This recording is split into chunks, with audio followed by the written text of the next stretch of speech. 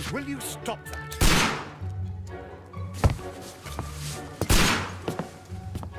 You are utterly mad.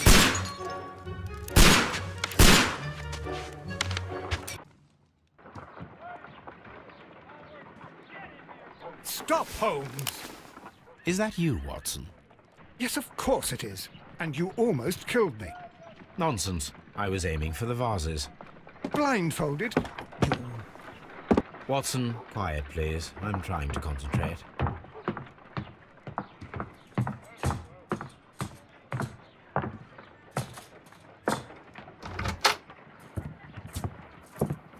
Ah, Lestrade. What is it this time? He can see me. Well, here it is, and it's a good one, Mr. Holmes. A gentleman by the name of Peter Carey, also known as Black Peter, has been murdered. A sailor, most probably. What happened here? Oh, Mr. Holmes, how could you? It's the only exercise I've had all week. A grateful client from Limoges sent me a vase collection this morning. I couldn't think of a better use for it. You're out of your mind. I missed 4 out of 10. Given you were blindfolded, that was very good. Can I have a try? Am I the only sane one here? I suppose that Watson is right, Inspector. A little brain work would be preferable now. Do please tell us more about Black Peter. Peter Carey, born in 1845 and 50 years old. An ambitious sort, he achieved much success in seal and whale hunting around Scandinavia. Retired in 1884 with a small fortune. He invested his money in a property called Woodman's Lee, near Forest Row in Sussex. It was where he lived for 6 years, and where he was found dead yesterday. Has the investigation already begun? Yes and no. In fact, this crime is so mysterious that I would prefer you to join me down there. Give me half an hour to prepare, Inspector. Take your time and join me there. I have to go through the yard first. The merry men struck again. What have they done this time? They robbed a powder reserve. I'll meet you at Woodman's Lee, Mr. Holmes. I should help Mrs. Hudson here. I also have several appointments that I must keep this afternoon. I shall go alone, then.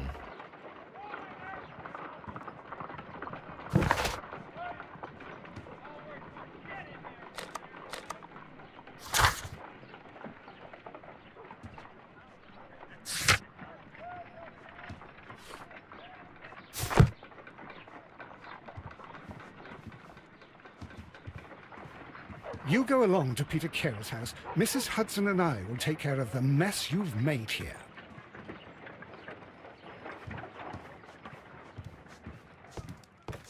Oh, what a mess! What a terrible mess!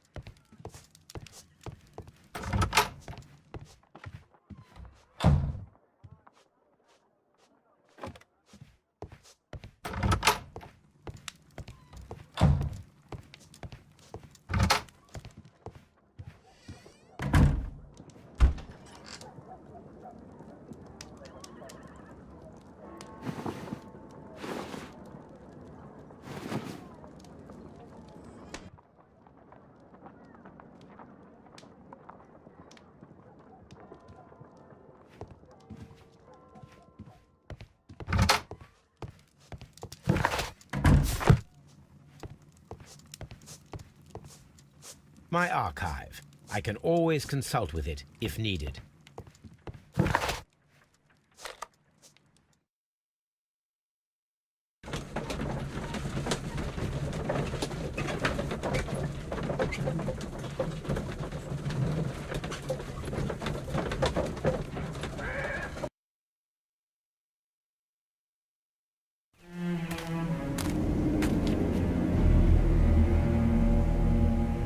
Mr. Holmes, I'm over here. Come on.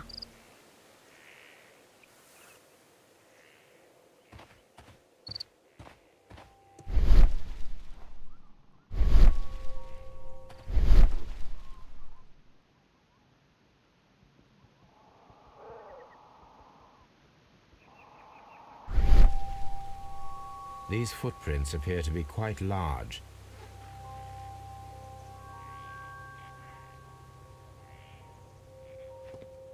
It seems that the garden was well maintained. Mr. Holmes?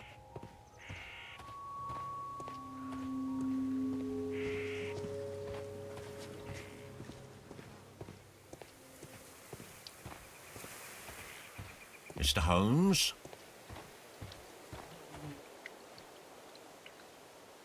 Inspector Lestrade, when will you remove my husband's body? It's sacrilegious to leave him here like this. As soon as we can, Mrs. Carey, I assure you. Allow me to introduce you to Mr. Sherlock Holmes. He's a detective. No doubt you've heard of him. I'll wait for you in front of the cabin, Mr. Holmes. My condolences, Mrs. Carey. Thank you, Mr. Holmes. Madam, can you tell me if you saw or heard anything unusual upon the night of the murder? At 2 o'clock in the morning, I heard a terrible scream. But I thought nothing of it then. He would scream all the time when he was drunk. Can you please tell me what occurred on the evening of the murder? Well, Peter got drunk in the evening. He was in such a terrible temper. Usually, whenever that happened, he'd stay all night drinking in his cabin before passing out. Do you remember at what time you found your husband's body? In the morning, at around 7 o'clock, I noticed the cabin door was open, but I didn't go in to take a look, for I knew my husband would not have liked it. At around 10 o'clock, I dared to glance in through the door and... oh dear. Was your husband accustomed to receiving visitors? Oh no, I don't think so. I mean, he didn't really have many friends. He lived quite an isolated life here, after his retirement. The garden is very large and well maintained. Do you employ someone to look after it? It is true, there is a lot of work, but my husband took care of it himself.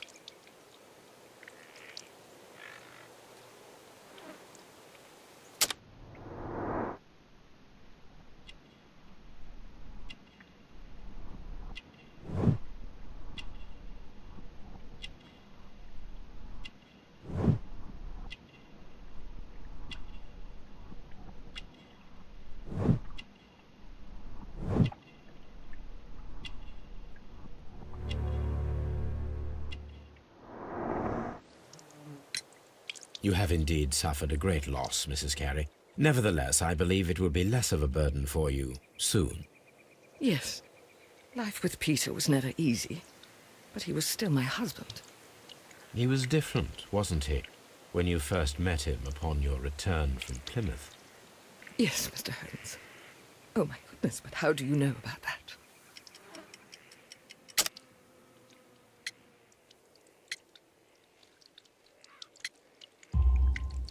You undertook a pilgrimage to the Cathedral of Santiago de Compostela when you were young.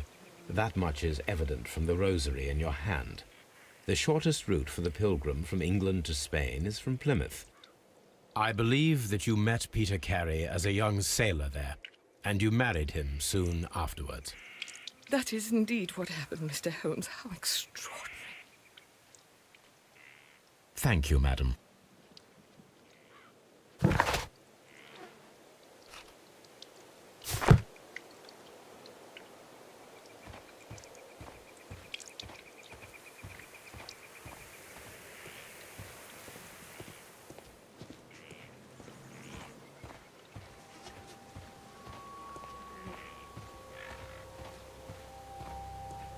Peter Carey's body is inside the cabin.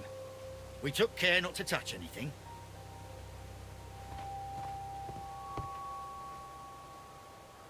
The door is locked. Wait just a moment, Mr. Holmes, and I'll open it. I locked it yesterday to ensure that no one should enter the cabin and tamper with the evidence. Ah, good thinking.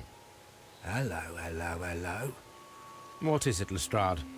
It seems to me that someone has tried to force it, Mr. Holmes. Let me see.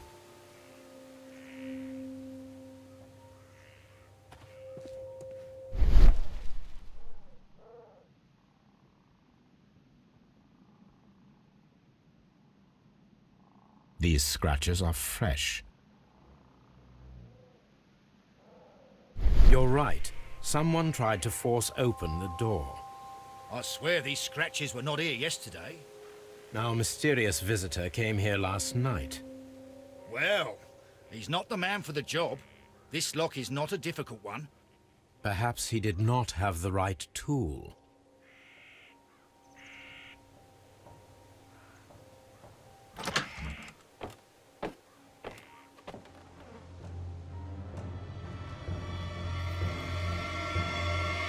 What a terrible way to die.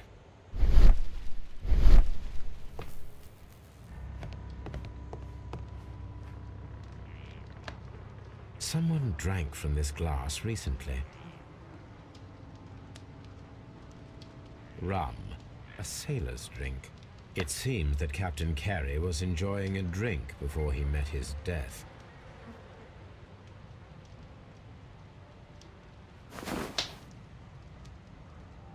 The initials PC have been crudely burned. A sailor's work.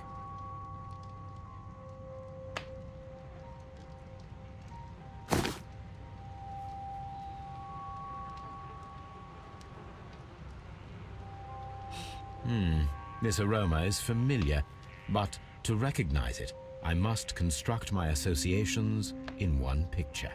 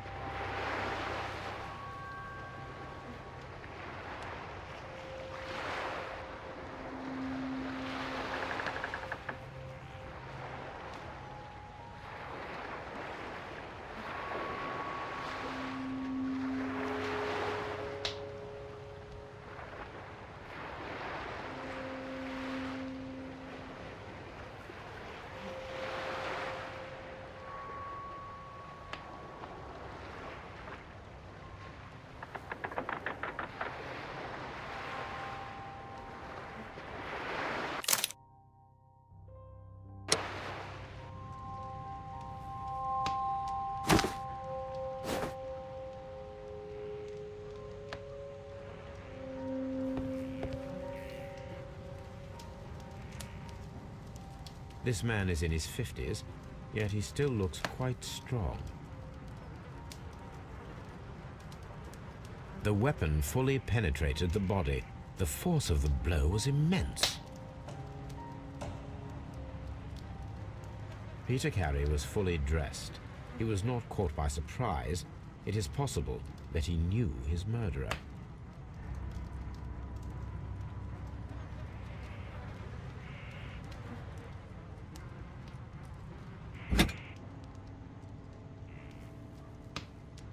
This wooden handle is plain and solid. This blood is from the pool underneath the dead body. Peter Carey tried to defend himself with this knife, but he did not succeed.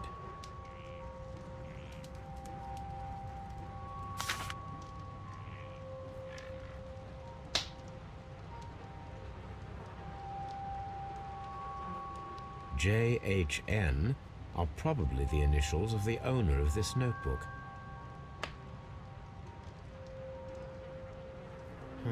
The pattern of the blood stain indicates that the notebook was not lying on the floor prior to the crime, but it was dropped into the pool of blood after the death of Peter Carey.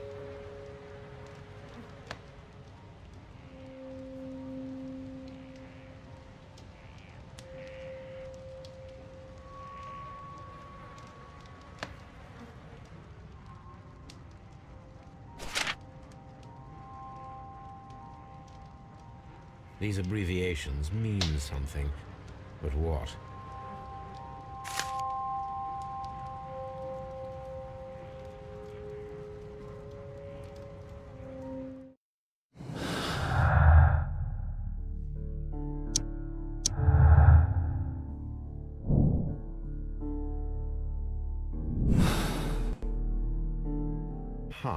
Someone was here yesterday. They attempted to force the door to gain entry.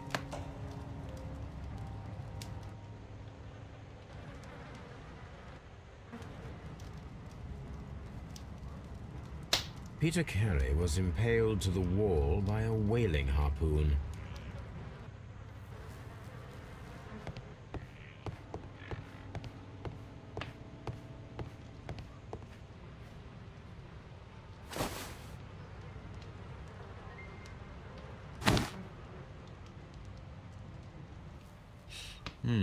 This aroma is familiar, but to recognize it, I must construct my associations in one picture.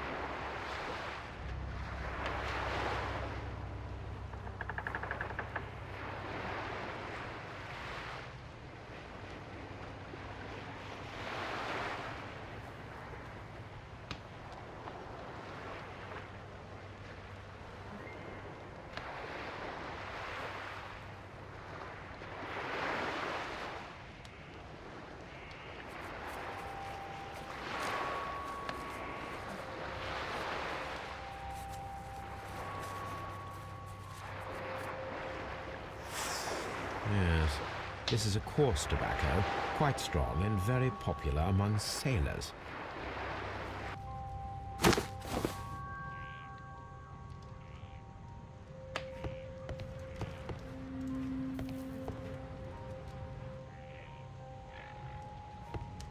The Sea Unicorn. She was the ship that Peter Carey commanded. The murder weapon was probably taken from this rack.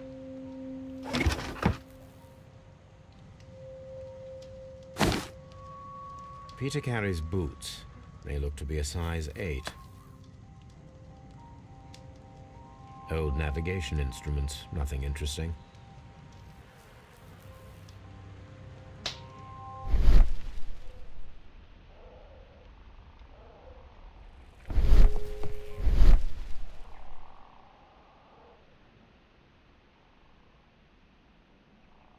This place is not covered with dust, like the rest of the shelf.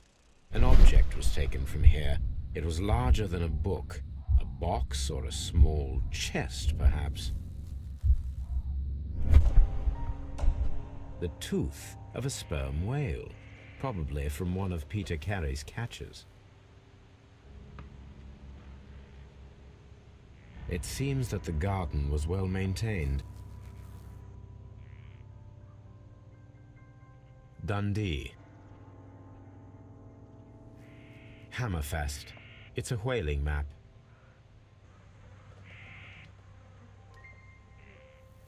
The ship's logs of the Sea Unicorn for the years 1878 to 1884. Peter Carey was her captain.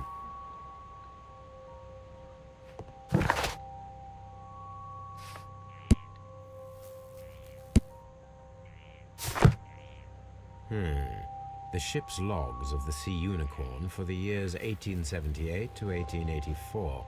Peter Carey was her captain.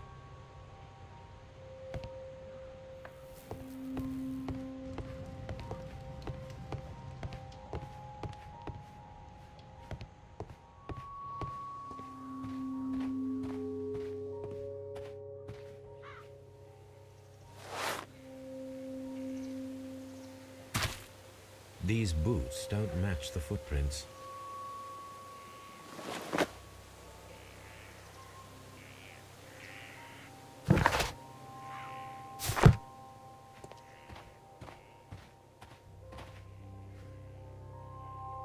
Well, Mr. Holmes, what do you think?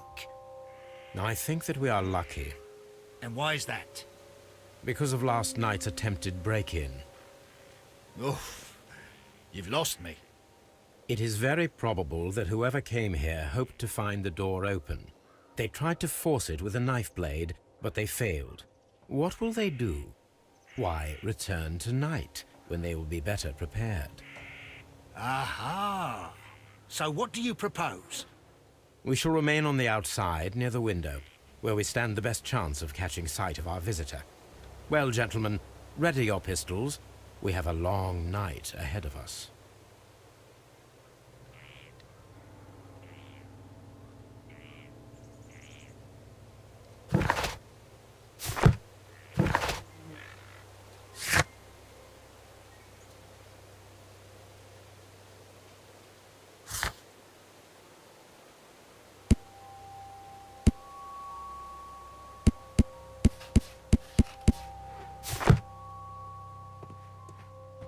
We need to find a good place for an ambush. Perhaps behind Carey's cabin, near the window.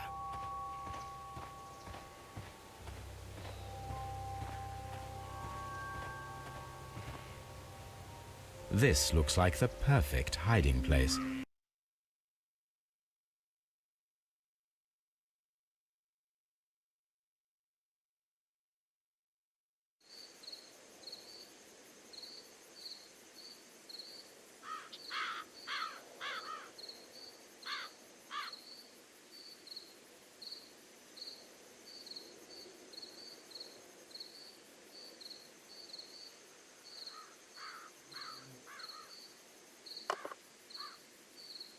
Shh!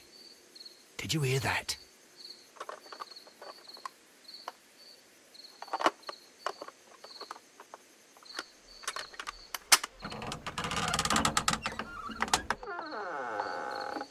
There's someone there. I'm gonna collar him. I'll be right behind you. Police! Hold it right there.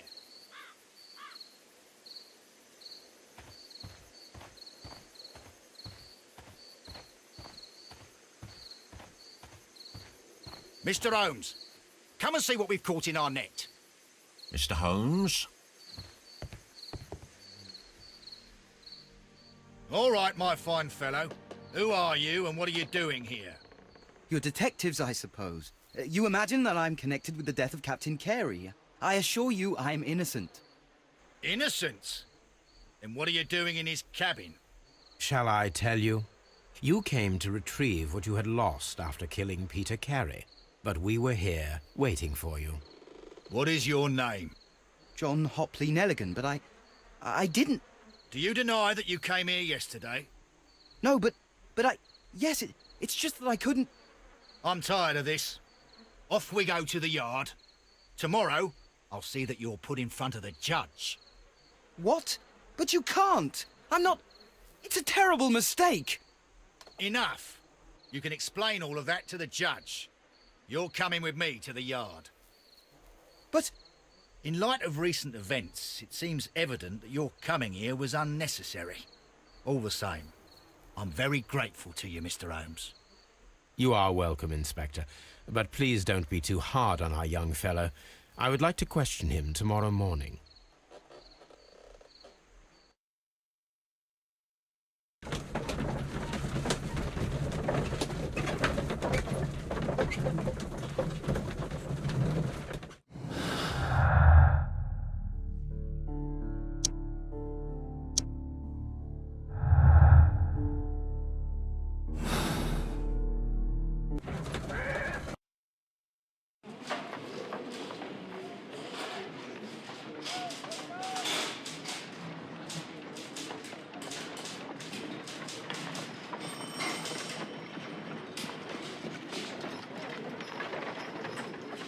Mr. Holmes?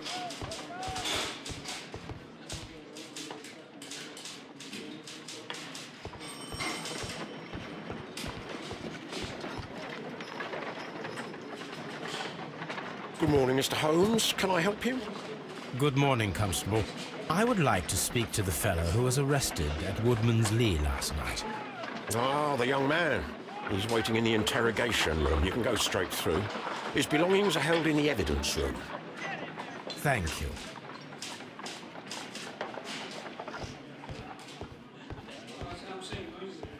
Mr. Holmes?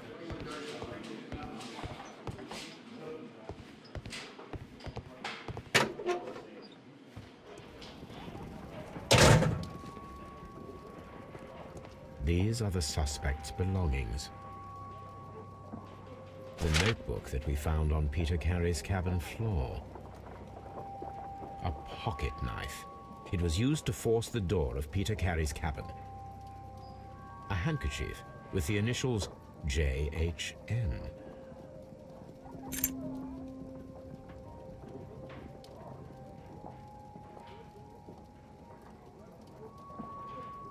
From R. Dawson. To my friend,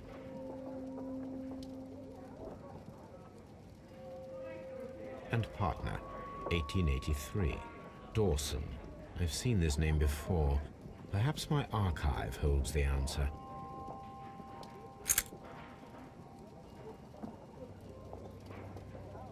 These abbreviations mean something, but what?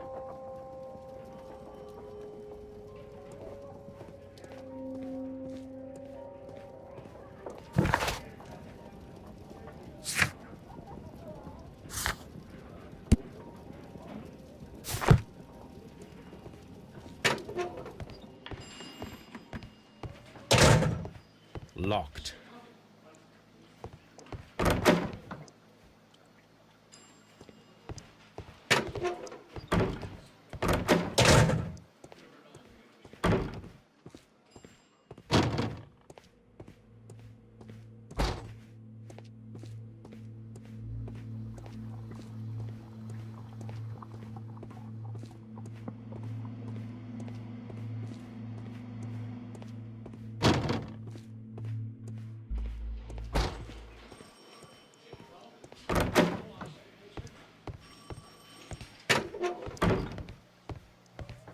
Holmes?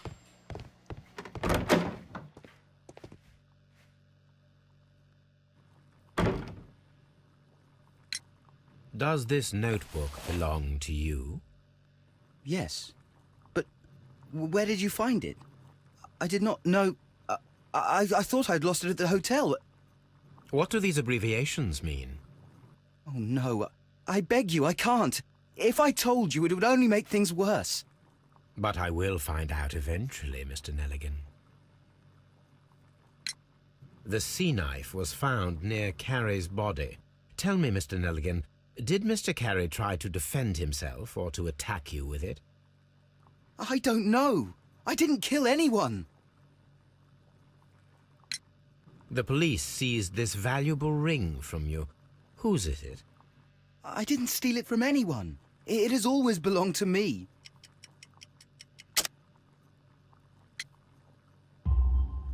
The ring's date of engraving is many years ago. You would have been a child then, hardly in any position to receive such an item from a partner.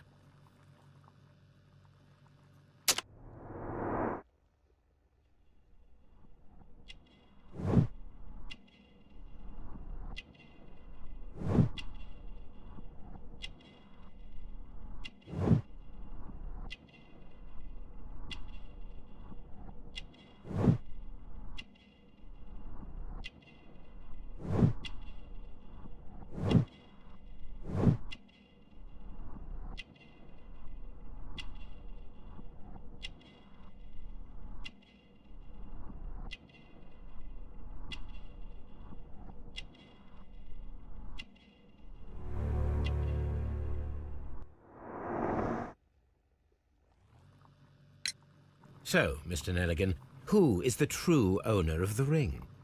The ring is mine.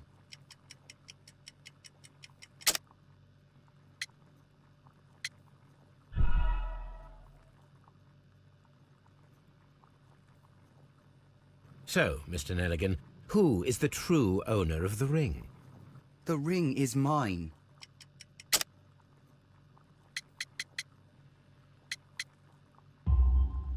No, Mr. Nelligan. I believe that the ring had belonged to your father. Oh, but how do you know? The jacket you are wearing is made of an expensive fabric that only a man of exceptional wealth could afford. You do not seem to me to be a rich man, Mr. Nelligan. Furthermore, the garment is ill-fitting. It is quite clear that it belonged to someone else, most probably your father. With your father gone and taking with him the family's wealth, as a little boy you had to find yourself a manual job, and it was most probably cleaning fish. You cut your hands often while working. I can tell from the scars. I'm speechless, Mr. Holmes. It all happened exactly as you say. Well, I will see you soon, young man. Please, let me go. I'm innocent.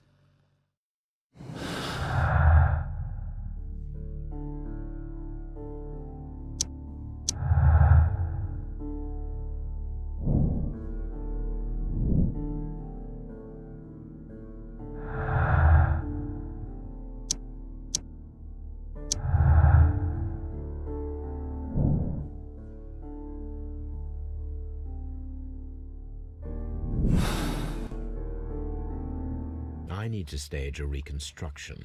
I'm sure that Watson would be happy to oblige.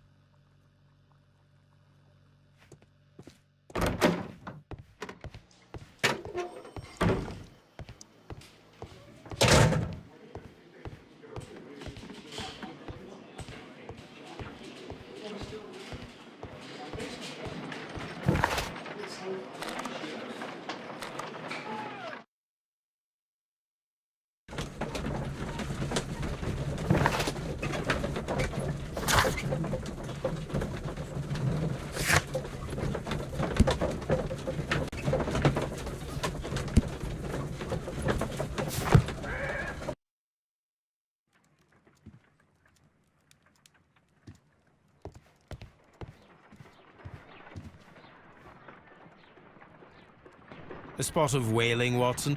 Would you care to take part? Are you serious? No. But we do need to clarify what happened on the night of Black Peter's murder. A reenactment, then? Is something bothering you? The sailor's knife, Watson. Why was it on the floor? Peter Carey attempted to defend himself? It is possible. But if that is the case, then it alters many things. I don't quite follow you.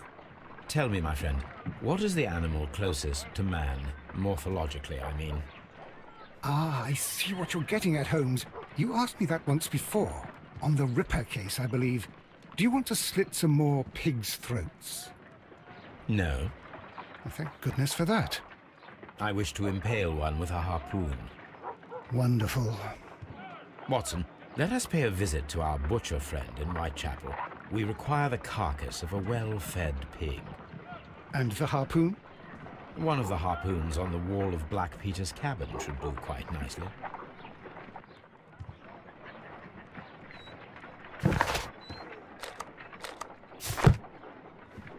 Brave Toby. The best nose in the British Empire.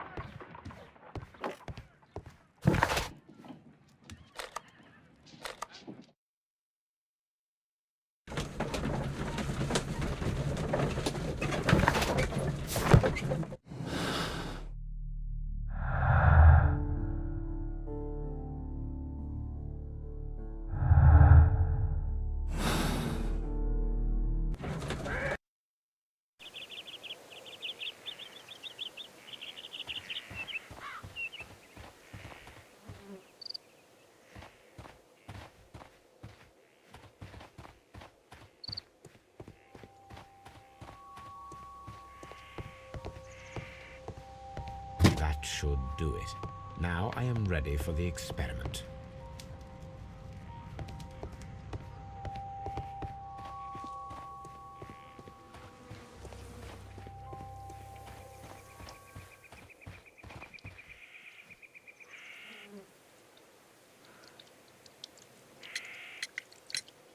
Is this your husband's tobacco pouch? I'm not sure. It might be, but he hadn't smoked in a very long time. Your husband's private papers. Do you know where they are? There was a small tin box, barely larger than a book. He kept his papers there. It should be somewhere in his cabin. Thank you, madam. Who could do such a thing? My poor husband.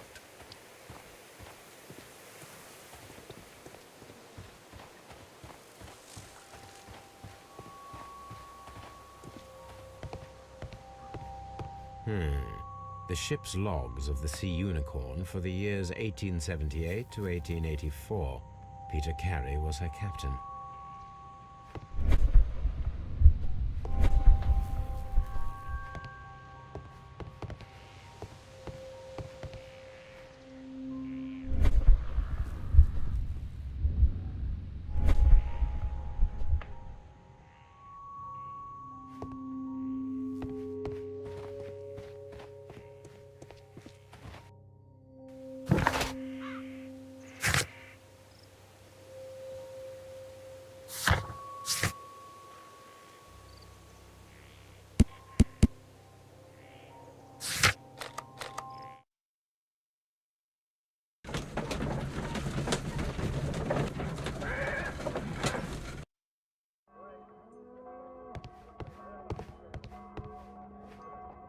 Well, here we are in the preparation room.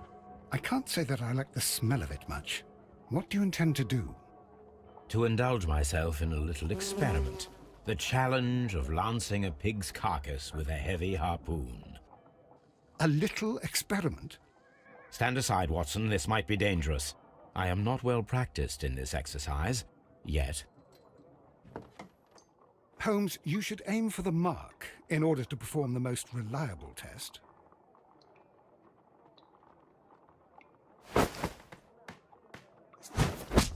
The harpoon has struck the body, but with insufficient strength to pierce it straight through.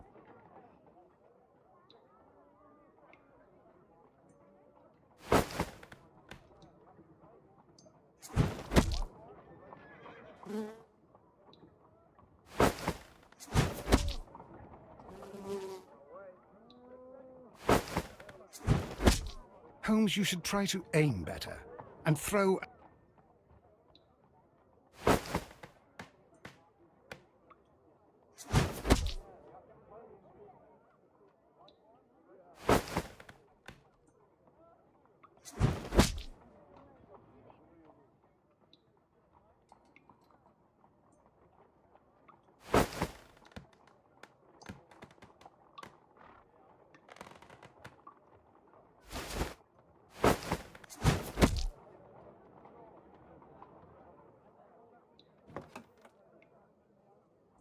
This is the best possible result that I could get.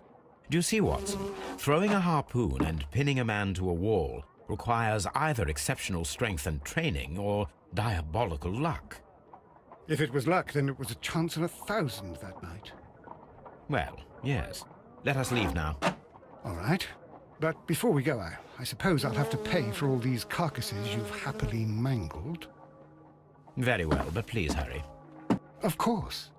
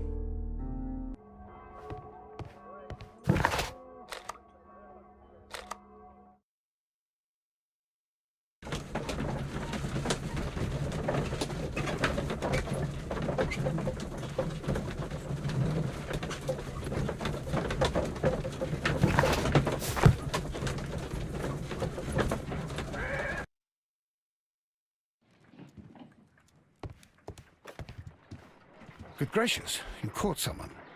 At least now you have a suspect.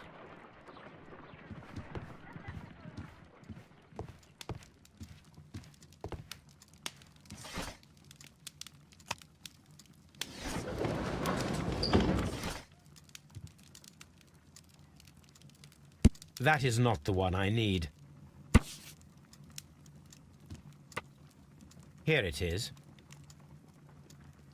Now I begin to understand that young man's story, but I am still unclear as to what connects him with the murder. It is time to ask him.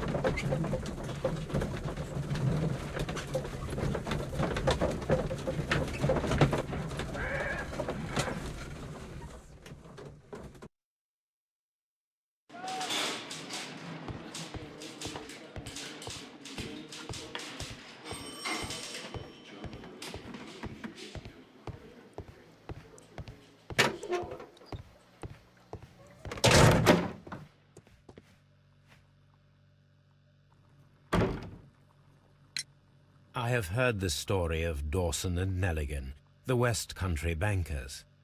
Yes. Joshua Nelligan was my father. I am aware that it had a bad ending.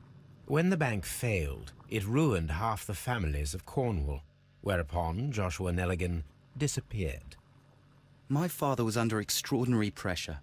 Dawson had retired. I was only 10 years of age at the time, but it was still old enough to feel the shame that befell our family. My father was convinced that he could pay off all his debts if the creditors gave him time. He set sail for Hammerfest in Norway in his small yacht, just a few days before an arrest warrant was issued. He left my mother a list of the securities he was taking. No word was ever heard from him again.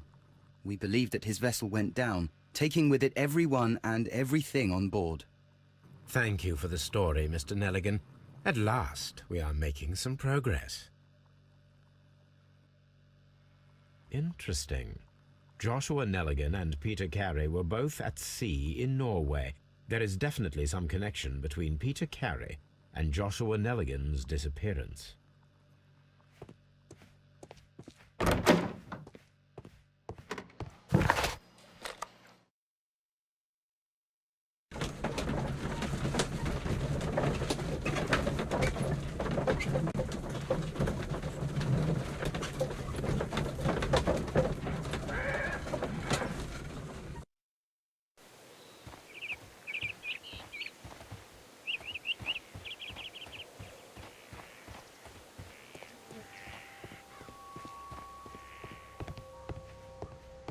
"1883.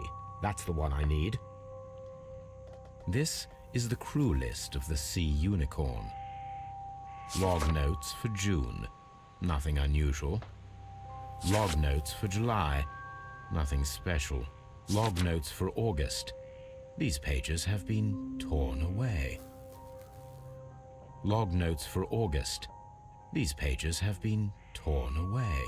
Canadian Pacific Railway, CPR, a torn piece from a bond certificate. I have seen this abbreviation somewhere very recently. There are 3 ways of discovering what happened in August of 1883 aboard the Sea Unicorn. The first 2 of these will require speaking with a dead man. The last would be to locate vital witnesses, the sailors involved in this whale hunt campaign.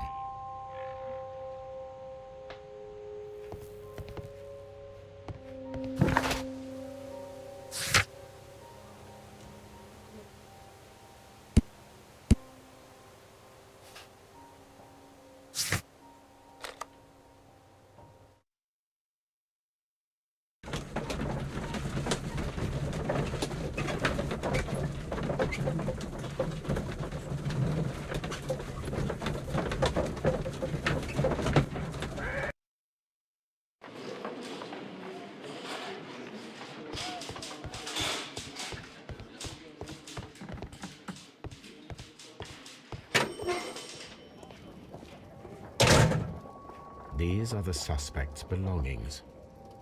I wonder if these are connected.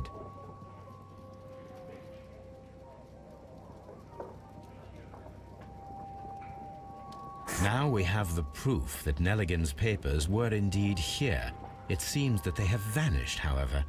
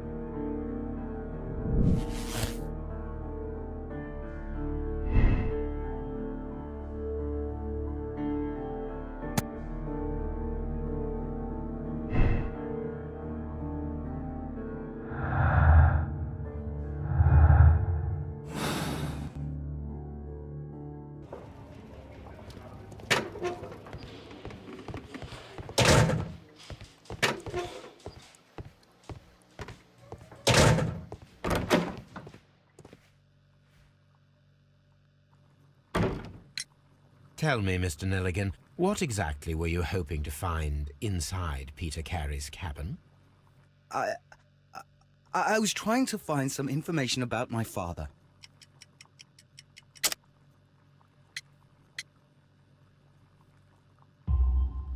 I assume you had another purpose, to retrieve the bond certificates. Am I correct? Yes. I discovered some time ago that a few of the missing securities had reappeared on the London market. You can imagine my amazement.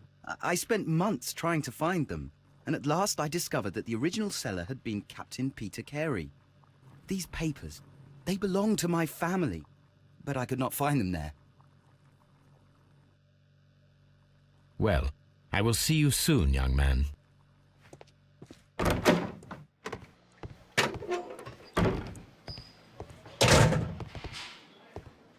Locked.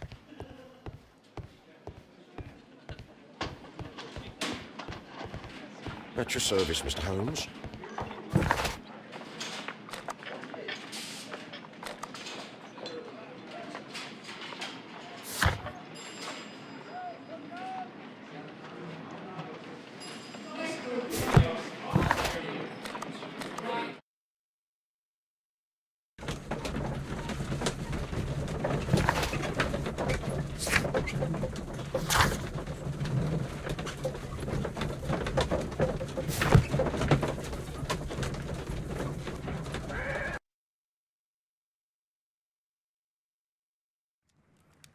Something new, Watson. I have the list of sailors who were aboard the Sea Unicorn. We shall soon learn what happened to Nelligan's father. I have only to find them. Let us hope they're still working at the harbour. I think that if you pretend you're from Scotland Yard... I doubt it, Watson. And really, I would prefer that all of this remains quiet for now. But I have another solution. I'll call in the specialist. And who might they be? The secret police division of Baker Street. Ah, you mean young Wiggins and his gang? Yes. Believe me, you'll receive more useful assistance from these little urchins than from a dozen yard detectives. Those children are everywhere. They see and hear everything, and they are cunning. All they lack is organization. I'll summon them. How will you do that? There is always a watch beneath our window. I have only to call him. Watson, I need Wiggins. Is he anywhere nearby? He's right across the street. You can give him a sign from the window.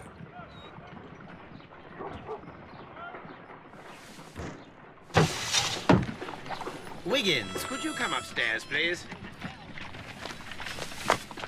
At your service, Mr. Holmes. Wiggins, I need you to track down certain people for me. I'll give you a list. You can read, can't you? Big Oliver from our gang. He can, because his father is the coachman of a famous lawyer. Fascinating. Here is the list of sailors. Sailors? Easy. Just got to look where the rum and the red lights are. Sorry to trouble you, Mr. Holmes, but the inspector asks that you come to the station as soon as possible. Thank you. I'll be there shortly.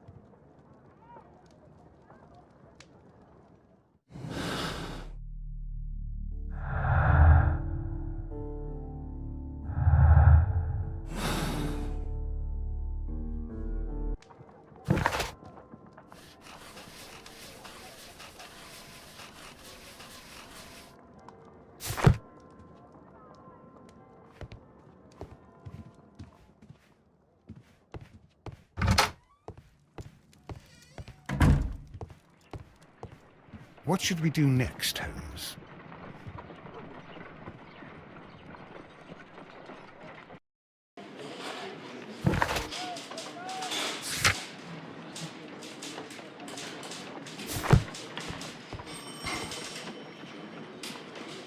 Mr. Holmes, I'm glad to see you. As always, what happened? We have a new suspect, Liam Hurtley. I'm thinking that this case will be resolved very quickly now. Interesting. Pray tell. Well, the constable that I left at Woodman's Lee noticed a suspicious individual prowling around during the night. Do you have him here? Yes. He refuses to speak with us, but we'll make him talk. Let us hope so. Ah, yes, and one more thing. The constable told me that at the time of his arrest, the fellow was writing a letter. Do you have it? Of course. It's in the evidence room, at your disposal. Admit that for once, Mr. Holmes, Scotland Yard is a step ahead of you, eh? Breathtaking.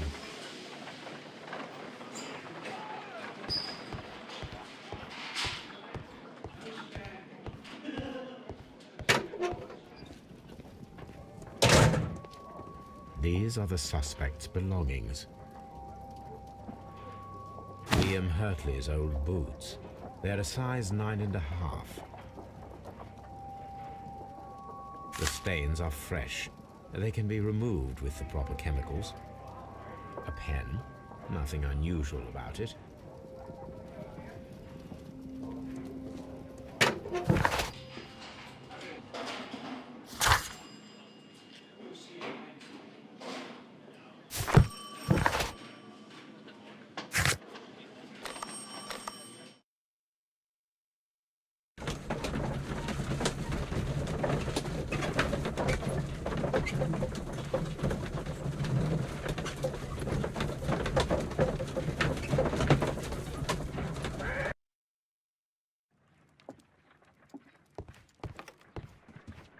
A new suspect, but this one refuses to talk. This case is more interesting than I first imagined. I need to prepare a chemical agent that is capable of removing fresh ink. For this purpose, the chemicals from the flasks should be combined in a certain order to perform a chain reaction. First condition, all 7 reagents should be used. Second condition, orange reagent should be the third one in the sequence after the blue reagent. Third condition, colorless reagent should be added after the orange reagent. I need to prepare a chemical agent that is capable of removing fresh ink. For this purpose, the chemicals from the flasks should be combined in a certain order to perform a chain reaction.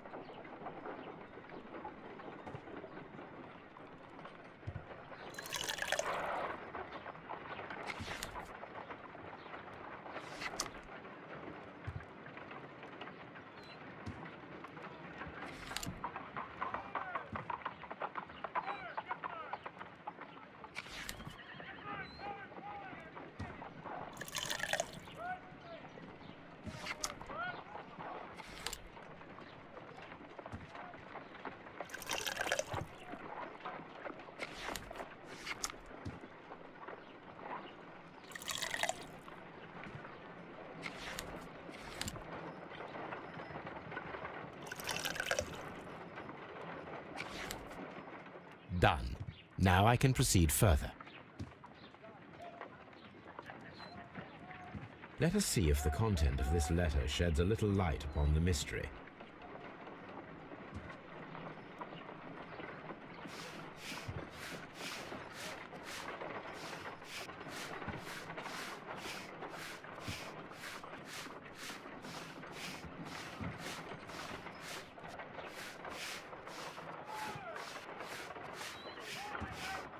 I did as you asked and hid them well. Interesting. How would Hurtley react to this?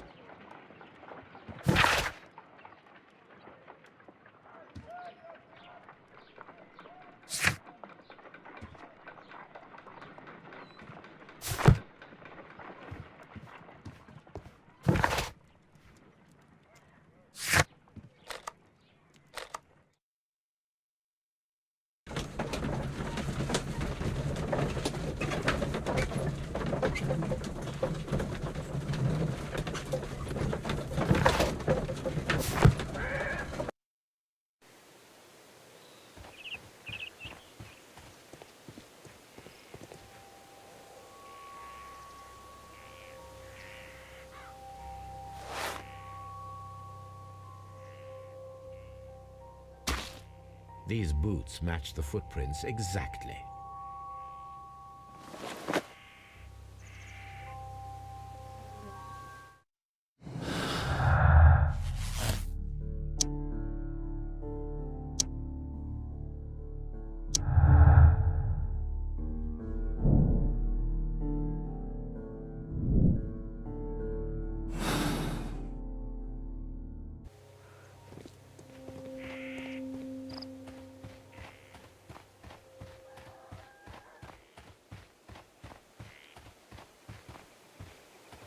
Who could do such a thing?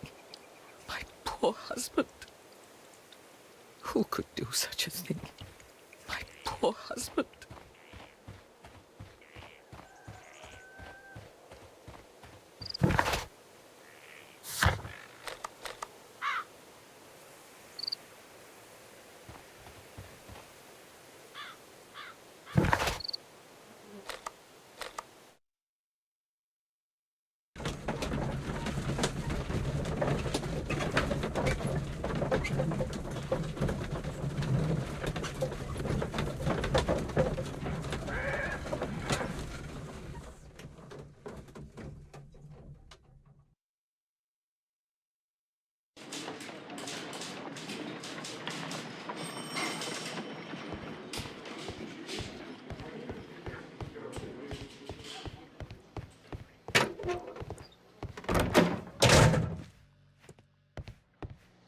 Please escort this suspect for interrogation. Allow me to introduce myself. My name is Sherlock Holmes. I would like to ask you a few questions. I've already told the police that I've nothing to say. And you're not even part of the police. Precisely, and considering your situation, it might be wise to speak with someone who is, shall we say, rather more neutral. You are a suspect in a murder case. I know. Inspector Lestrade told me. It's ridiculous. Could you at least tell me who you are, and exactly what happened that you should be brought here? My name is Liam Hurtley. That I can tell you. But you're not getting any more than that. Well, we shall see. Tell me, Mr. Hurtley, what were you doing at Woodman's Lee? Woodman's Lee? I've never been there. Never mind.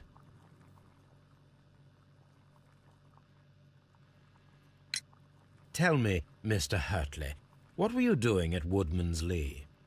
Woodman's Lee? I've never been there.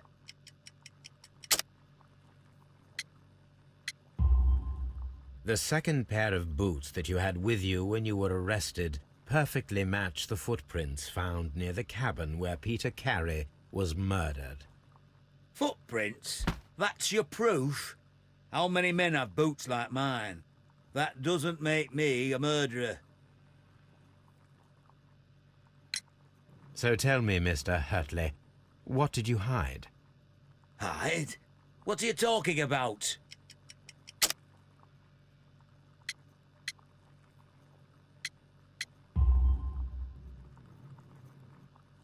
I did as you asked, and hid them well. Should I continue? My letter? But the ink? That's impossible. A touch of chemistry, nothing special. Well, you're a smart one. But it's nothing. If you want to know, I was referring to my tools. It was to do with my work, see? I will check that, Mr. Hurtley.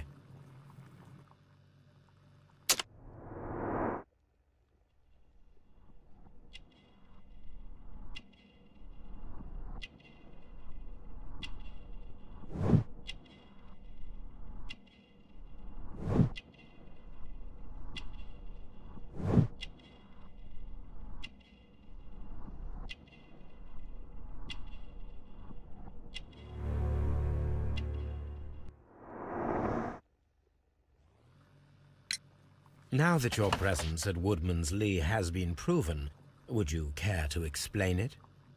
I don't remember. What would I be doing there anyway?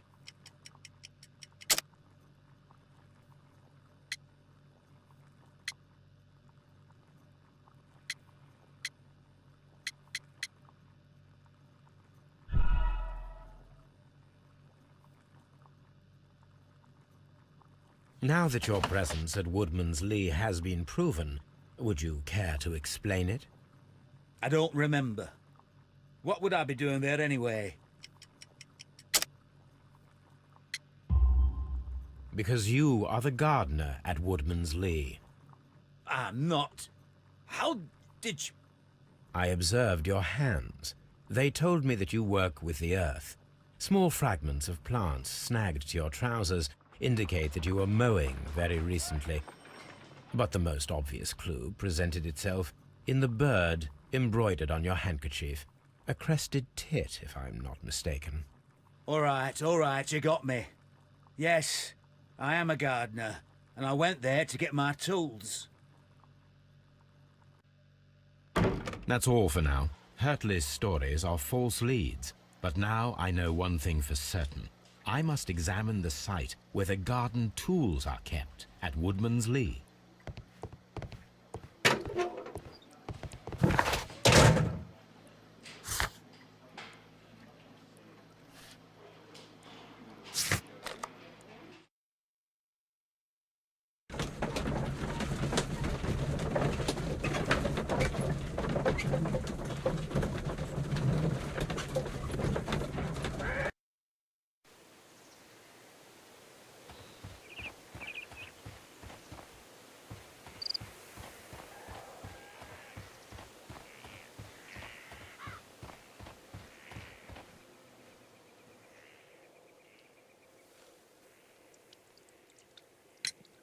Does the name Liam Hurtley mean anything to you? No, I don't know anyone by that name. Madam, we have information that the valuable stolen papers are hidden amongst the garden tools here at Woodman's Lee. We need to find them. Oh, my. Our tools are kept inside the shed that's right behind me. Here is the key to open it. Thank you, madam. Who could do such a thing? My poor...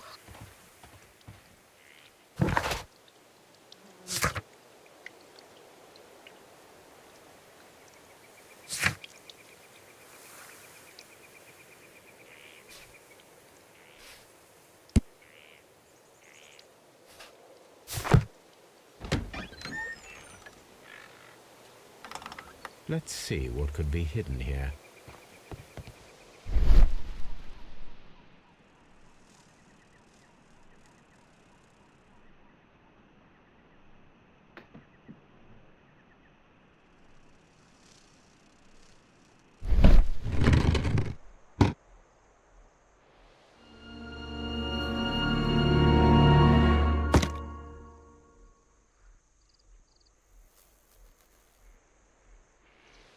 Let us see what is in this box.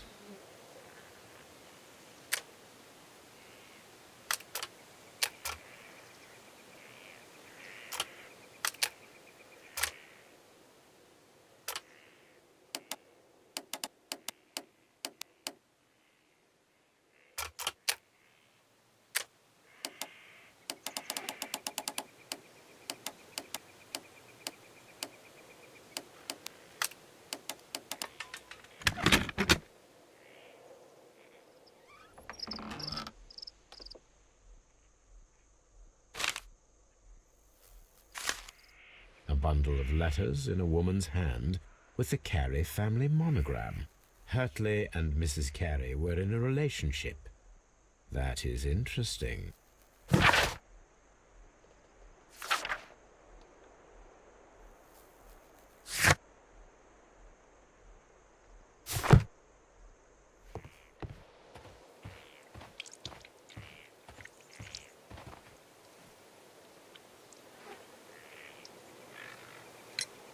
Madam, I am aware of your affinity with Liam Hurtley. Oh, what are you talking about?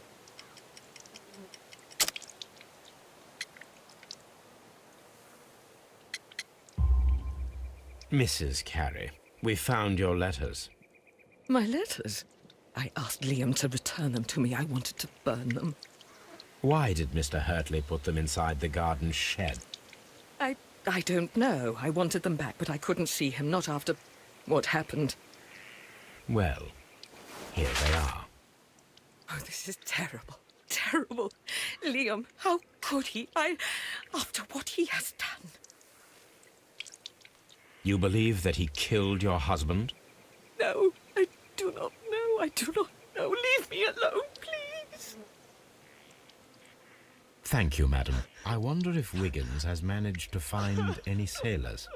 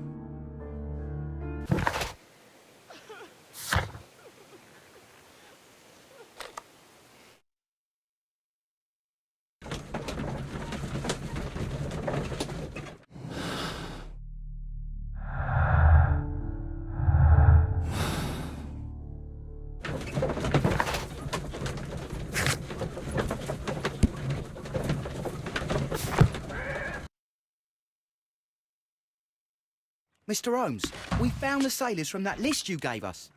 Well done, Wiggins. Let me see.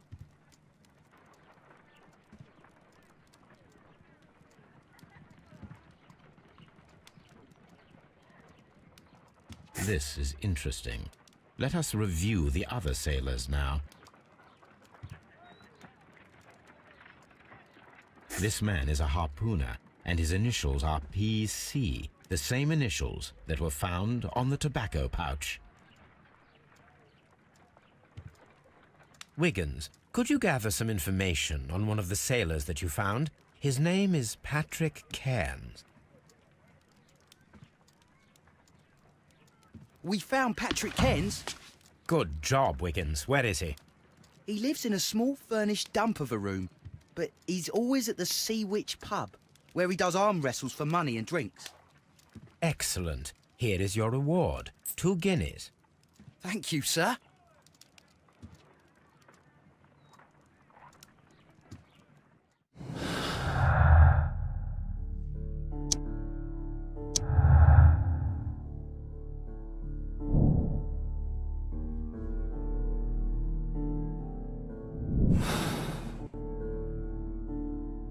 If I wish to speak to Cairns without alarming him, I had better dress as a sailor. What should we do next, Holmes? What should we do next, Holmes?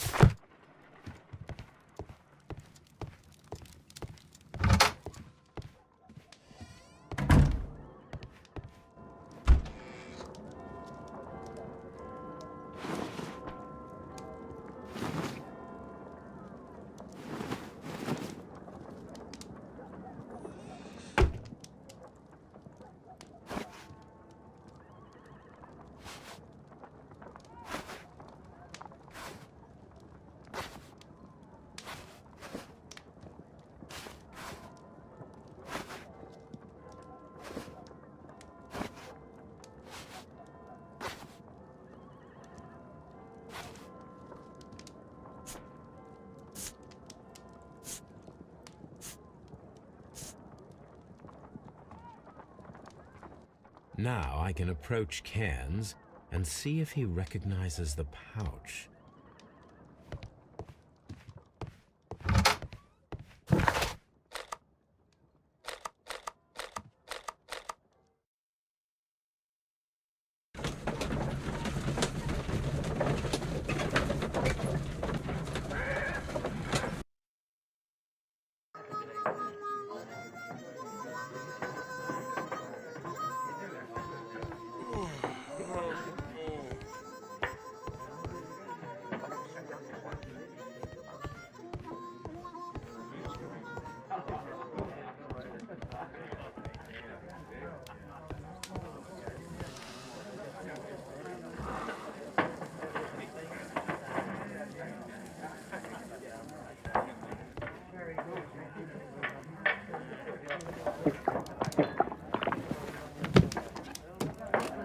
Hello there. Are you Cairns?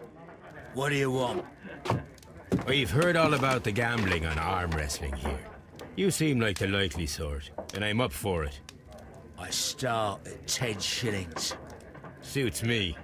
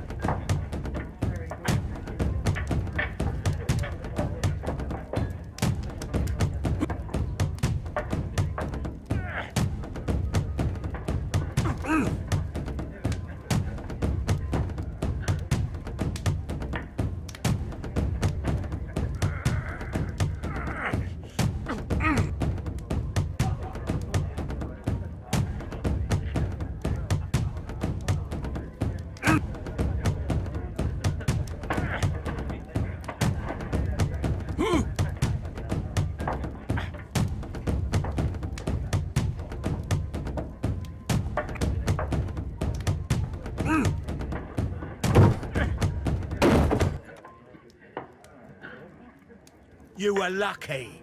I wasn't focused. Let's go again.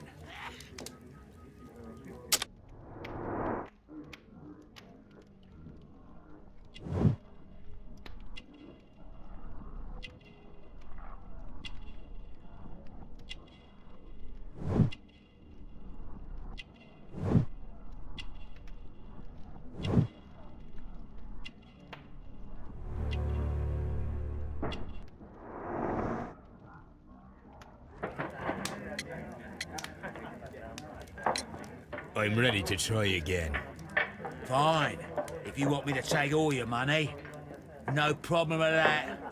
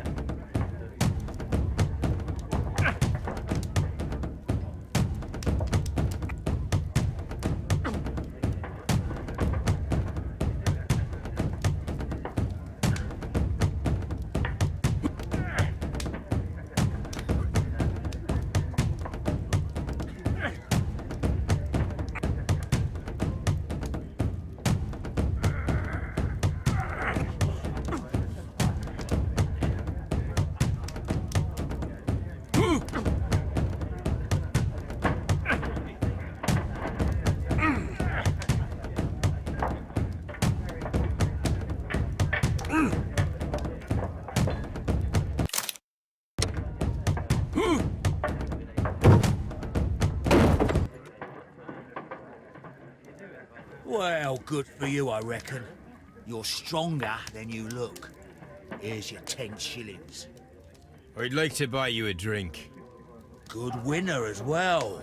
That's good. Let's have a drink.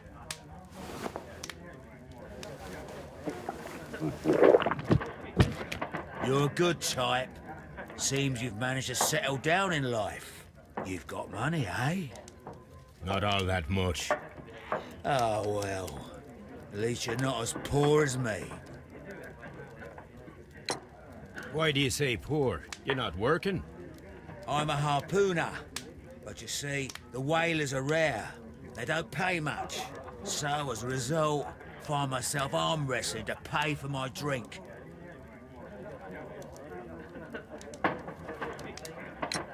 A harpooner. Interesting. You've had a lot of adventures, I bet. Of course. It's been a dozen years since I sailed. I've seen everything. Old Wallace, damned Black Peter, Great Roger, we sailed to the Cape of Good Hope. Black Peter, you say? I've heard rumors about that one. He was the worst of them all. He was a liar, and violent too. Swinging those fists of his around. He was a tyrant, and not much of a captain. At least, not as good as Great Roger. I see. Yes. I was told terrible tales about Black Peter. But you ain't heard the worst. Tell me, and let's have another drink. It was in 1883 that it happened. The August of that year. Peter Carey was captain of the Sea Unicorn, and I was a spare harpooner. We were coming out of the ice pack on our way home. One evening, we saw a little craft that had been blown north. There was only one man on her, and he wasn't a sailor. The crew must have thought that she'd foundered, and they made for the Norwegian coast in the dinghy. I guess they all drowned. We took the man on board. And who was he? I dunno. During the crossing, he and the skipper enjoyed some long talks. His baggage was just a tin box. That's strange enough. Aye. Even stranger was that on the second night, he disappeared. Nobody knew what happened to him. And of course, nobody could ask Black Peter about it. You know what happened, don't you? I do. I saw the skipper tie his heels and push him over the rail in the middle of my watch on that dark night. 2 days before we sighted the Shetland lights. Black Peter's a murderer. Aye. Those that know him wouldn't be surprised to hear it. But all this must stay between us. All right? Of course. Back in a second. I'm off to the Ghazi. I'll be here with my drink.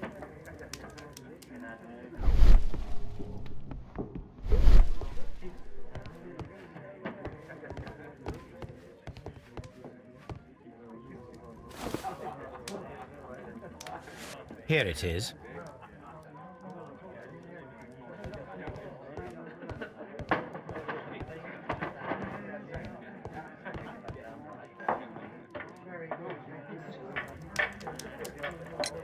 Have you got any tobacco? I've run out of mine. Nah, I lost my pouch. I don't know where. Wait a minute. What's this? Oh, is this your tobacco pouch? Well, oh, it is. Well, I have to go now. I know a captain who's planning an expedition to Cape Cod. Captain Ahab's his name. He commanded the Pequod. He might need good harpooners. I'll tell him about you.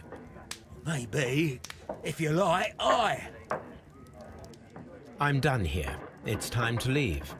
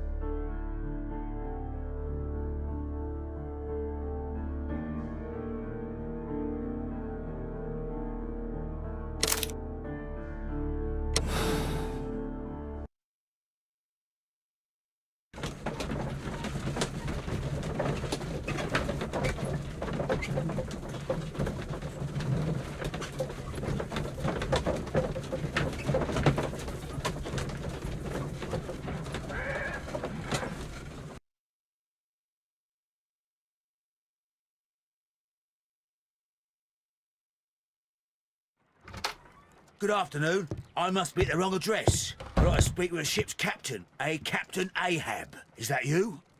No, my name is Sherlock Holmes. That detective fella? So, you wanted to see me? That is correct. We need to talk. About what? About Black Peter, who who was killed in his own hut with a harpoon. You know, don't you? Yes, How? the tobacco pouch. You recognized it.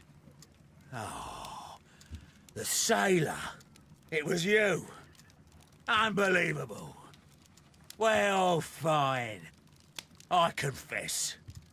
But if you really do know everything, you should also know that I didn't want to kill him. He made me do it. I know. Did you know about this story with the bond certificates? Did you need money? Yeah. I just wanted him to cough up a little silver. I'm out of work, and I thought maybe he could help me. Well, he refused outright, and he insulted me.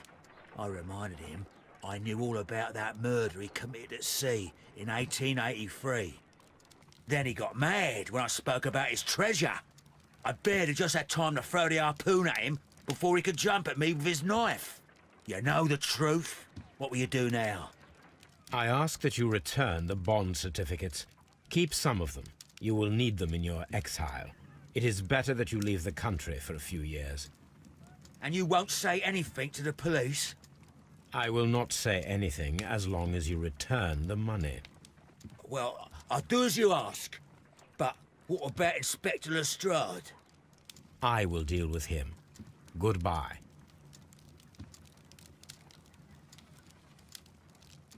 It's good that you asked me to come, Mr. Holmes. We do need to talk.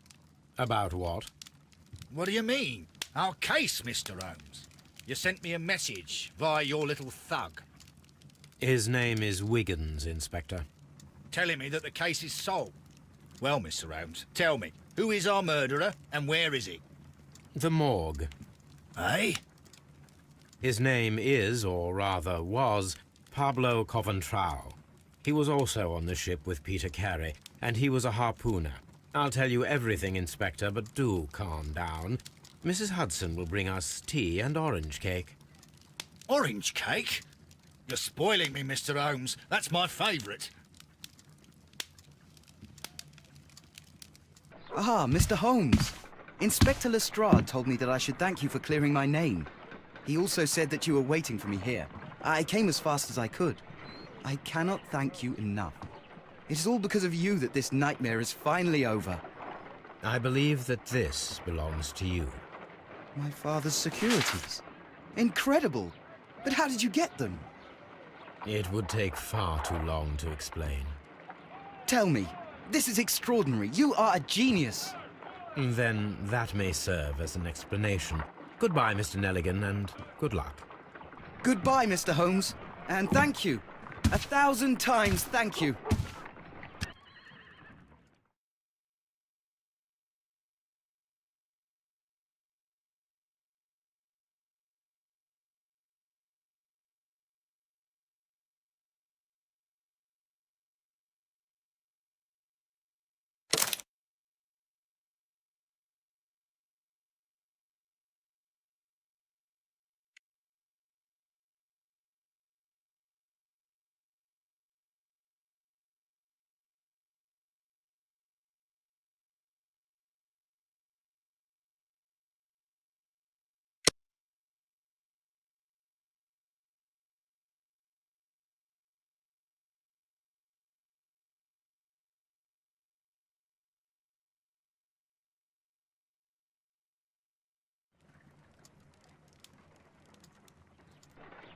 This trip to the countryside will be good for you, Holmes. As your friend and your doctor, I really do recommend that you give yourself a complete change of scene. Fresh air, brisk walks, bird watching, chopping wood. Sounds intolerable. I mean, certainly it sounds delightful. But you haven't yet told me who your friend is, the one we're going to visit. He is a bee lover. A bee lover? Do you mean that he keeps bees? That must be Mrs. Hudson, bringing the warm cloth that I requested. There is someone to see you, Mr. Holmes. I have no time. Send whoever it is away. Yes, Holmes, I really think we ought to leave now.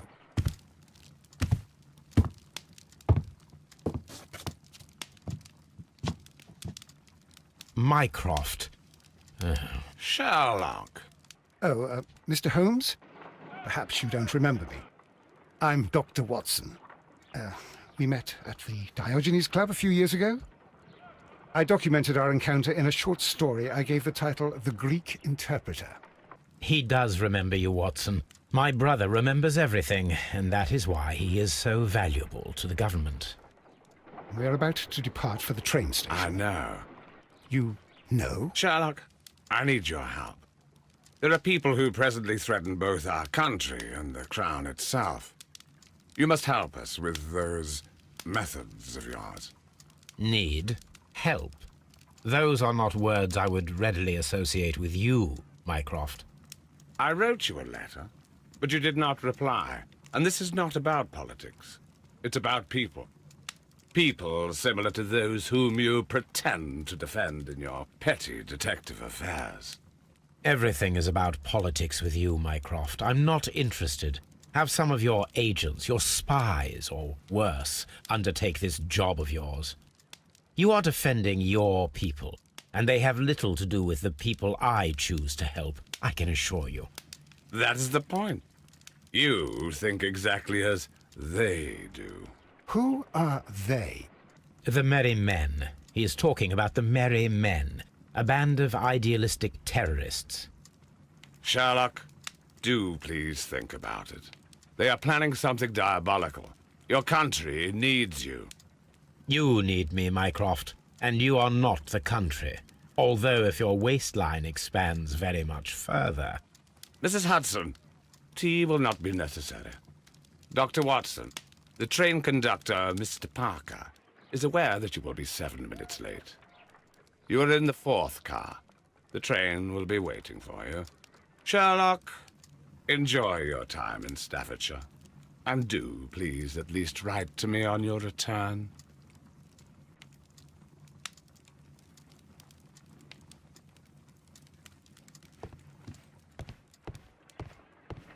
Holmes, please call a cab while I pack my suitcase. We shall be late for the train.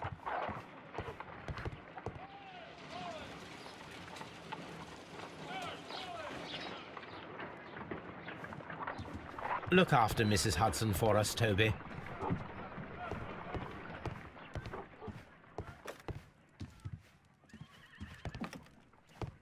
Watson, I'll hold a cab for us. We leave in 5 minutes for the station.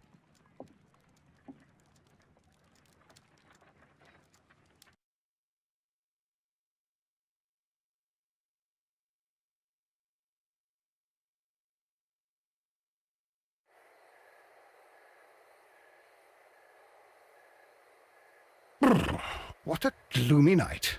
It was warmer inside the waiting hall. Since the station master told us that the train is about to arrive, we should not have to wait very much longer. Yes, at last. Attention! The train is arriving at the station. Please stand well away from the platform edge. I'll take your bags and your blasted archive suitcase. But, Holmes, the headlight, it's faded away.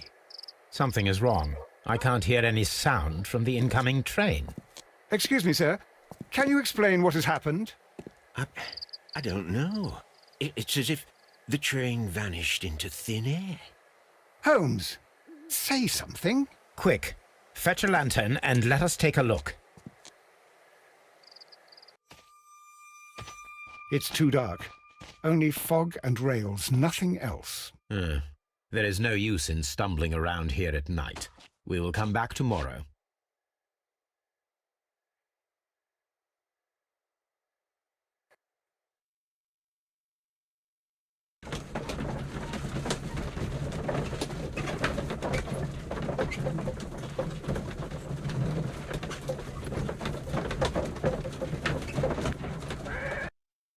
Well, here we are again at Evesham Station.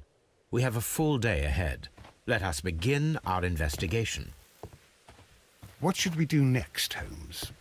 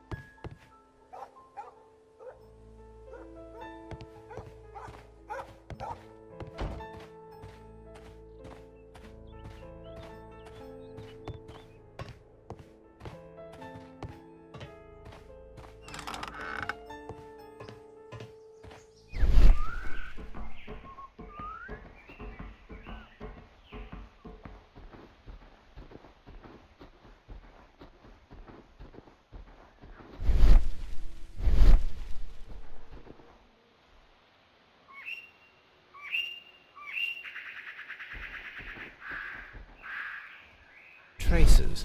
Let's take a closer look.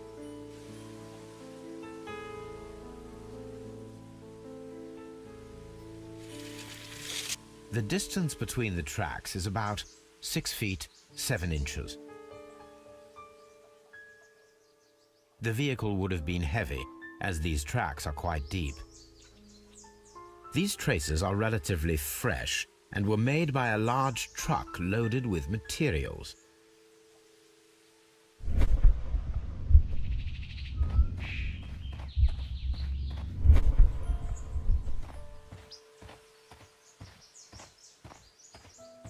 There was a building here not so long ago. But I don't understand, Holmes. Why would anyone destroy the shed in such a manner? It was disassembled in great haste.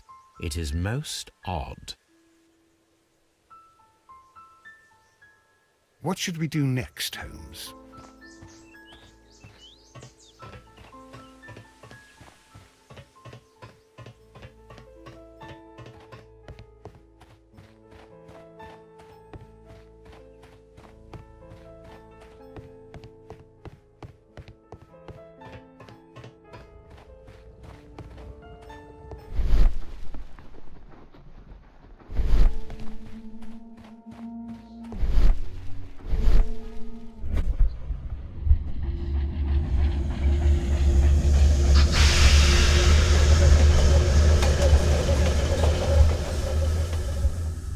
This is the place where we saw the train vanish last night.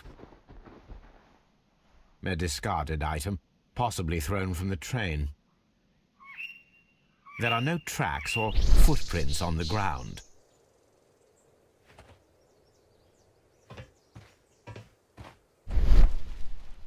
A discarded item. Railway sleepers, nothing unusual.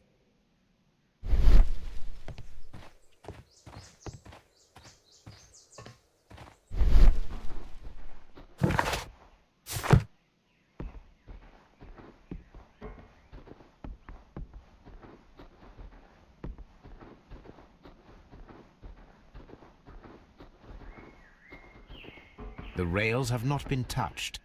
There's nothing unusual here.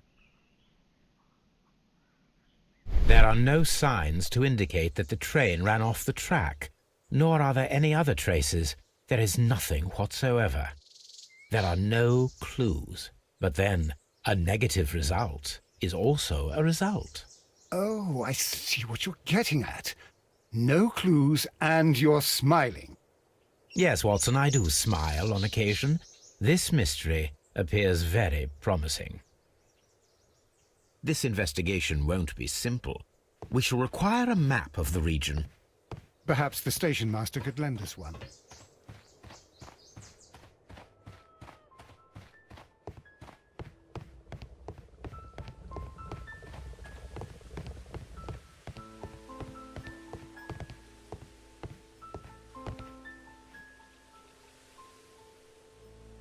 Good morning.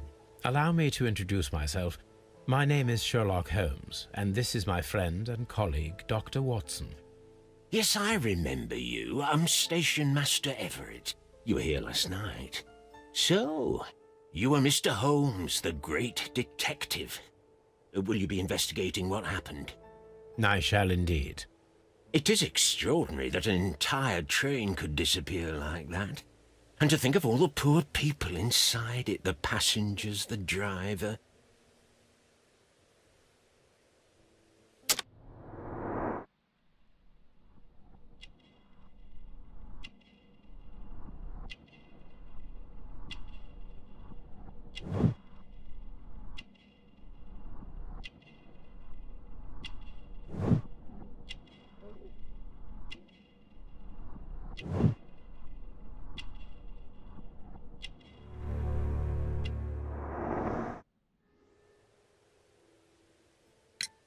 Could you please give us any details about the train?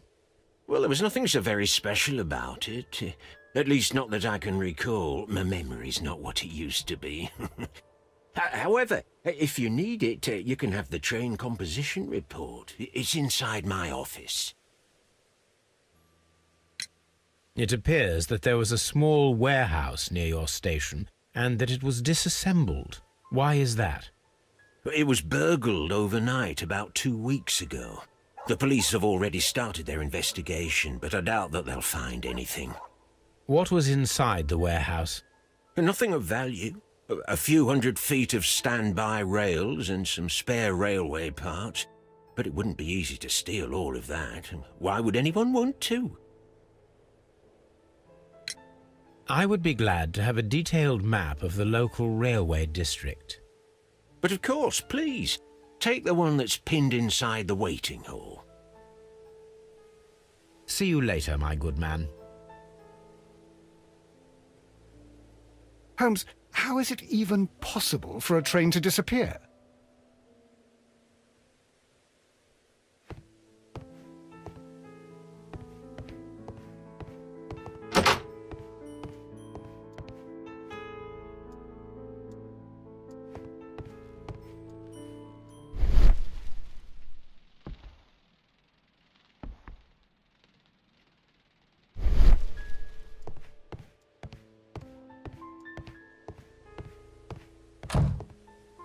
The entire train has disappeared. It's a disaster.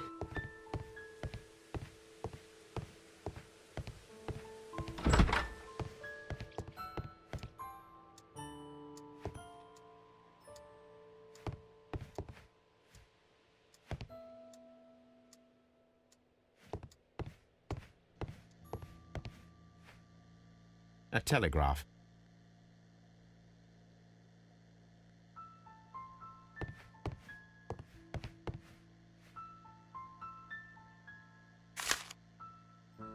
A new telegram.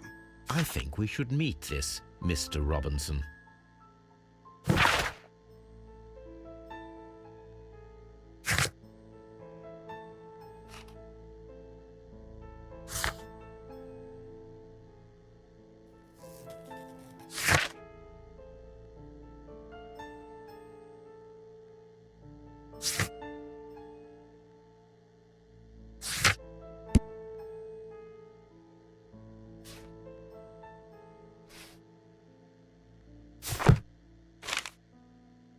Here is the train set.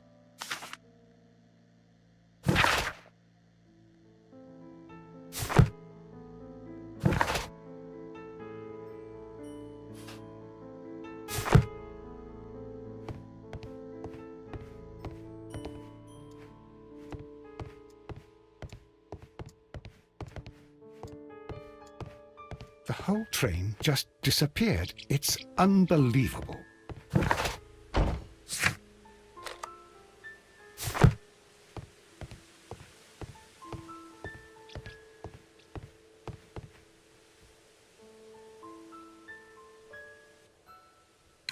According to the train composition report, there was a special wagon. What does that entail? That's a highly secure car, ordered by a private party. It is generally to carry something of value. Those wagons have iron walls, you know, without any windows. And they're fitted with a complex key lock. That is important information. Do you know what was inside this particular wagon? Certainly not. No, that's private. And it's not my responsibility to allot the wagons to whoever. See you later, my good man.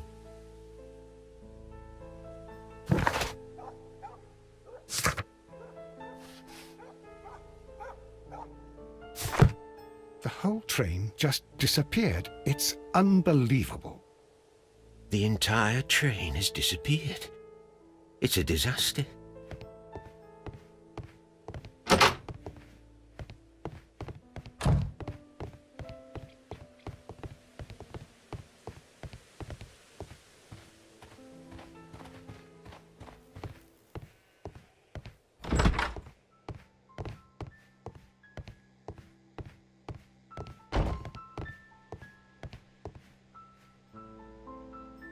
This map will be useful.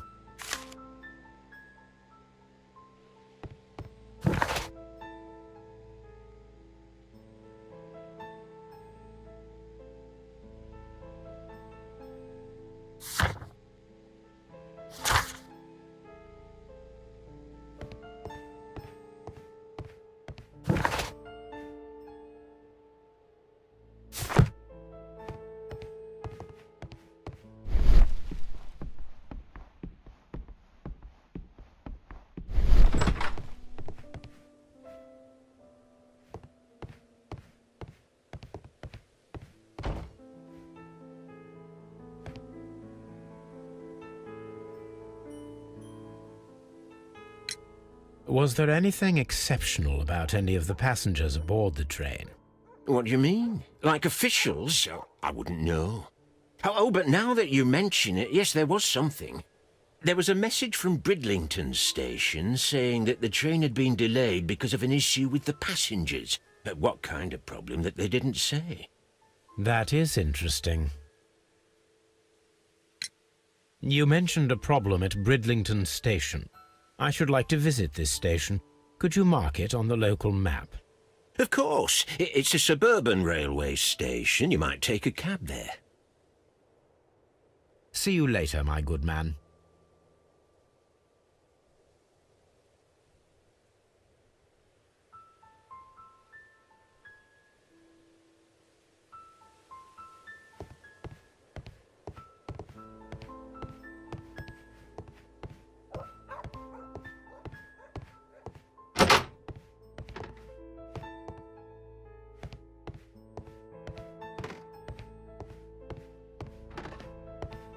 This part is probably from a locomotive.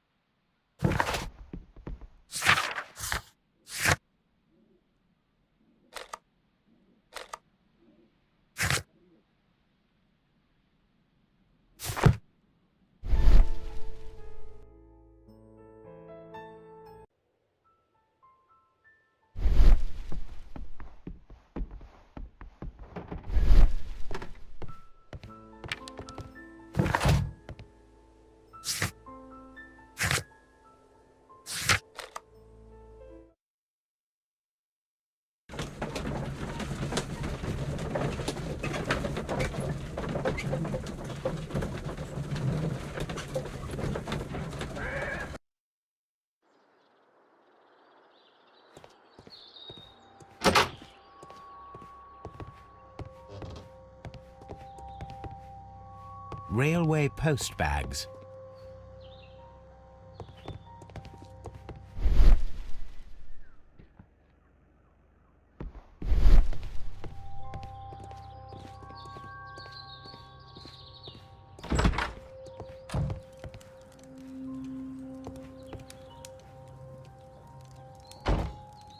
This is an absolute scandal. It's always the same with these rail companies. No respect for the customer.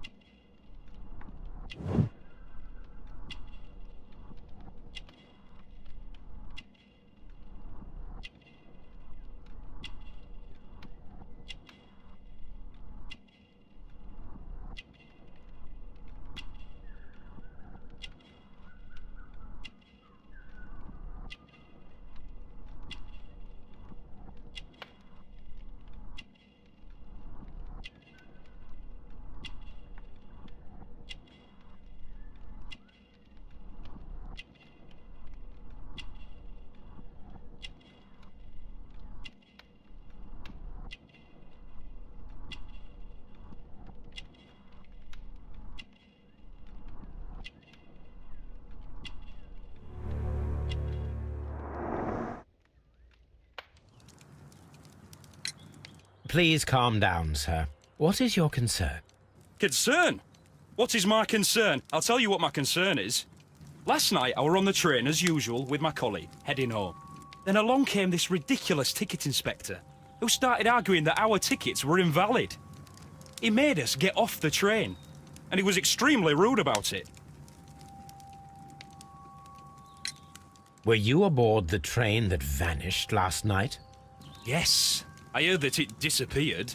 But I don't care because we would have stopped before then anyway. Our tickets were valid and no doubt about it. And then, to top it all, the ticket inspector pushed everyone else out too, except for a bunch of rich. Well, because their type don't need a ticket. Can you recall anything more specific about this fortunate group? Well, yes. They were all foreigners. Spanish-looking toffs with snake eyes. Goodbye, sir.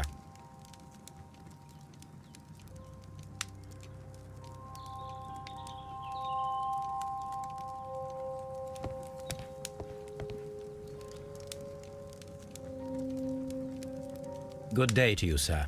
Good day. To whom am I speaking? My name is Sherlock Holmes, and this is... Are you a representative of this damned railway company? Because I have a complaint. We are not from the railway company. We are... Well, in that case, Mr. Shamrock Flomes, please excuse me, but I'm not in the mood for idle chit-chat at the moment.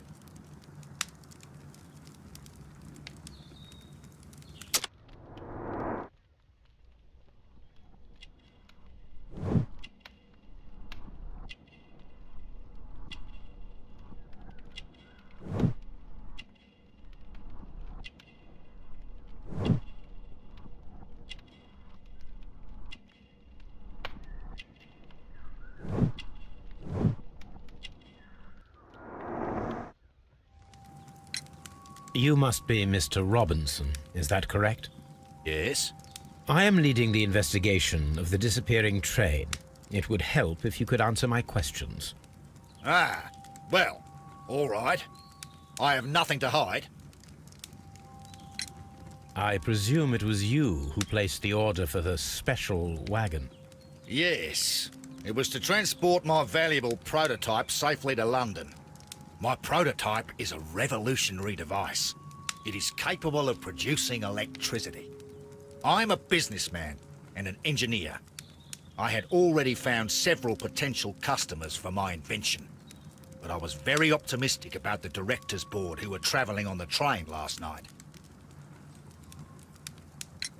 You mentioned a director's board. Which company do they own? The Chilean Barcazas Company. I had made an appointment with them. Now they are lost, along with the train and my prototype. What do you know about the Barcazas Company? It's a large South American company. They showed a great deal of interest in my prototype, and they seemed wealthy enough to do business with. This revolutionary machine of yours, was it very valuable? For God's sake, sir, it is priceless. It could change the world we live in, and yet I was selling it for almost nothing. I am a humanitarian, you see. I do not know if I will ever be able to get over this disaster. I cannot believe that it disappeared with that damned train. Mr. Robinson, could you please clarify? Were you traveling alongside your prototype? Yes, I was. But I had to step off the train. And all because of this stupid station master. I received a telegram declaring that an important person, a Mr. Bromsby, wished to see you in the waiting room. I merely informed you of this. Mr. Bromsby is a wealthy gentleman. His interest in my invention was truly unexpected. So yes, of course, I agreed to see him. Unfortunately, he wasn't there. I thought perhaps he might have been delayed, so I chose to wait a while. But despite my requests, the train left the station without me. Absolutely unacceptable. The timetable is strict. We cannot wait any longer. The regulations require the train to be on time. You are an idiot. You will pay for it. I will sue you. The ticket inspector forced all the passengers from the train except for the directors of the Barcazes Chilean Company.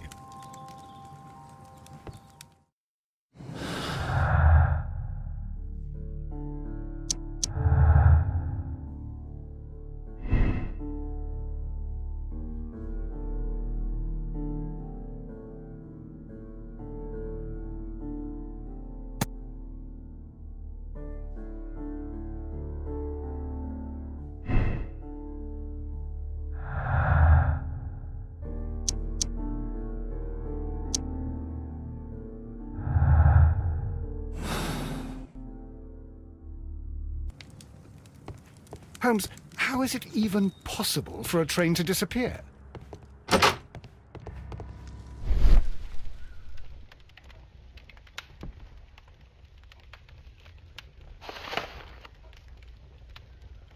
The insurance policy for Robinson's machine.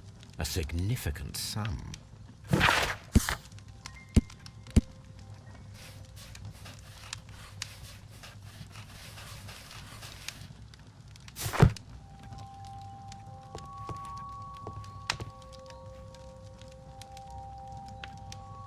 Good day to you, gentlemen. How may I help you? Good day to you, sir. My name is Sherlock Holmes. I am investigating the unfortunate disappearance of last night's train. I see. I'm Station Master Bertram, but my supervisor has not informed me about this. I do not know if... Do not worry. I have only a few questions. Station Master Everett from Evesham told us that you reported a problem with some passengers last night. Indeed. This train is a regular line for those who work at Nottingham. But yesterday, everyone was asked to get off the train here at my station. I've no idea why, and it delayed the train. But the worst of it is that now I have to deal with two furious passengers who are complaining about the company's service. They stayed here the whole night, but people do not usually pay much attention to the regulations, you see. There are very strict and clear rules. Paragraph 234 of Article 2G-43 states that in the event of a complaint, you must... Yes, thank you. I understand.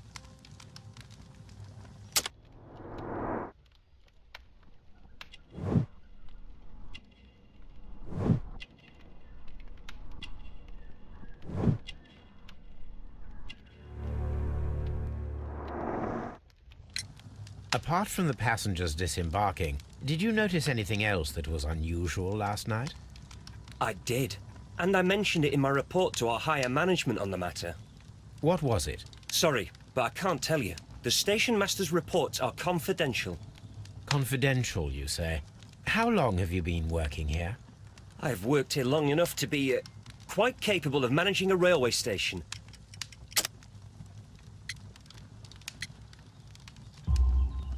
Let me speak frankly, Mr. Bertram.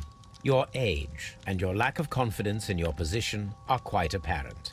You cannot deny that you have only recently completed your studies. I was at the top of my class. Listen here, young man. I am aware that you wish to protect yourself behind all these regulations, but I represent the law. And you are obstructing the investigation of an important case. I would suggest that you cooperate with Mr. Holmes. Think of your career. Ah, that is... Well, I'll tell you everything. First of all, I scolded the ticket inspector, for it was he who asked the passengers to leave the train. It was not his right to do so. He was very rude. And then, later on, I received a most peculiar telegram from my colleague at Chesterfield Station, the next stop along the line. What did the telegram say? Well, that was the peculiar thing. It was almost unreadable. It was full of errors and awfully vague. It was hard to understand if the train had correctly passed that station or not. You can read it for yourself. We ought to visit Chesterfield Station. We need to confirm if the station master saw the train or not.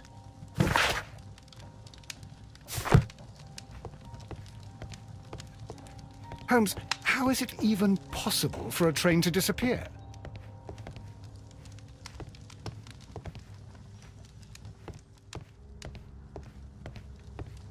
Don't touch anything, please.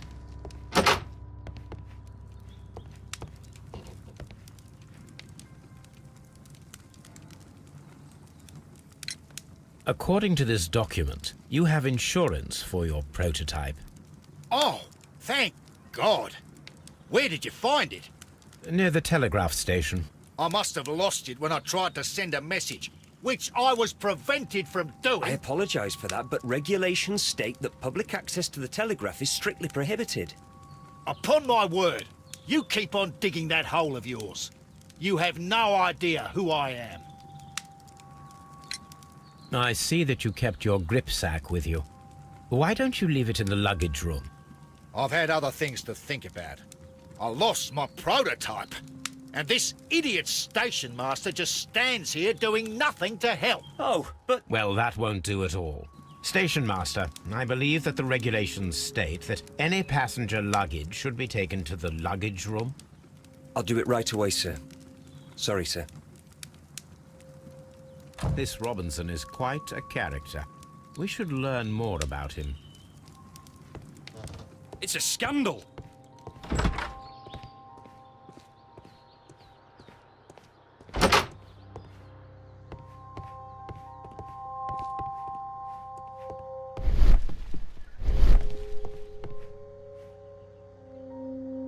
This grip sack belongs to Mr. Robinson. I think we should open it, Holmes. This is what they call force majeure. I'll keep watch. Of course.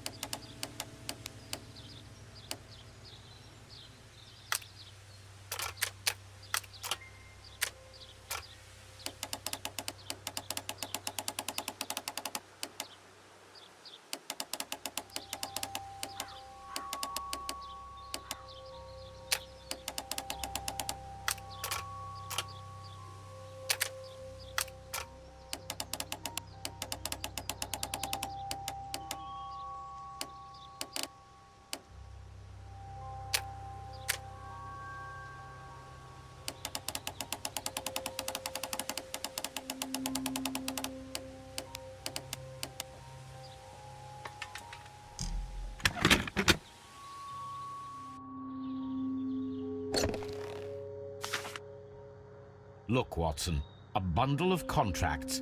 Very suspicious. We should study them carefully. An exclusive sales contract. Mr. Robinson is the seller.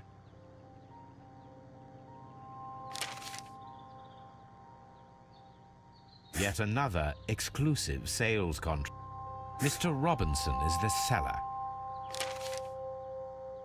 Yet another exclusive sales contract. Mr. Robinson is the seller. Yet another exclusive sales contract. Mr. Robinson is the seller. Well, it is very clear that this Mr. Robinson received prepayments from various people for his machine.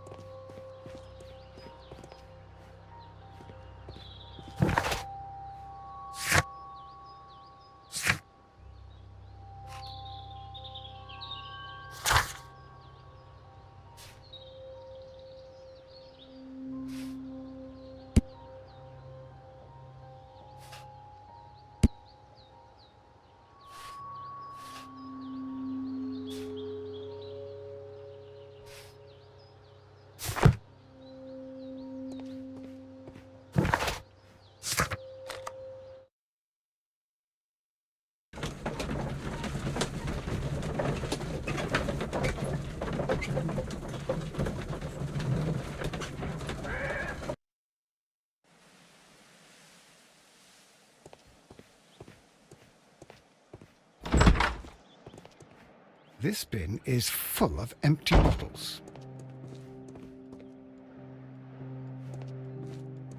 A fishing advertisement.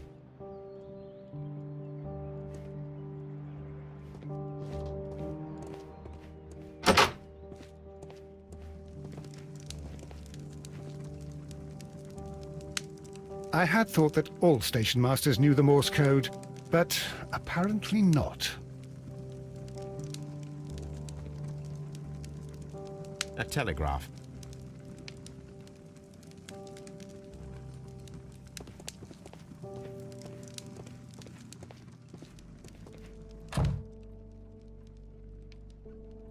How could he fall asleep at work like this? Excuse me, sir. Wake up. Ah, his breath. He must have swallowed half a distillery. And that explains the how. By his sleeping off the alcohol, you mean? Wake up, please, sir. What? The 18-hour 72 train has arrived? Good day to you. We are investigating the disappearance of last night's train, and we should like to ask you a few questions. Were there any passengers who got off that particular train at your station last night? No, nobody, it seems to me. Although I did not leave my office, so... No doubt you were very busy. You don't say. You can't ever get any peace around here. Now you have to send a telegram each time a train arrives and departs. Oop.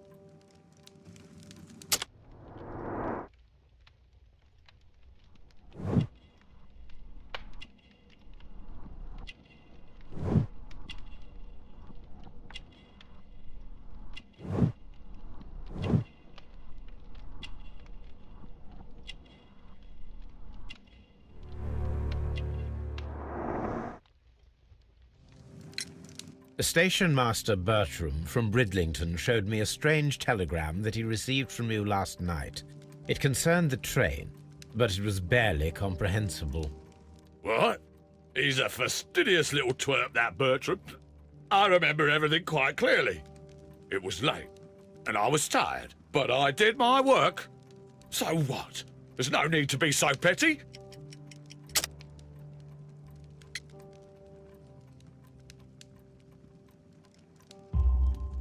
You were not tired, you were inebriated. Tell me the truth now, or I shall not hesitate to document your state in my report. My friend means that you will end up by being sacked from your position. All right. So I was drunk. I don't remember all of yesterday, to be truthful to you. Please don't go harsh on me. Holmes, this man has consumed a considerable amount of alcohol. He's not entirely helpless yet, but... It will not be long before he is. Obviously, his testimony cannot be trusted.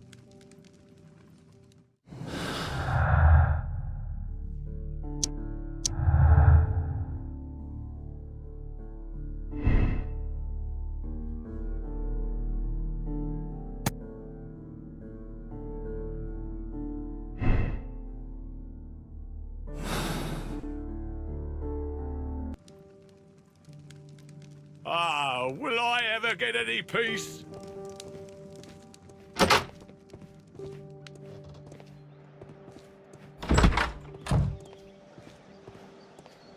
Locked. There is no sense in asking the station master to open it. We shall have to pick the lock.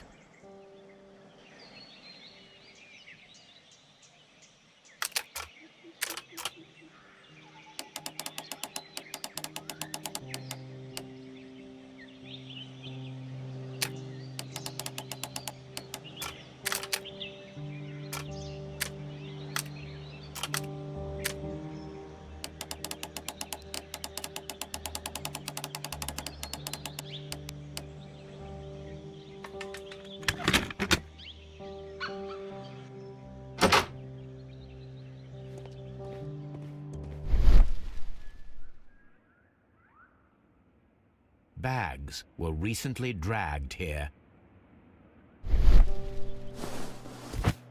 French wine, a remarkable vintage. These bottles are too expensive for a station master's wage. They were likely taken from the parcels. Shameful.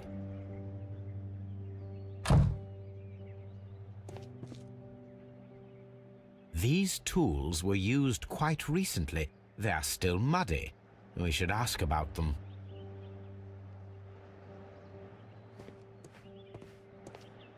Railway post bags.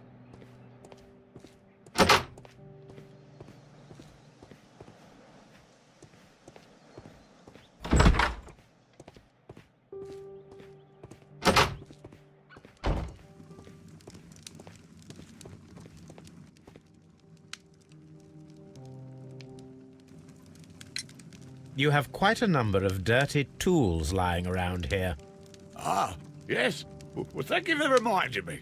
I should clean them. Although, might be easier to put them outside. Seems it might start raining soon. I meant, what were they used for? Some workers come here and borrowed them from me. They wanted to lift the edge of the railway to one of the stations on the line, so that the water wouldn't come in too close.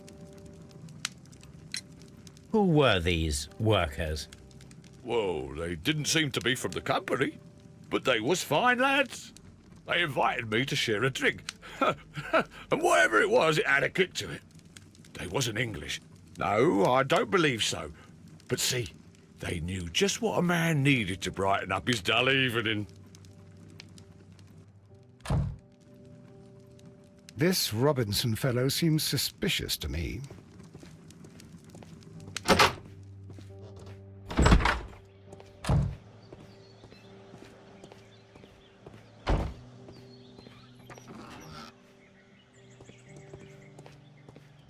A handcar wheelbase.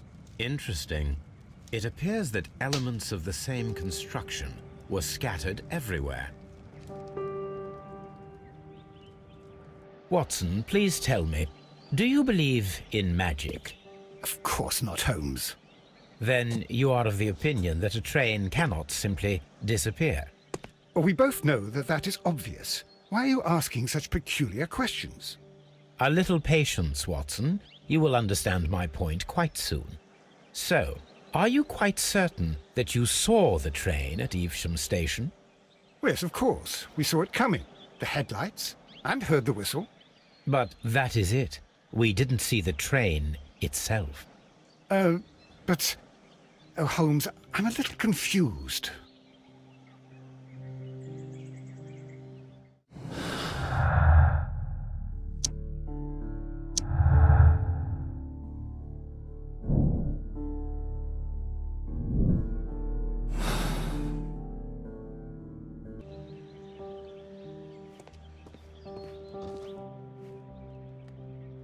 I should use the appropriate object here.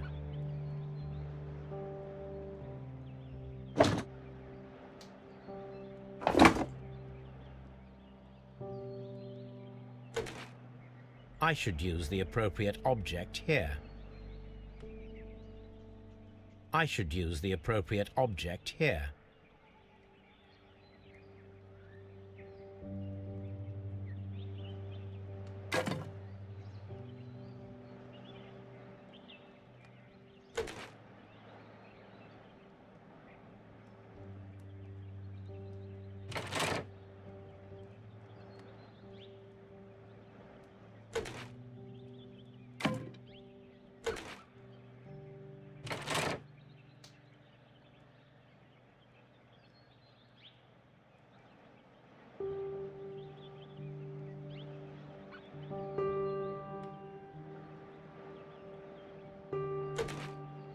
I should use the appropriate object here.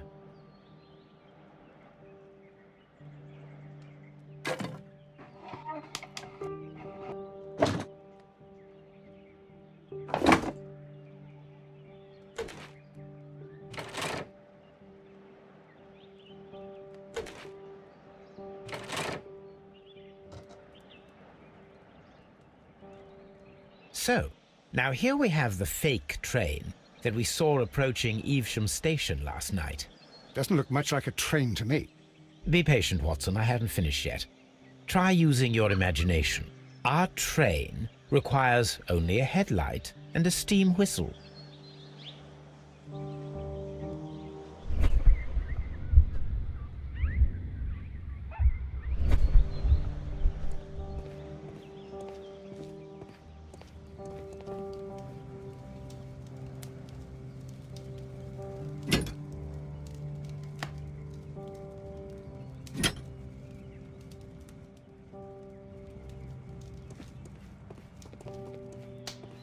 This Robinson fellow seems suspicious to me.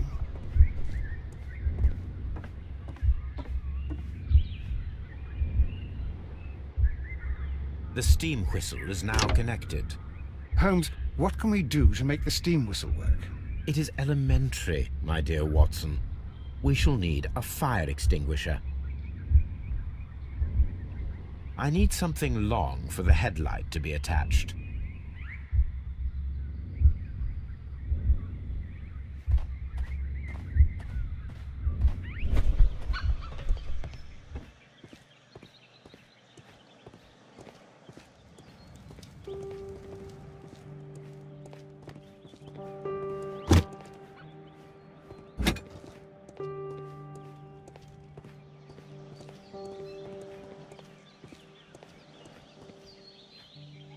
The long pole is now attached. It will allow us to connect the headlight. The headlight is attached. The fire extinguisher. Now let us see what we have here.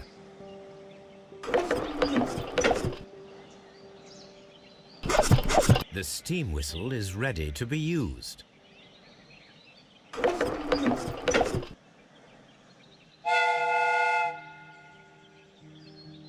Watson, I do believe that we have created an exact replica of the train that vanished in front of us last night. The criminal mind can be most inventive. I am somewhat in awe. So such a thing is possible. If someone went to all the trouble of creating this fake train, then it was surely with the intention of stealing the real one. Ah, Watson, you should not jump to conclusions. In fact, this does not tell us very much at all, except that the train did not evaporate into thin air.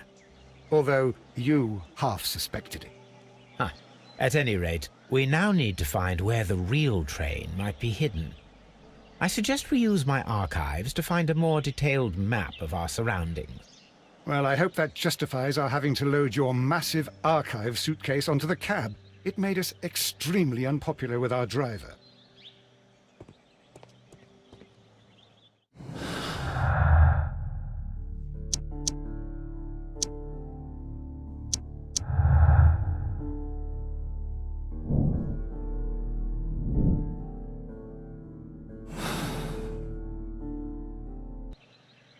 I'm always wondering what's on your mind, Holmes.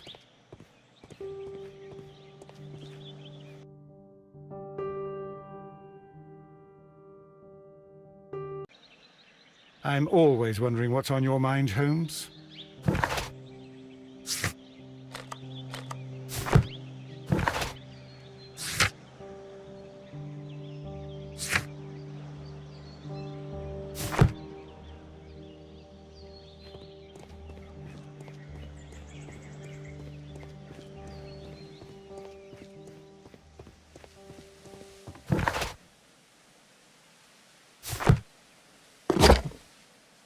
Now we have two maps.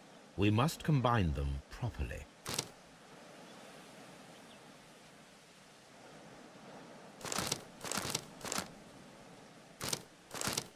Here it is. There is a side branch to the railway. Its first switch is located between Bridlington and Chesterfield stations. There is one more station to be visited. It is located between Chesterfield and Evesham, and there should be a side railway to the nearby quarry. There is a small section of a railway at the end of Evesham Station.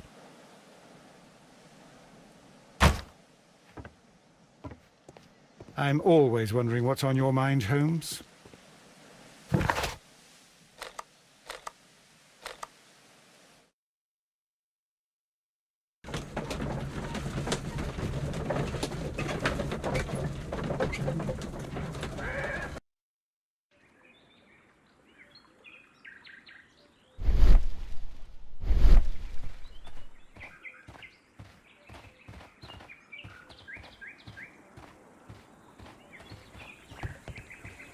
The switch is rusted, but it still works.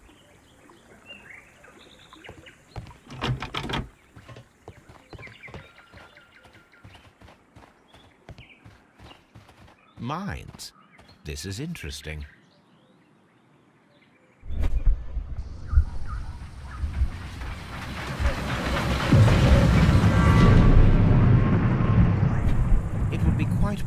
for someone to redirect the train towards the mines.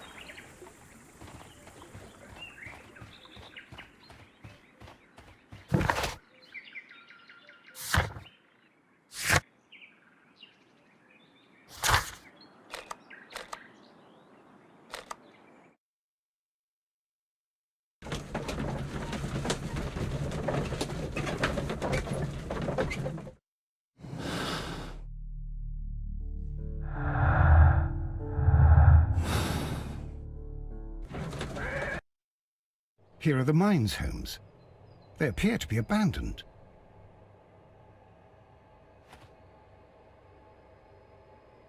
This is an administrative panel. See what it says. This is an information sign. It might contain some useful data. We should restore it.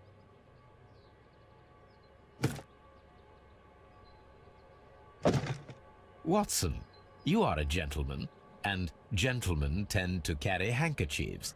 Might I borrow yours? And where is your own? I haven't the faintest idea. Very well. Here it is.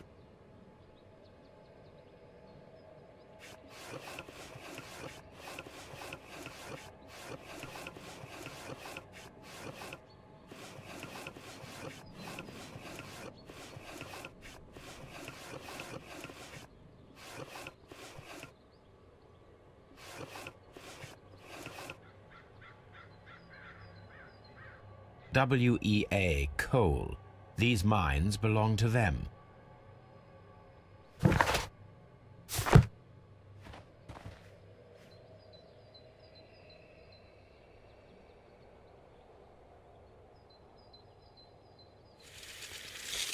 Nothing interesting here.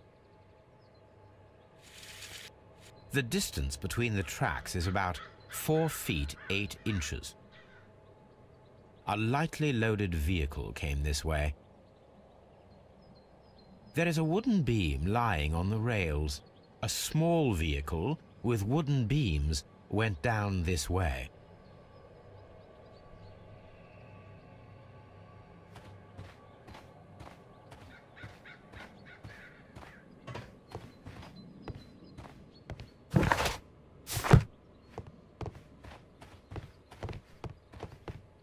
This mine has completely collapsed, Holmes. It is curious, but to be truthful, I am not entirely surprised. It's difficult to follow you, Holmes.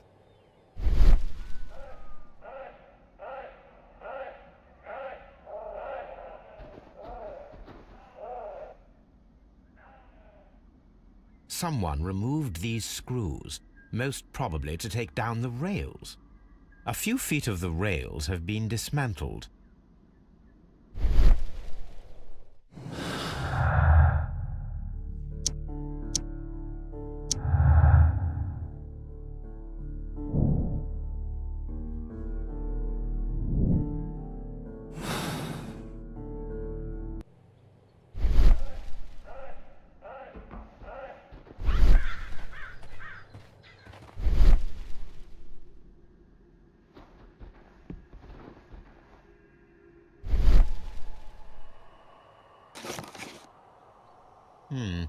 This is an unusual kind of paper, stiff and dry. It was used for a specific purpose. Let us look inside.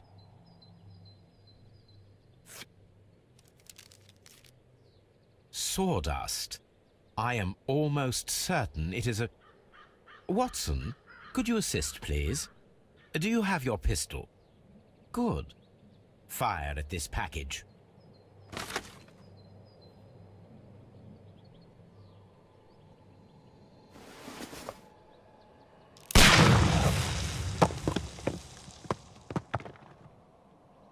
Dynamite.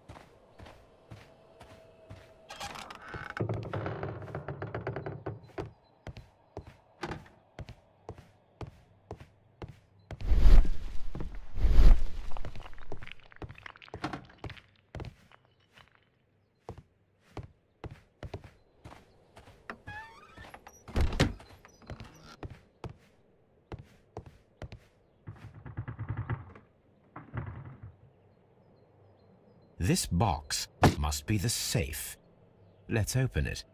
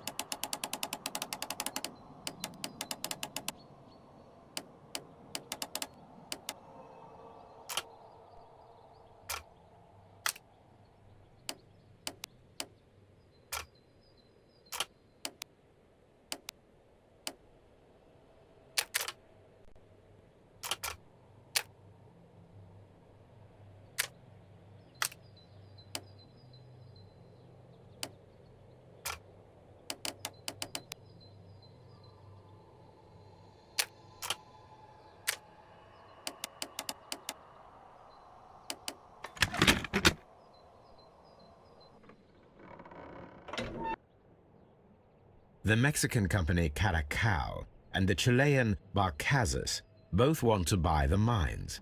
I need more information. Perhaps Mycroft could help.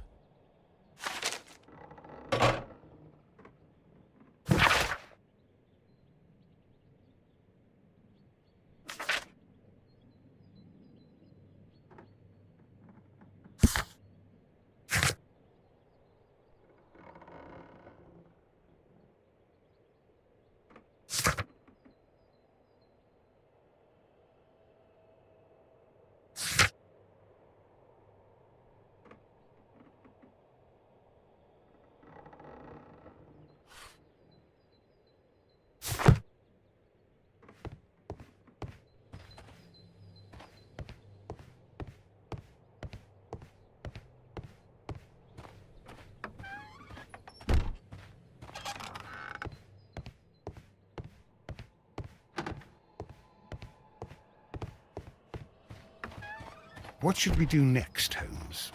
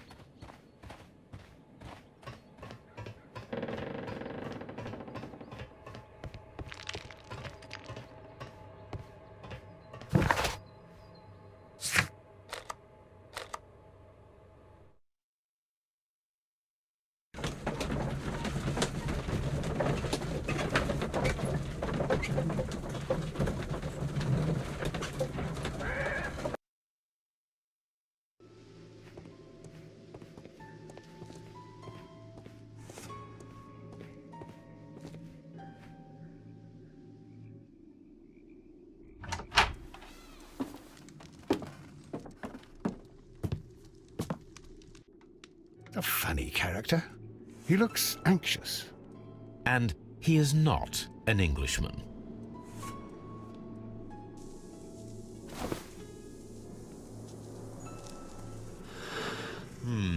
This scent is familiar to me, but in order to recognize it, I must combine my associations into one picture.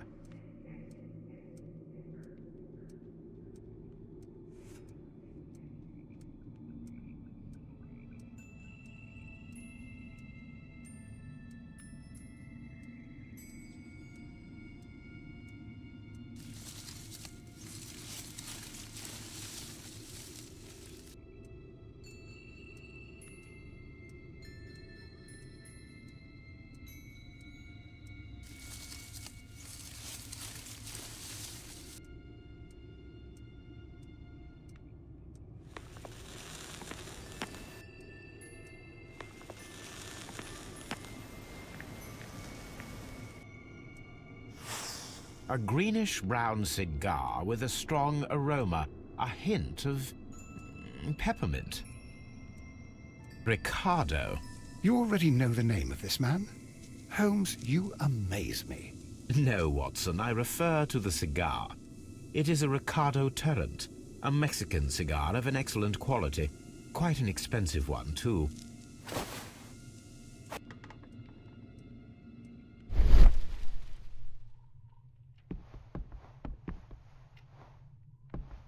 This ashtray is full of ash and cigar stubs.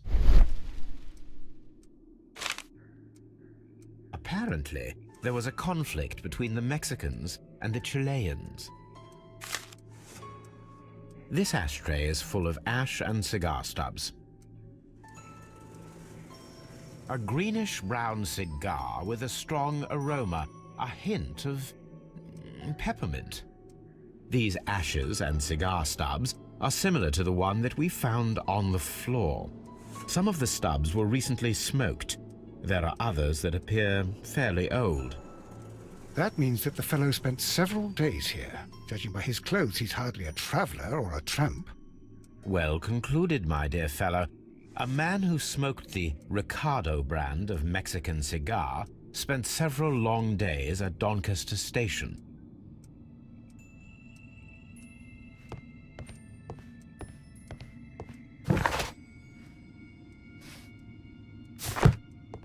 What should we do next, Holmes?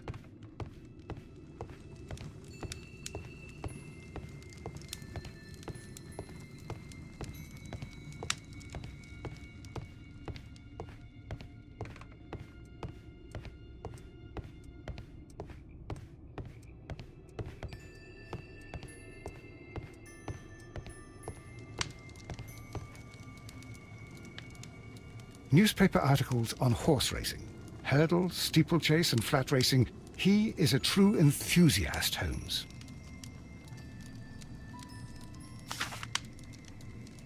Betting slips for horse racing.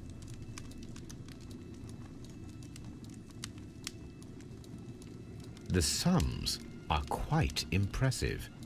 It can be an expensive vice. This man had probably used all his savings.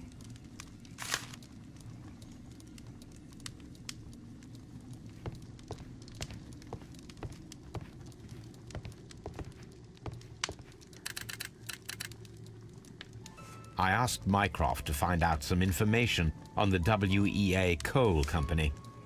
Here is his reply, and it is an interesting one.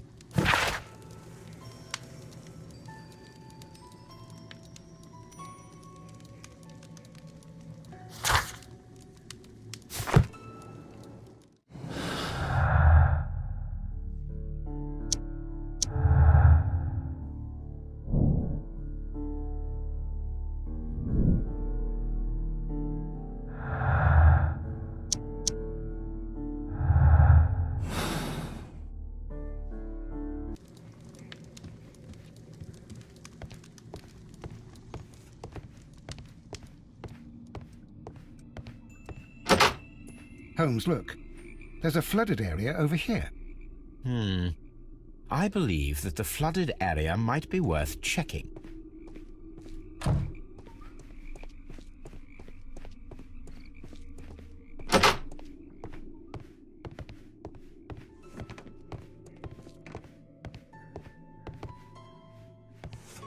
This postbag belongs to the station master.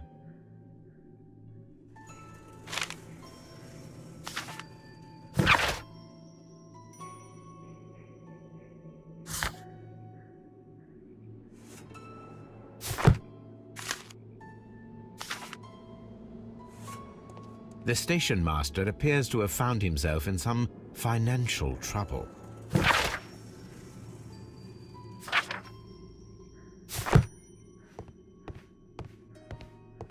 Railway post bags.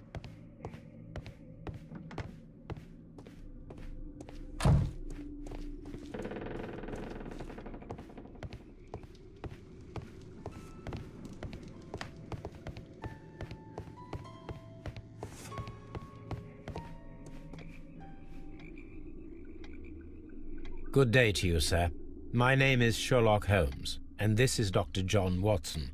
We are investigating the case of the vanished train. Is that so? Well, good day, gentlemen. I am Mr. Duff, the station master of this station. I'll be happy to help you in any way I can, but there's not much that I can tell you about last night.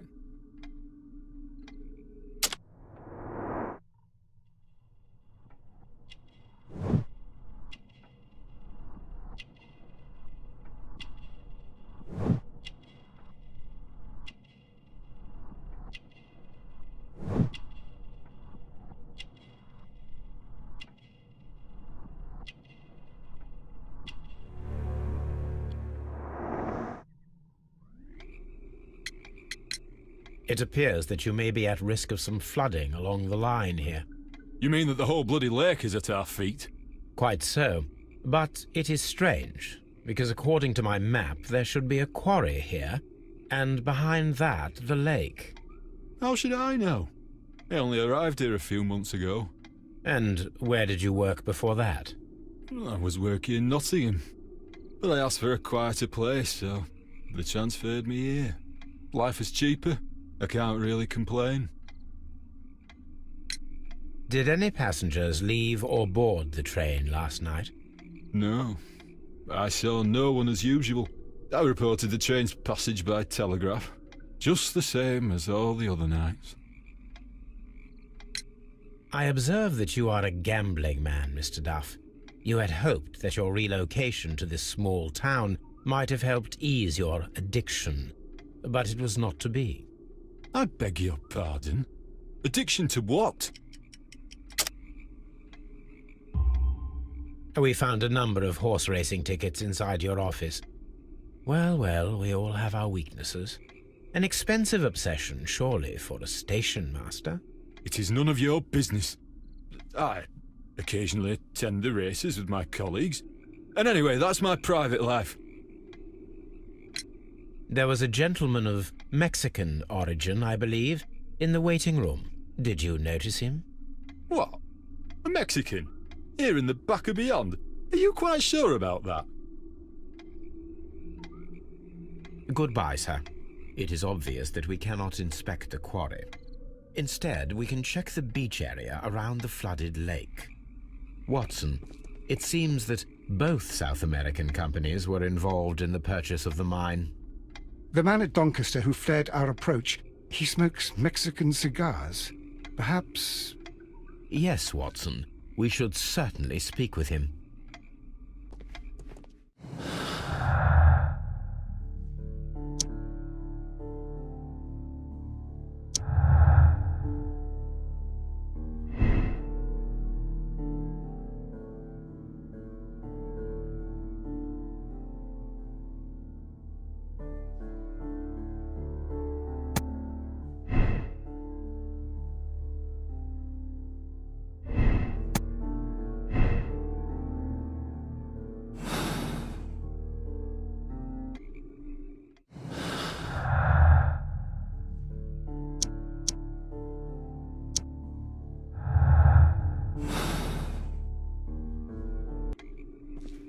What should we do next, Holmes?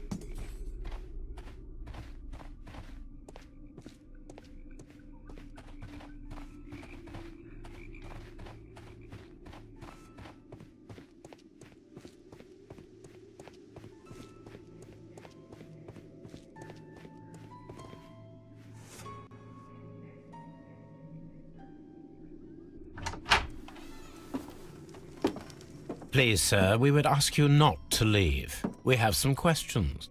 Are you the police? No, we are employed by the railway company. We are collecting witness statements about the train that disappeared last night. Lo siento, I'm in a hurry. Really? It seemed that you were waiting here for someone. Could you tell us if you were at the station last night? No, I just arrived from South America. A formidable journey, no doubt. Which country are you from? De Chile.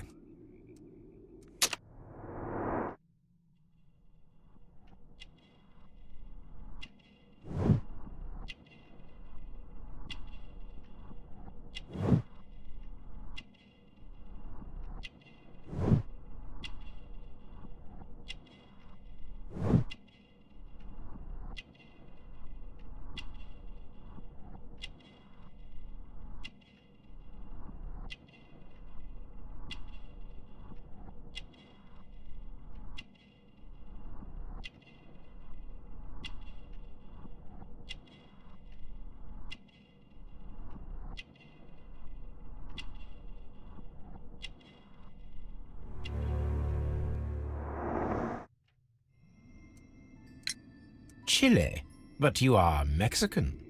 No, you are wrong. Why would you think I'm Mexican?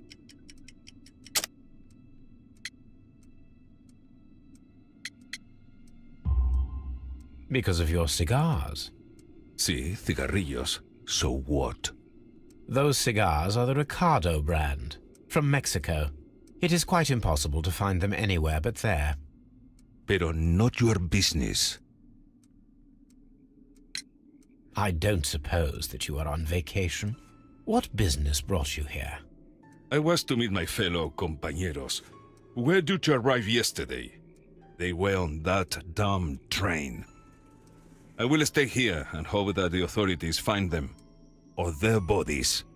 It's now my responsibility to repatriate them.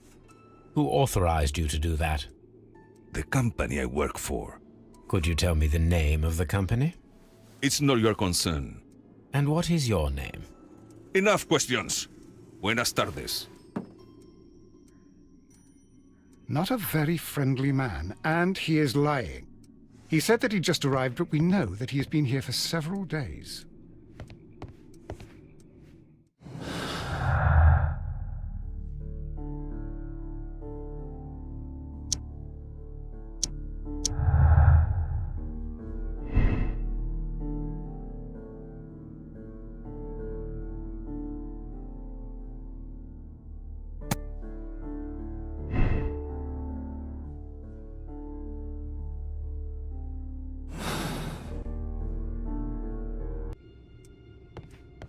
Holmes, I don't understand. Why do you care so much about this business with the mines?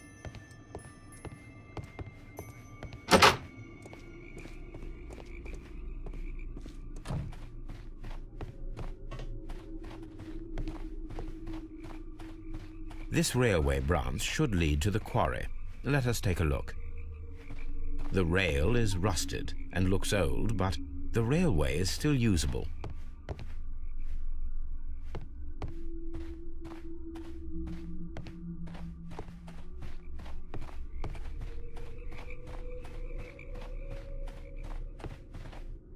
The railway ends here. That is strange.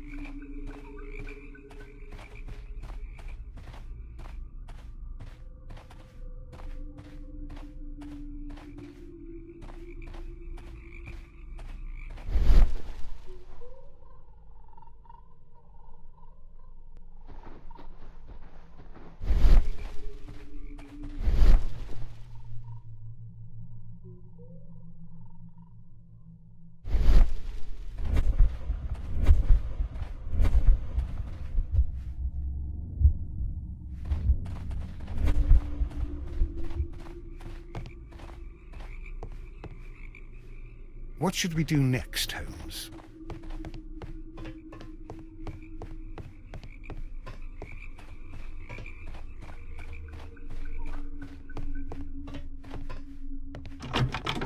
The switch is rusted, but it still works.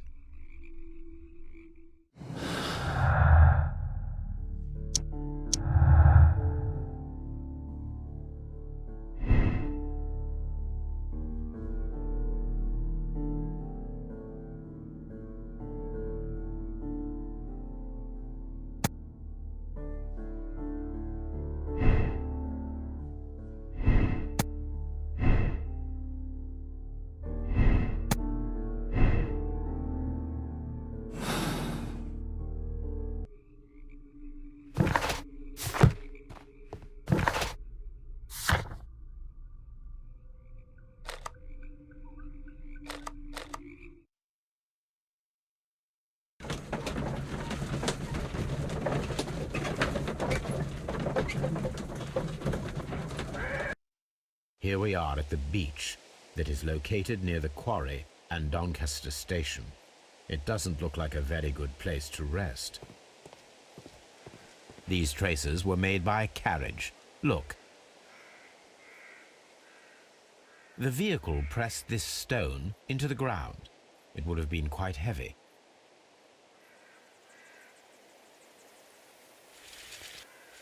Nothing interesting.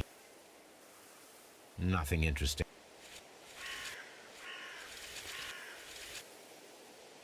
Nothing interesting. Nothing interesting here.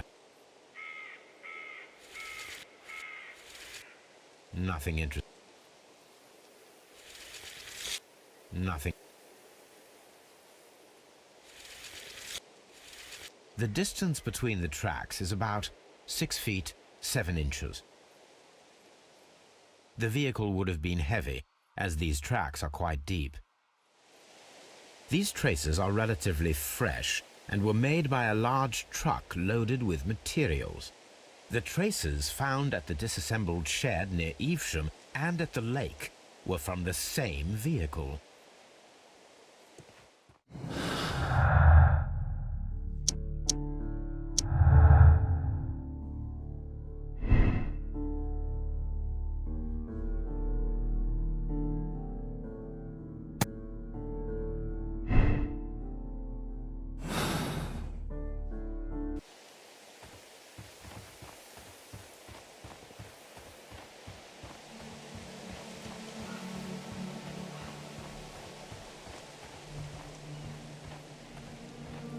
This place was abandoned fairly recently.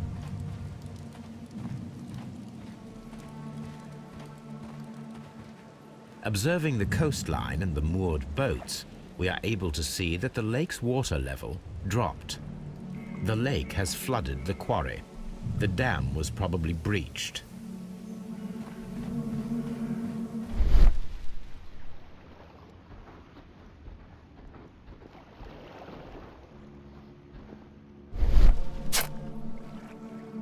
A label with the name Las Zarpas.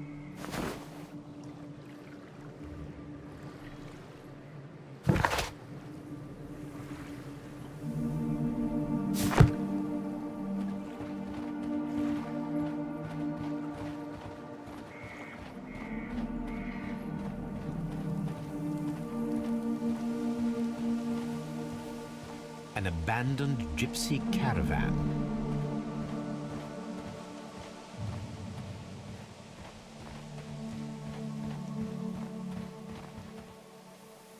An advertisement for lake cruises.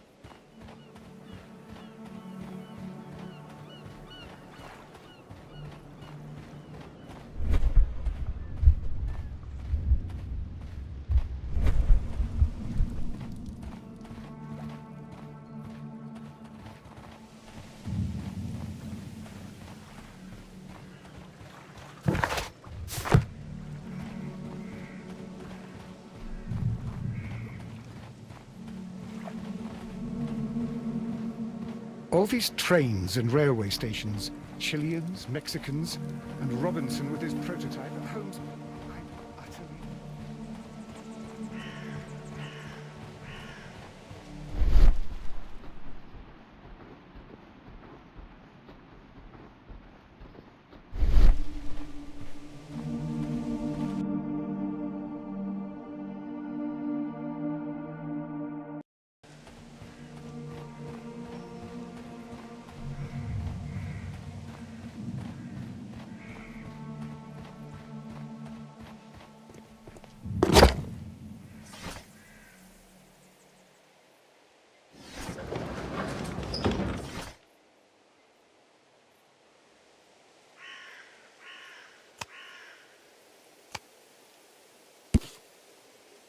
Here it is.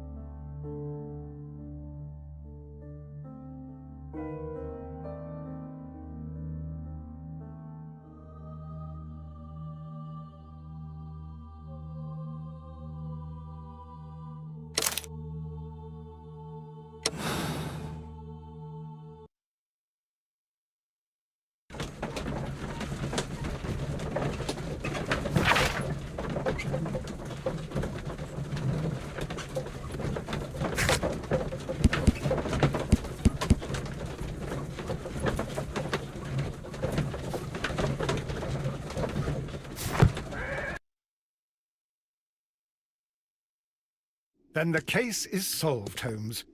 What do you intend to do? Well, I shall require assistance for the arrests. There were accomplices. Ah, but I know that look. You have your own ideas. What are they, Holmes? On the one hand, we have Mycroft and his tedious political games. He will locate the guilty parties without any trouble. But it will be a long and drawn-out process, and possibly with some compromise that will be to Mycroft's benefit. Our other option is the local constabulary, and advice from our friend Lestrade. The problem we have there is that the authorities seem to be incapable of acting quietly. They rely on brute force. It could result in an international scandal. All the same, I think that I prefer the forces methods. It would be better to resolve the case quickly and efficiently, without any talk of politics. Let us go home, then. I'd like to begin writing a draft of this story. I did not say that we had finished here yet. Well, all right. What did I miss?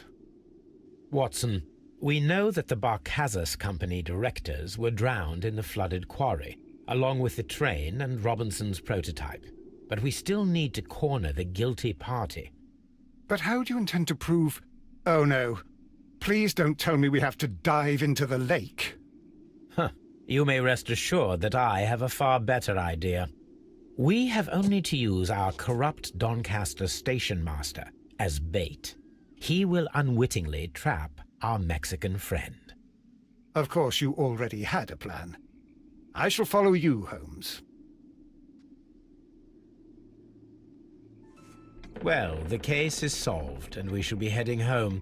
May we have 2 tickets to London, please? Right away. Wait a minute. You've solved the case? In a manner of speaking, can you believe that the rescue service miraculously saved one of the Chileans who were on board the train?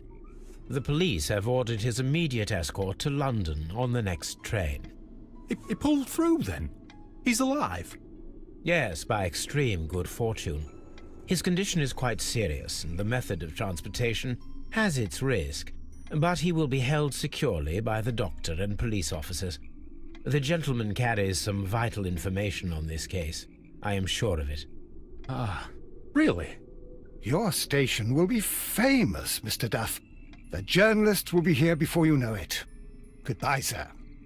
Goodbye, gentlemen.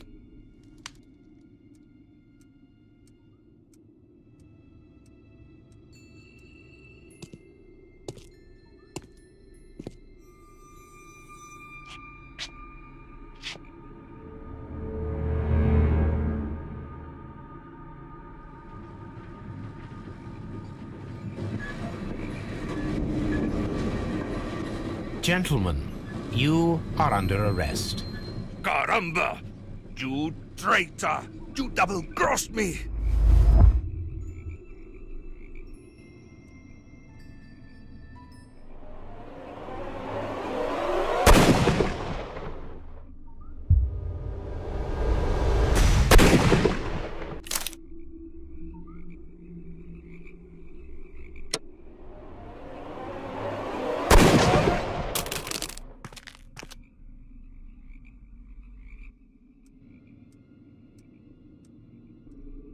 Good shot, Watson. I always knew you were a talented marksman. I didn't want another life lost in this case, Holmes. Oh my God! I thought I was a dead man. You shouldn't be so glad about it. You'll be up before the judge. Your testimony will be of great importance to the investigation. I would remind you that your cooperation will be the best way to ease your sentence.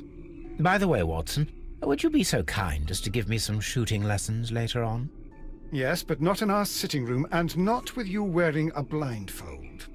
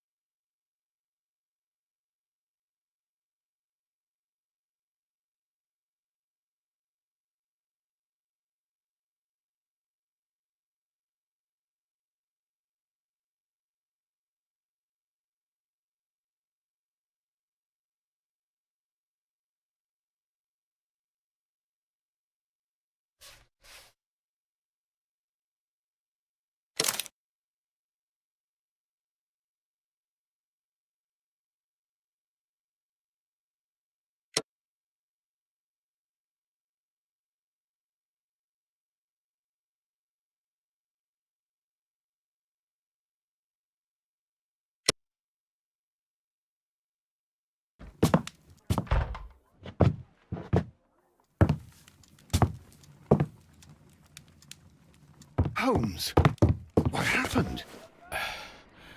I feel deathly. And you look it. Let me examine you. Please don't tell me that you've returned to your old habits.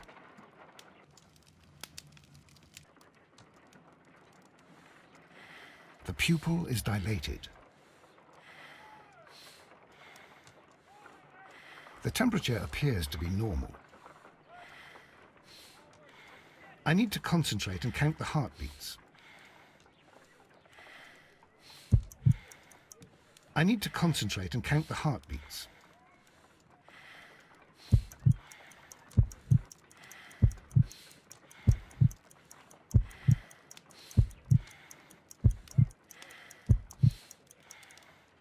A weak pulse, around 50 beats per minute.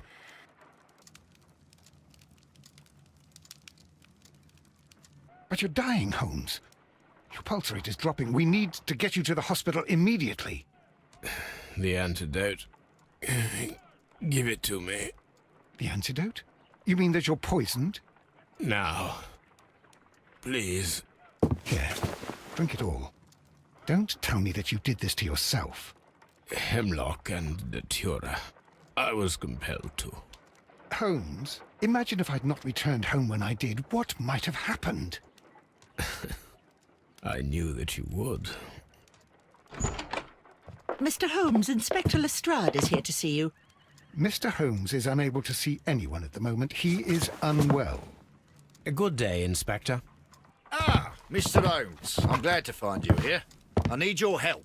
This is a strange one. We have brought in 2 young bankers from the city, sons of lords, members of the Chamber, and so on and so forth. They were found stranded in a rowing boat that was drifting on the Thames. A romantic escapade with an unhappy ending, Lestrade. What? Well, yes, they were both in the buff, but... what? As I said. And they were tied together. You are lacking in imagination, Inspector. Well, no, I'm not. Anyway, There was a banner flapping about in the boat with the RMS Oceanic printed on it and signed by the Merry Men. The Oceanic? Isn't that the largest steamer ever built? Yes. And these two young banker chaps are sons of the owners of the White Star Line, the company that built it. There are rumours of corruption. I'm not interested in politics, Lestrade. I'll keep it then. Here's another one that's a bit more complex and maybe to your liking. It's a murder, but we're unable to find any weapon. We haven't touched anything. It's at the Roman Baths in Strand Lane. A murder, a vanishing weapon, the Roman Baths. That's for us. Watson, fetch your hat.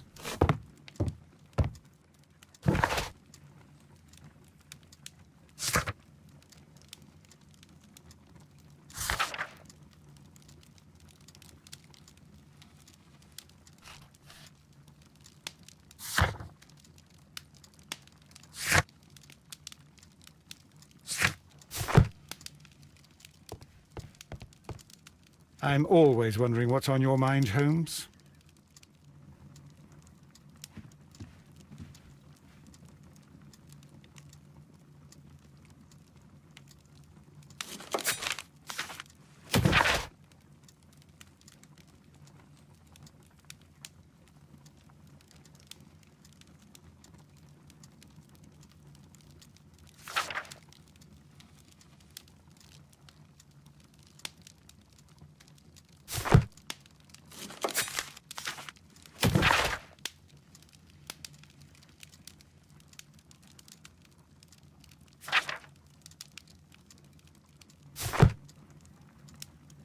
This is where I keep my post. On the sofa for the third time today. Well, don't be surprised if Watson sits on you again.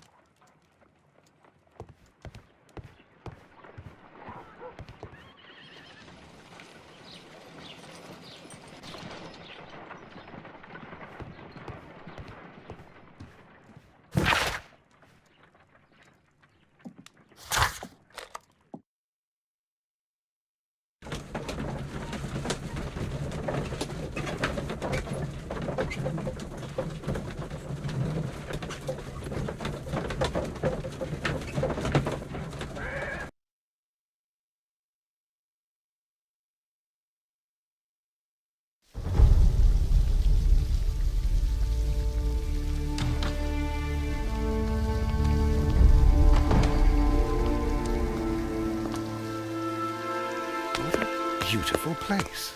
With a dreadful murder. The body of Sir Rodney Bentcliffe is still in the steam room. It has not been touched, per your usual instructions, Mr. Holmes. I shall be waiting for you here, but please hurry. Are you able to identify the men who were with the victim in the steam room? Yes. The manager of the bath, Sir Gregory Pitkin, a lad from the City Council, Garrow, and an archaeologist by the name of Blinkhorn. I think the plump one, Garrow, did it. He doesn't seem right in the head. Well, we shall see. You found no murder weapon? No, and that's why I called you. All three witnesses and the victim were locked in when the murder occurred, and they remained so until we got here. We even had to pick the lock to enter. I see. Was there anyone else here, apart from those gentlemen in the steam room? Yes, a Mr. Phillips. He was the one who called the police. He'll be able to give you more details.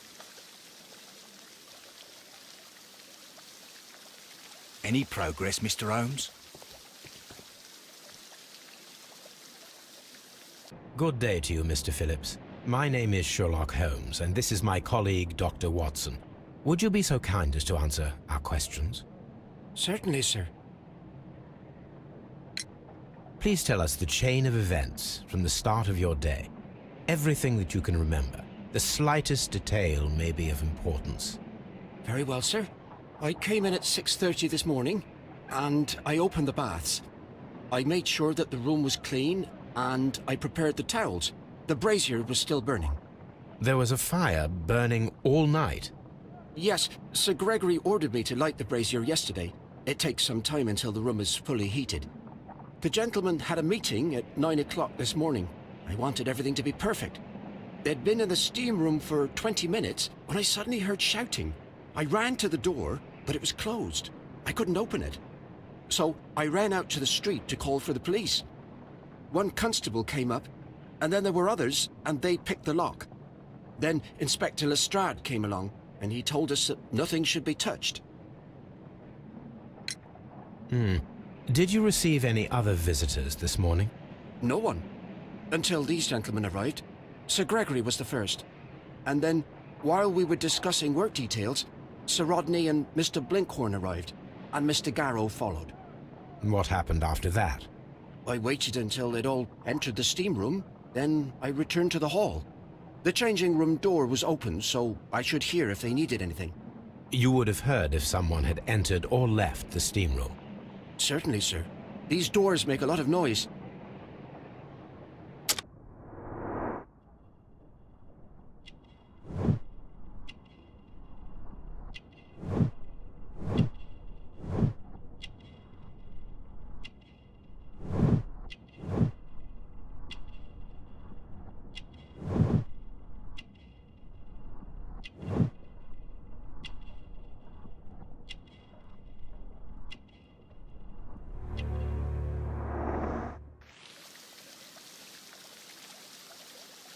What should we do next, Holmes? The steam room's on the other side, Mr. Holmes. The steam room's on the other side, Mr. Holmes.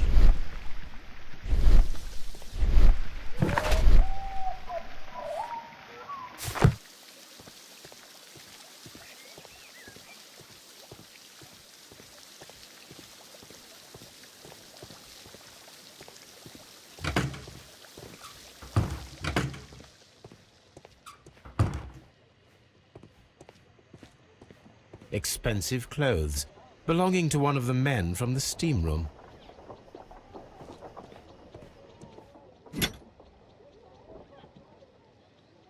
Champagne, for a special occasion. An ice bucket, to keep the champagne chilled. Unopened, it was intended to be enjoyed after the steam session.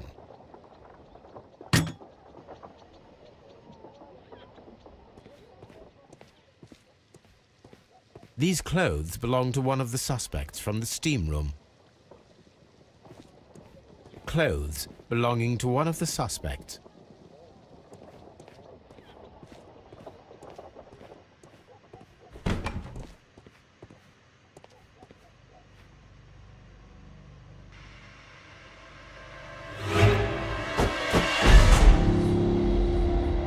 Good Lord, Holmes. Death with a peculiarly Roman piquancy. Like the one you almost had an hour ago. Let us forget about that.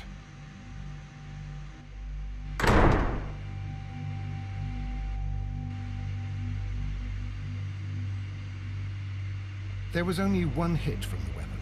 It pierced the right eye straight through to the brain. Death would have been instantaneous.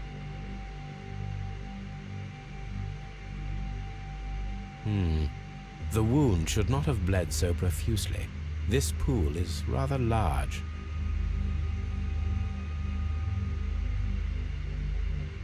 Some dirt or earth. I'll take a sample. Some dirt or earth. I'll take a sample. Look, Watson. He was wearing a ring. He very likely removed it before the steam session.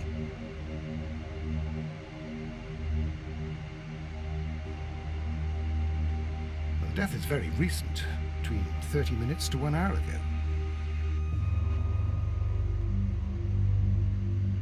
I think we have found all that we can here, taking into consideration the abysmal lighting. Constable, we have finished with the body. We don't have many leads here. What concerns me is that we still have to find the murder weapon. Mr. Holmes? Please have the body removed without disturbing anything else in the room. All right, Mr. Holmes. I was wondering, Holmes, it's fairly reckless to carry out a murder inside a closed chamber. Why do you suppose they did it? There are a great many possibilities. The murderer was in a hurry, or he is an artist, or a ghost, or he wanted to ensure that I'd be brought in on the case. Probably the latter. You are ridiculous. Do you know that?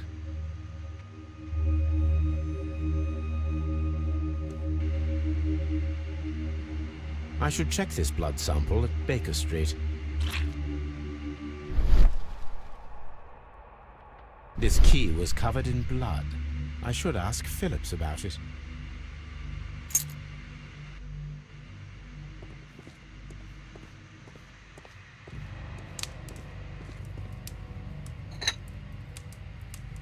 One lens is cracked, probably due to the temperature of the brazier.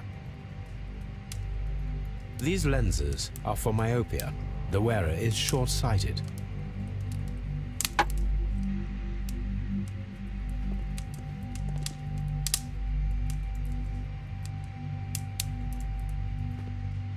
The brazier is still burning. The heat here is extreme. I will need something to pick up this melted metal. It is too hot. I cannot reach into it. It's horrible. Sir Rodney, he's dead. Can't we speak about it somewhere else? Blood traces wiped on the towel. I'm in shock. I don't want to talk. It's horrible. I can't talk at the moment. Mr. Holmes? I'm always wondering what's on your mind, Holmes.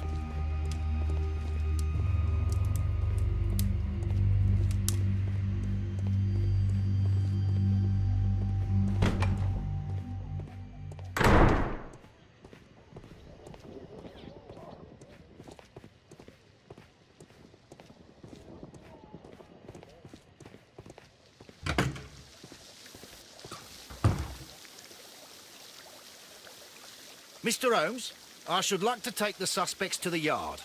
You can interrogate them there. Any objections?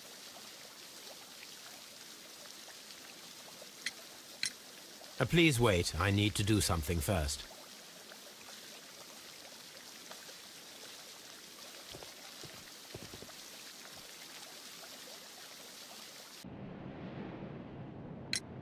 How many people have keys to the steam room? We have just the one key for now, which Sir Gregory gave to me. So, this morning you opened the steam room, and then? I put the key inside my desk, but when they called, I couldn't find it. It had disappeared. I don't know where it is. Did you leave the baths at any time, or receive any visitors? No, sir. I did not.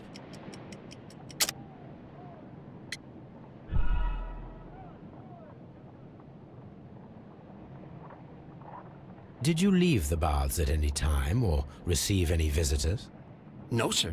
I did not.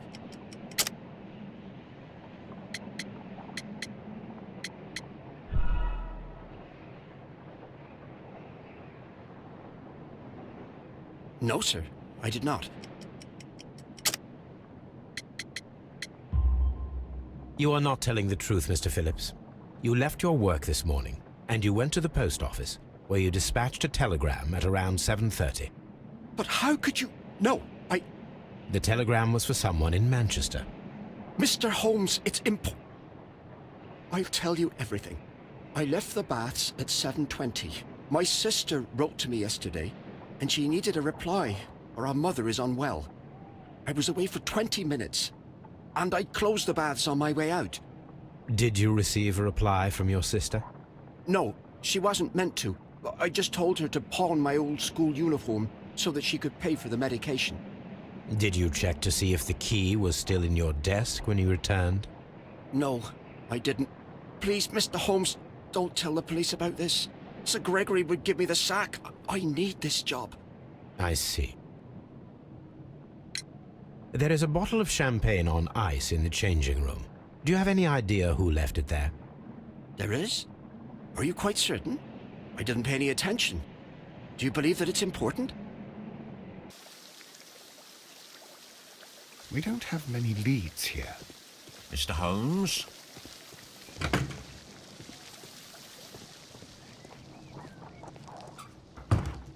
This area serves as Sir Rodney Bentcliffe's workshop.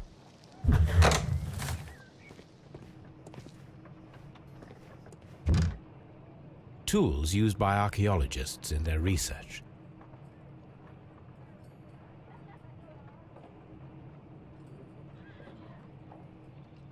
I will need these tongs.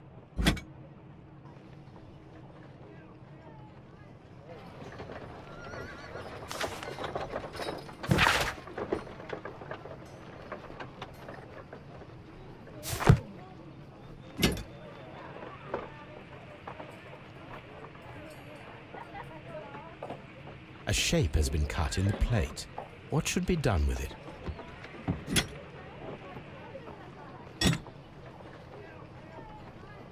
Archaeological findings. Old clay pots with numbers inscribed upon them.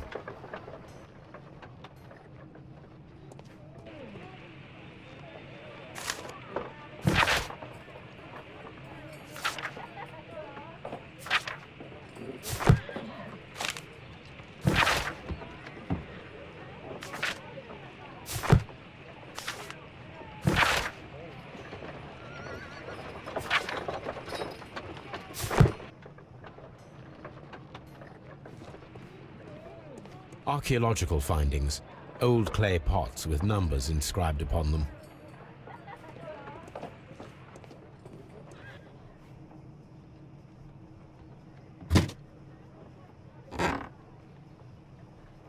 A glass plate negative is missing.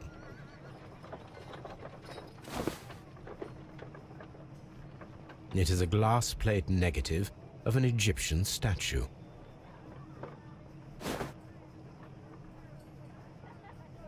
Glass plate negatives, a remarkable method for recording ancient civilizations.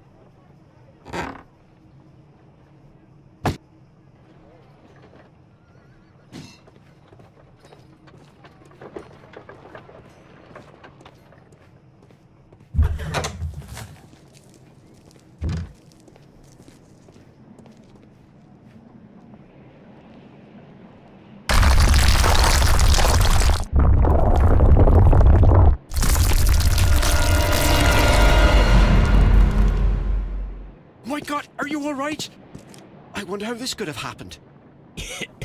Yes, it is somewhat treacherous. Fortunately, I am unscathed. To where does this corridor lead? To the frigidarium, the coal room.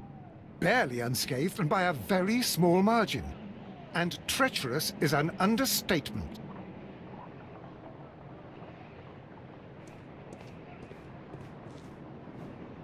Those stones weigh tons. We won't move them. It does not matter. If our investigation requires it, we shall ask for them to be removed.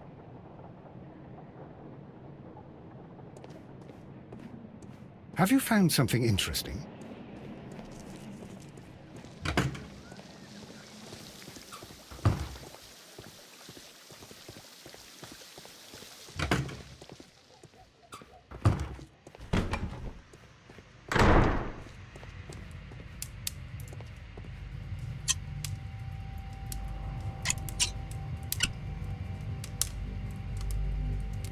I should analyze this melted metal.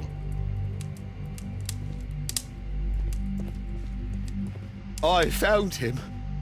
I touched his shoulder, thinking that he was just asleep.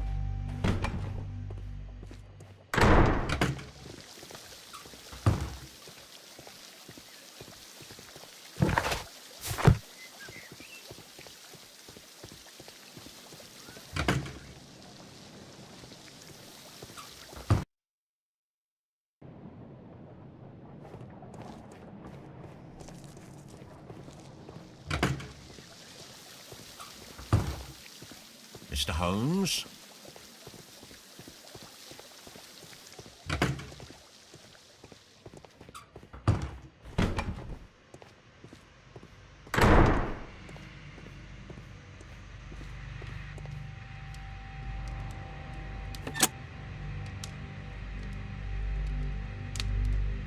With the steam on, I'm unable to see even a few feet away.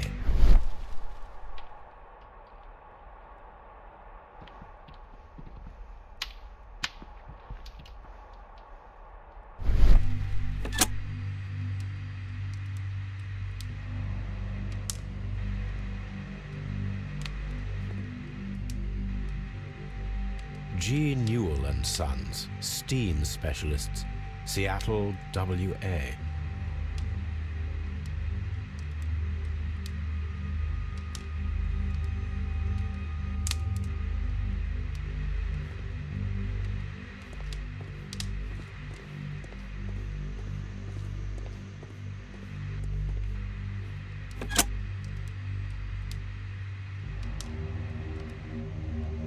With the steam on, I'm unable to see even a few feet away.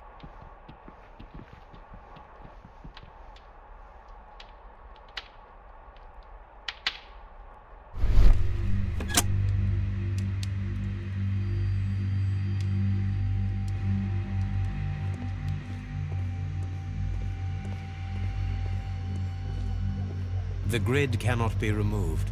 The weapon is nowhere to be found.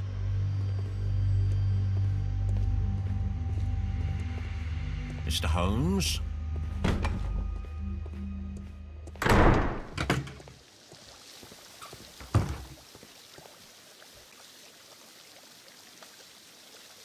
Mr. Holmes, I should like to take the suspects to the yard. You can interrogate them there. Any objections? None, Lestrade. These baths are becoming sinister.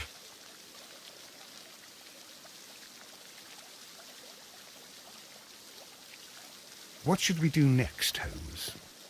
Mr. Holmes?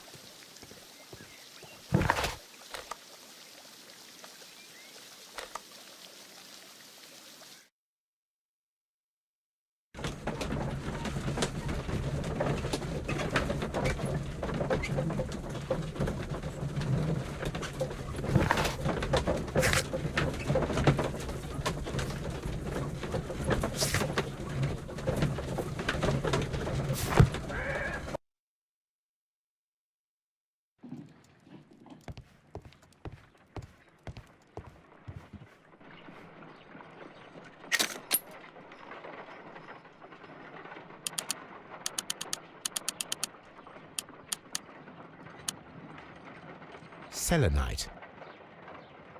Pyrite, otherwise known as fool's gold. White clay particles. Interesting. According to the color and its composition, I deduce that this sample is white clay. Now, I need to find which area near London this sample belongs to.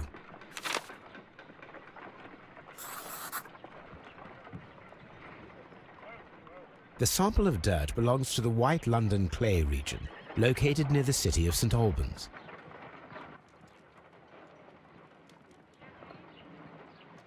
Let us analyze this blood sample.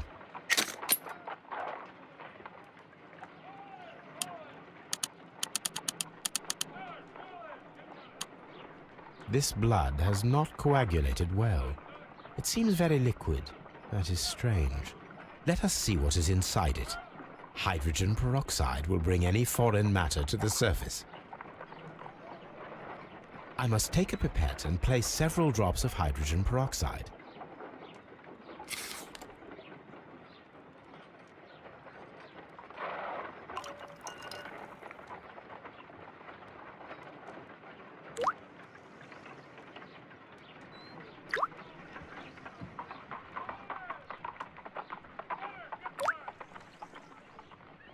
Water.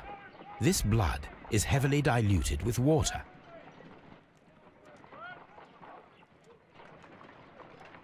This is a piece of metal taken from a brazier. It appears to be silver, but I need to be sure. If it is silver, it will be possible to melt it, since silver's melting point is at around 900 degrees Celsius. Let us compare this sample with a silver penny by testing it with acid. If it changes color to match the result of a reaction with a silver coin, then it is silver.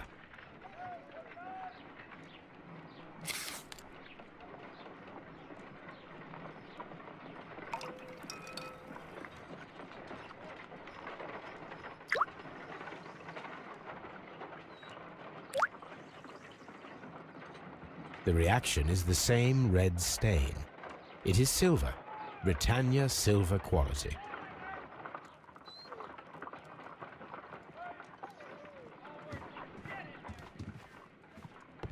What should we do next, Holmes?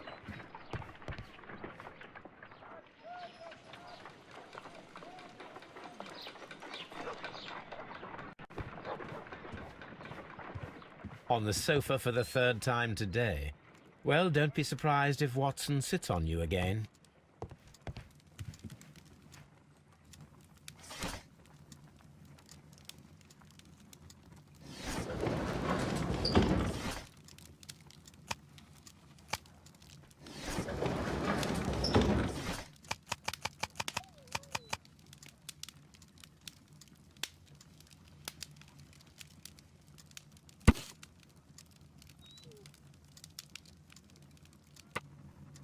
Here it is.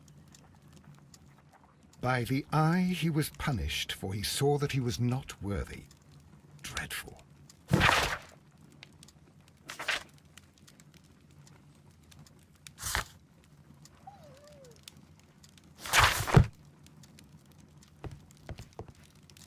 This is where I keep my post.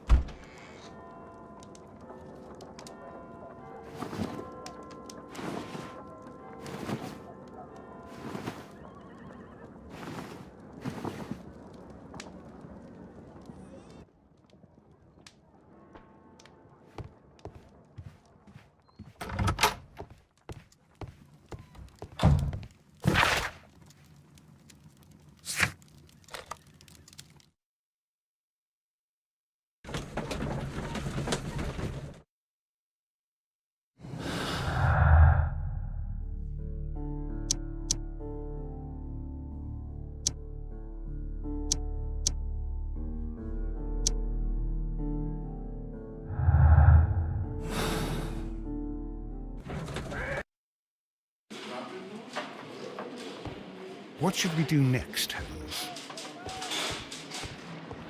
Good day to you, Mr. Holmes. Mr. Holmes?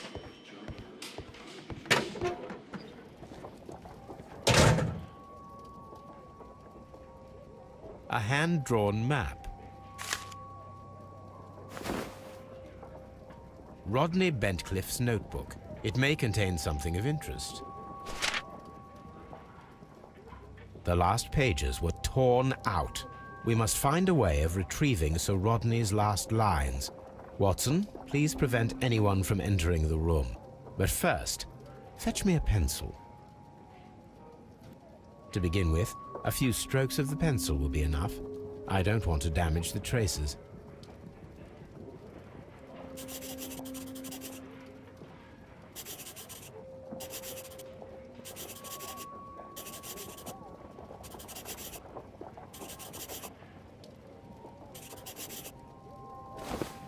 And then to gently smudge the leftover pencil marks with a handkerchief.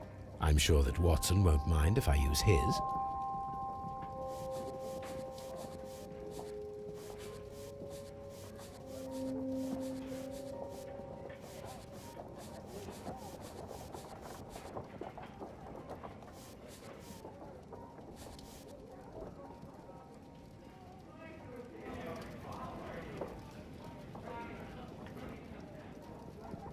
Mr. Holmes, the coroner had... But what are you doing? Tampering with the evidence? I prefer to make them talk. Today, I almost found it. This date will go down in history. Sir Rodney was about to make an outstanding discovery. Wonderful. I could retrieve only the final words. The rest of it is lost. Perhaps the autopsy will assist us in that matter. I'm not sure that I can allow you to inspect the body now. I am sure that you must, Constable. Well...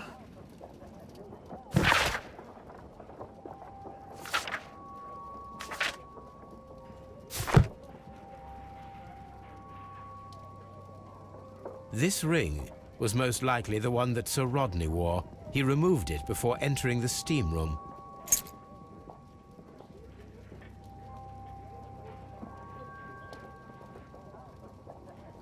I see the join. This ring was repaired, and quite badly too, with silver.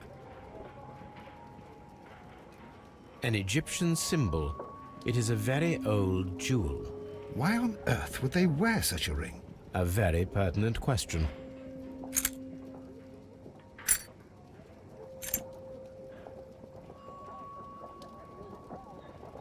An old and rather dirty coin.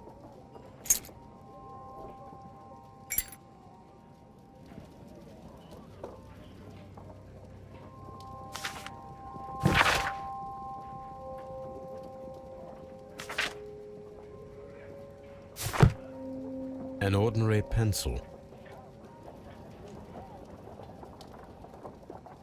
When Garrow found Sir Rodney dead, he wiped the blood upon himself. A phial with herbs. Do you know what it is, my dear fellow? It's the St. John's wort flower, Holmes. It's commonly used as a drug against melancholia. However, an overdosage might lead to a rash or even hallucinations.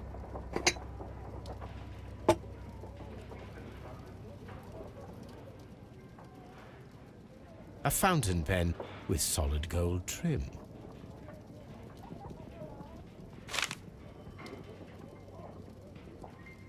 Sir Gregory Pitkin's visiting card. An embroidered silk handkerchief.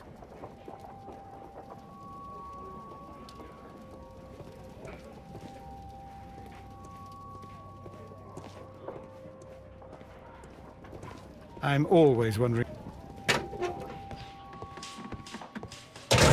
Locked.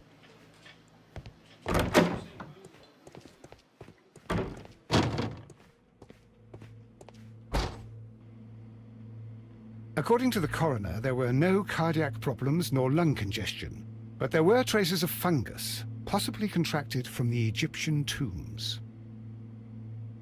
The coroner observed no stomach nor liver disease, if we're to accept that Sir Rodney was an occasional drinker and 63 years of age.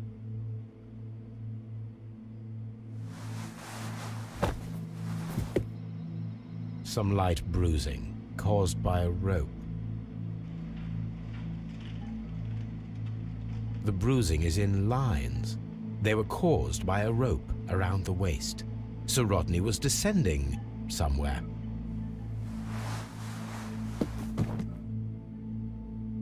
An unusual wound, inflicted by a curved knife, which resulted in instant death, as the coroner's report says.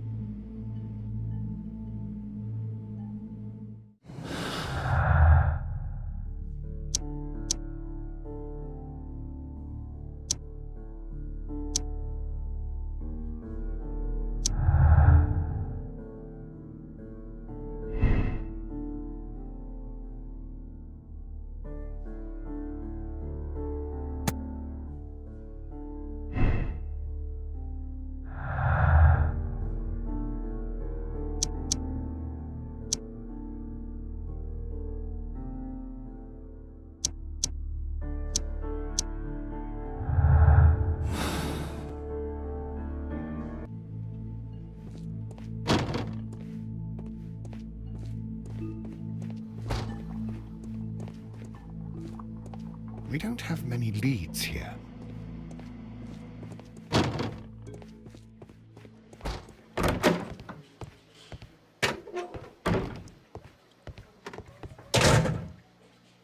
Please escort this suspect for interrogation. Good day to you, sir. My name is Sherlock Holmes, and I am assisting the police with their investigation of the murder of Sir Rodney Bentcliffe. Would you mind if I asked you a few questions? Not at all, Mr. Holmes. My name is Percival Blinkhorn. What is your occupation? I'm an archaeologist, specializing in the Roman period. I'm working on several excavation sites at present, including the baths at Strand Lane. Can you tell me more about the baths? Well, we're hoping to retrieve a great many interesting artifacts from the site, and to list any items of value before their eventual restoration and exhibition. And has it been successful? It has, thanks to Sir Rodney. What was your relationship with Sir Rodney? Well, I couldn't say that he was a kind man, no. But he was talented. I felt a great admiration for him, I must say. Was it your first collaboration? I had met Sir Rodney briefly once in Egypt, and I'd shared my researches with him. Surprisingly, my work did convince him to come here. He arrived only a couple of months ago. Surprisingly?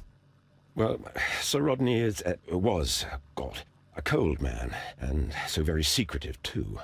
But I learned so much from him. I can't believe that he's dead. Can you tell me what you saw today? Well, we entered the steam room, and we all went to sit down. The steam was particularly dense, and I didn't see anything much further after that. I just heard Mr. Garrow shouting, but we all ran for the door and bumped into each other. I was very alarmed by this point. What did you do?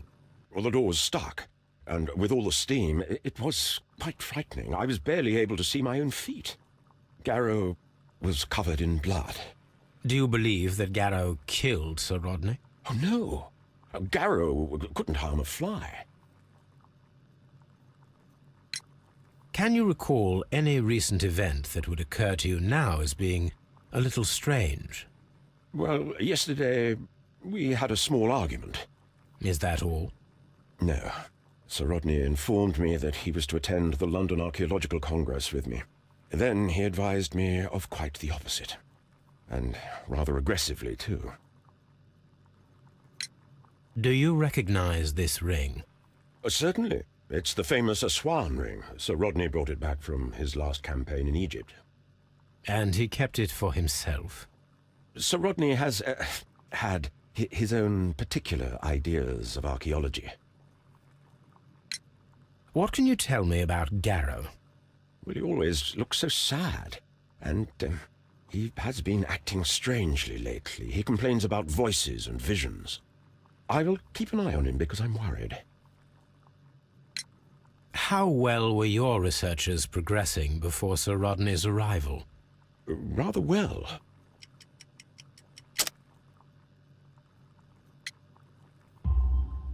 This letter reveals that Sir Gregory was prepared to put a stop to your work. Yes.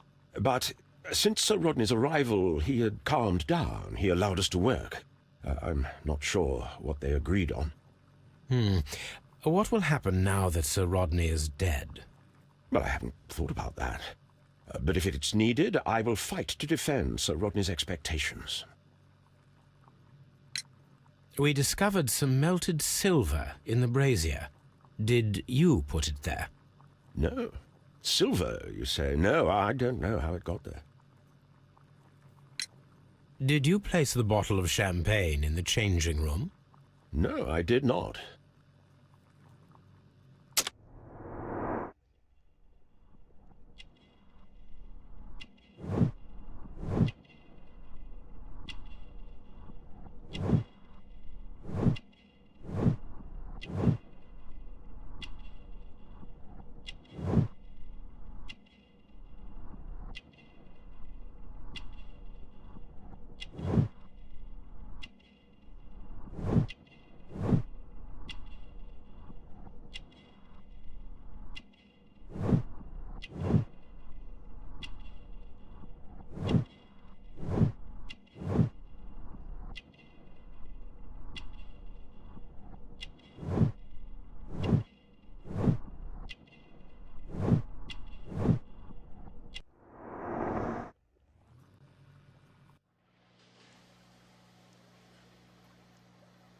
Please escort this suspect for interrogation. Good day to you, Sir Gregory. My name is Sherlock Holmes. I'm assisting the police with their investigation of the murder that took place this morning. Would you mind answering a few questions? Tell me, Mr. Holmes, will I need to stay here for very much longer?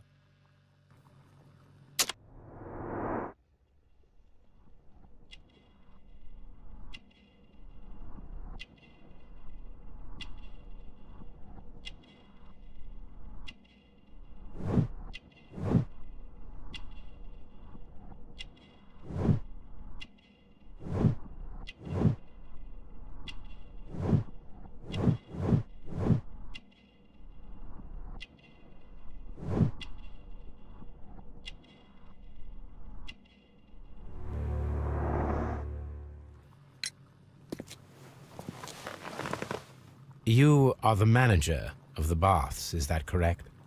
Yes, I'm passionate about archaeology. I wanted to restore the ruins. My ambition is to open the baths to the public. Living archaeology can be a profitable business, although now I'm not so sure. I see. When do you wish to begin using the baths? When the archaeological researches are over, I will be free to complete the restoration. It is the usual process. What was your relationship with Sir Rodney Bentcliffe? We were not particularly close. He had an unpleasant temperament. Suspicious, authoritarian, unkind. People possessed by genius may be forgiven for their nature, but not by me. Was he obstructive? Not at all. Everything he did led us to greater success. He helped us increase the potential of the building. Please tell me what happened this morning. The test that we performed this morning was a success. The steam was working well. But then, of course, that awful murder. What did you see? The steam was too thick to see anything. But ask Garrow. He saw the body first. Had Sir Rodney exhibited any recent strange behavior? Look, I'm not a suspicious fellow, but I think that he had professional interests elsewhere that he did not wish us to know about. Why should you think that? Where? I have no idea. But after all, it was not my business. How was the work progressing before Sir Rodney's arrival? Rather slowly, I would say.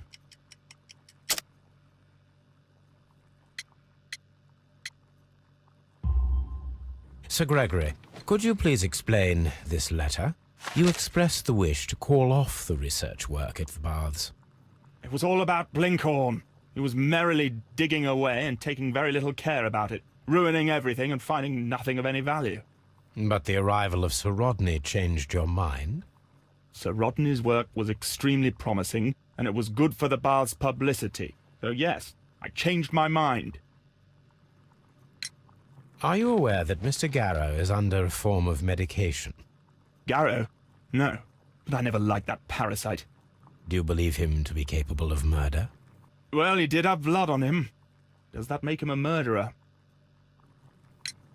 Some melted silver was found inside the steam room brazier. Do you know where it came from? Silver? No. Did you bring a bottle of champagne to the baths? Absolutely not. Sir Rodney did, I think.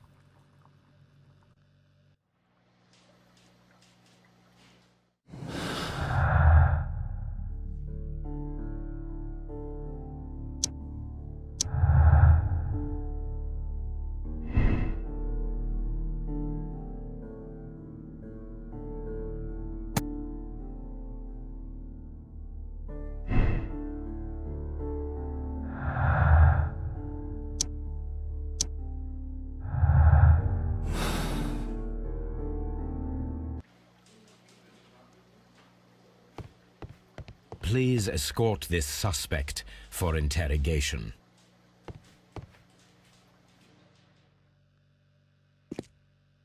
A good day to you.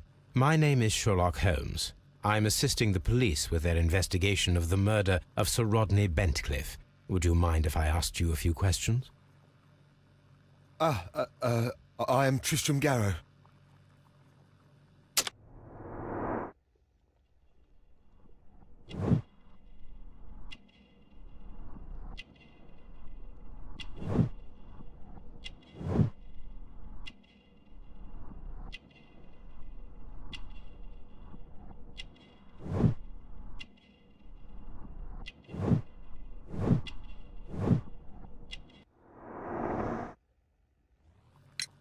What is your occupation?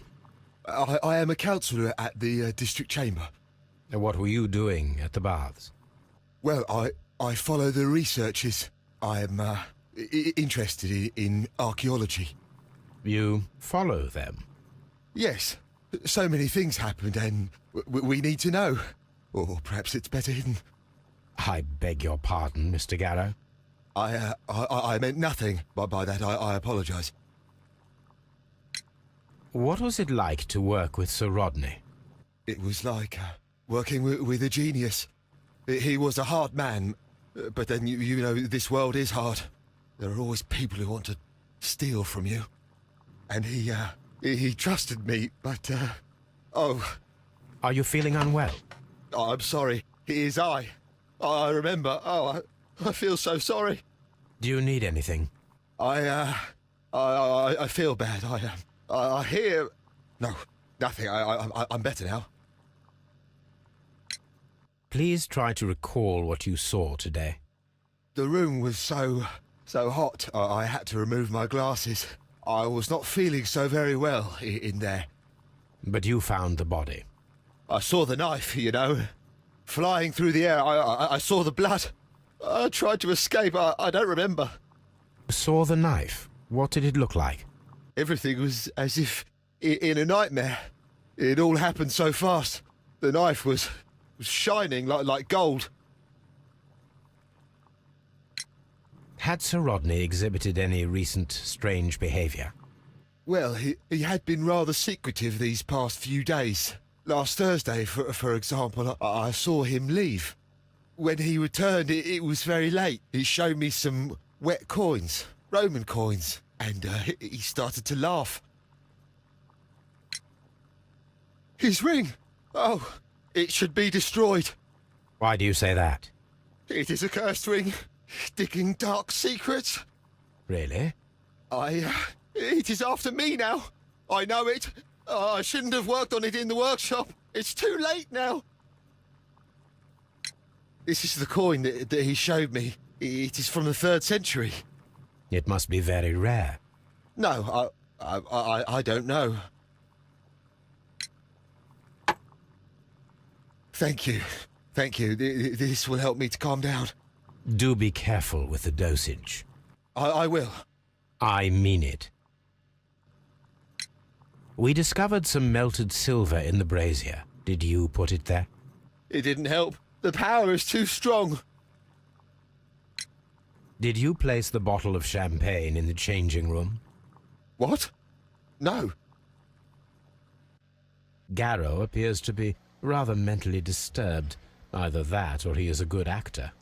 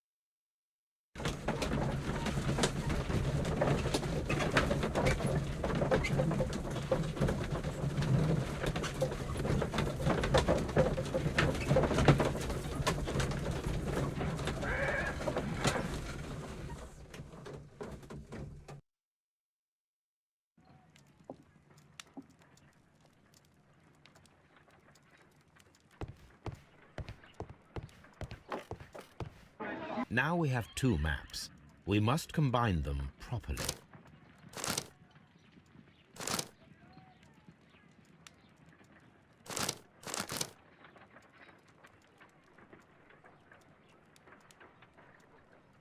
Watson, pack your bag. We are visiting a location in St. Albans marked on Sir Rodney's map.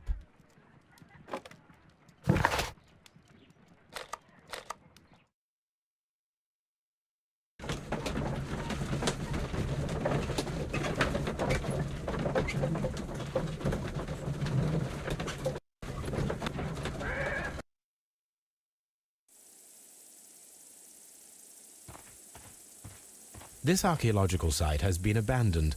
Why did Bentcliffe come here? Have you found something interesting?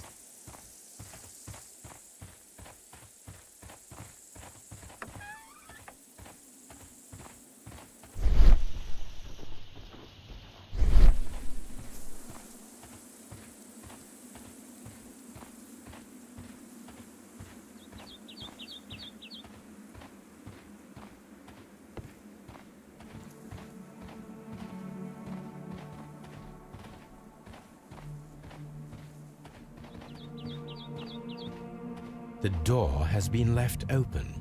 Someone did not care or was in haste.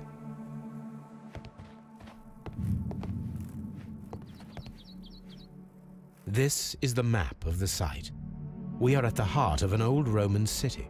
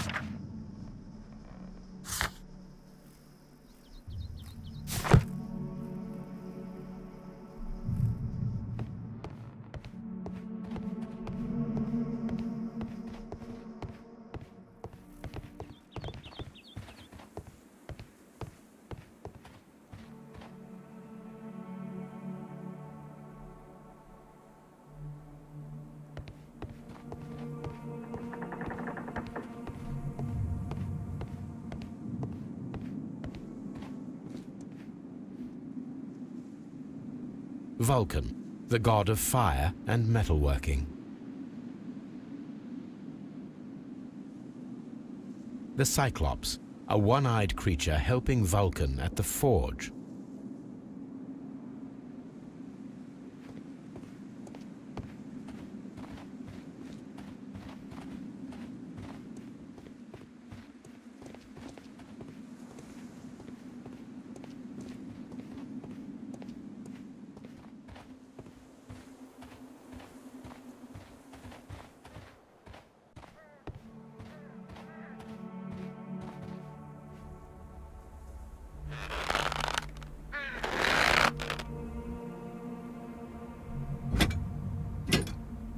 Excavating tools, a bucket, shovel, and brush.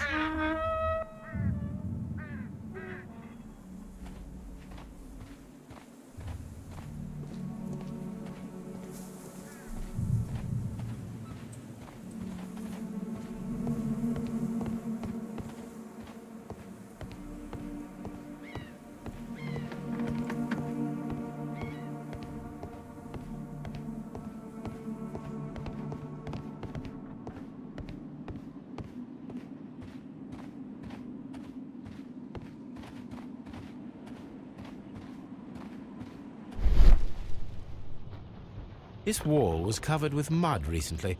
What could be hidden here?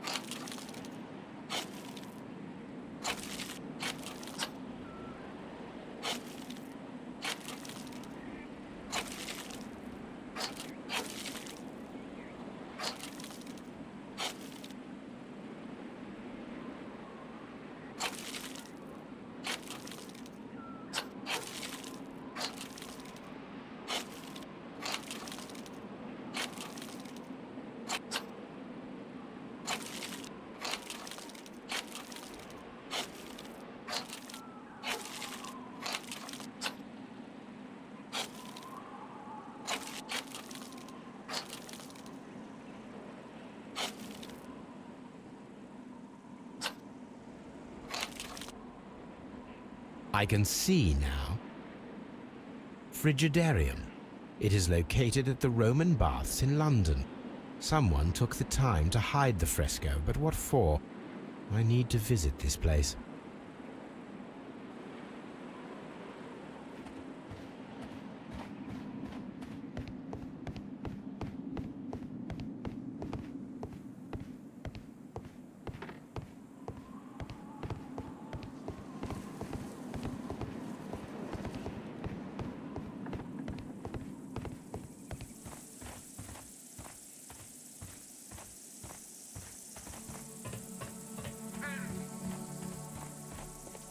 This railway is used to remove rubble from the site.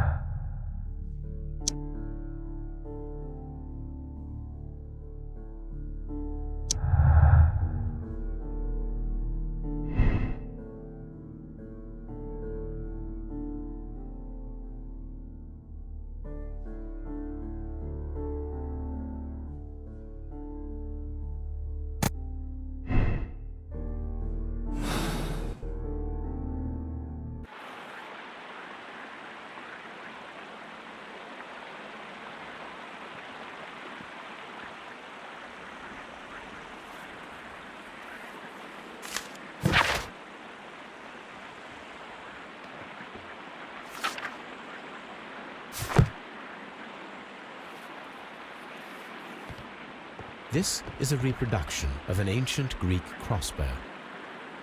This is a reproduction of an ancient Greek crossbow.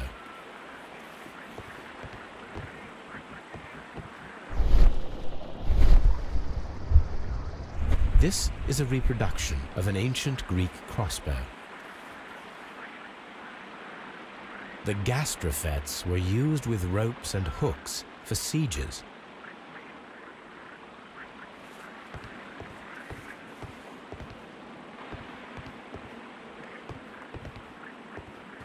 The door has been left open. Someone did not care or was in haste.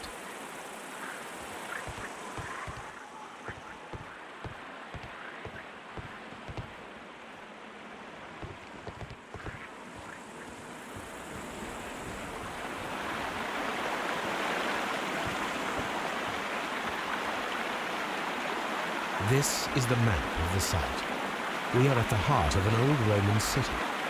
The gastrofets were used with ropes and hooks for sieges.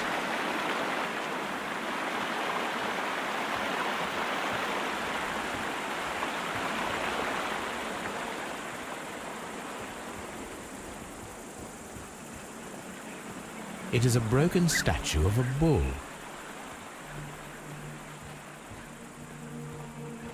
Neptune, the god of the sea. It is a statue of Minerva.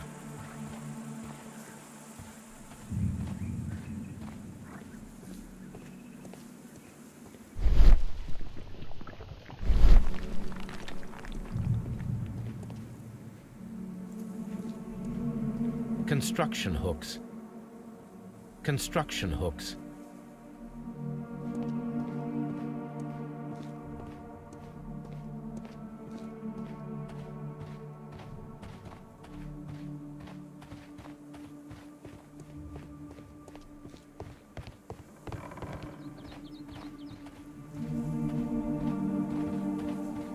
What should we do next, Holmes?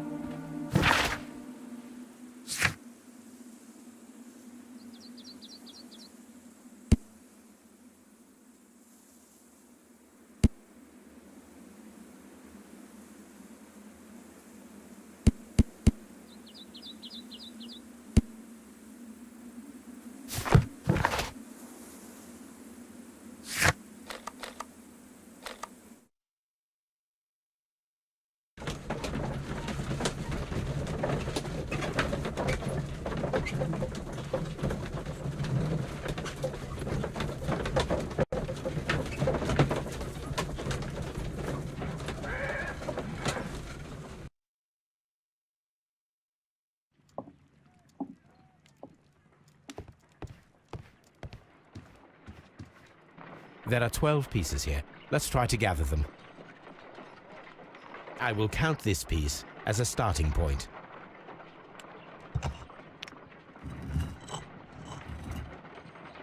I will count this piece as a starting point.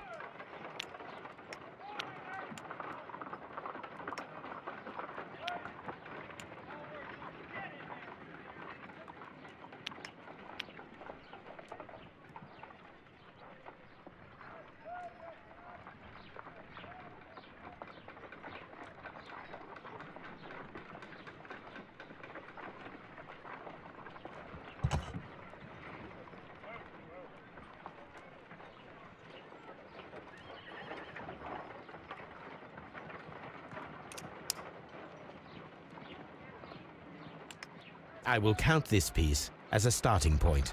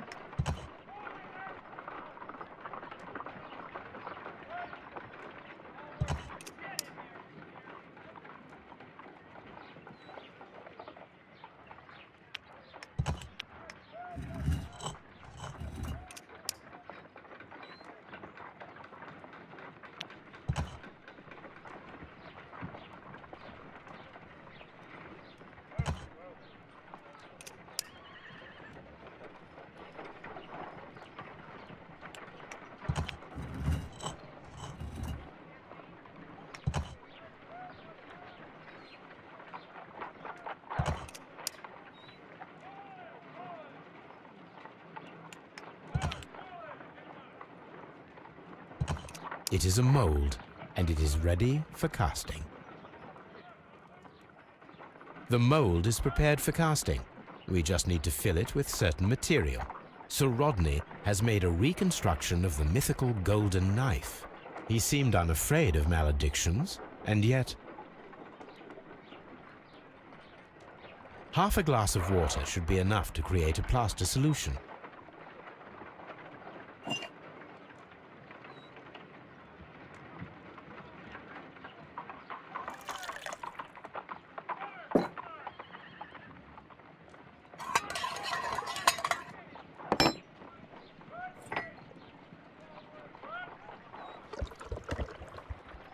Now let us see what we have here.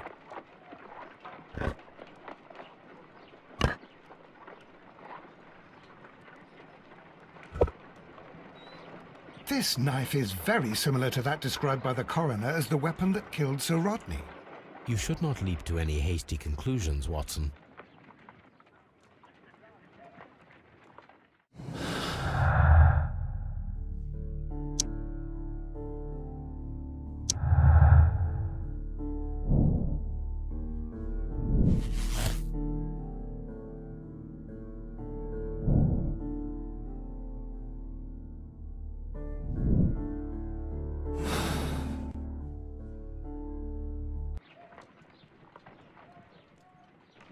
Let us try to create an object from silver by using the mold.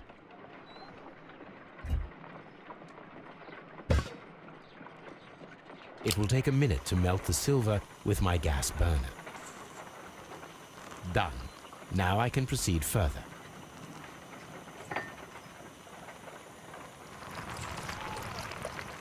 The mold is hot. I should wait for it to cool down. Done. Now I can proceed further.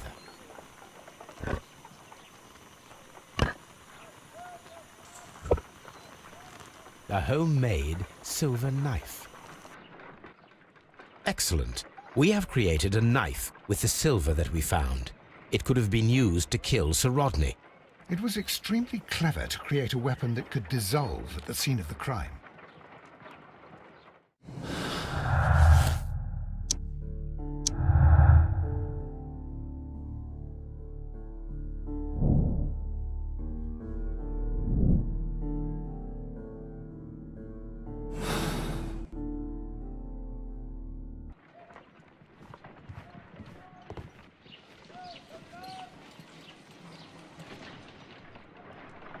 What should we do next, Holmes? On the sofa for the third time today. Well, don't be surprised if Watson sits on you again.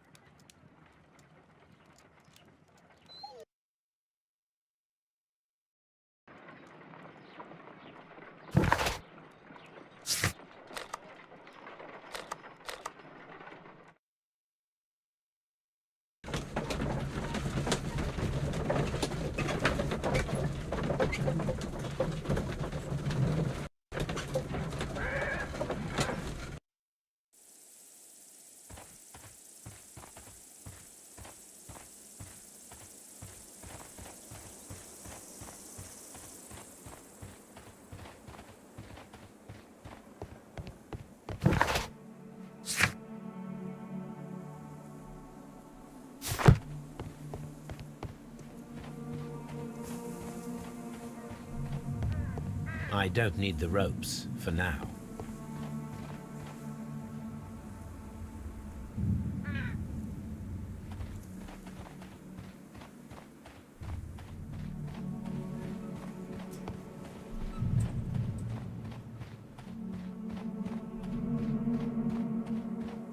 It is a statue of Minerva.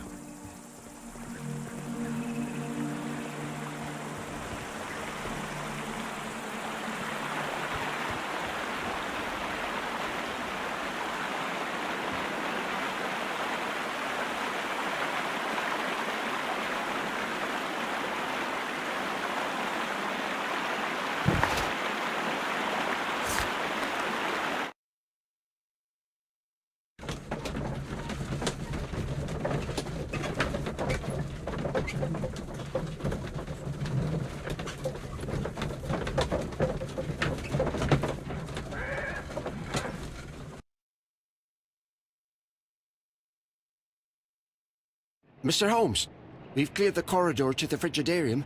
You can visit it now. Thank you, Mr. Phillips. All these events are bad for the baths. And my job.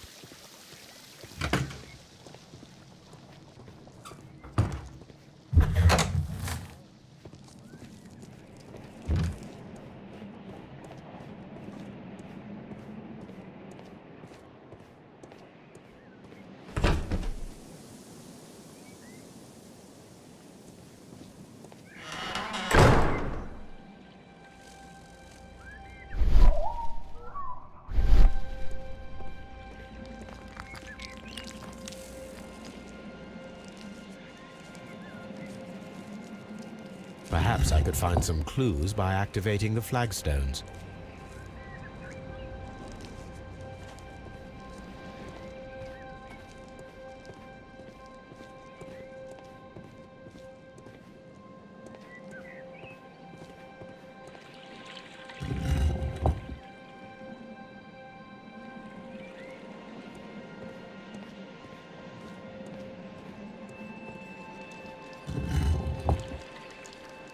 A symbol.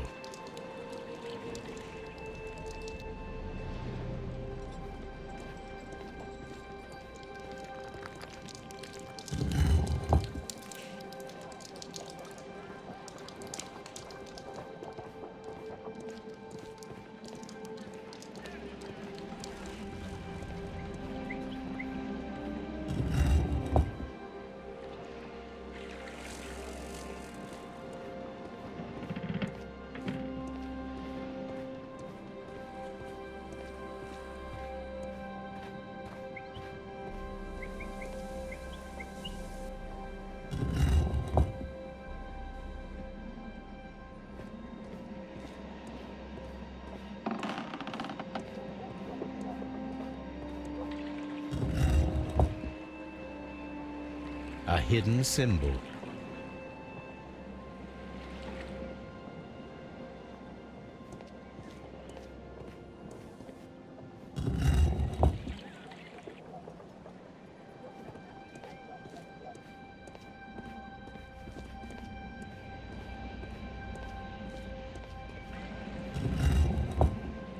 A hidden sign.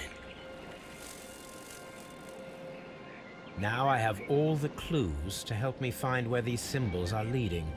All I need is imagination.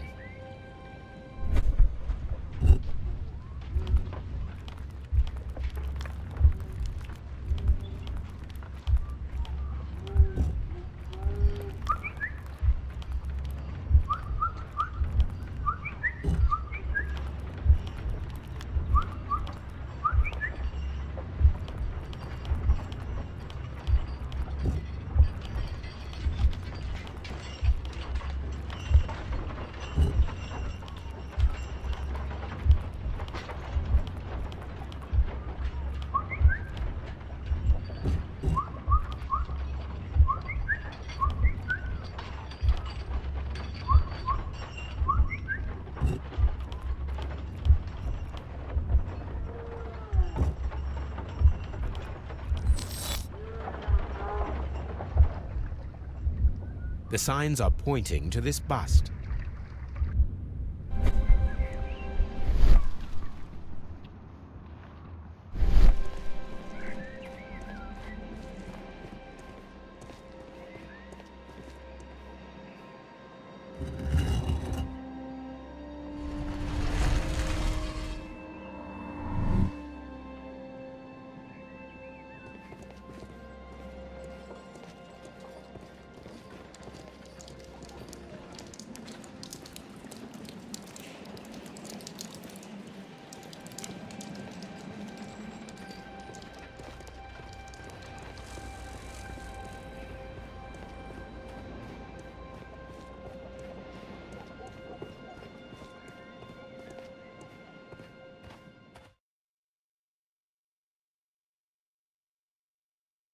What is this place?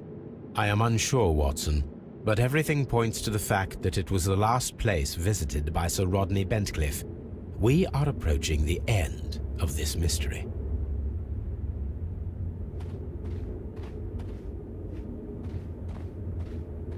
I'm always wondering what's on your mind, Holmes.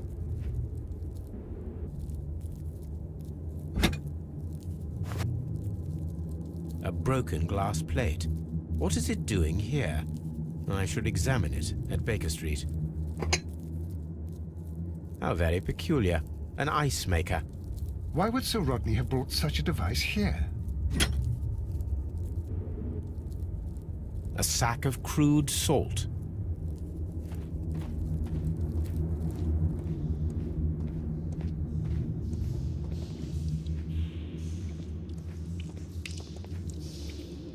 Mithras, the god, clothed in Anatolian costume and wearing a Phrygian cap, killing the bull.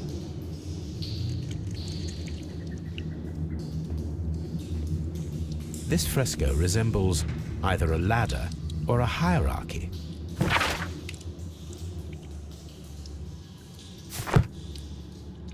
This fresco resembles either a ladder or a hierarchy.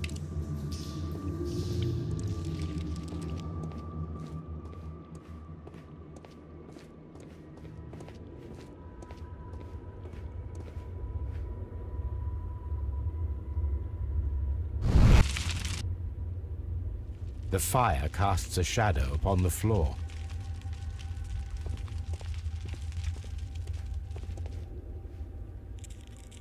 This shoe is not from the Roman era. It is medieval at best.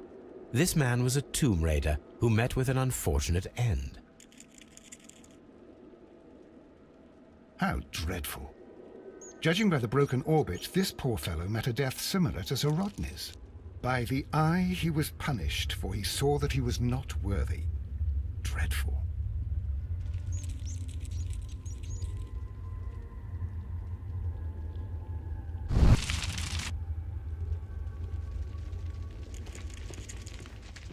We don't have many leads here. Mummified bodies. We're in some type of catacomb.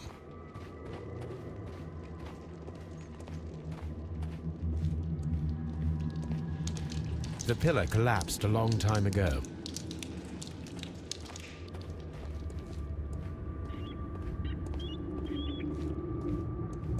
Mummified bodies. We're in some type of catacomb. We cannot go any further. Mummified bodies. We're in some type of catacomb.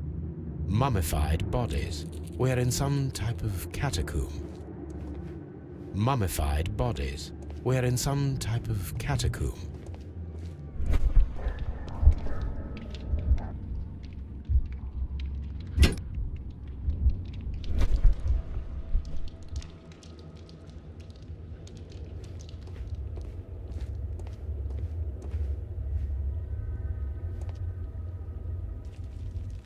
It resembles a bull. This shadow seems to represent a bridge. It is very similar to the face of Mithras.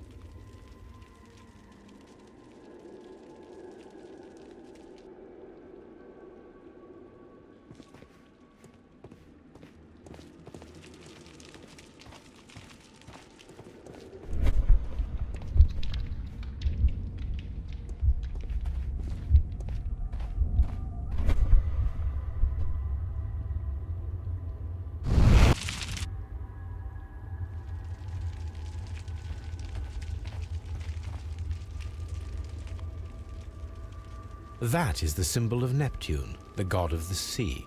The shadows show us the way to go. We will find Mithras after Neptune, the bull, and the bridge.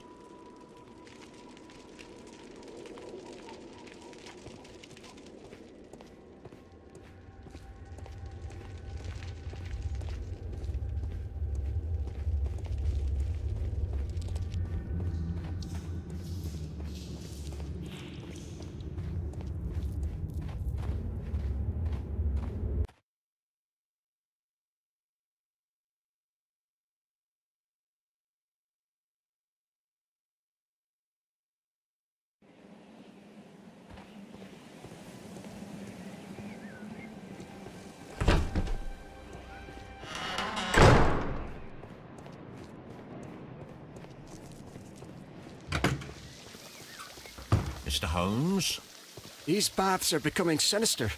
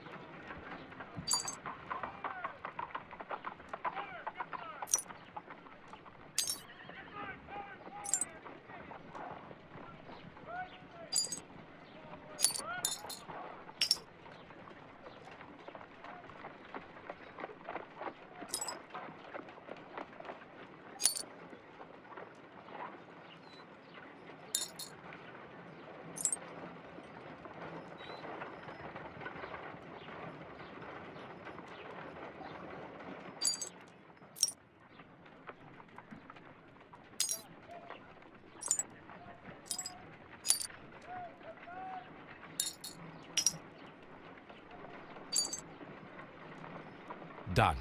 Watson, could you please use this negative and your photographic equipment to process the photograph?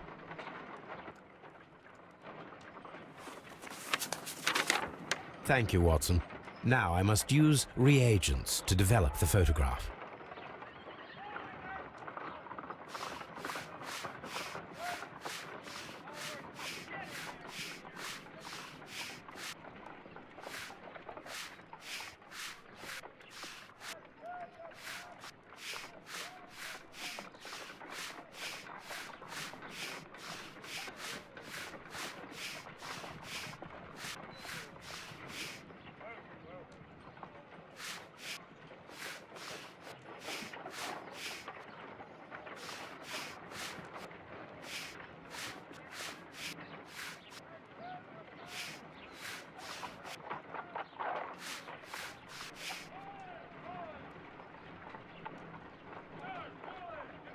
The Pyramids of Giza in Egypt. Another archaeologist, most probably. Ice cream. Salt. Ice. Ice cream. Sir Rodney. Ice cream in the desert. We are indebted to the Romans who developed the technique. So that's it. Salt and crushed ice may help to create ice cream.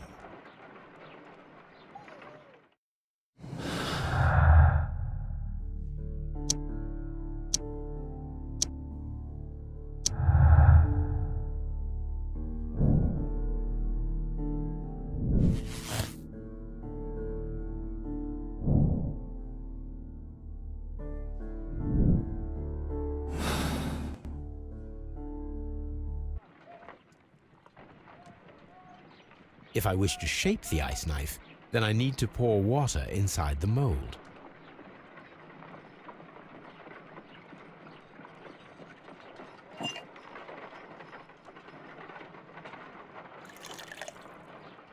Ice, salt, and then the mixing. It should be elementary. We need to reach -20 degrees Celsius to fully freeze the water inside the mold. Before beginning, I must remember that I have enough ice and salt for no more than 4 attempts. A block of ice. I have only to use my ice pick. Ice, salt, and then the... Holmes, look. The temperature is reducing.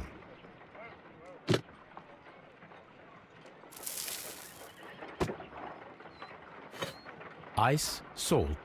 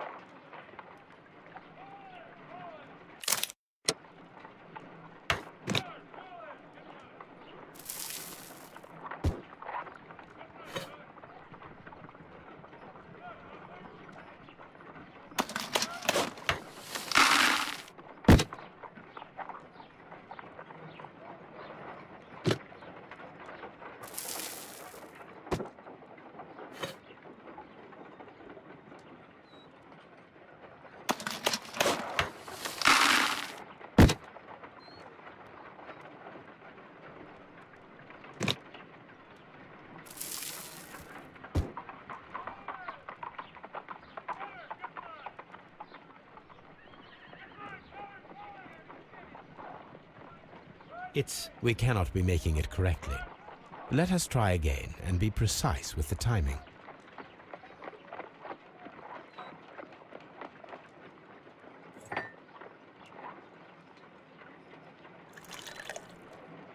Ice, salt, and then the mixing. It should be elementary. We need to reach -20 degrees Celsius to fully freeze the water inside the mold. Before beginning, I must remember that I have enough ice and salt for no more than 4 attempts. Ice. Holmes, look. The temperature is reducing.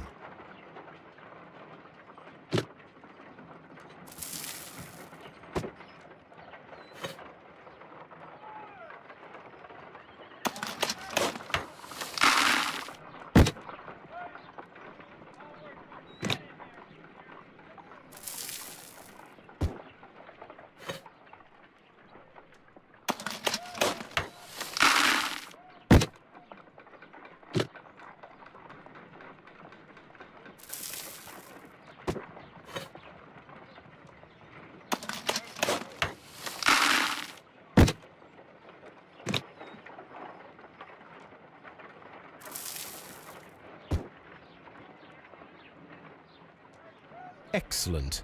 Now we must check to ensure that it is adequately frozen.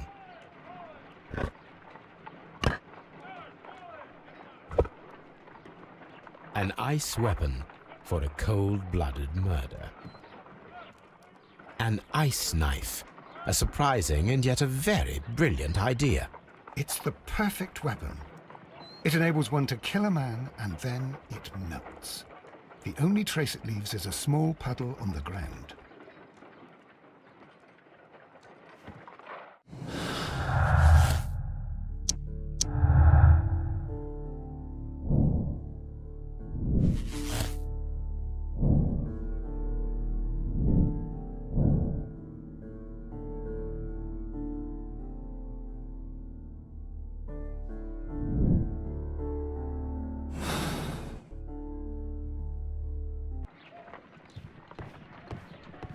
What should we do next, Holmes?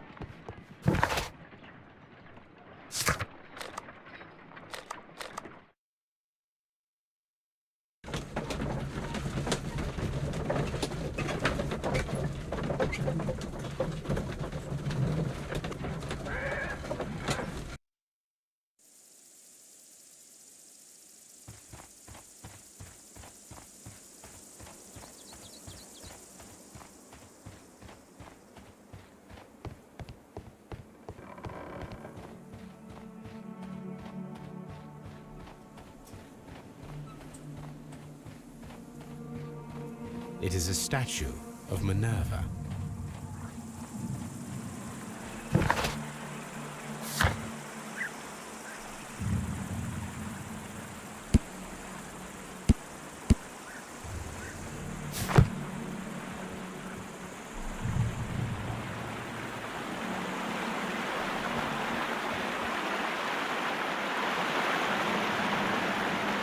We should use these metal rings to help us reach the bridge pillar.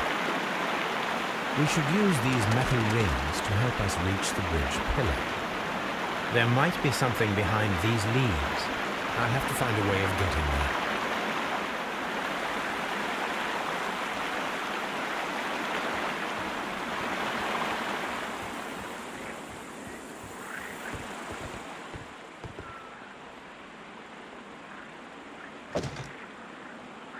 I should use the appropriate object here. I should use the appropriate object here. I should use the appropriate object here.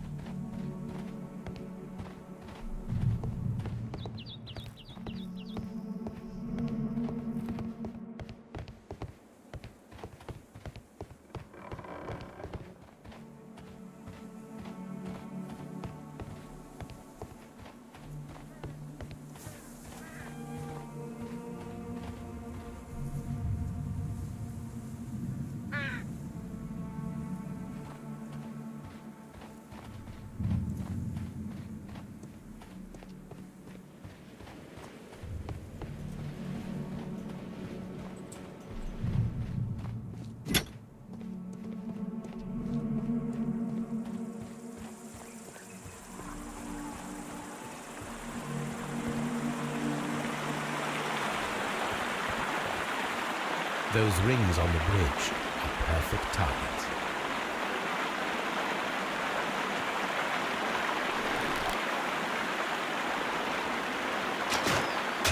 This one is ready.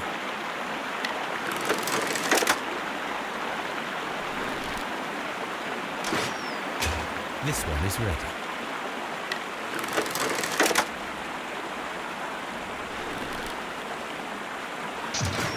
Firing against defeaters requires a lot of practice.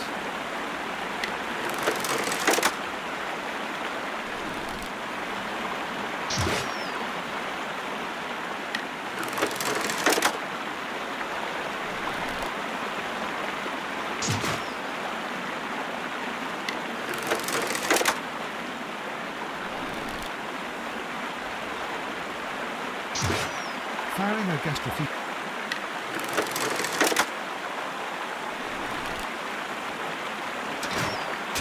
The bridge is ready. Now I must cross it.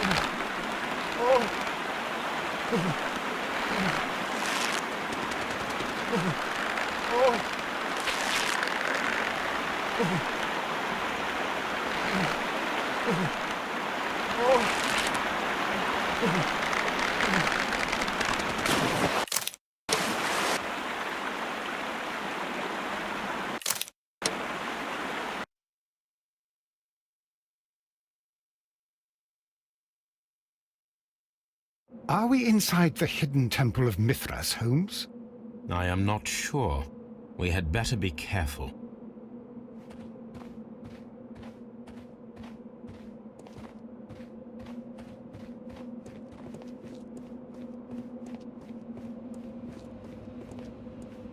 I saw this symbol in the tunnels underneath the Frigidarium.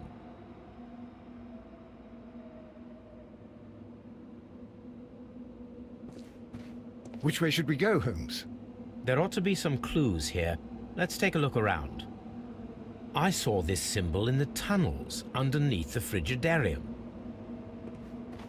I saw this symbol in the tunnels underneath the Frigidarium. I saw this symbol in the tunnels underneath the Frigidarium. I saw this symbol in the tunnels underneath the Frigidarium.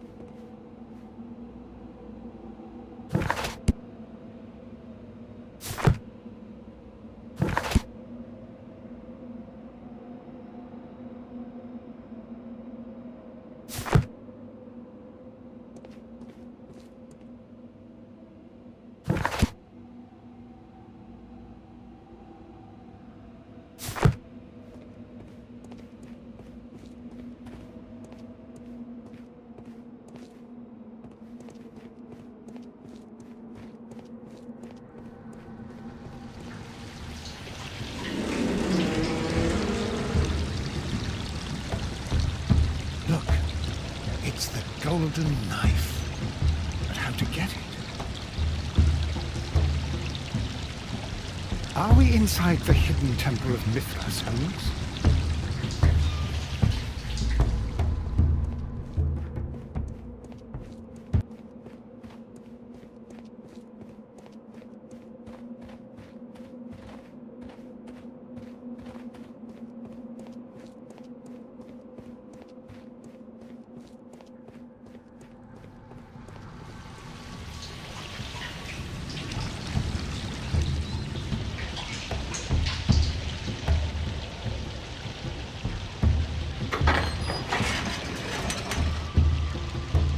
Watson, I need your help.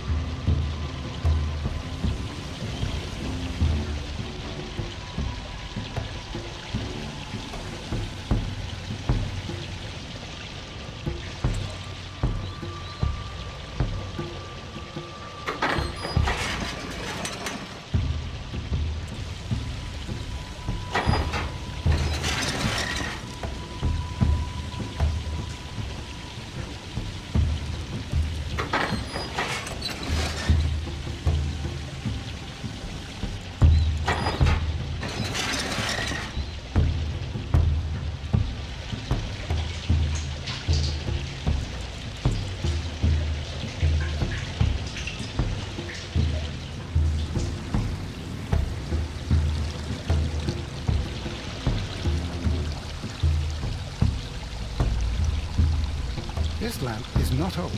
The oil is still fresh. Perhaps Sir Rodney passed by here. No, I do not think so. Remember, he went no further than the catacombs underneath the frigidarium. The murderer left this lamp.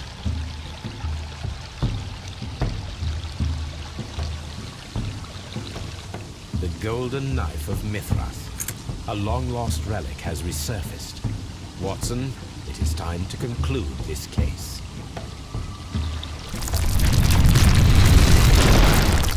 Excellent. Now, we should find another way of getting out of here.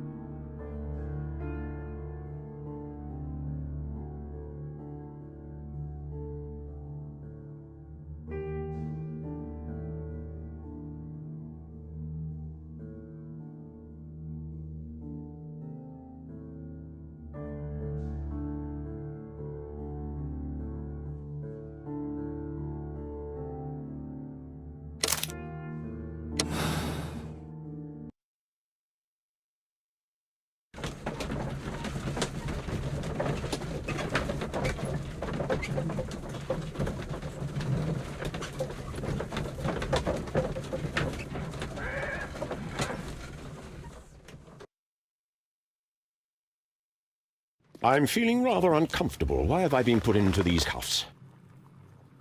I fear that you had better get used to them, Mr. Blinkhorn. They are your reward for the murder of Sir Rodney Bentcliffe. What? No, that's a lie. It is regrettable, for you are a talented archaeologist. I will request that you are placed in a prison where you are unable to dig an escape tunnel. That is, of course, if they decide that you shall live. The consulting detective who salutes your intelligence in performing the perfect crime, yes, but also the gentleman who detests your motivation. You know nothing. You wish to be the one who would reveal this to the world. Is that the golden knife? How? I also like to dig, you see. I only followed your trail. Such a pity that there is always someone willing to steal your credit, wouldn't you say? And there was the chance of a lifetime. You had to take it. It was not to be shared. But now I am here, and there is no one who will stop the tread of justice, Mr. Blinkhorn. Goodbye.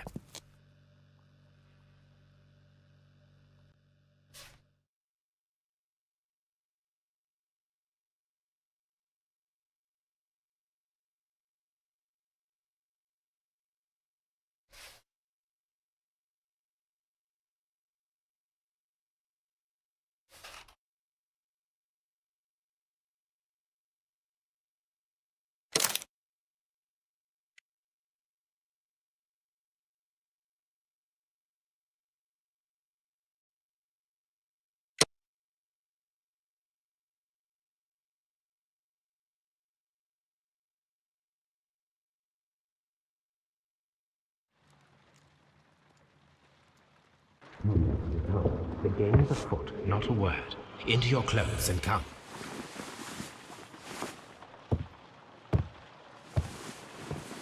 I'll wait for you in the sitting room. I've just received a note from Inspector Lestrade, a letter from the suburbs. He is in need of my presence. Whenever he has asked for my assistance, it has always turned out to be entirely justified. I fancy that every one of his cases has found its way into your collection. Yes, they all seem worthy of...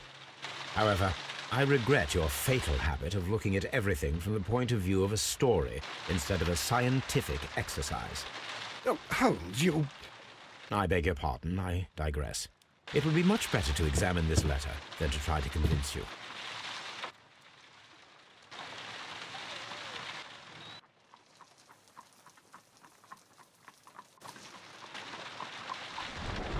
I agree with you, Toby, that Watson's shoe is preferable. The letter is on the table, Holmes. You should take a look. I agree with you, Toby, that Watson's shoe is preferable to Mrs. Hudson's cold cuts.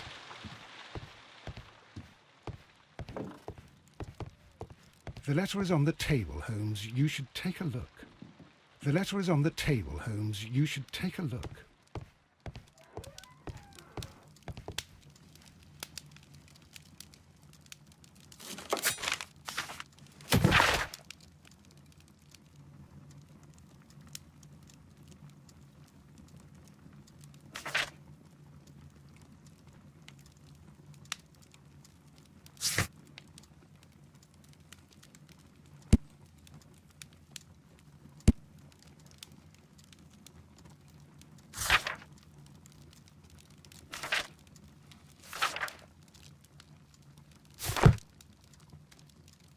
This is where I keep my post. The letter is on the table, Holmes. You should take a look.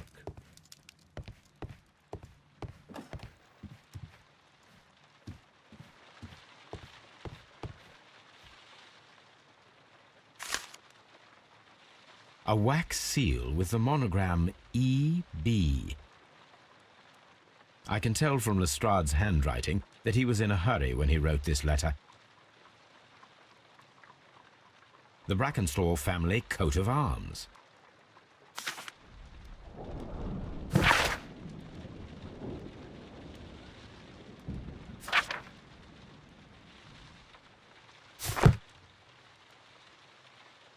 So, what is it, Holmes? Promising, as always, it appears to be a case of murder. So you believe that Sir Eustace is dead? I should say so. Lestrade wouldn't have sent for me for less. His writing shows considerable agitation, and he is not an emotional man. These people belong to high society. The quality of the writing paper, the EB monogram, their coat of arms. The crime was committed before midnight. Holmes, how can you possibly tell? Well, it is all thanks to Lestrade. He wrote his letter at 3:30 in the morning.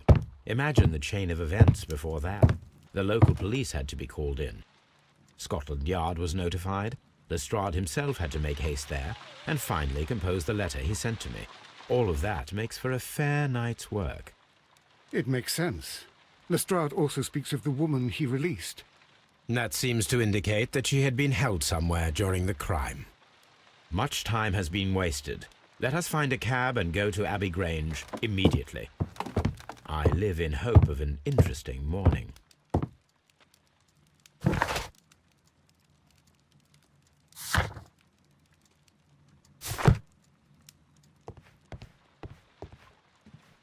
Let's go to Abbey Grange.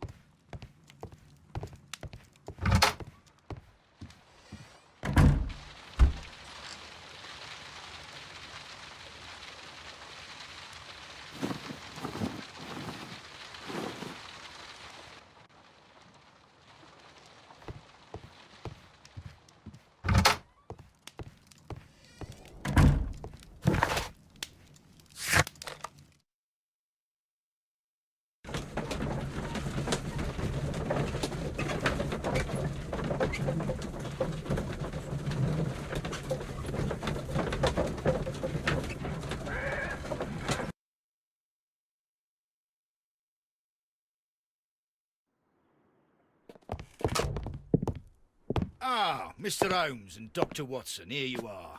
I'm very glad that you have come, but perhaps I should not have troubled you after all. And why is that? Lady Brackenstall has come to her senses, and she has given so clear an account of the affair that there is not much left for us to do. You remember that Lewisham gang of burglars? What, the three Randalls? Exactly. The father and two sons. It's their work. They stole a silver service, which is of great value. Sir Eustace Brackenstall is dead, then? Yes. His head was knocked in with his own poker. A violent act of aggression. Yes, the poor lady. She has had a most dreadful experience. She was assaulted and tied to a chair. But I think that you would best see her and hear her account of the facts. She's in the morning room with her maid, Teresa Wright. Where is the body of the deceased? In the dining room. We haven't touched anything. All right. I'm going to examine it. Very good, Watson. Lady Brackenstall awaits you in the morning room.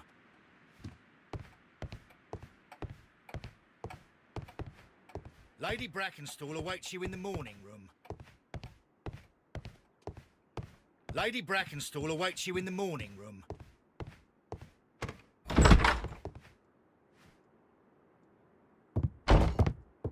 Ladies, allow me to introduce myself. My name is Sherlock Holmes.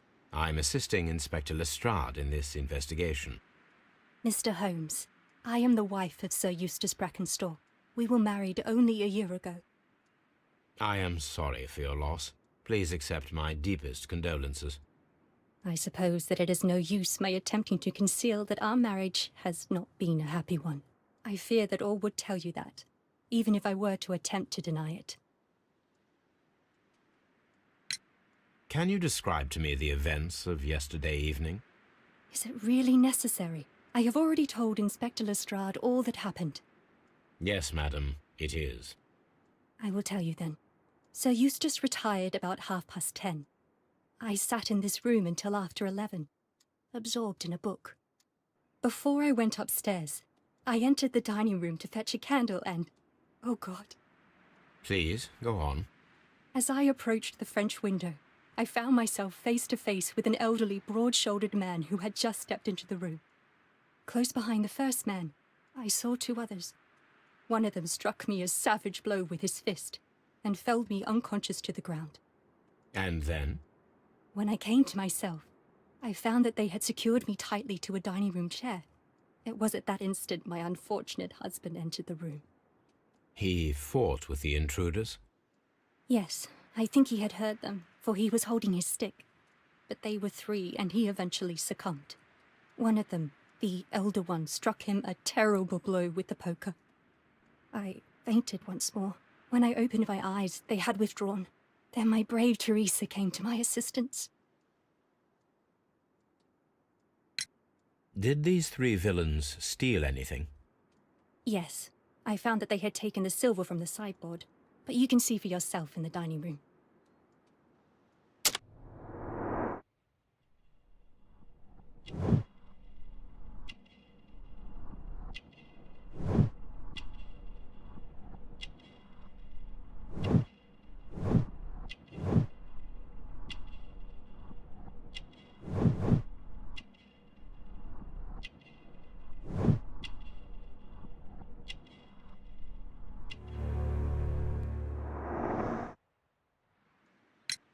You mentioned that your marriage was not a happy one. Was there anything specific that was troubling you? He was not a nice man when he was drunk, and he suffered from dark moods, but nothing else. The bruises on your hands are at least 1 week old. Your husband caused those bruises? Oh, do you? Yes, he did. He was very angry at the time. Out of control. Again. Sir Eustace was a drunkard. To be tied to such a man for life is worse than death. Your ladyship?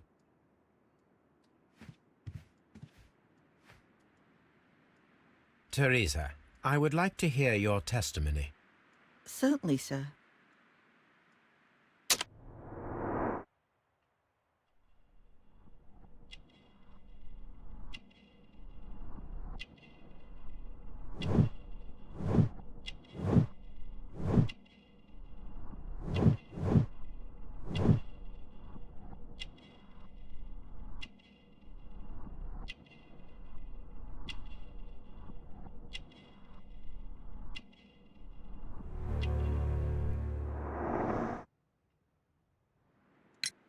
As I sat by my bedroom window, I saw 3 men in the moonlight down by the lodge gate. But I thought nothing of it at the time. Oh, if I'd known. And then? I went to bed, and it was more than an hour after that I heard my mistress scream. And down I ran, to find her tied to the chair and him on the floor with his head smashed. That's all I know. Oh, what a horrible thing to have happened.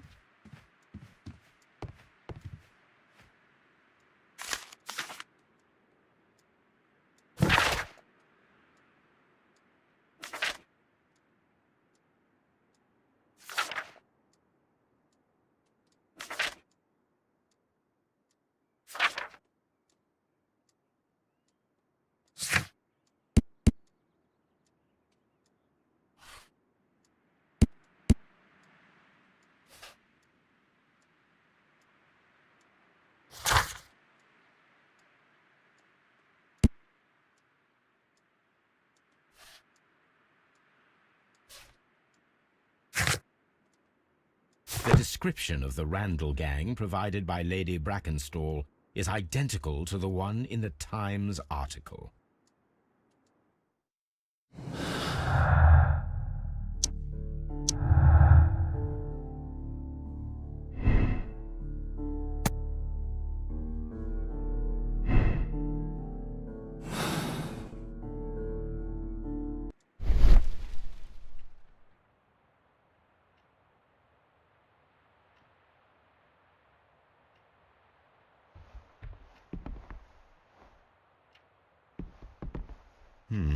These scratches are most definitely made by the picture frame.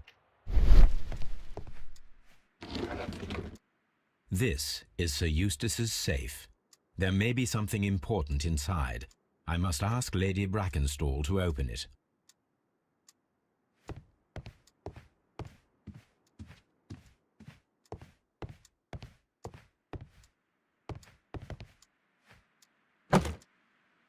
This photograph of Lady Brackenstall and her maid Teresa was taken at a port, but which one?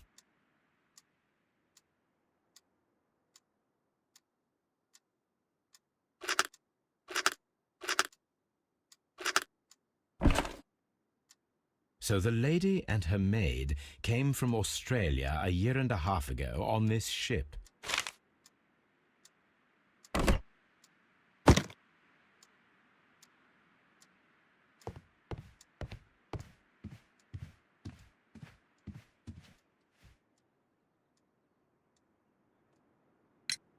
Lady Brackenstall, could you open this wall safe?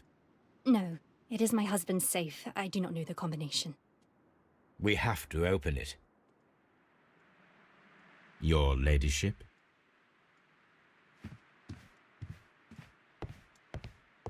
Let us try to open this safe. This safe can be cracked. I only have to pay attention. The dial will vibrate when it is set to the correct number.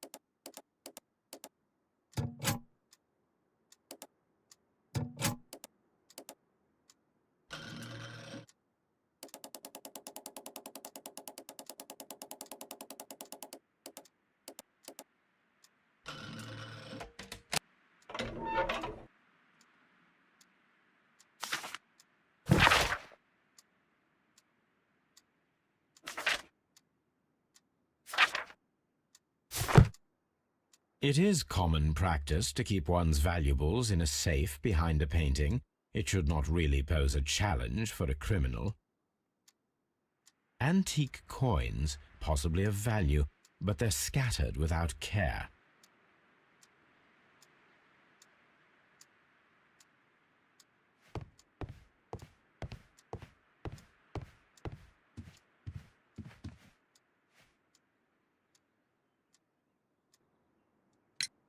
Sir Eustace's doctor speaks of his violent behaviour.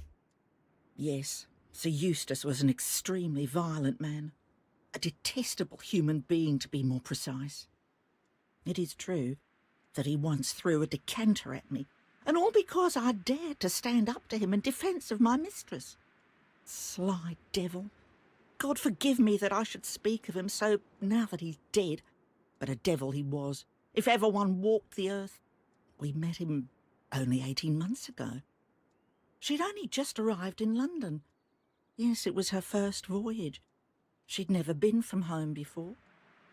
Wonder with his title and his money and his false London ways. If she made a mistake, she has paid for it, if ever a woman did. She doesn't have any friends here, so it was especially hard for her.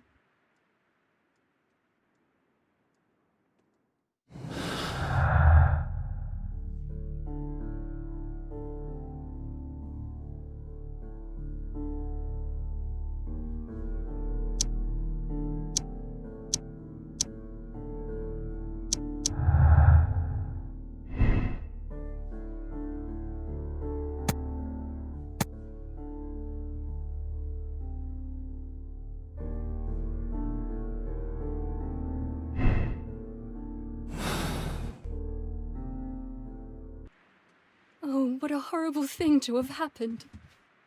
My mistress is very tired. Can't you allow her to her room?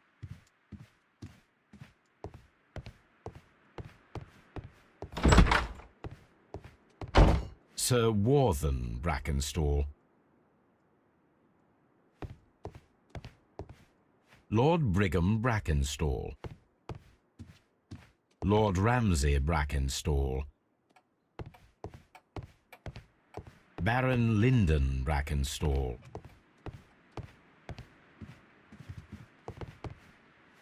Lord George Brackenstall. The Brackenstall family seems rather austere.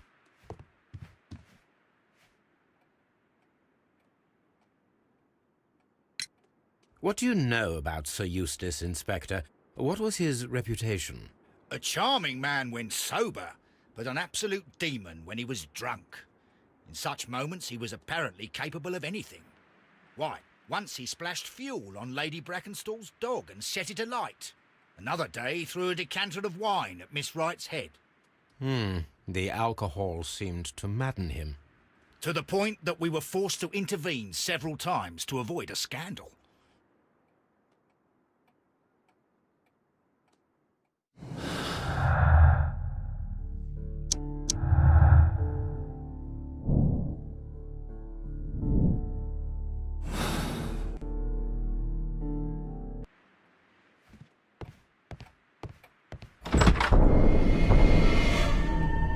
You should examine the body of Sir Eustace Brackenstall.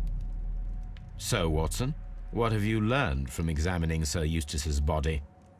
Well, I can confirm that the death was instant. Sir Eustace was facing his attacker when he received the blow to his head. There are no other apparent injuries. A hunter's cabin. A hunter's cabin. The hunting scene.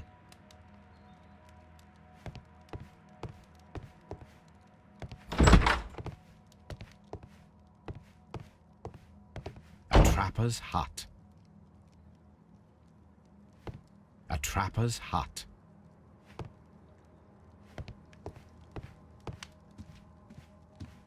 Antique hunting weapons.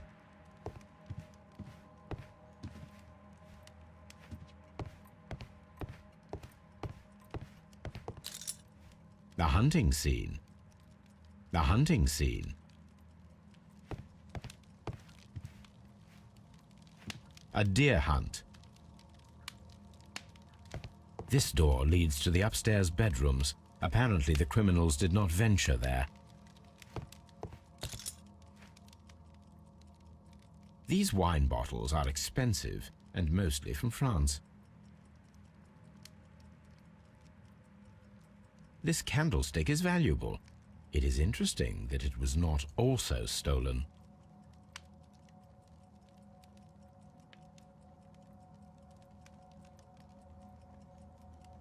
A bottle of wine is missing here.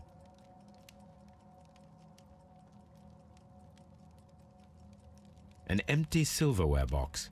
It appears that the intruders have stolen the contents. The criminals did not thoroughly ransack the house. They only took a little silverware.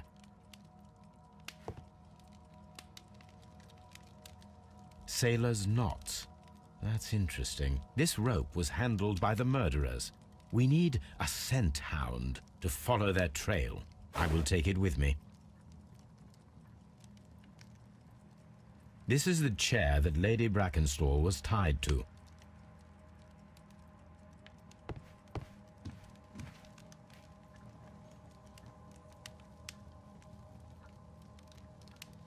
The head was cracked with the force of the blow. That must be the murder weapon. Barefoot, he had therefore been in bed and did not have time to fully dress.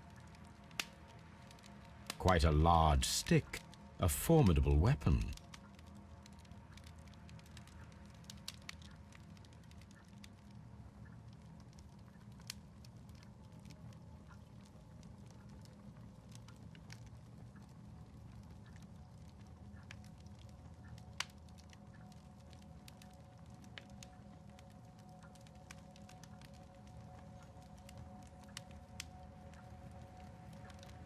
It is covered in blood. Sir Eustace might have struck his head upon it while falling from the blow. That is one possible explanation.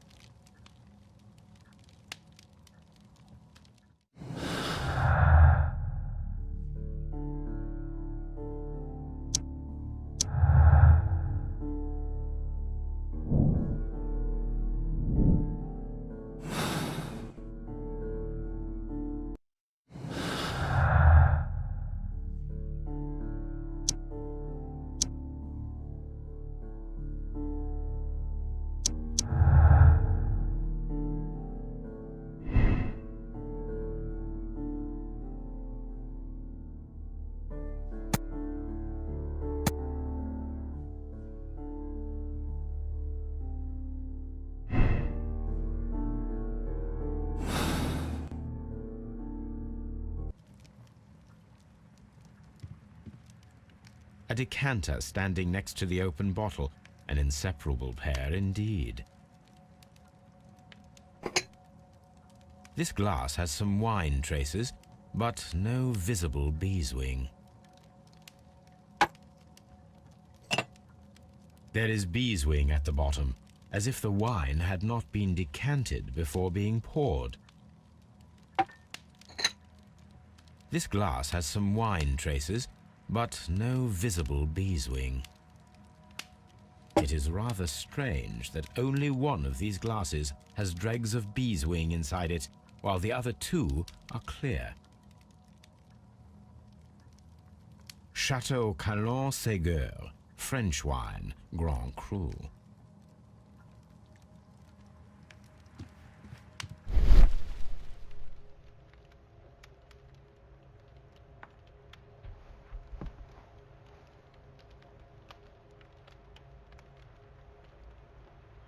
It appears that the bell rope was cut by someone taller than me.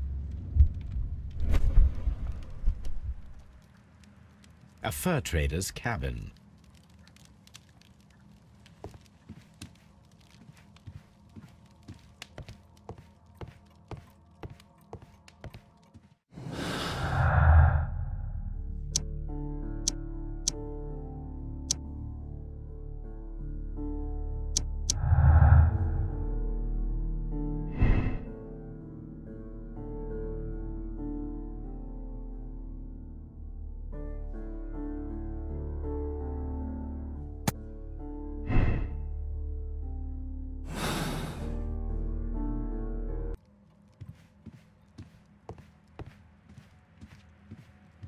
The death was instant.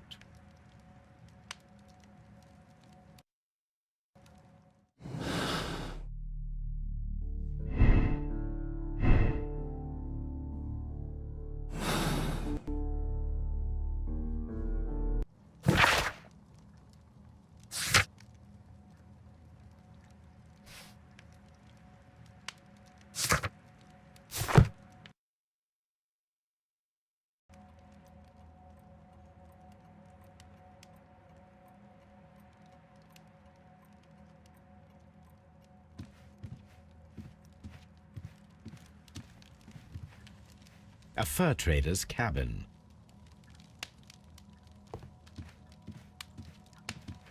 The death was instant. This house feels rather sinister. I can't say that I like it here.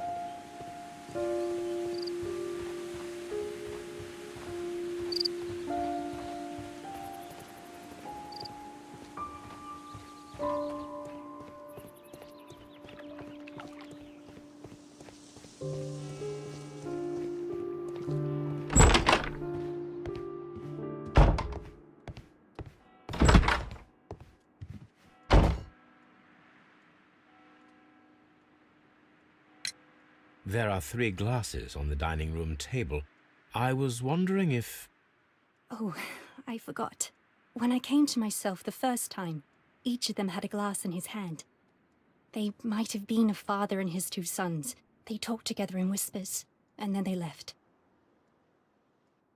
Your ladyship? Please leave my Mary alone. She suffered so much. I've searched outside for footprints, without any luck. This case is a simple one, isn't it, Holmes?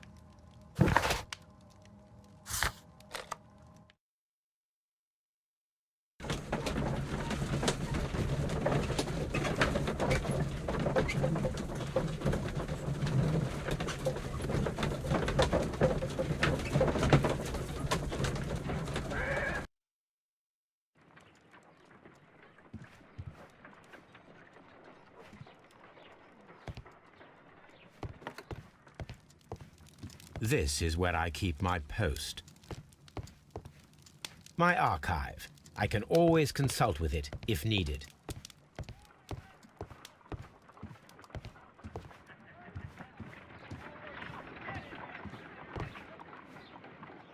Let us see how the rope was cut. The fibers at the end of the rope are smoothly cut. Let us try to find out what tool was used to cut the rope.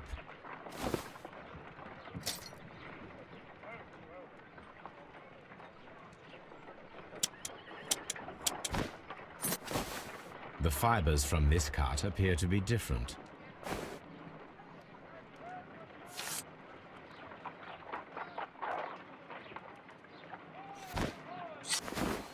If I cut the rope with a knife, it matches the original.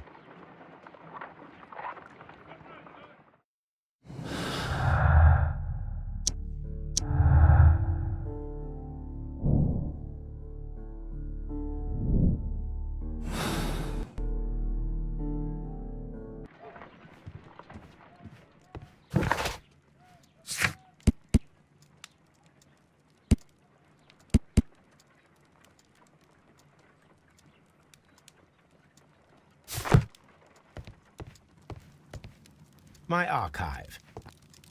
My archive. I can always consult with it if needed. My archive. I can always consult with it if needed. Come on, Toby. We need the best nose in the British Empire on this case. I agree with you, Toby, that Watson's shoe is preferable to Mrs. Hudson's cold cuts.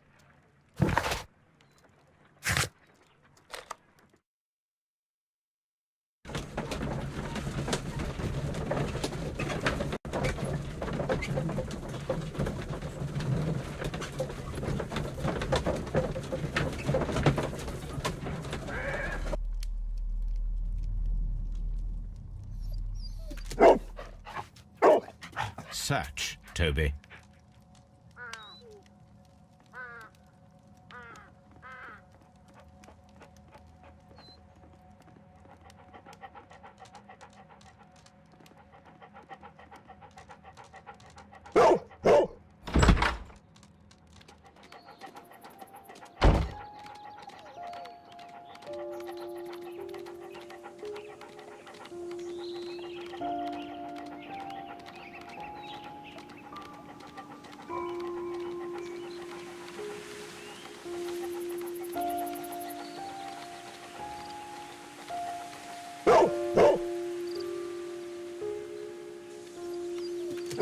The intruders entered the shed for some reason when they were making off with the silverware.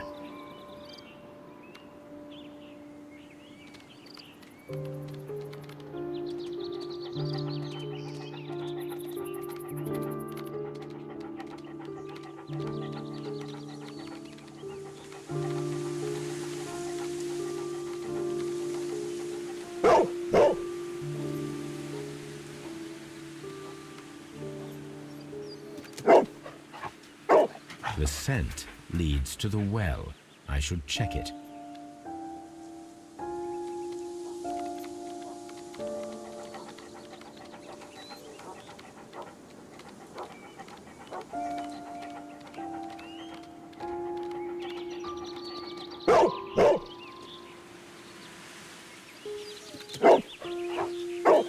The intruder's trail is lost behind this wall. The criminals left the house through the French window. They walked to the shed, then across to the well, before fleeing by climbing over the wall. I wonder why they chose such a winding route.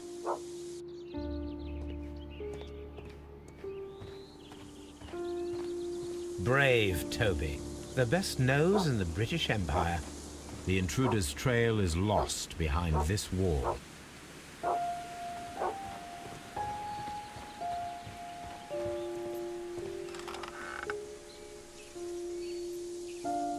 There's something glittering at the bottom there, but how can I reach it?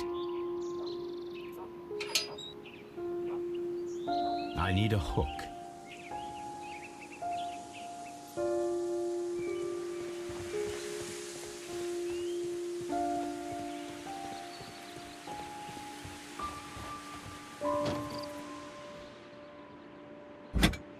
This hook might be useful.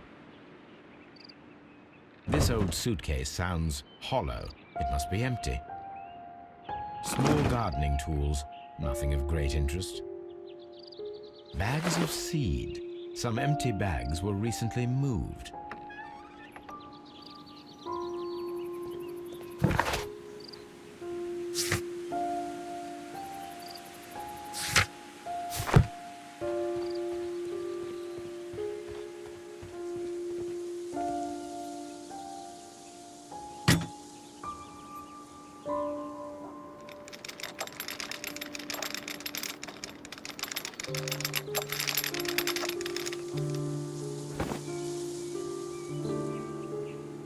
Silverware.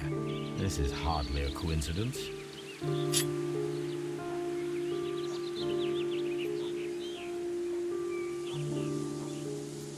The Brackenstall coat of arms. It appears that we have found the stolen silverware.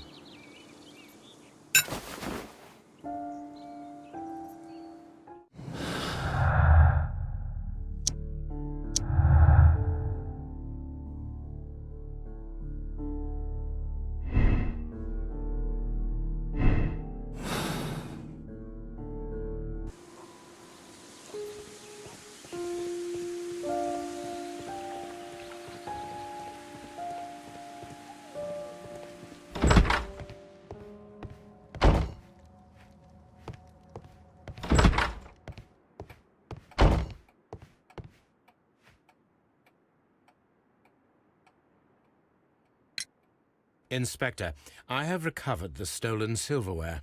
You are a wizard, Mr. Holmes. And where is it? In the garden well. Excuse me? Unique, isn't it? Rather absurd. What is the point of stealing silverware and then throwing it down into a well? Perhaps it was used as a temporary hiding place, or simply the thieves wanted to get rid of it. It is up to us to solve this mystery.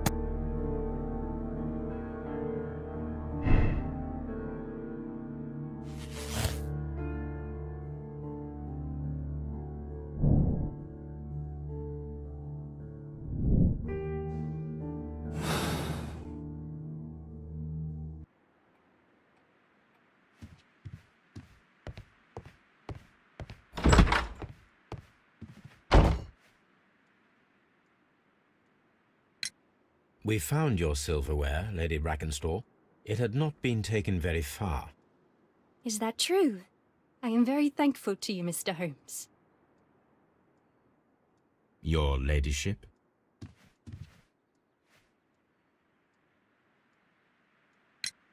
We found your mistress's silverware.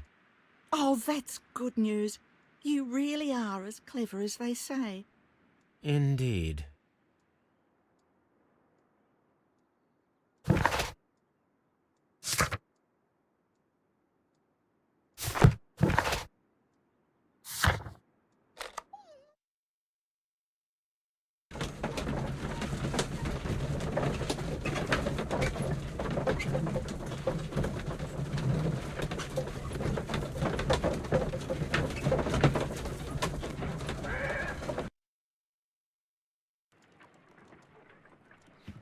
What should we do next, Holmes?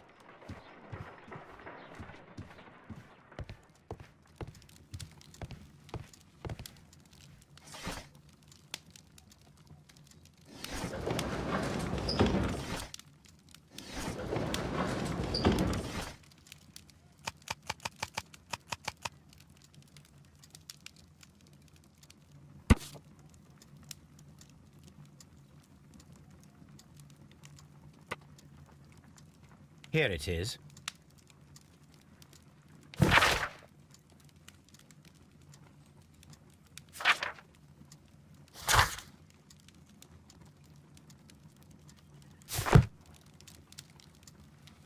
The shipping company, the Adelaide, Southampton, London line, and its address.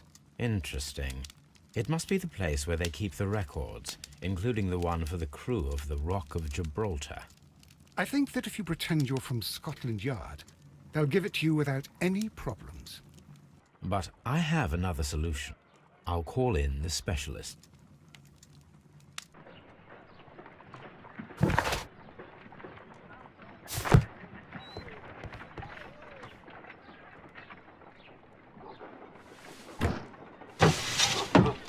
Wiggins, could you come upstairs, please?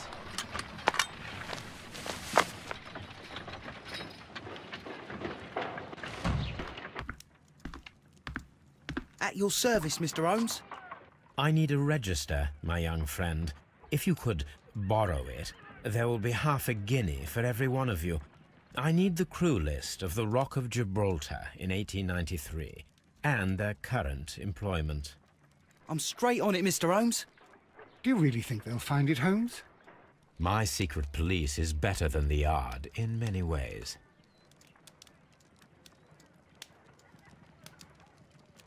Here it is, Mr. Holmes. But we can't take it back. It's too risky. Put it on the table. I'll take care of it. Good work, young Wiggins.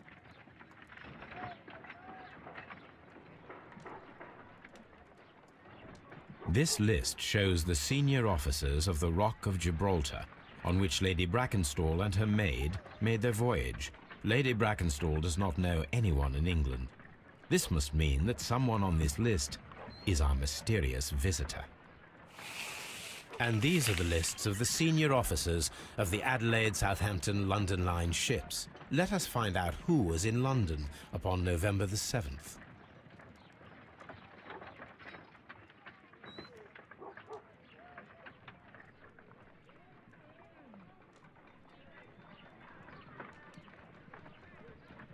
I do not think that this sailor has any connection to the case.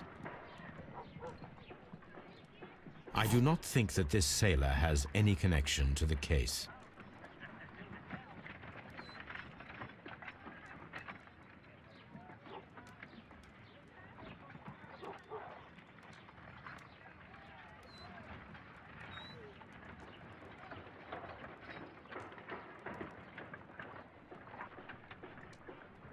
I do not think that this sailor has any connection to the case.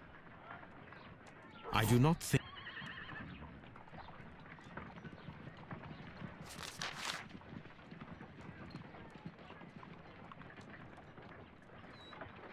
This officer was on a ship that sailed half a month ago.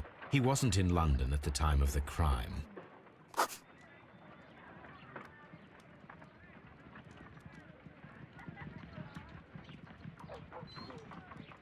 This officer was on a ship that sailed half a month ago. He wasn't in London at the time of the crime.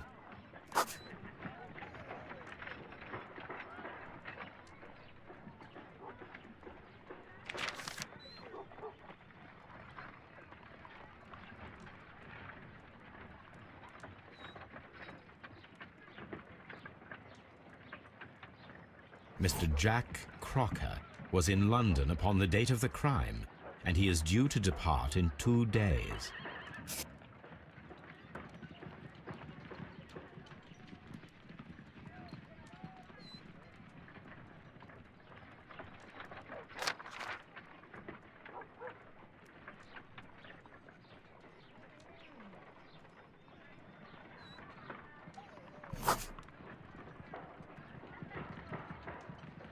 This officer is still at sea, therefore he cannot be involved.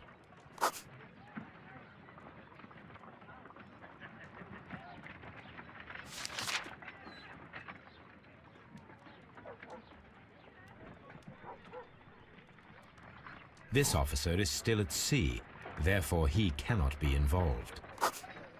This officer is still at sea, therefore he cannot be involved. Captain Jack Crocker is our mysterious visitor. He was the only one around at the time of the murder.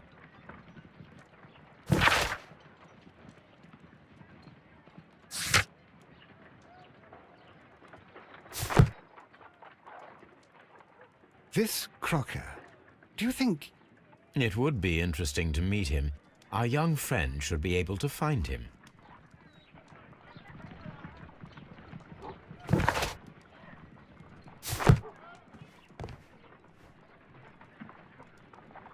Wiggins, could you find a way to bring this Captain Crocker here to us? Here? Holmes, that could be dangerous. No problem, Mr. Holmes.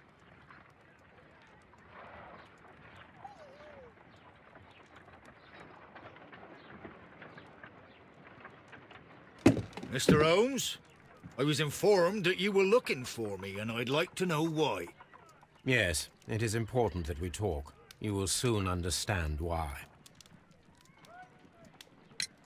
You are acquainted with Lady Mary Brackenstall, are you not?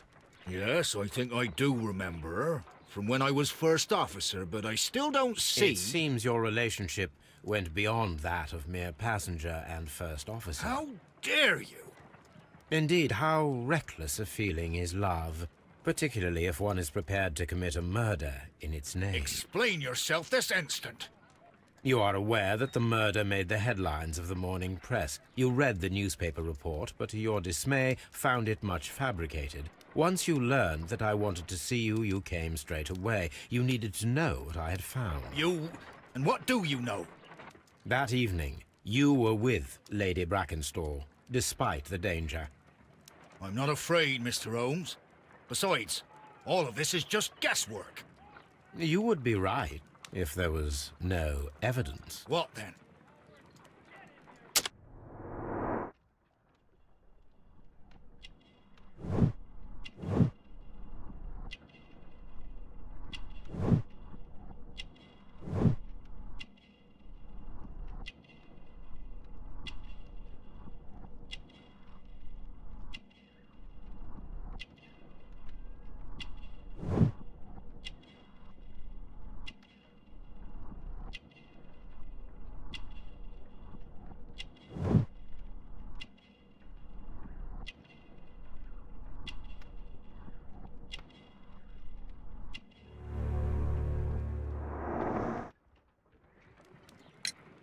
Lady Brackenstall was tied to a chair on the night of the murder. And it was you who tied her up. You call that evidence?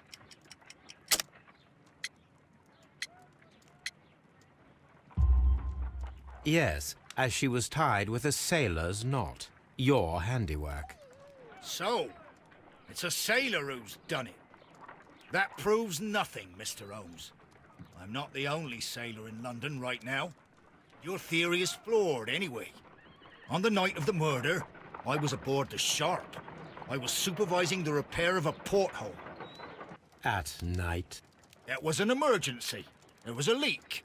You can ask the ship's carpenter. He can confirm. I'm sure that he can. Perfect. In that case, we have nothing more to talk about. Good evening, gentlemen. Holmes, what should we do now? Would you like to check his alibi? No. There is no doubt that these men will testify in his favor, and there will be no way to check. So, what then? So, we must work with what we have. We have all the puzzle pieces. Now I understand why you dissected the bell rope.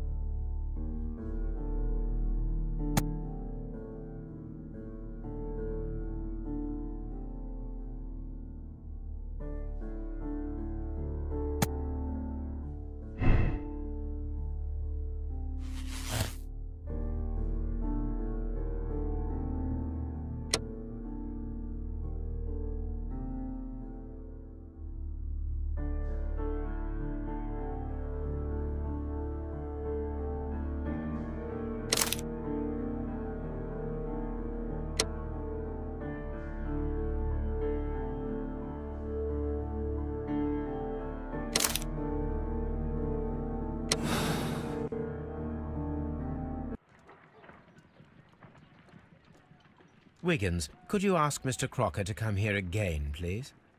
Right away.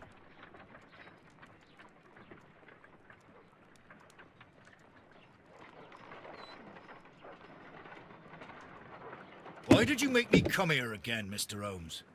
It is over. I know that it was you who killed Sir Eustace Brackenstone. What? I know, because of the height at which the rope was cut. The knife used was a sea knife. The knots were sailor's knots, and not least the sheer force that was put behind the killing blow. And because you are the only one who knows Lady Mary Brackenstall in London. And because you love her. It's true. It is time for you to tell us the whole truth. I admit that I loved Mary madly from the first day that I met her. But I never did come to visit her, for I believed that she was in a happy household. When I talked to her maid, who told me everything, I was insane with rage. I was due to set sail for 6 months away. I wanted only to see her again. But it turned into a damnable nightmare when he barged in. He dared raise his hand to her. He was not even worthy of licking her boots. Oh, I regret nothing. I admit I killed the monster out of love for her. She will forgive me if she is able. Lady Brackenstall already forgave you. She said nothing. Mary. But that makes her an accomplice as well as her maid. It places her in danger yet again. Mr. Holmes. You would not have managed to protect her. Till I die, do you hear me? Here is a letter that sets everything clear. And it is the one that should be disclosed to the police. I am the only culprit. Mary had nothing to do with it. Now it is time to end this.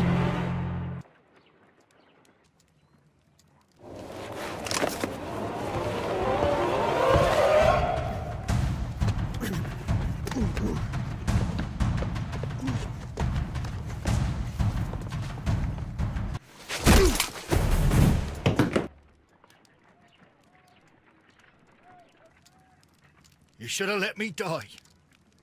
How can I live if Mary suffers?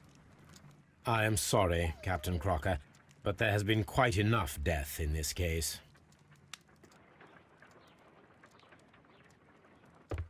Inspector, I give you Sir Eustace's killer.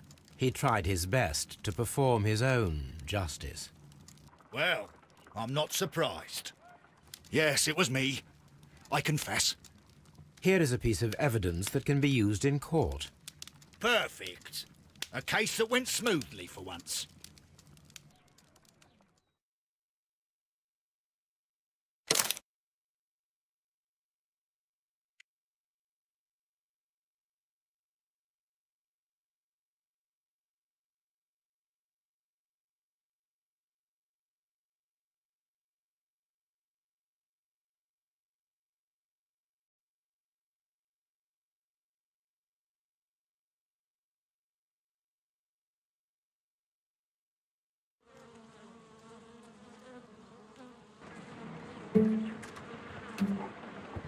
Holmes, for heaven's sake, whatever's going on? Oh, hello, Watson. You're early. Did you kill all of your patients? What? Holmes, where have all these wretched bees come from? I increased the temperature of the room so as to prevent them from hibernating. I needed to take a sample of honey. But it worked, Watson. We will have honey all year round.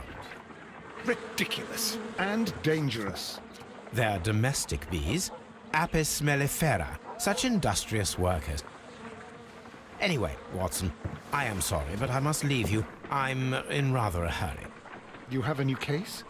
Yes, but nothing as thrilling as this experiment. A theft of plants at the Royal Botanic Gardens in Kew. I'm helping a minister who's an old friend of mine. You can join me if you like.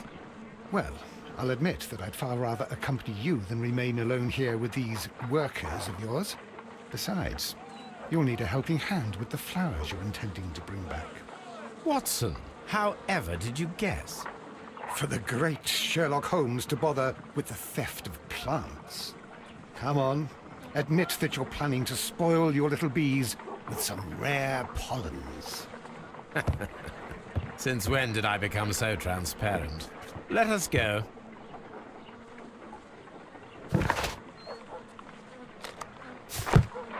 Well, I'll admit that I'd far rather accompany you than remain alone here with these workers of yours.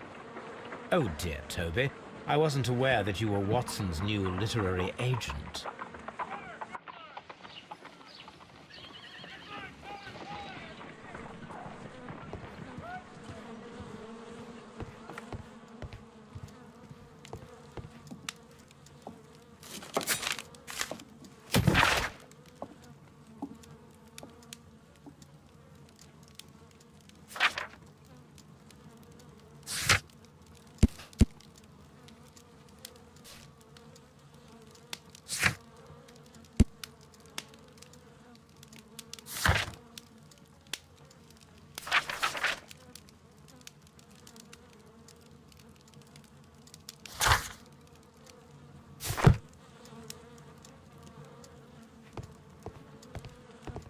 A map of London.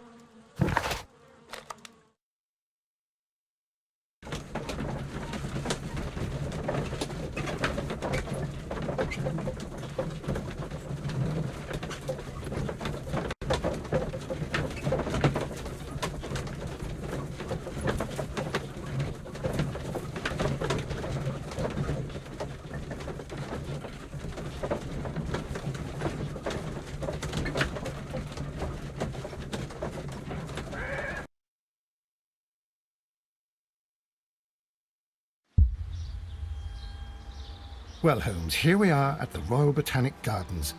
There's no doubt that this place is beautiful. But are you really intent on investigating the theft of the plants? Yes, of course. What are we doing, Holmes? Let us find someone who could help us.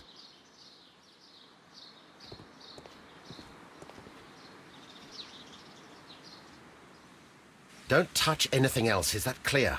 Just go and get a bucket of fertilizer, and without turning it over this time. Good day to you, gentlemen. How may I help you? If you are here for a visit, please do come back on Sunday. I am afraid that it cannot wait. My name is Sherlock Holmes, and this is my friend and colleague, Dr. Watson. We are investigating the theft of plants that took place here 5 days ago. A remarkable collection, I believe. So you're the one in charge, eh? A small favour for a friend.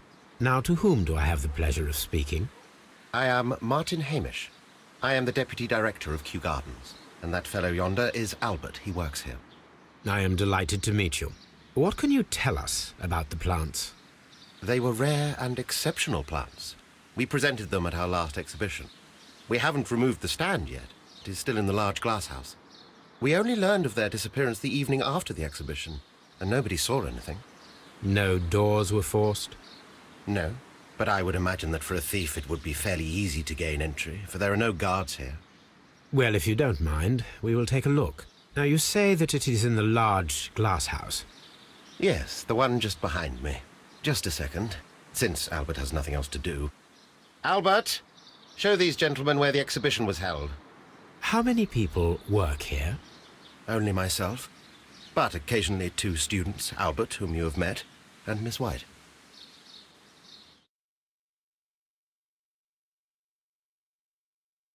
Here it is. This is the place where the stolen plants were exhibited. Thank you. Is there something the matter? Yes, there is.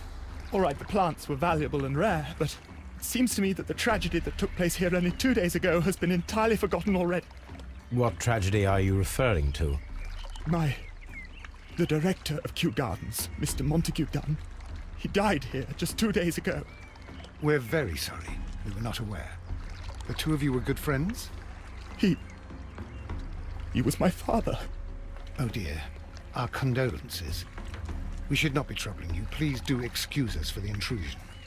You say that he died here, in the large glass house? Holmes? Yes. Just here, near the door to the colonial collection.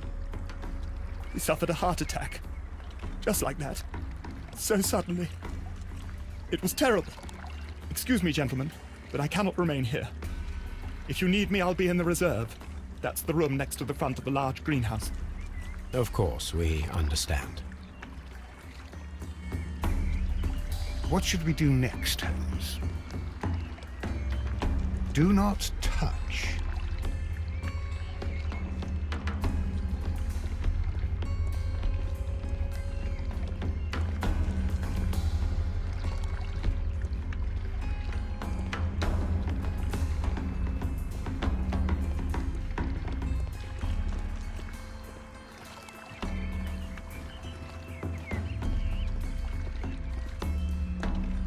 The plants were here. All of them were stolen.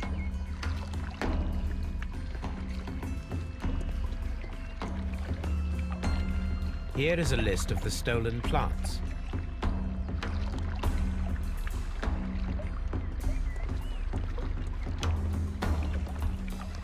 These trees, with their roots in water, must originate from Louisiana. Ah, yes, the bayou. I remember... According to Albert, this is where his father, Montague Dunn, was found dead.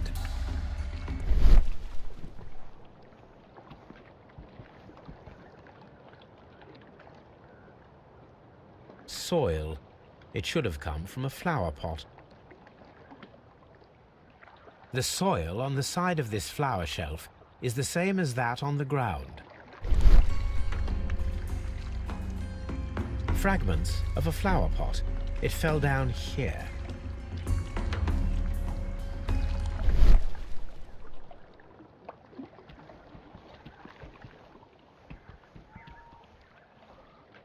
The door was smashed at shoulder height.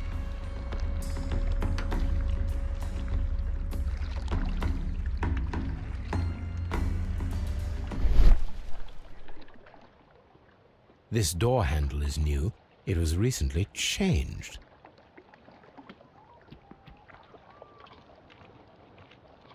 This pot was broken fairly recently. A flower pot recently fell down from these shelves and was misplaced.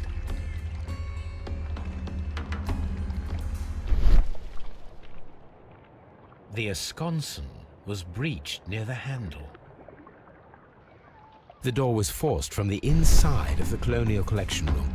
The handle was changed afterwards. I think we need to inspect the Colonial Collection room.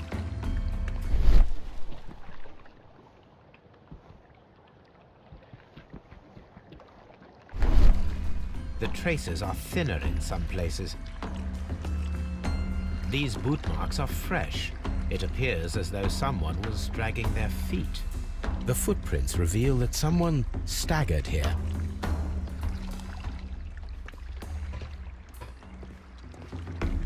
This sign is broken. Something heavy was dropped upon it.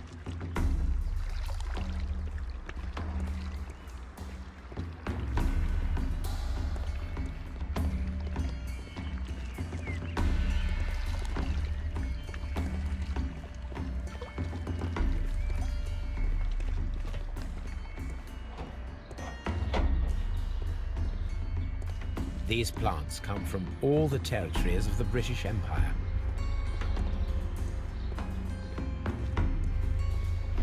Very strange. Half of the colonial collection is absent.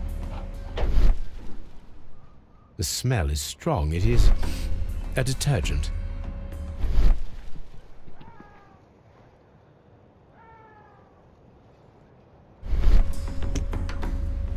This broken fragment was the result of a heavy blow. A fragment of marble, most likely chipped from a statue or sculpture.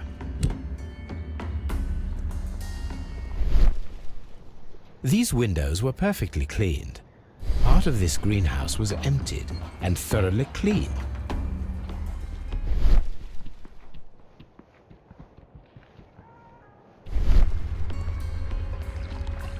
According to this, they have light and moisture control in some parts of the building.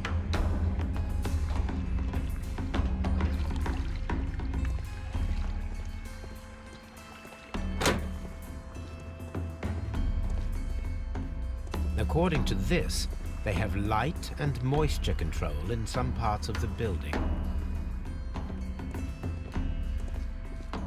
Water lily greenhouse. According to this, they have light and moisture control in some parts of the building.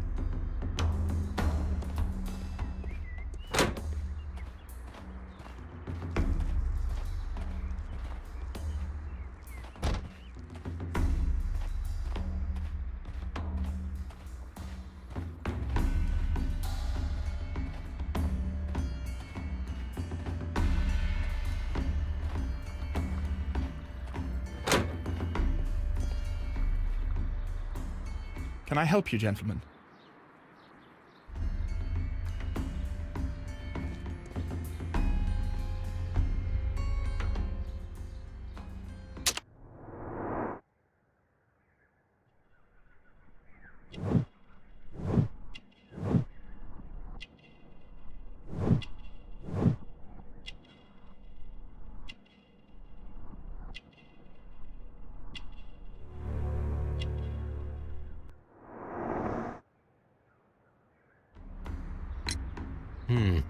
Do you work here? Yes, but part-time only. I'm also studying botany at the University of London. You're following in your father's footsteps, then. That is commendable. Well, even if botany is not my strongest suit, there are people who say that I could be a good manager. Thank you, young man. We shall see you again soon. Excuse me, but I have to tidy up this room. Palm House.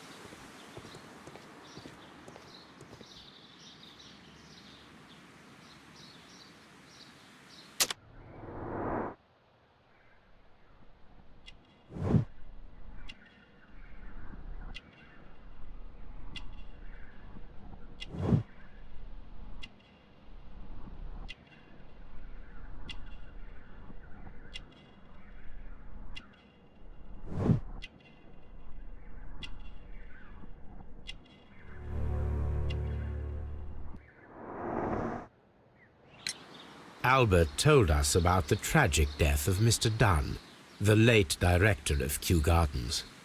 Tragic indeed. His heart attack was quite unexpected. Thank you, Mr. Hamish. We shall continue our investigation.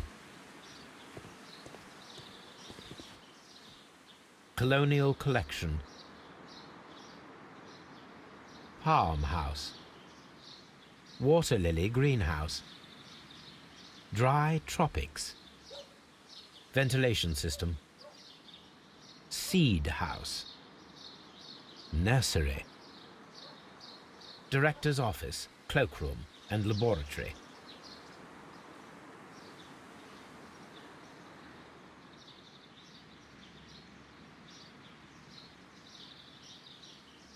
A map of Kew Gardens.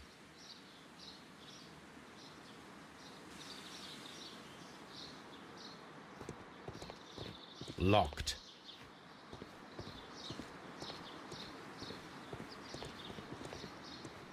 Locked.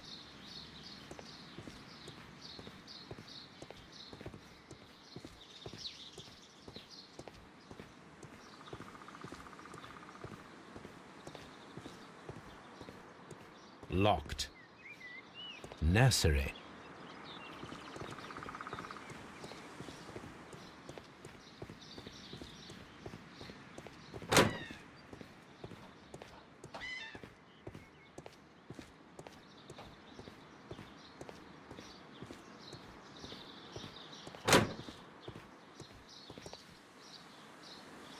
Colonial Collection.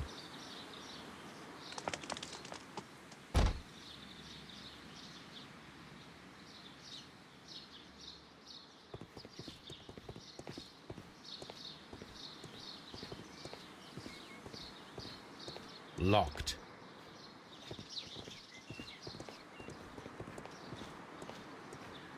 Seed house.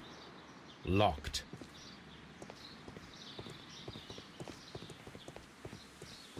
There is a smell of burning.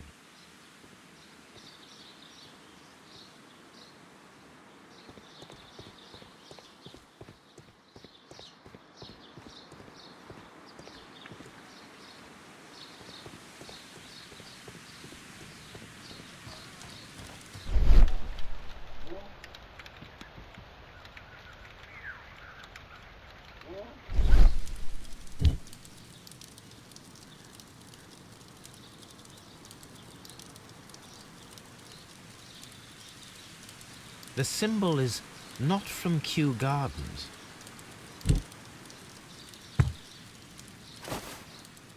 A protective mask. Someone set it alight, but it did not burn. A broom handle was half burned.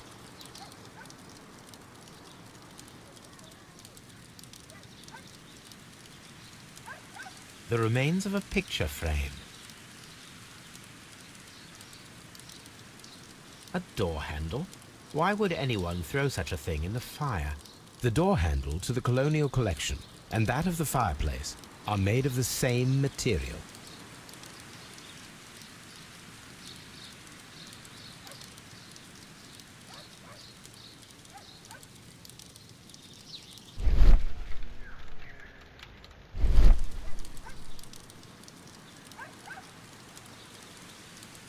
The plants were set alight fairly recently. Some have not completely burned.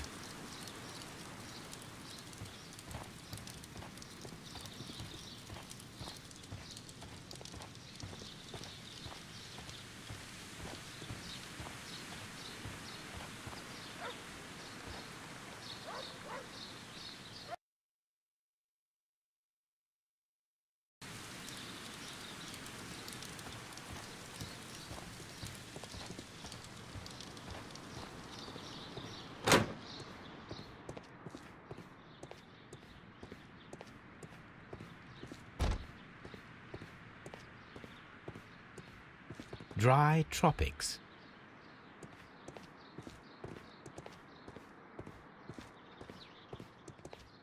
What should we do next, Holmes? What should we do next, Holmes?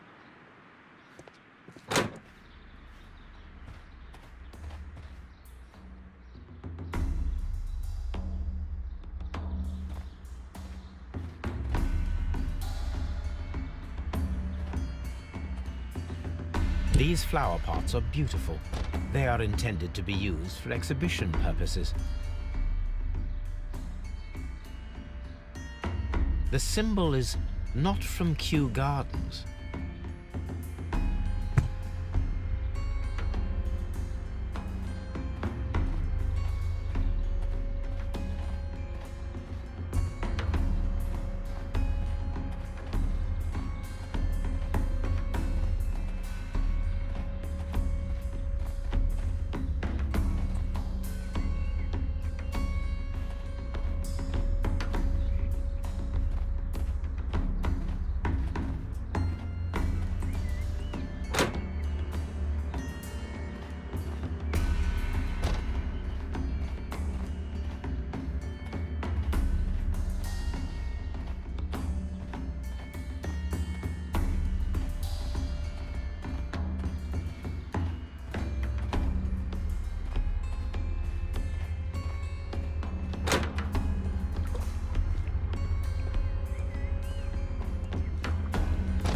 Dry tropics. According to this, they have light and moisture control in some parts of the building.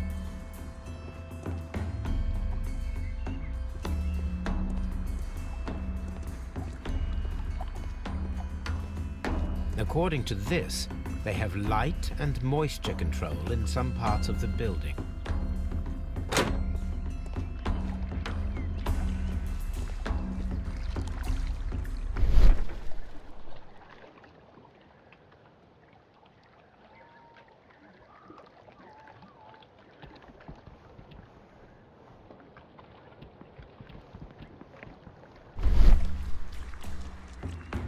This sign is broken. Something heavy was dropped upon it. Blood. Someone fell violently against this sign, and they were injured in the clash. Most likely a head wound. All the clues around here are quite suspicious. I need my imagination to make sense of it all.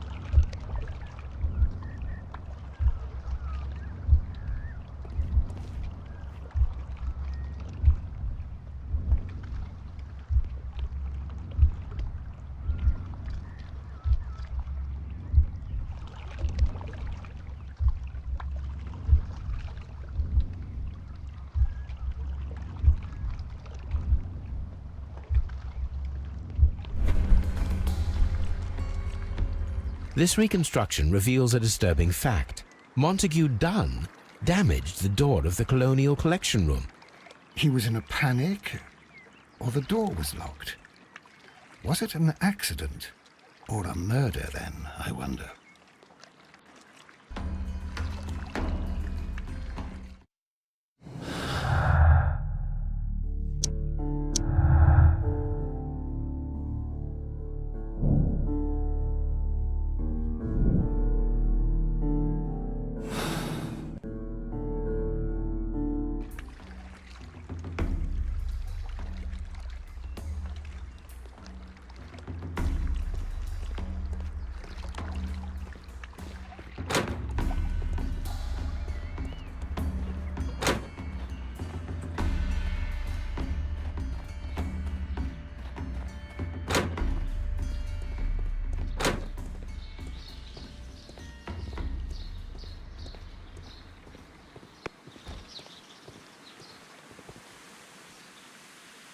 Nursery. Seed house. Ventilation system. Dry tropics. Water lily greenhouse. Palm house.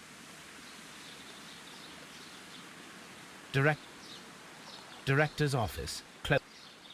Water lily greenhouse.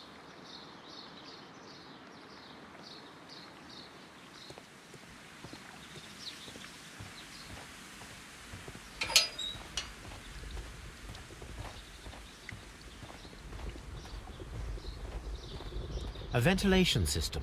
It should regulate the temperature of the staff buildings. A water tank. A ventilation system. It should regulate the temperature of the staff buildings.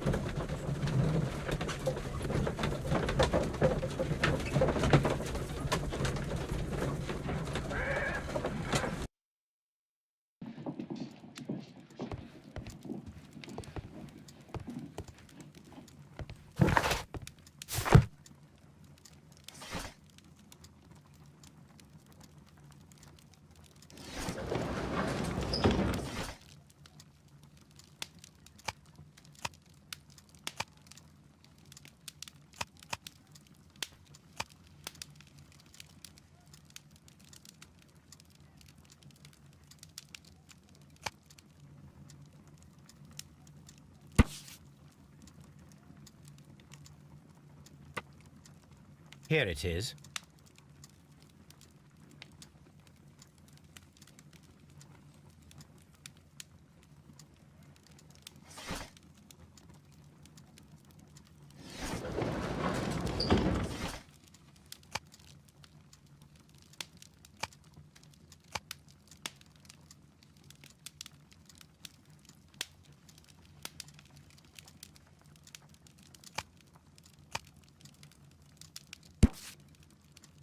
Here it is.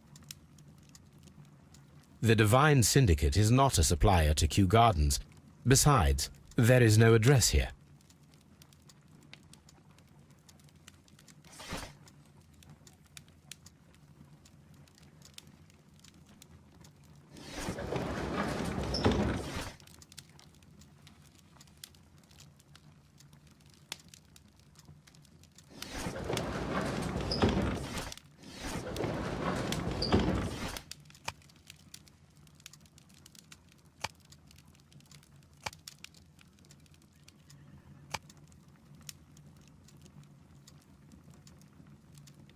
That is not the one I need.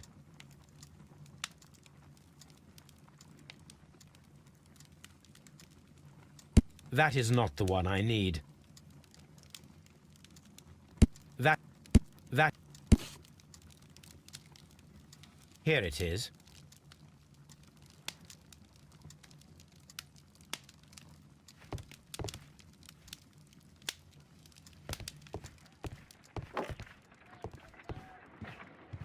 Someone should take Toby for a walk. Have you found something interesting? Oh dear, Toby. I wasn't aware that you were Watson's new literary agent.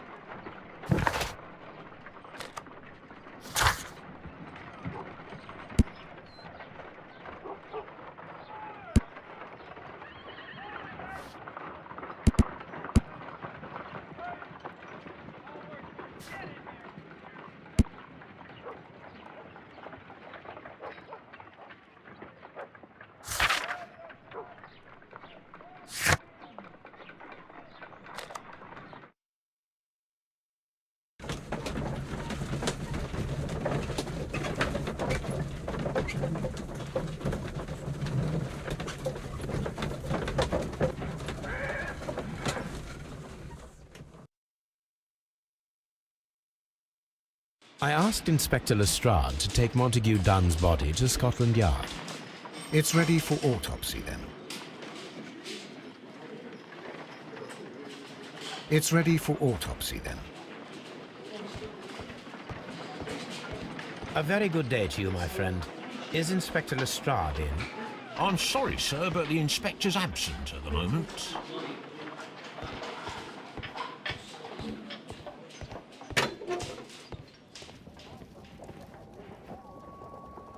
This watch is of great value. A membership card for the London Crest Club. A beautiful feather pen of a good make.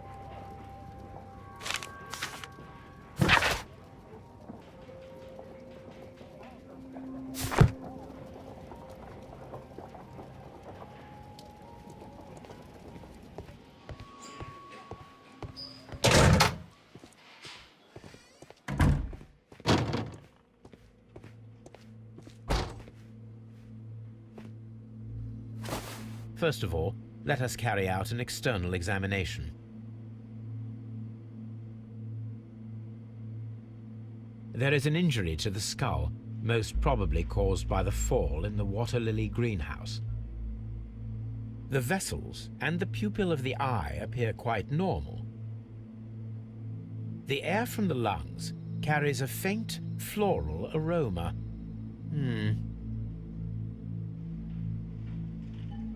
There are no suspicious marks upon the chest.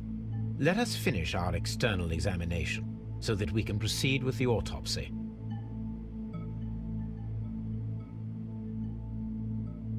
No redness, stings, or bruises. Nothing suspicious here. Now, let us examine the internal organs.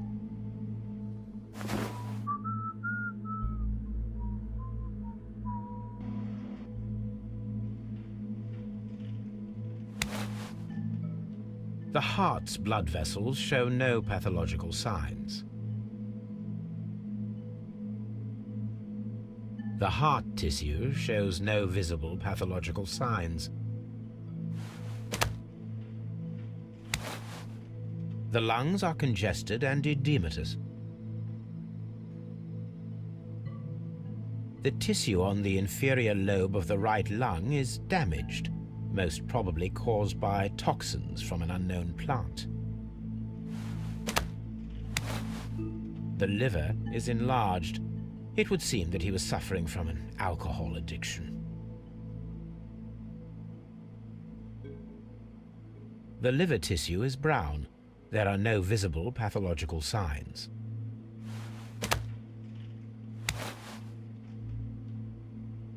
The stomach tissues show no visible pathological signs.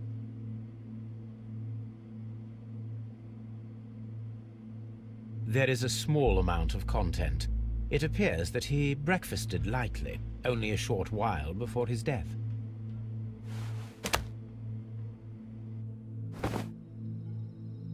My suspicions have been substantiated. Montague Dunn, the director of Kew Gardens, died from poisoning. Plant poisoning, to be more exact. You mean... Yes, it is murder. We should inform Lestrade. Yes, but do remember, Watson, that I discovered the murder. The challenge is mine. The challenge, Holmes? We need to locate that deadly plant. Such a perfect murder appeals to me. Murder of any kind appeals to you. Is that all we need to do? No. We also have the people working at Kew Gardens. Martin Hamish and the son of the victim, Albert Dunn. And also Miss White, of whom we spoke with Mr. Hamish. Should we bring them all here for interrogation? No. A few innocuous questions at Kew will suffice, as well as a discreet delve into their personal affairs. Yes, Watson, it is time now to open the doors. Even those in the staff building? I suppose that is necessary. We should also be concerned with the victim himself. After all, we don't know very much about Montague Dunn. You're enjoying this already, aren't you? More than a little.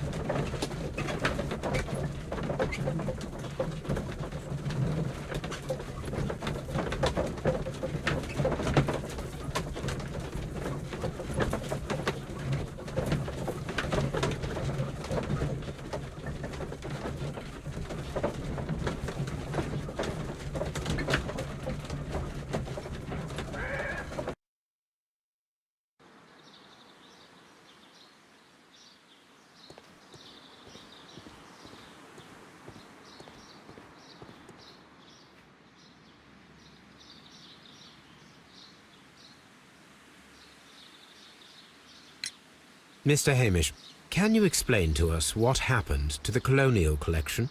It seems somewhat depleted. But, most likely maintenance work, tidying up. You're not sure, then? But you're the deputy director. Well, I am busy. I cannot be everywhere at once. As deputy director, how was your relationship with Montague Dunn? To be honest with you, Mr. Holmes, it could have been better. You see, every Tuesday he would carry out his inspection of the gardens, but it was solely to make an impression, great pretense that he cared at all. He would give out absurd orders, ignoring anyone else's opinion. He would then disappear for the rest of the week. He was what some might call a man of action. I'd say rather he was overzealous and chaotic. So after all, it was no wonder, perhaps, that he ended up like that, if you take into consideration his kind of lifestyle. You mentioned that Mr. Dunn led a particular lifestyle. Well, it's no secret that he enjoyed, celebrating, shall we say? He was a member of the London Smart Set. He was famous for it. That and... And? He had an eye for the ladies, to put it mildly, Mr. Holmes. Mr. Hamish, can you tell us who holds the keys to the locked greenhouses? That would be Albert, Mr. Dunn's son. Yes, Albert keeps all the keys, and one can only imagine why. What do you mean? Well, he was never interested in Kew Gardens before. And now, all of a sudden, he is trying to act as if he owns the place. I think he wants to take over the management here. He'd do better to leave that to me. He has no experience. No, none at all. What is your opinion of Albert as a student of botany? He's useless. I often tell him so, and I can only give him cleaning tasks. Botany is not his life's work, and his father well knew it. He was furious about it. He was? Oh, yes. He forced his son to work here, and he never missed an opportunity to criticize him publicly. Are you able to elaborate on that? Well, for example, with our last exhibition here, Mr. Dunn had Albert make a presentation speech. But then, while the lad was speaking, Mr. Dunn interrupted him, asking him difficult questions, making him look like a failure. It was with the intention of making a fool of him, Mr. Holmes. That must have been terribly humiliating. Yes, he was crushed, and he had to leave. Everybody was making fun of poor Albert. That is, except for Miss Margaret White, who is such a nice lady and who always takes pity on Albert. You mentioned a Miss White. Would you tell us more about her? She is a student who works here part-time. She is quite charming indeed. She possesses a great talent for botany. You should take a look at some of her experiments that she carried out in the laboratory. Ah, if only she were not so naive. Why naive? The way she used to flutter around Mr. Montague Dunn. And why, he couldn't help but be flattered by all her attention. How could an intelligent woman such as Miss White not see through his game? I can only scratch my head and wonder. Tell me, Mr. Hamish, do you grow the more deadly variety of plant here? You mean insectivorous? Yes, but nothing larger than that. Are you aware of the Divine Syndicate? The Divine what? Is this a joke? No, I am quite serious. What a ridiculous name. Anyway, I have never heard of this syndicate. Thank you, Mr. Hamish. We shall continue our investigation.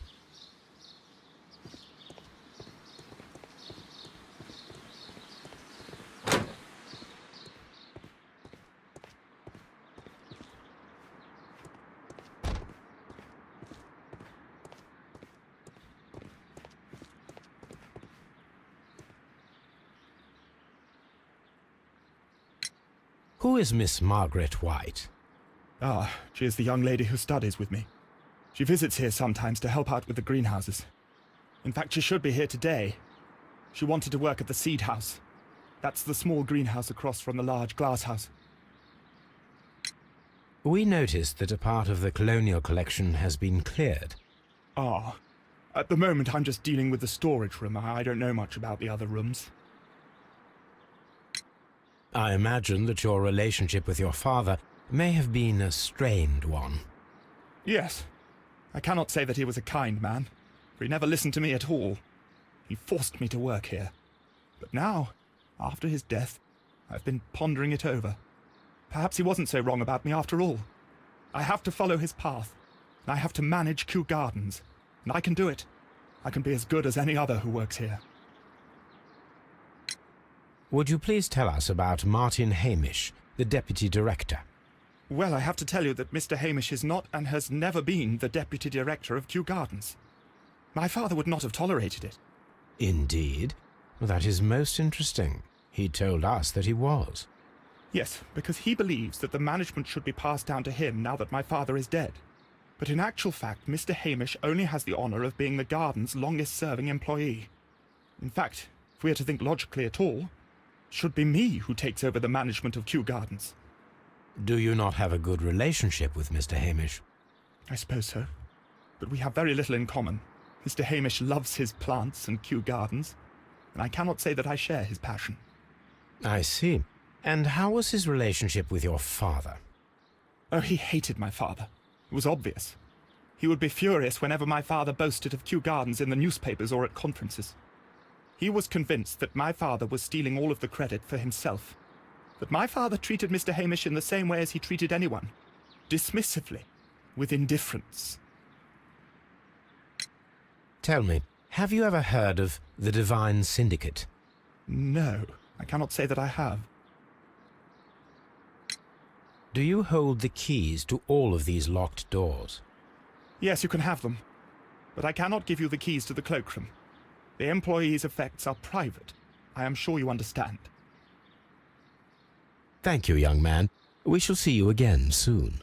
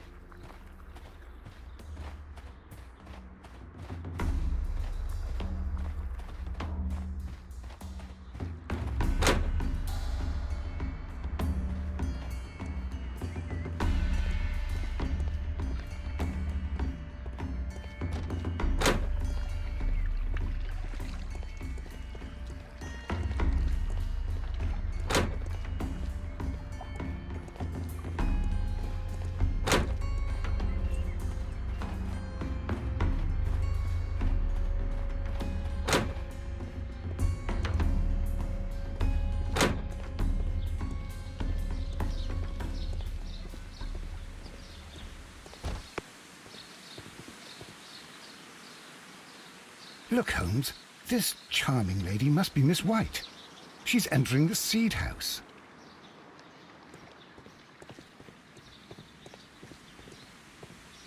Seed House. Seed House.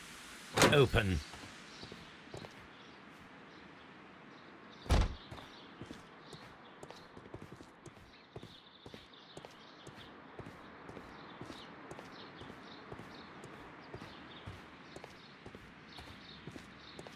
From here, we are unable to see the interior of the Colonial Collection Room.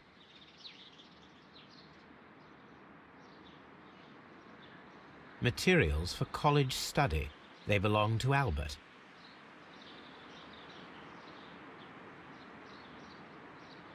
A book about ships. Nothing at all to do with plants. These leather gloves are new and of good quality. They do not appear to have been used. This place serves as Albert's office.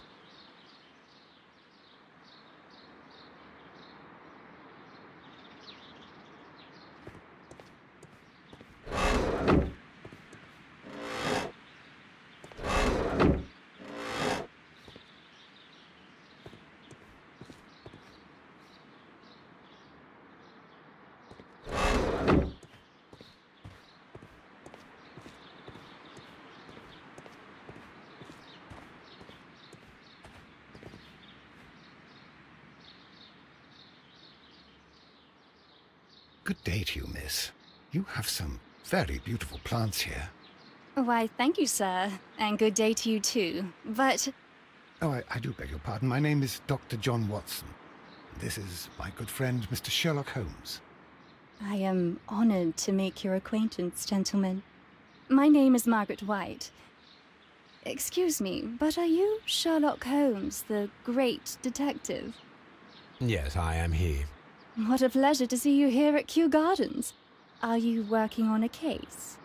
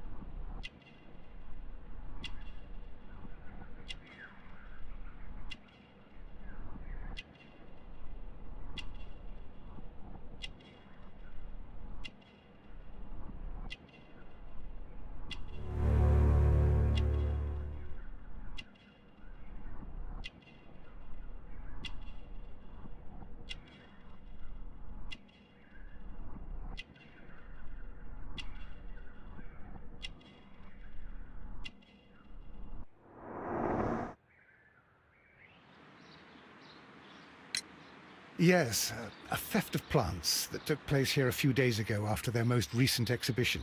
Oh yes, of course. I quite forgot about that. Oh, it's quite understandable that you might forget about the theft of the plants, miss, after the tragedy that took place here. Yes. The director was a truly good man. It is such a terrible misfortune.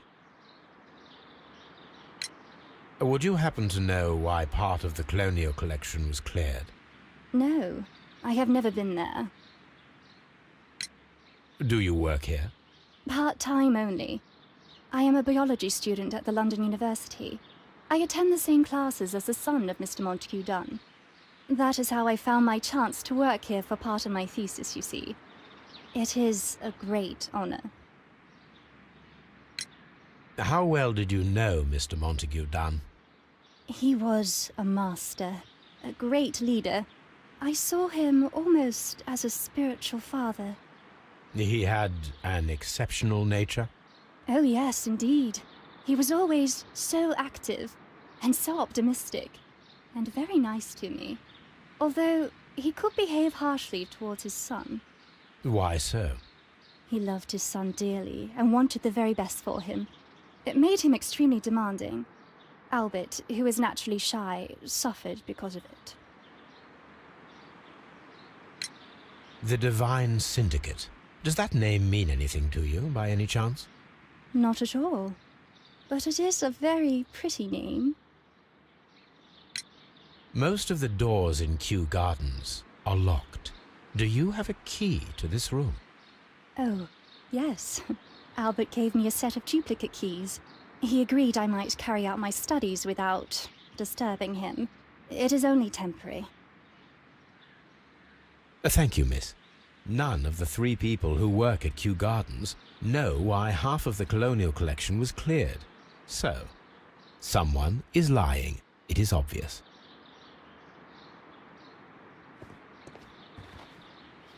Kew Gardens is such an exciting place. Wouldn't you agree?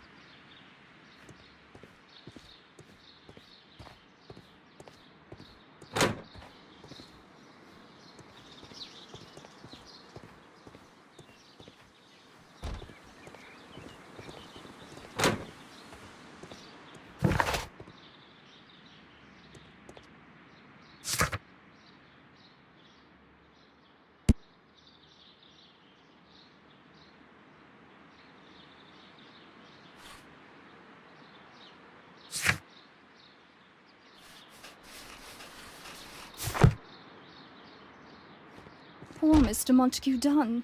It is so awful.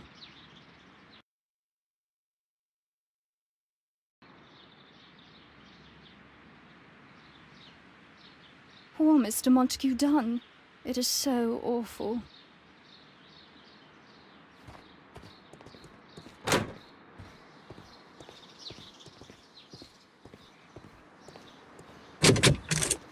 Nursery.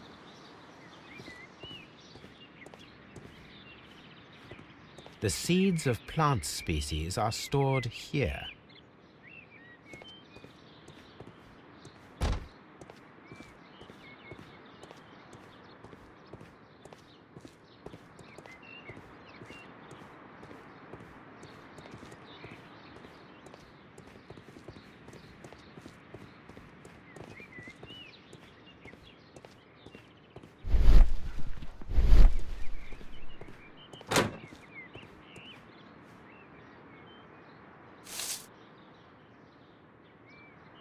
It is a bust of Montague Dunn.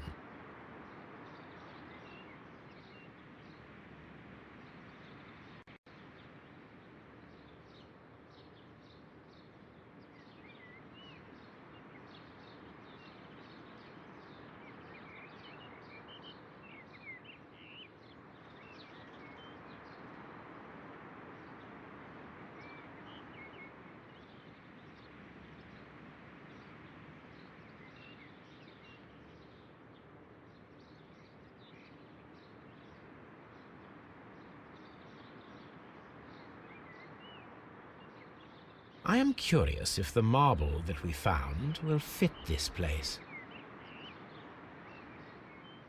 Here it is. The marble fragment that we found in the Colonial Collection Room is what they have in common.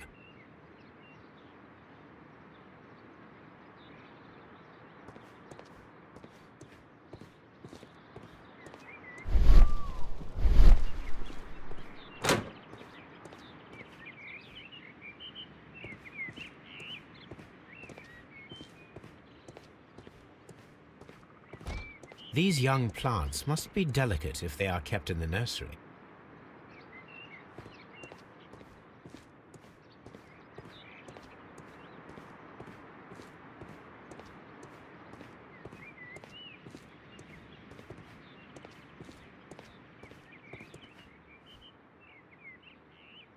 A thesis written by Martin Hamish.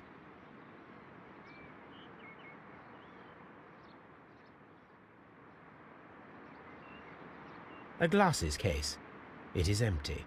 This area serves as Martin Hamish's office.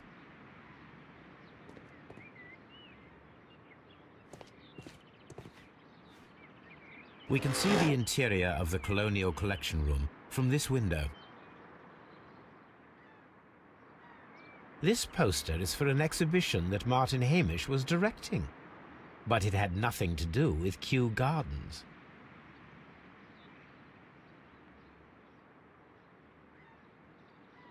This certificate belongs to Martin Hamish. He won a horticultural competition.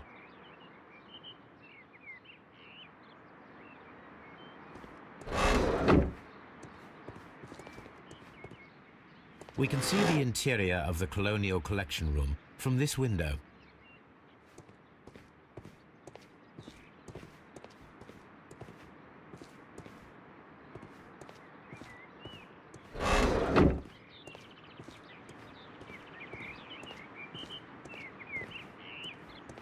What should we do next, Holmes?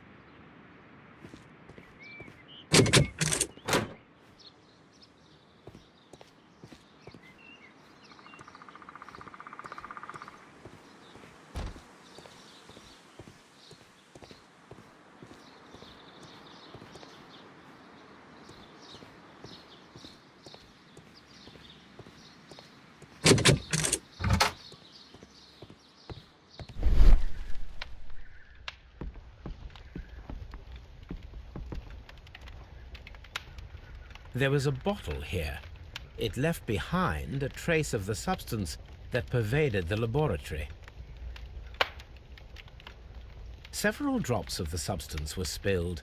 Someone carried this bottle around. Gold dust? Good heavens. What's it doing here?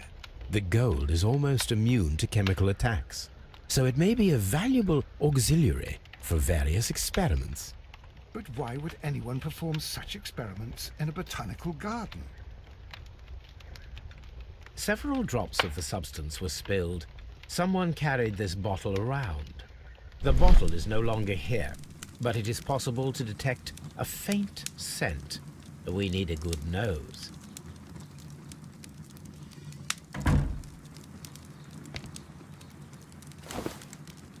A botany book. This student's book belongs to Albert.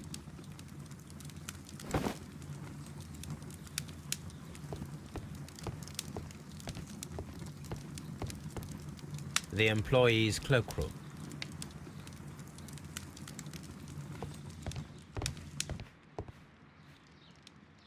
Such masks are generally worn when dealing with toxic chemicals. Do they grow? Gloves. Waterproof aprons. Everything one might need for self-protection. Do they grow dangerous plants here?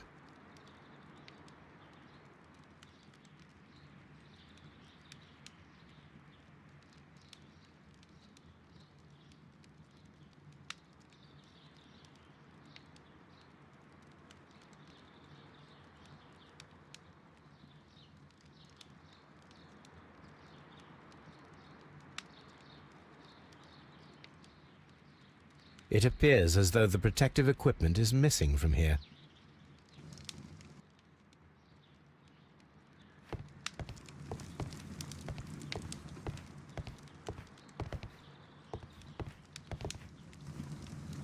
This is a table for experiments. It resembles my own. Only this one is kept in good order, Holmes.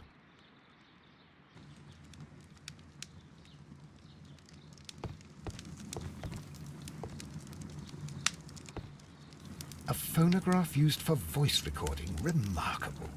Yes, this is quite a modern laboratory.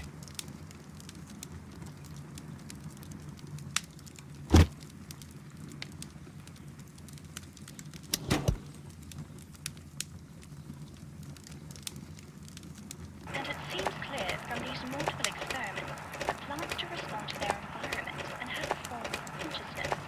Margaret White, February 1895. Report number 245. Study report.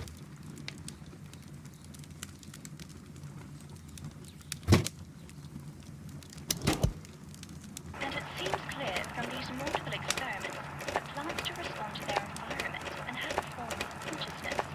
Margaret White, February 1895. Report number 245. Study report.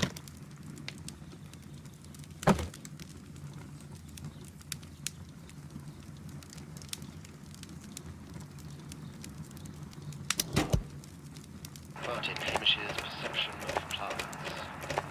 The notion of communication in the plant world has long been considered marginal, yet I remain convinced that some plants do indeed transmit chemical signals in the event of attack. A study report by Martin Hamish.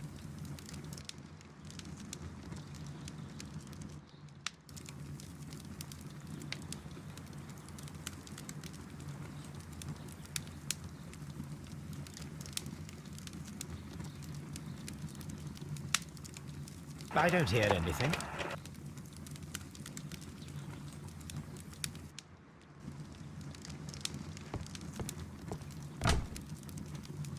Chemicals. A sufficient quantity for some serious experiments.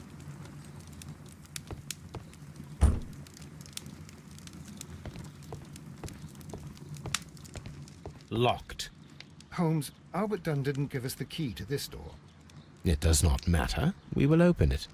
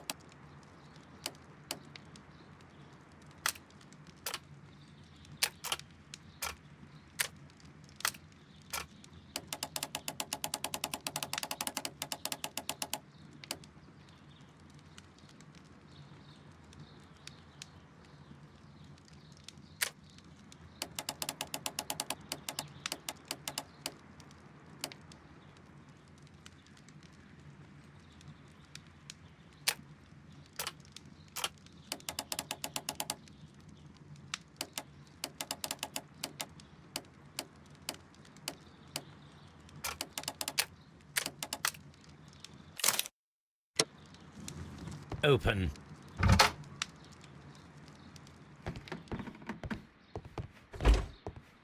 Miss White's locker. Apparently, Miss White is a capable student. A draft of the letter that Miss White sent to her parents.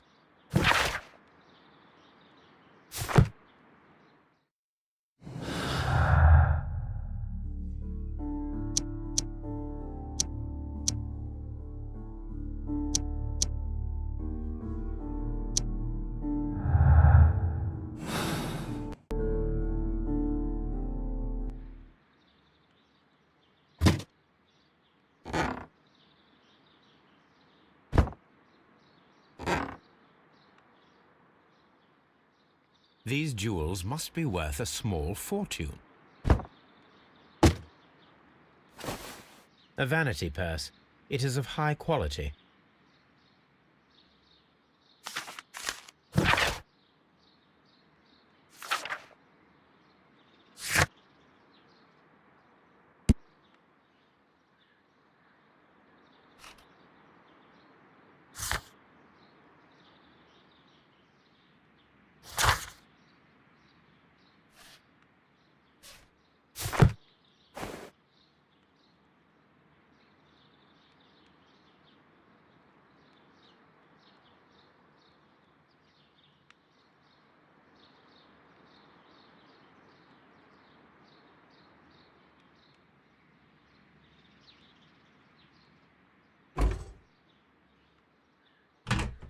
Miss White's locker.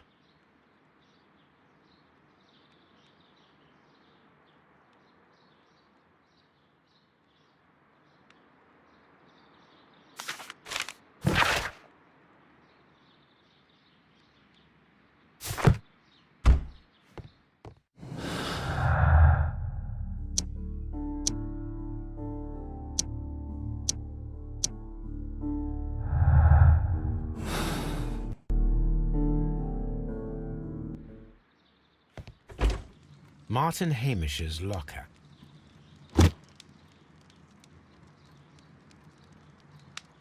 Father and I, Kew Gardens.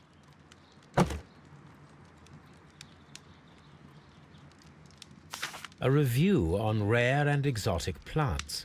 Martin Hamish has written several pieces.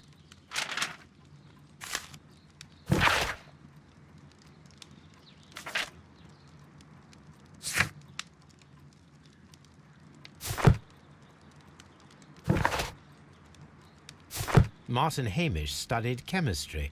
Interesting. Albert's locker. A picture of Miss White and Albert in front of the University of London. And they seem to get along.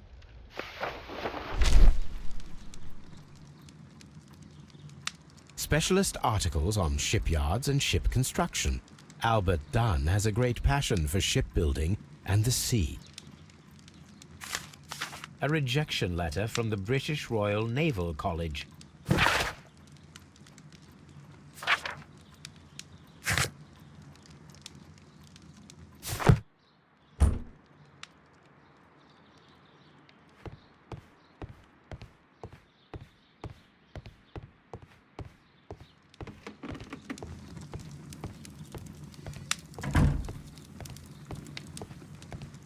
What should we do next, Holmes?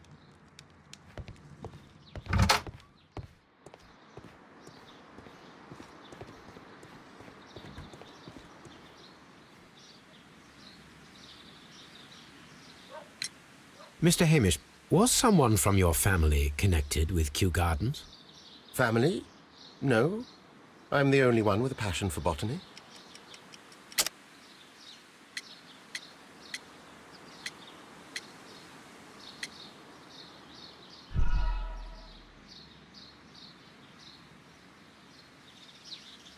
Mr. Hamish. Family? No. I'm the only one with a passion for botany.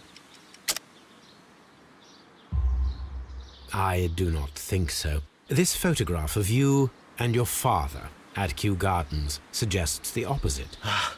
but you have no right to. Do tell us more about your father.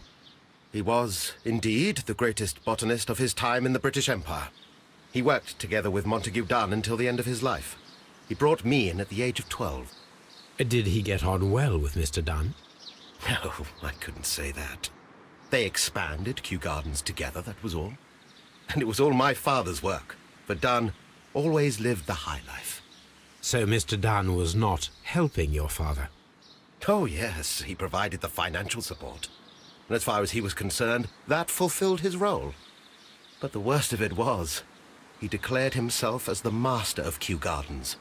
Fame meant nothing to my father, so it was easy for Mr. Dunn to take all the credit. There is a bust of Montague Dunn in the nursery. A bust? Oh, that old thing. Further proof of that outrageous ego of his. But why in that room, in particular? Oh, I don't know. It has always been there.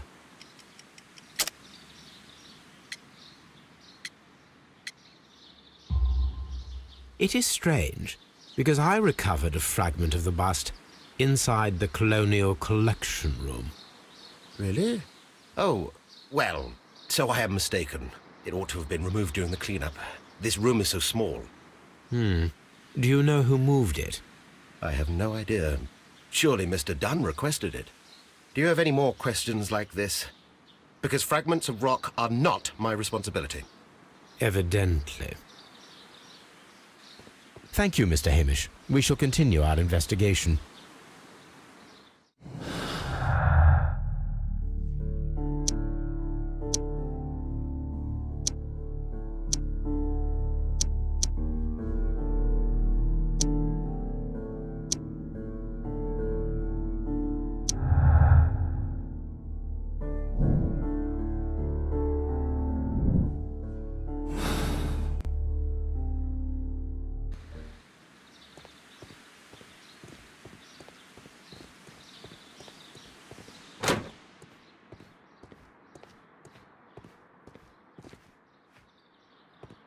A task list for Albert, compiled by Martin Hamish. Sweep out the palm house, scrub the toilets, clean the storage shed tools.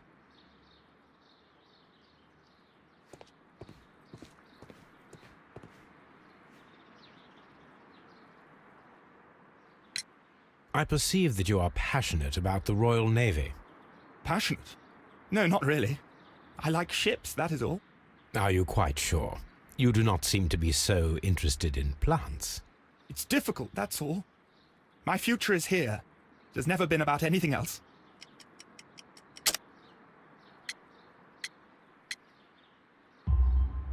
And yet I know that the Royal Naval College rejected your application.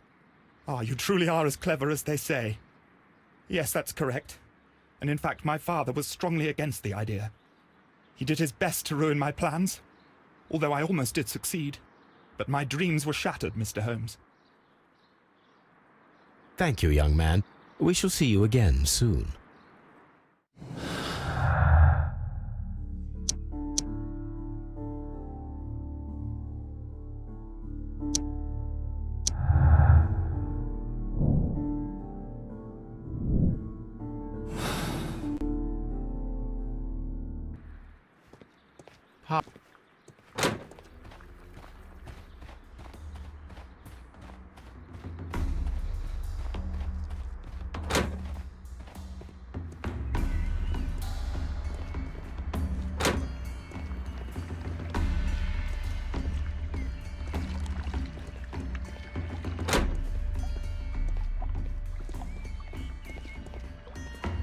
Dry tropic.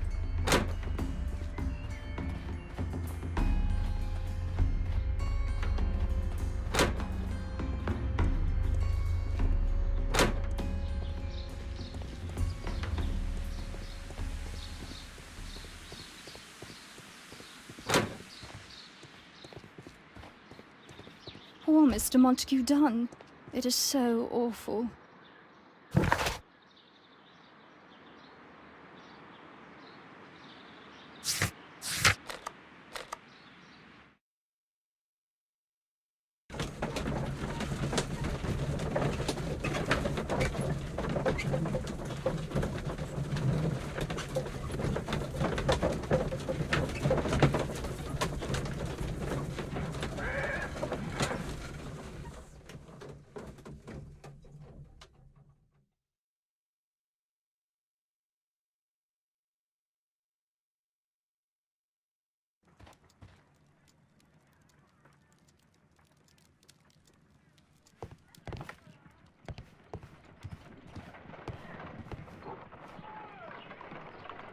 Come on, Toby. We have some work for you to do. Let us go to Kew Gardens.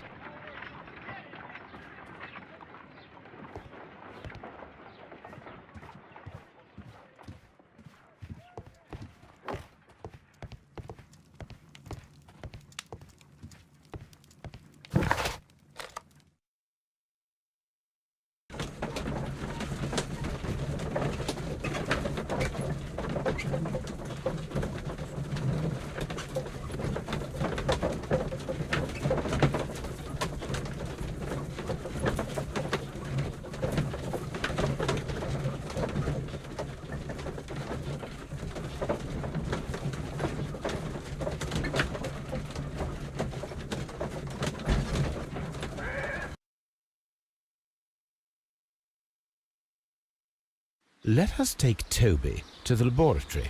He will pick up the scent of this mysterious substance. Search, Toby. Search.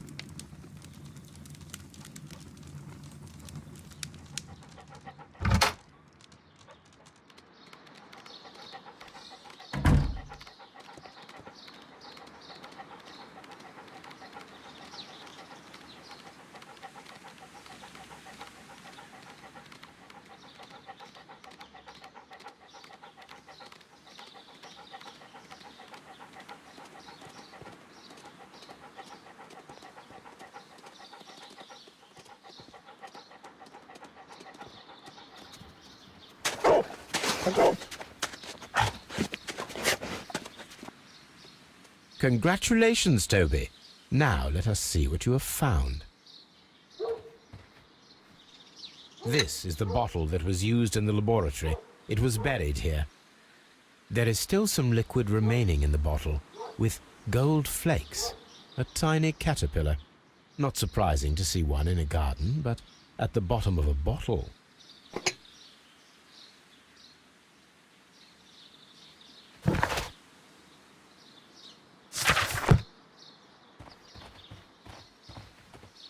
Brave Toby, the best nose in the British Empire.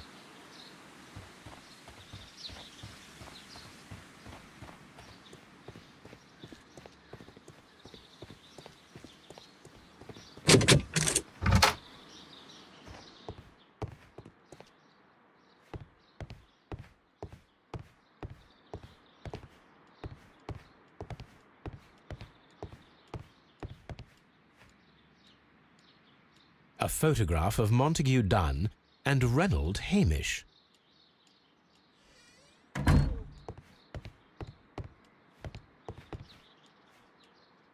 Newspapers discussing Kew Gardens.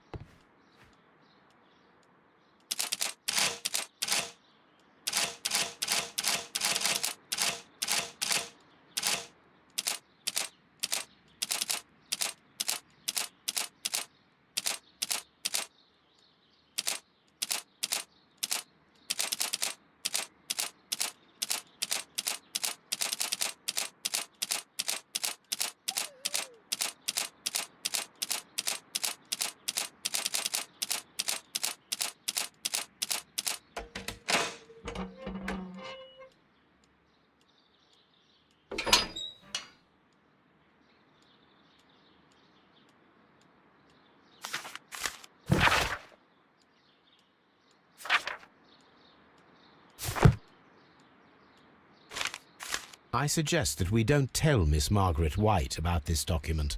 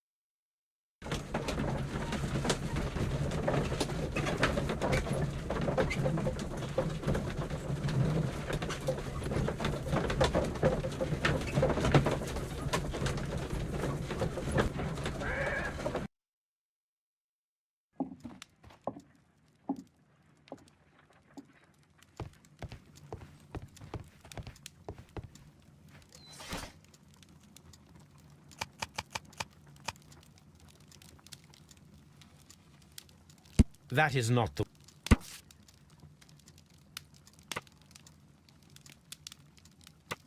Here it is. And here is the Divine Syndicate's address. Perfect. It is time to find out what they have against Montague Dunn.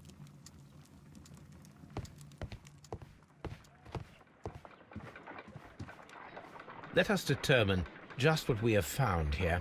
Let us pour liquid from the bottle into a test tube to perform an analysis.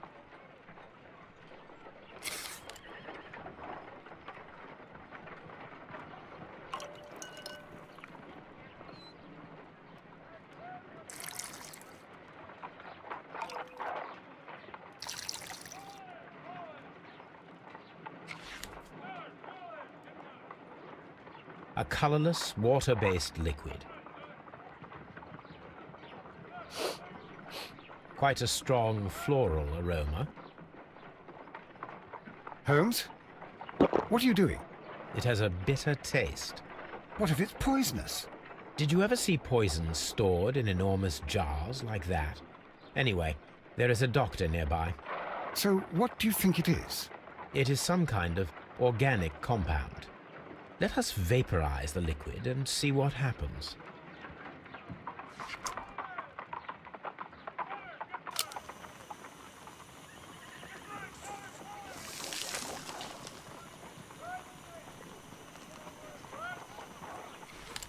Small colorless crystals. Colorless, tiny crystals that are soluble in water, with a floral smell and a bitter taste. Watson, could you pass me that small bottle, please? Of course. Here you are. Holmes, do you know what it is? Wagner's reagent. There was a label on the bottle that you passed to me. No, Holmes, I meant the bottle that we found. Let me add the reagent and see if there is any sediment, and then I shall tell you. I need to take a pipette and make several drops of the reagent. I need to take a pipette and make several drops of the reagent.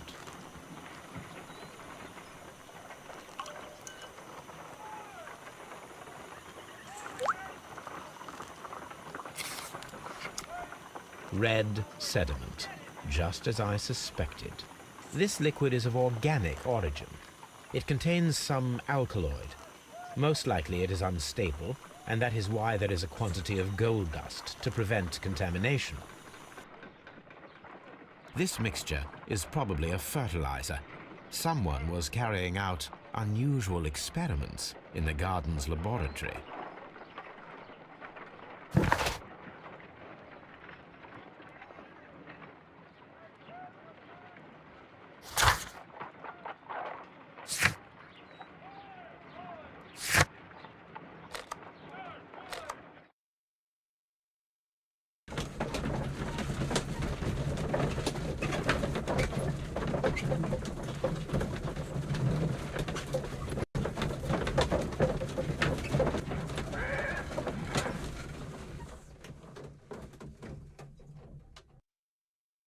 This place is beautiful, Holmes.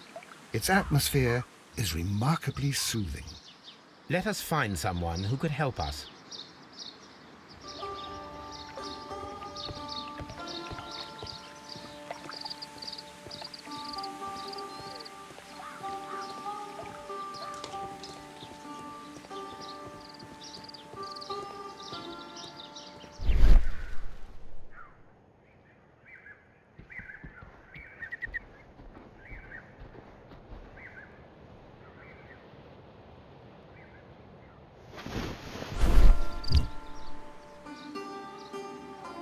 The Kew Gardens symbol.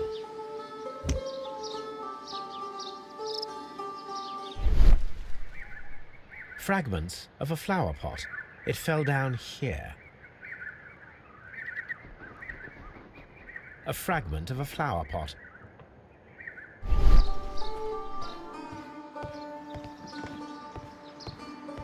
Locked.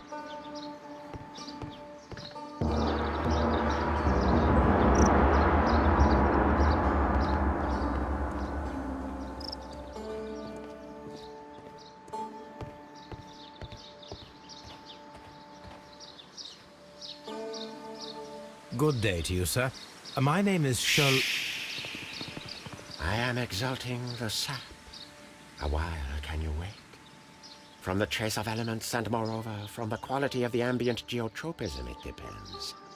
Therefore, please, mind my gravitropism. Its balance, do not disturb. Disturbed is most definitely the word. There. Completed is the symbiosis. Welcomed you are. To introduce myself I shall. I am the Green Grand Mystic. The Green Grand Mystic? Himself? This is me. Who am I speaking to? We are two gentlemen who are extremely interested in the vegetation philosophy that is advocated by this establishment. Listening to you, I am.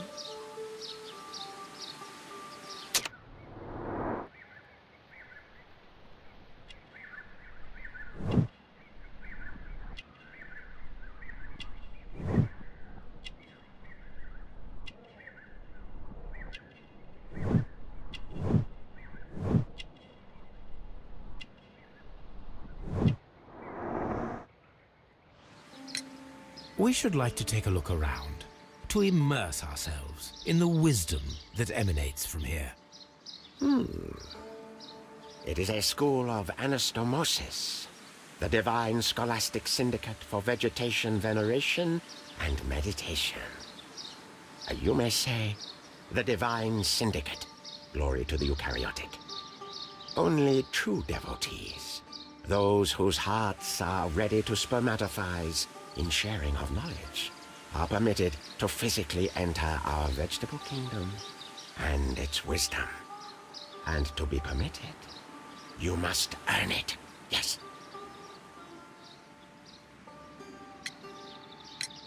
Do you have friends at Kew Gardens? None. Not worthy there.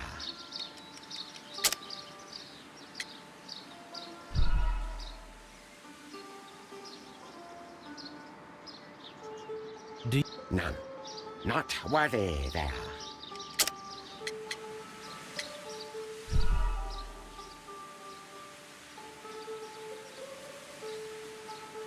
None. Not worthy there.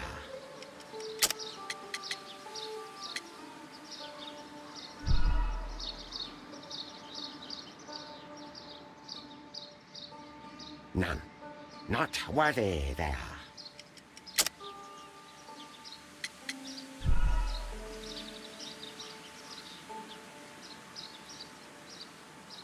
None. Not worthy there.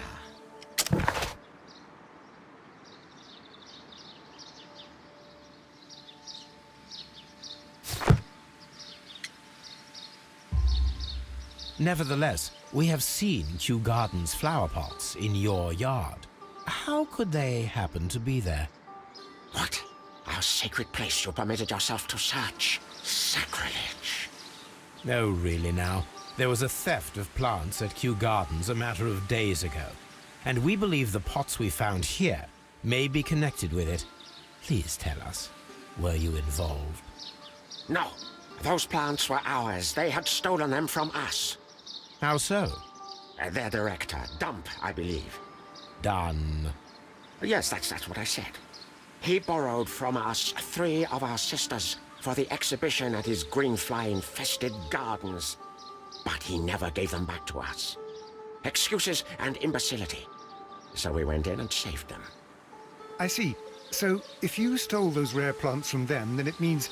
Ah, I get it. Bravo, Holmes. I think the case is solved. No, we did not steal. We saved. Well, as a matter of fact, we were unable to find our 3 plants. I beg your pardon. And yet, you took all of the exotic plants from the stand. They had disappeared. It was the least we could do. They stole our sisters, and so we stole theirs. Green Grand Mystic, we are ready to become devotees and gain access to your temple. What is the name of our Lord, our God King?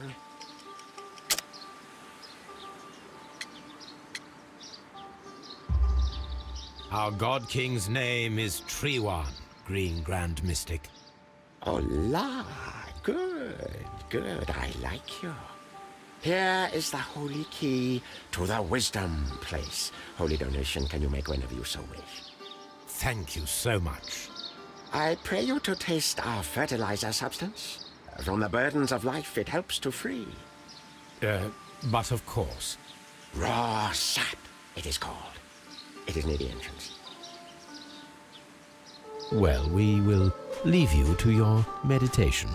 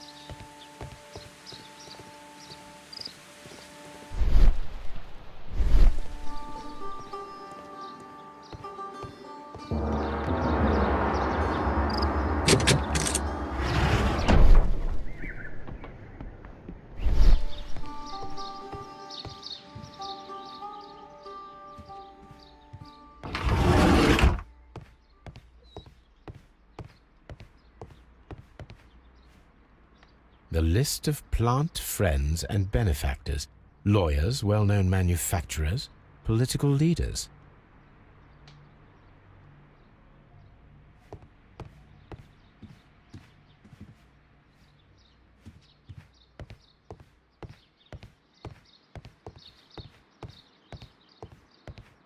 That should be the raw sap that the Green Grand Mystic spoke of. It is rather delicious, and of an excellent quality. My word, Holmes. Their sap is like a form of cocaine.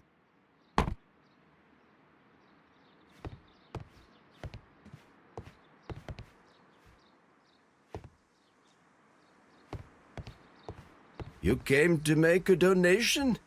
Glory to Trewan!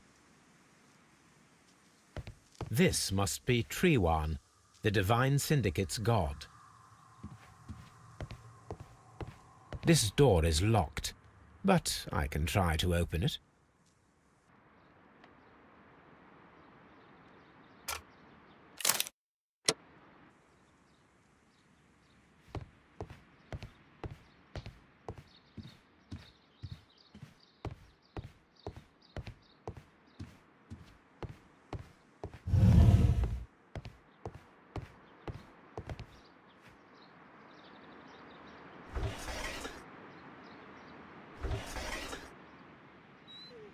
Caterpillars They are raised as food for certain plants.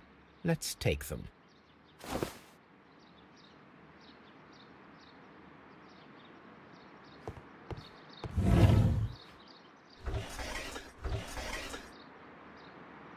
A tropical plant, nothing of interest. A tropical plant, nothing of interest.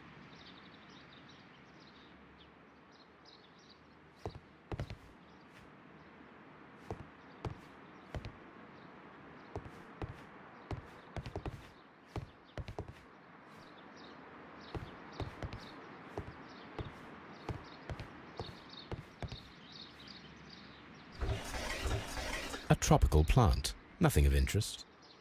A tropical plant, nothing of interest.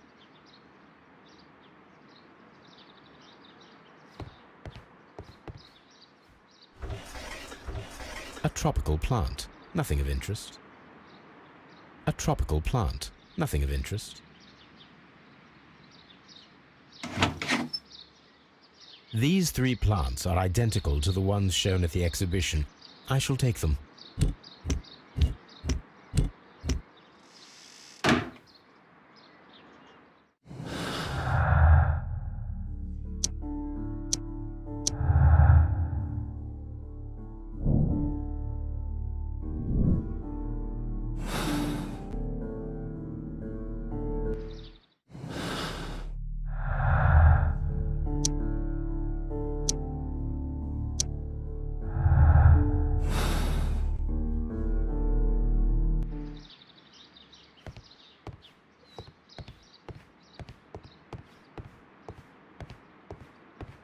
This green, grand, mystic fellow seems rather suspicious, Holmes.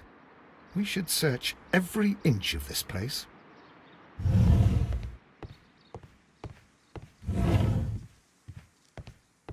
This door is locked.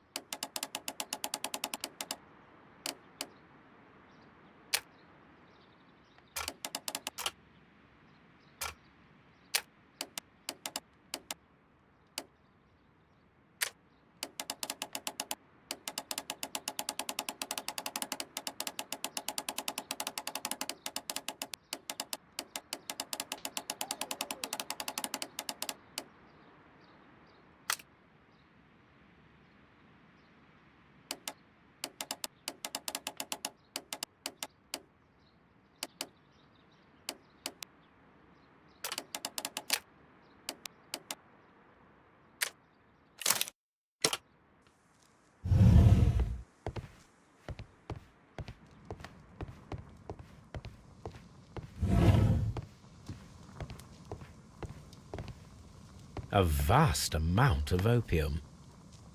These instruments are used for smoking opium.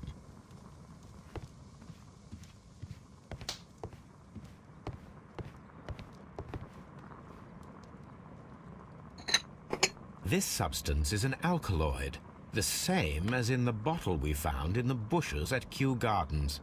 Perfect, Watson. We can begin our experiment. This cabinet is full of chemicals. They are the same as the ones we found in the laboratory at Kew Gardens. That would be enough to perform the most difficult of chemical experiments.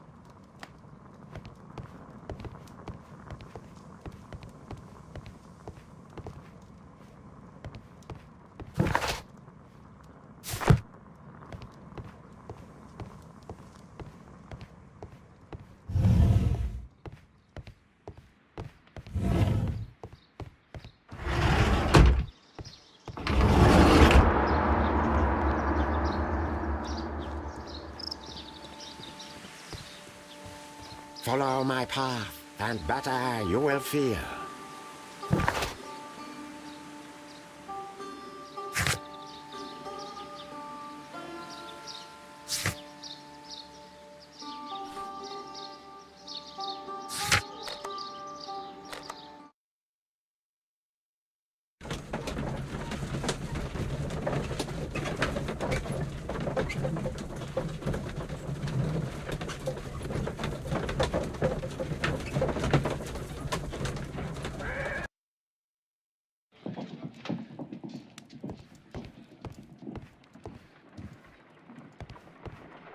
This green, grand, mystic fellow seems rather suspicious, Holmes. What should we do next, Holmes? I imagine that one of these plants would be capable of releasing a toxic vapor. I need to find out exactly how it could be done. I shall begin now.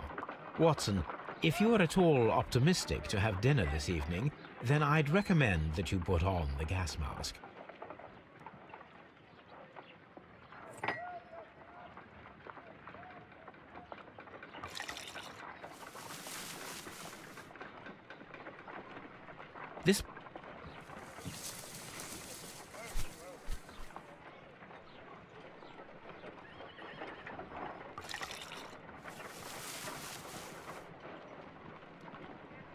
This plant becomes inactive after being drenched with alkaloid.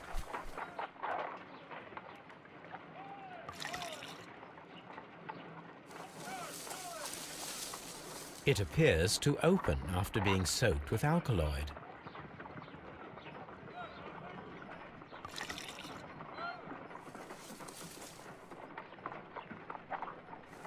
This plant becomes inactive after being drenched with alkaloid.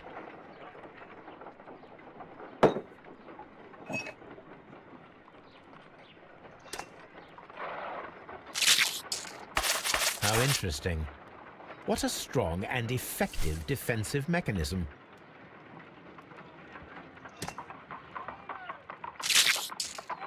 I find the behavior of predators utterly fascinating.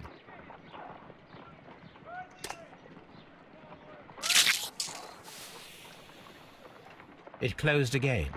I believe I saw a small cloud of gas. I wonder what secrets this plant is hiding. Perhaps if we agitate it to a greater extent whilst it is opened, it will reveal a little more.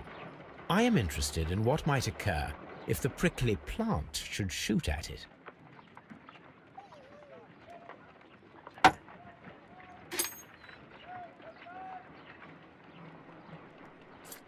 No reaction.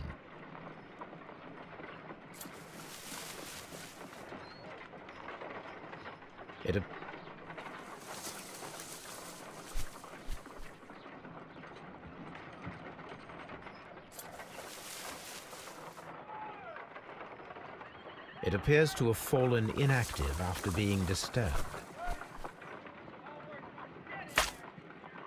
My word! It shot a spike at me after I stabbed it with a pin. I imagined that its reaction would be ferocious if I increased the strength of my attack.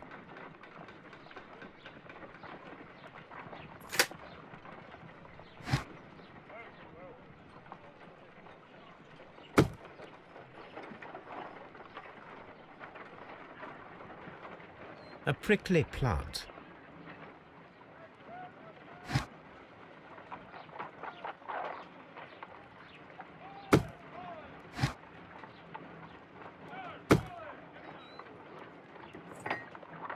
This plant seems to have had no reaction from the caterpillars.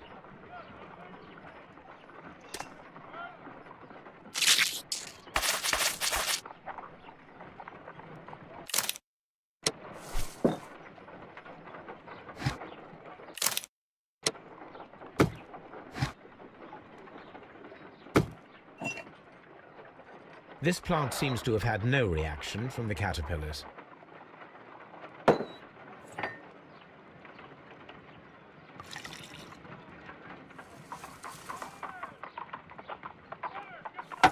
This plant becomes inactive after being drenched with alkaloid.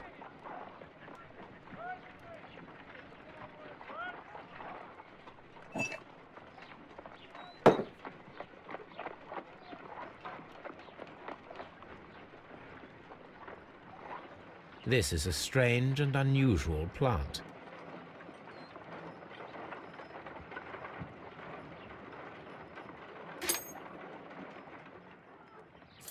No reaction.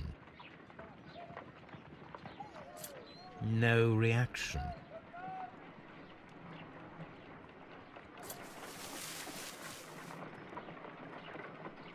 It appears to have fallen inactive after being disturbed.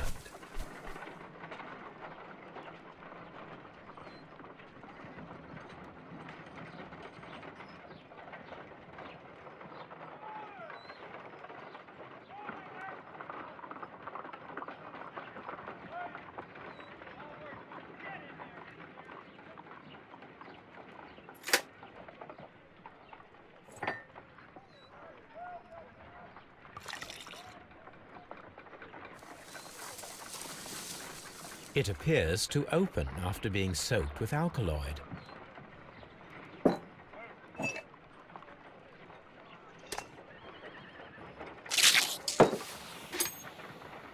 It closed again.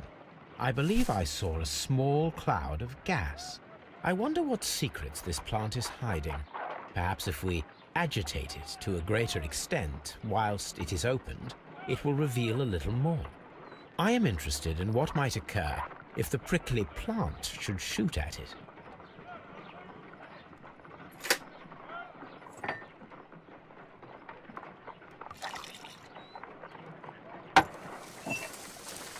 This plant, it appears to open after being so. This plant.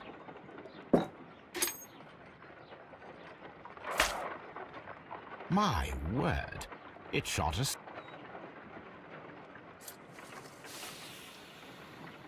It closed again. I believe I saw a small cloud of gas. I wonder what secrets this plant is hiding. Perhaps if we agitate it to a greater extent whilst it is opened, it will reveal a little more. I am interested in what might occur if the prickly plant should shoot at it.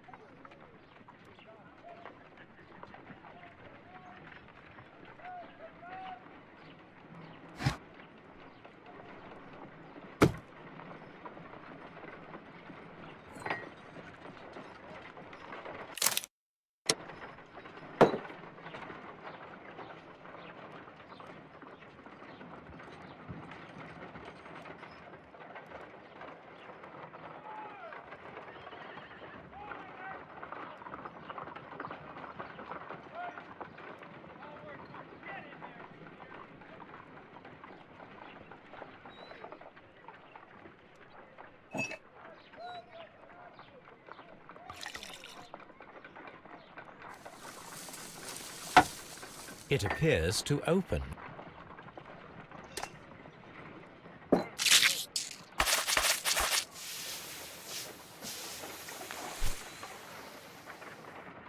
Toxic gas with spores. Extraordinary. The plants would be capable of killing only if they were directly next to the victim and stimulated at precisely the right moment. Let us take our caterpillars to the Colonial Collection Room. We may see things more clearly there. It is too early, Watson. Our suspects will be there. Let us investigate Kew Gardens one more time and ask some questions.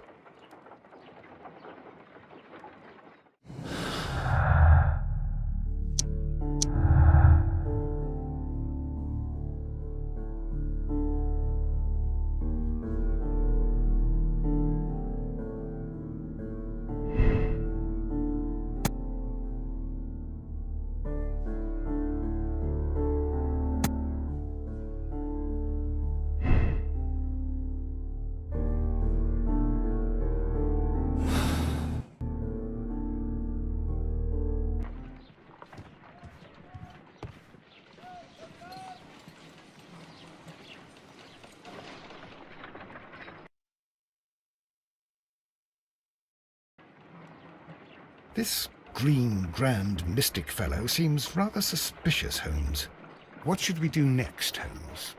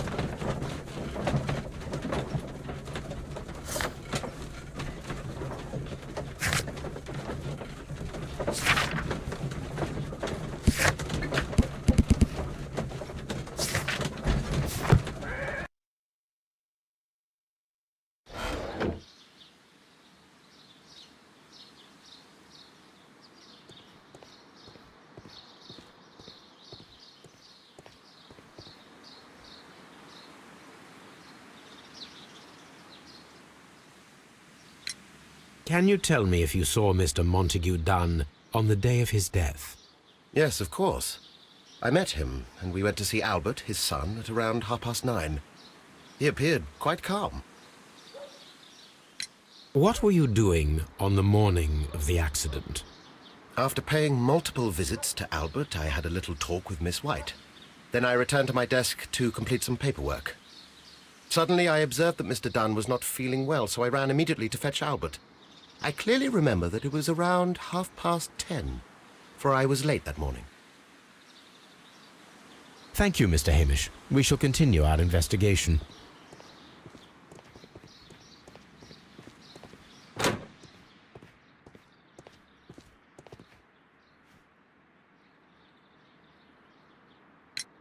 Your father's death does seem highly suspicious. What were your movements here on that day? Suspicious?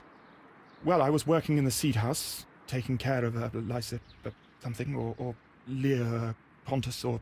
No, wait. These Latin names. And I spent so many hours trying to memorize them. Did you see your father that day? Yes. He came here with Mr. Hamish for his weekly visit. There was nothing unusual about that. And then? Nothing. They stepped out to the backyard. It was perhaps 20 minutes before 10 o'clock. Then about 10 minutes later, I saw my father heading for the dry tropics room while Mr. Hamish returned here. And Mr. Hamish and Miss White, what were they both doing that morning? Mr. Hamish visited me a couple of times. I also saw him returning from talking with Miss White, and that was at 10 minutes past 10. But then he ran back here to me to tell me that my father was feeling unwell. We hurried across to the water lily room, and I found my father lying dead on the floor. Oh, my God. Thank you, young man. We shall see you again soon.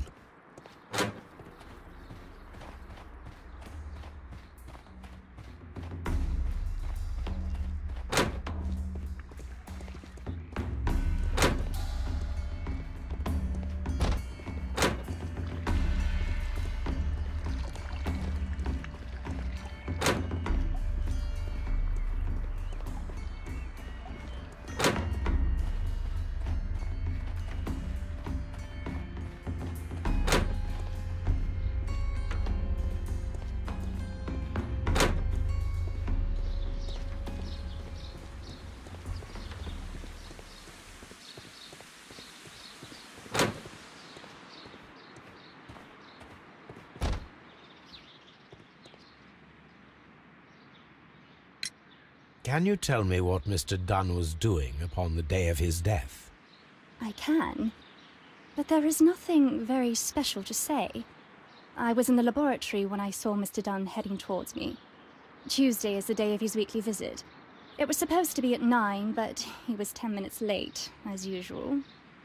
And then? Well, he came in to say good morning. Then I saw him spend 2 or 3 minutes by the plants outside the laboratory. After that, he ran out in the direction of the nursery, where Mr. Hamish was working. He was always in a rush during the inspection, you see. I would pity anyone who stood in his way. And that was the last time you saw him? Yes. I stayed in the laboratory until 20 minutes to 11, when I heard the cries of Albert and Mr. Hamish from the large glass house. I joined them as soon as I could, for I knew that something must be very wrong. What exactly were you doing in the laboratory? I was recording an experiment for my thesis. I only stopped my work once when Mr. Hamish visited me briefly around 10 o'clock. You say you were recording an experiment when the tragedy occurred. Might I listen to the roll? Oh, certainly. Please do. You will find it in the laboratory. It is number 320. Thank you, miss. Everyone has gone, Holmes. The way is clear.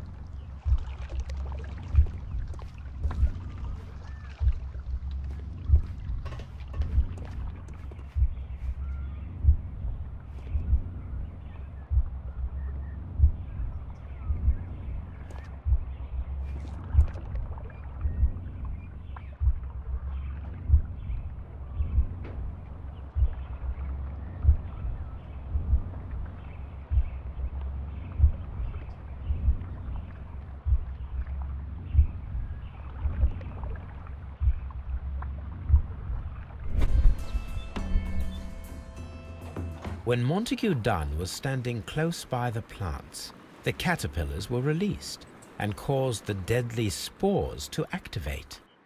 Panicking, and likely already half asphyxiated, Montague Dunn started back and knocked over the bust. He rushed to the door, but it was locked. He had to force it open with his shoulder. We already know the outcome. Montague Dunn collapsed and died not far from the pool. Well, it is time to perform our experiment on the ventilation system.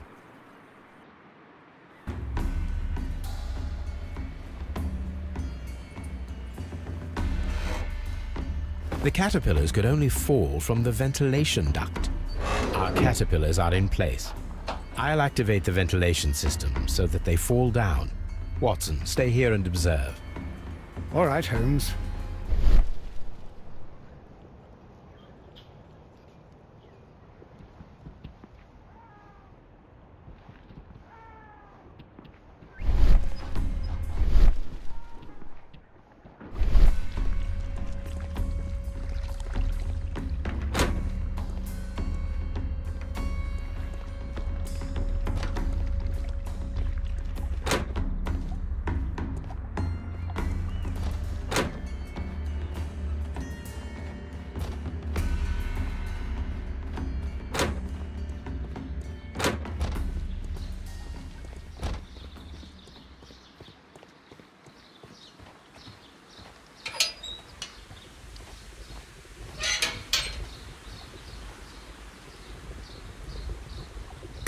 The power is on.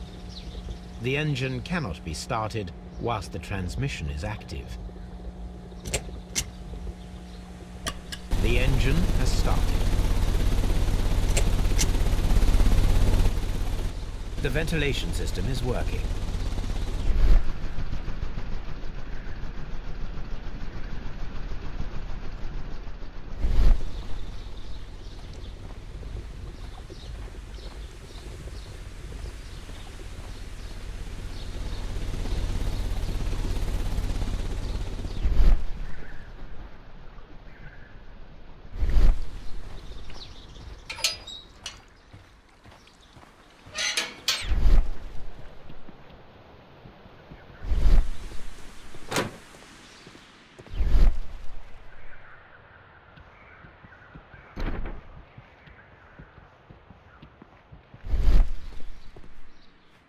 Excellent.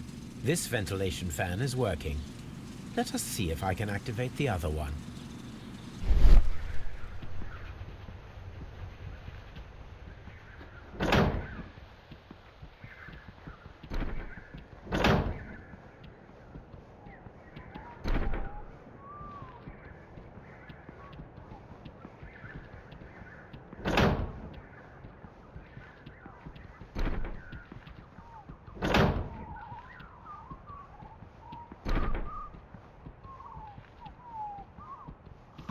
Perfect.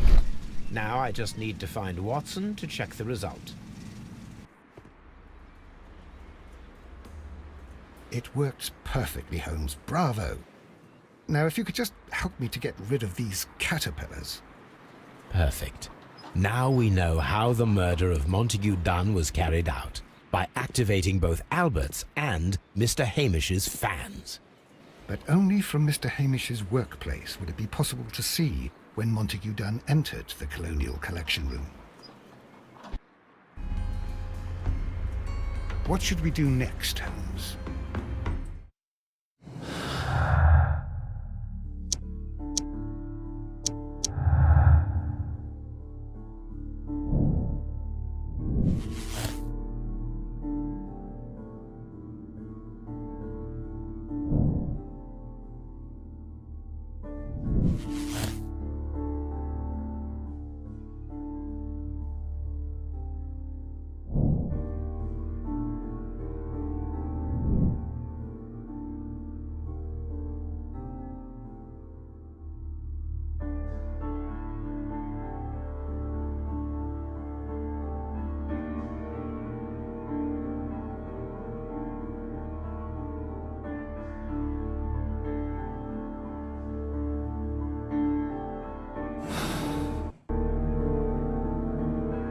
Let's go to Scotland Yard.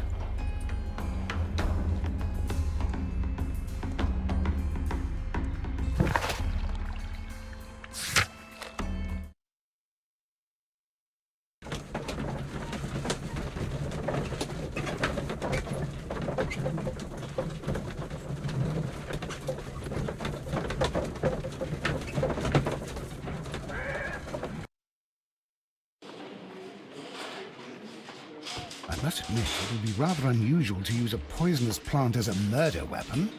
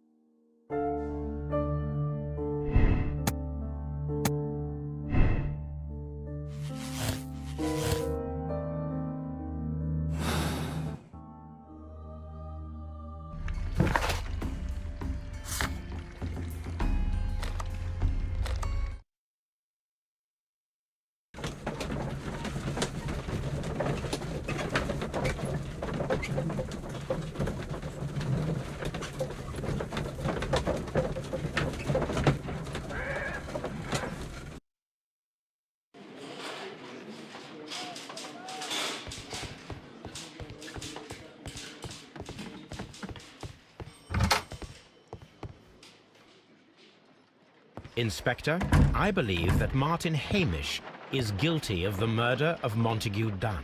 Aha! I knew it. I'll send the lads around to arrest him. Very good. I shall wait to hear from you.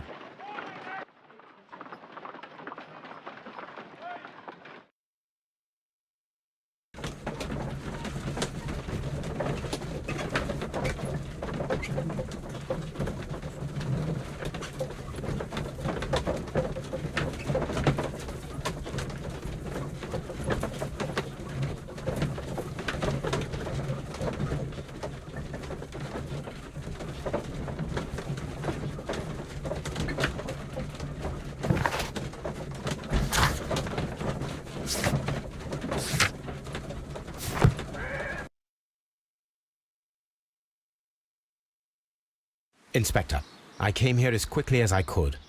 Martin Hamish is in the large glass house. There's no need to hurry.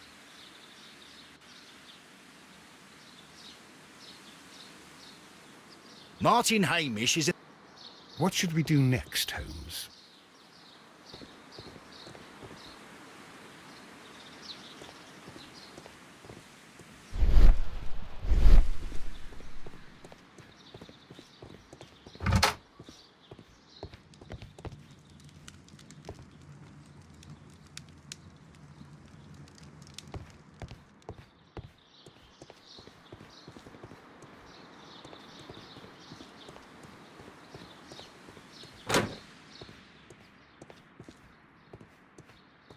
Harm. Holmes, my God! Yes, we found him like that. Our messing around with the ventilation system didn't go unnoticed. Mr. Hamish realized that we knew. Inspector, could you arrange the body, please? I should like to examine it.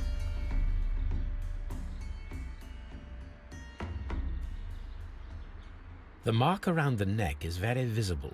He died instantly.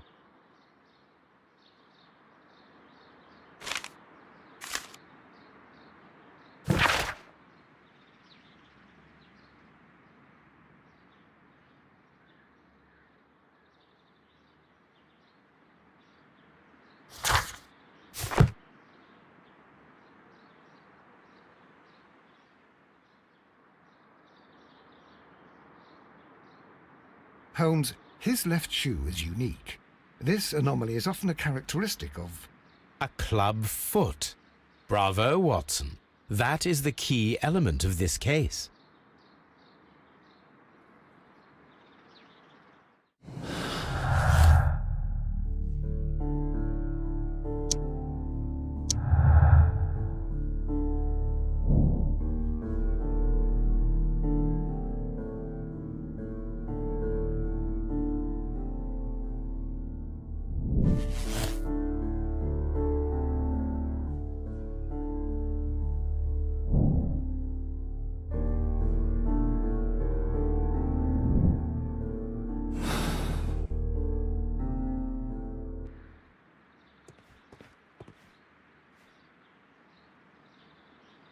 Something about this rings very oddly.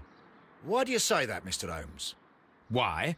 Because of Mr. Hamish's club foot. Oh, I deserve to be kicked from here to Charing Cross. I should have noticed it. But, Mr. Holmes, I can't see why. No, I don't suppose you do. You must recall that Mr. Dunn was locked inside the Colonial Collection Room by the murderer. If it was Mr. Hamish, he would have had to run up to his workplace to trigger the fan situated above it, taking into consideration the condition of his foot. Well, it is still possible. Perhaps, but it is rather strange that such a person as Mr. Hamish decided to base his plan on the speed of his gait. You mean to say that somebody helped him? So the suicide is questionable? Correct. Mr. Hamish accuses only himself in his letter, and so the investigation stops. Possibly an accomplice, then? That idea had not occurred to me, Mr. Holmes. I have another idea, Inspector.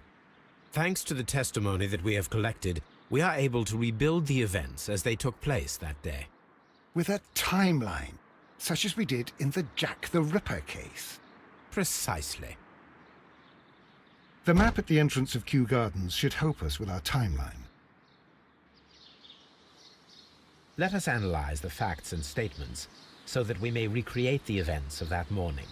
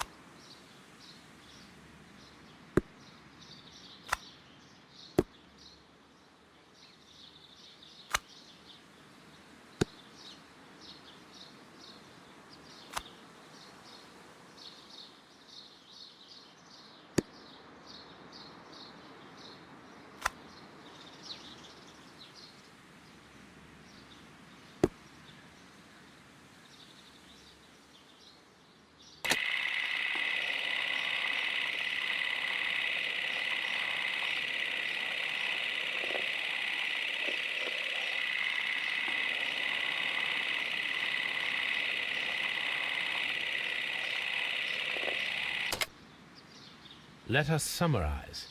Montague Dunn was poisoned inside the Colonial Collection Room. He forced open the door, which means that someone locked him inside there at 10:20. Martin Hamish was last seen at 10:10. This means that he has approximately 10 minutes to lock the door of the Colonial Collection Room. Given that he was club-footed, it is doubtful. Albert also has 10 minutes to lock the door of the Colonial Collection Room, which is quite enough time. Miss White was last seen at 10 o'clock, which means that she had approximately 20 minutes to lock the door. More than enough time. Perfect, Watson. Now, let us ascertain who assisted Martin Hamish in killing Montague Dunn.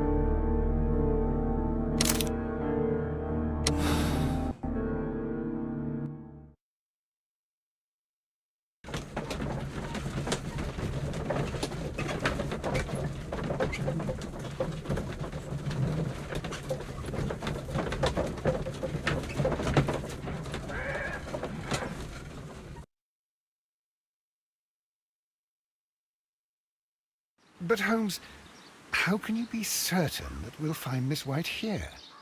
It is obvious, Watson. Just use your brain. I am using it. I do use it. Now that the rope has tightened around Martin Hamish, Miss White must act to erase all traces of her implication. After the suicide of her accomplice, there is one final trace remaining: the deadly plants of the Divine Syndicate. She will be there. Very good. Shall we go? Just one moment. Now listen to me, Watson. I shall see her alone. You will conceal yourself behind her, quietly. Whatever are you planning? Nothing spectacular. The impulses of women have always been a mystery to me, but she is a bold one, and so we must be cautious. All right. You can count on me, Holmes.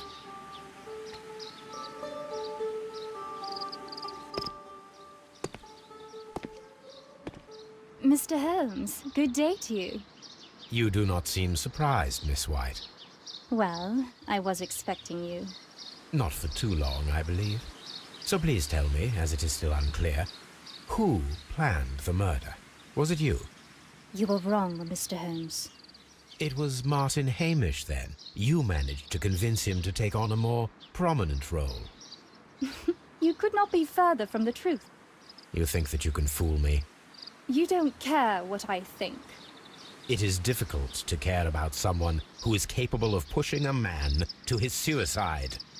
It is over, Miss White. The police will be here any minute. Over, perhaps. One moment you were here, and the next, you were on the other side. The other side? No! Stop!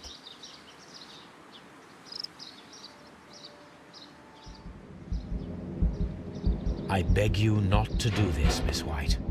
Don't come any closer.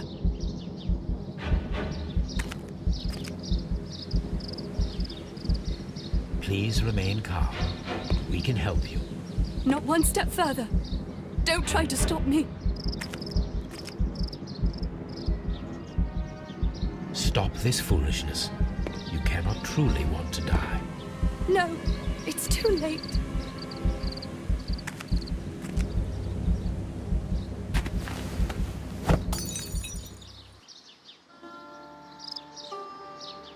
Well done, Watson. She was not faking. Miss White, you have no right to take your own life. Dr. Watson? Did you just save me? Or worse?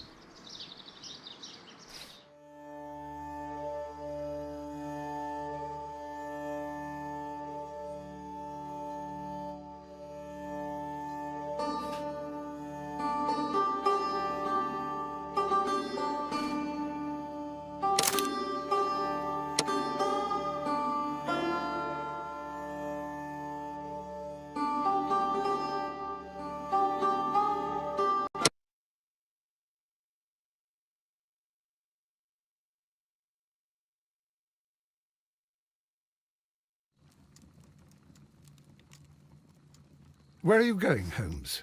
Have you been invited somewhere? We have been invited, Watson. We have? Where to? To the Baker Street Irregulars' annual dinner. They sent us an invitation. It is on the table. A dinner? How could those street urchins afford anything like that? I can't understand your interest in them, Holmes. They're dirty. They wouldn't hesitate to steal your wallet. Watson, you should be excited. It is a secret dinner. Its location changes every year. Read the menu. Sounds mouth-watering. All right. We, the secret police of Baker Street, invite you, Sherlock Holmes, and Dr. Watson to our annual dinner. Menu, entree, frozen rat head salad. Is this a joke? Not at all. Pray continue. Main course, sow's udder in Danny Nutcracker's way. Sounds disgusting, Holmes. Hedgehog goulash. Street turnips in homemade juice. And it goes on. I can hear them on the stairs now. Oh, we can't go there. We can't eat that. Watson, you'll hurt the feelings of those poor children. We have to go. Oh, Mr. Holmes. It is fine, Mrs. Hudson. Mr. Holmes! Wiggins, Dr. Watson is getting ready. He will be delighted to join us. You don't look well, my young man. Is there something wrong? Don't tell me the dinner is cancelled. Mr. Holmes, it's my brother Leighton. He's in a prison cell. They say he's killed 2 men. You have to help us, Mr. Holmes, because I know he didn't do it. Where is he now? From what I've heard, they took him to the yard, and they gave him a good beating already. You know what they're like. They'll hang him. They won't look any further. Holmes, we have to help him. Well, and forget about the dinner. Wiggins, I'll take the case. You're fantastic, Mr. Holmes. I'll be waiting for you at the crime scene. You'll be there, right? It's on Half Moon Street in Whitechapel. Very well.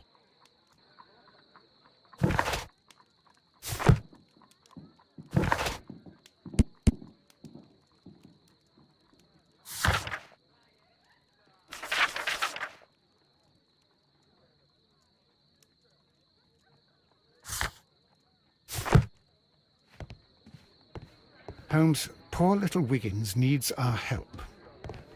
Hello, Toby. All you need now is a shawl and a mop cap, and you could be Mrs. Hudson's younger sister.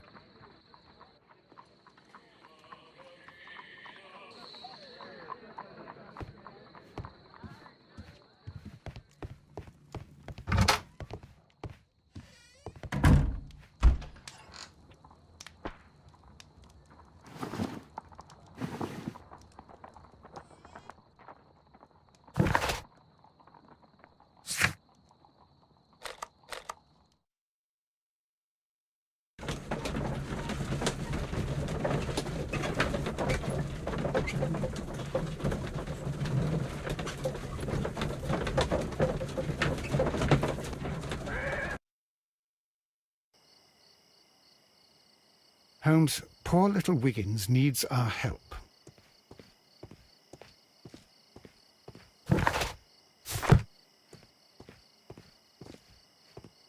Locked.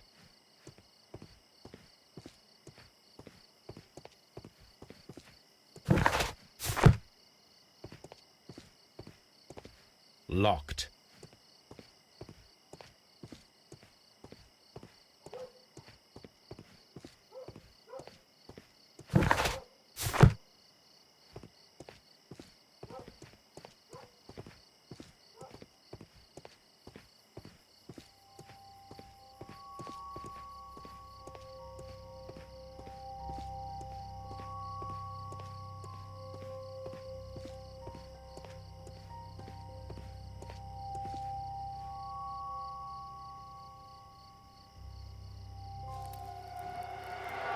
Please, gentlemen, leave the scene now. Oh, Mr. Holmes, is that you? Good evening, Constable... Constable Marrow. I was here with Inspector Aberline during the Ripper case, Mr. Holmes, back in '88. But then this is nothing like that case. With this one, we've got the murderer, the weapon, and the statements, which speak for themselves. Of course, Marrow. But you know that appearances can sometimes be deceiving. Who were the victims? The 2 men here, both shot. The stab fellow was Brian Vercotti, a well-known ruffian. The other, Kenneth Butler, a jeweller by trade. You spoke of statements. You have witnesses? Well, I was there, so I gave my own statement. And then there were 2 other witnesses who said they saw the killer Chapman. Mr. Turner, a gentleman who lives in that flat over there. And Polly Powell, a flower seller, who is over at the far side of the street. So, Constable Marrow, I should be delighted to hear your testimony. I was standing at the north side of Half Moon Street. That was the side that you came from. But you would have been unable to observe this part of the street, where we are standing now. That is correct. But I saw the 2 victims slowly enter Half Moon Street, and then shortly after, the fireworks started. A few minutes after that, the fellow Chapman rushed towards me and ran into Half Moon Street. Please continue. I didn't pay attention, but suddenly I heard a woman's cries and police whistles on the other side of Half Moon Street. I rushed over there and I saw the 2 dead bodies on the ground. When I reached Whitechapel Street, I saw Leighton Chapman. He'd been caught by 2 police constables. Did you hear the shots? I didn't hear any shots. The fireworks were all over the sky. They were so loud I couldn't hear anything else. What were the fireworks in honour of, Constable?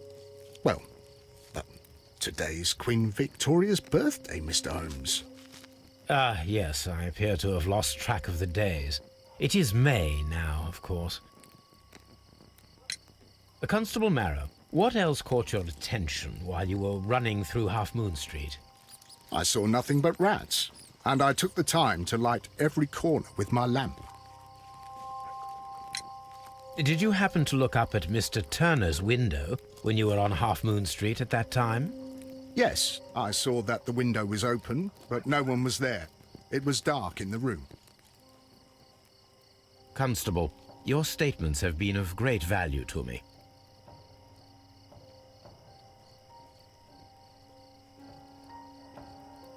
He tried to stop the bleeding with his hand. Death was not instant.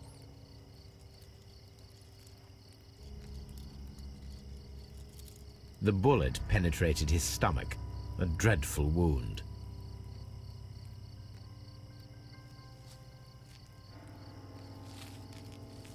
A tattoo from Westgate Prison. Vicotti must have done some time there.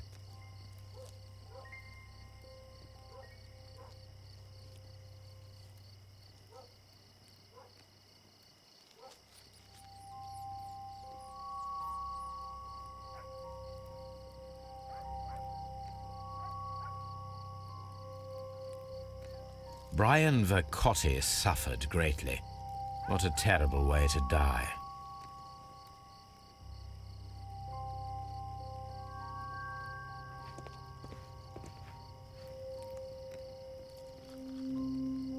The bullet struck his head. This man didn't stand a chance.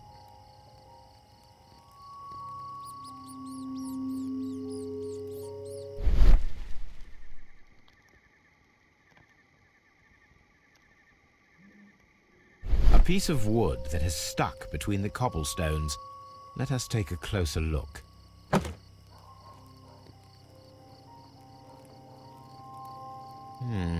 This shard of wood is quite new.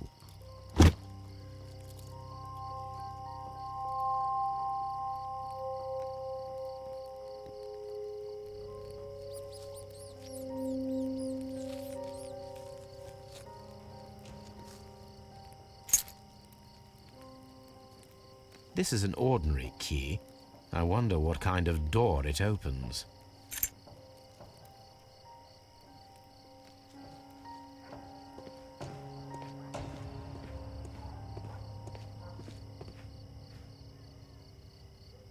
Good evening, Mr. Turner. I heard Constable Marrow reply to you as Mr. Holmes. Are you that detective gentleman? I've heard of you. And well, I know things about this evening. Excellent. Might we hear your story?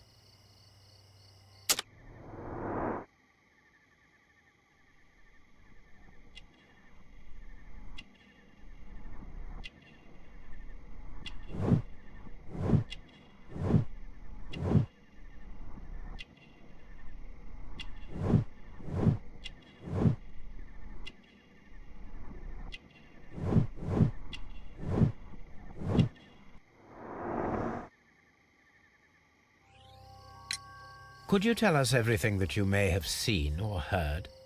I was already in bed when the fireworks started. A few moments after, I clearly heard 2 gunshots from outside. Please continue. I quickly got up and I grabbed the lamp from my nightstand and I rushed towards the window.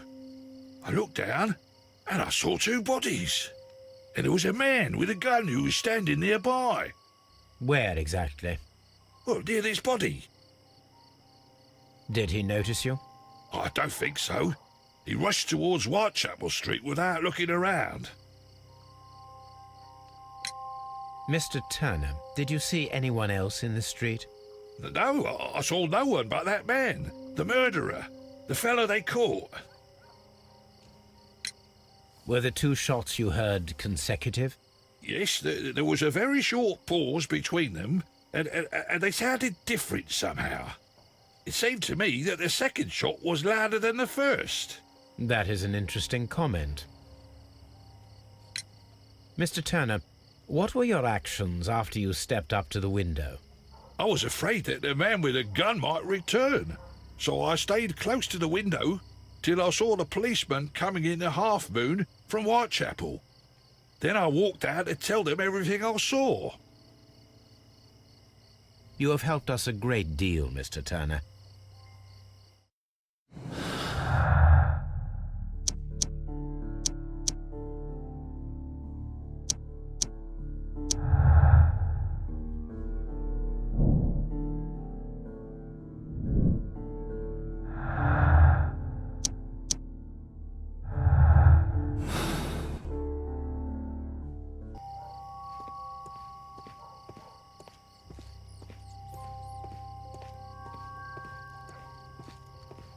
A fairly long pole with a forked end.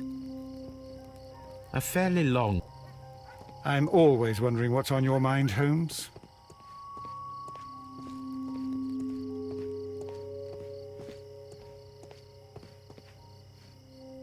I'll do anything to save my brother, Mr. Holmes.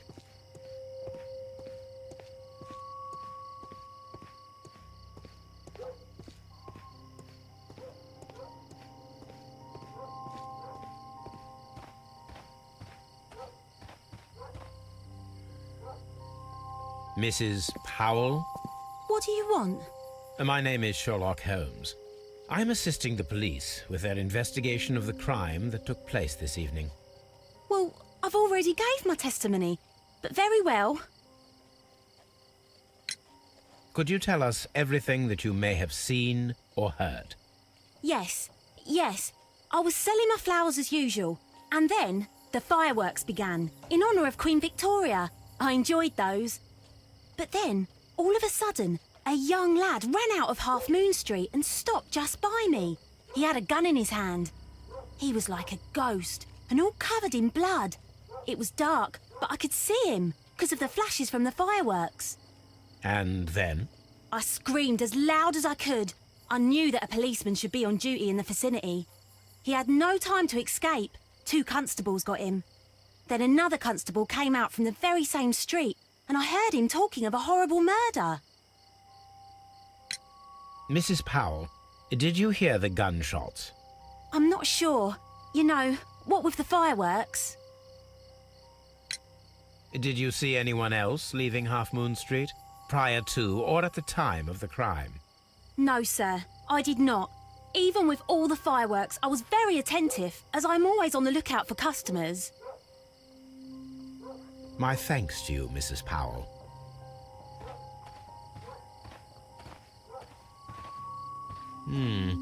This mirror is turned towards Half Moon Street.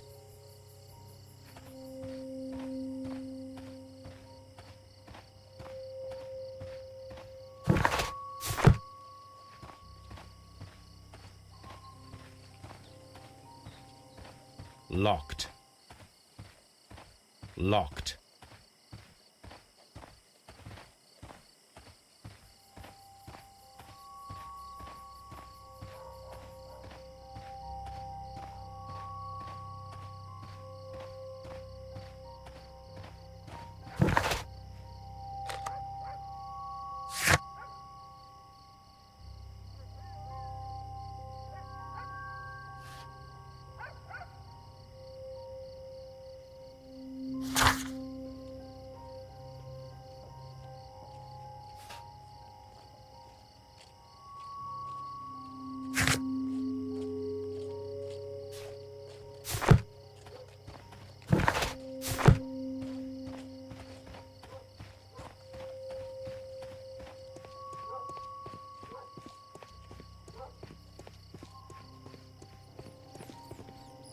It would be my pleasure to assist you with your investigation, Mr. Holmes.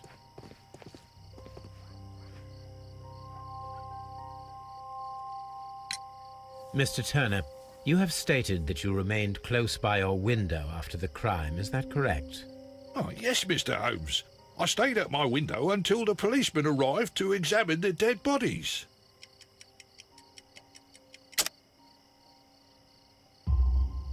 That is very interesting, Mr. Turner. Constable Marrow stated that he did not see anyone at the window when he was running through Half Moon Street. Well, I think Constable Marrow and me, we might have been distracted by the whistles and shouts coming from Whitechapel. We could have missed each other somehow. You understand what I mean? It was a bit of a stressful moment, to tell you the truth, sir. Allow me to form my own theories, Mr. Turner. Would you mind showing me the view that you had from your window? Not at all, Mr. Holmes. Please, follow me. Mr. Turner appears to live very modestly.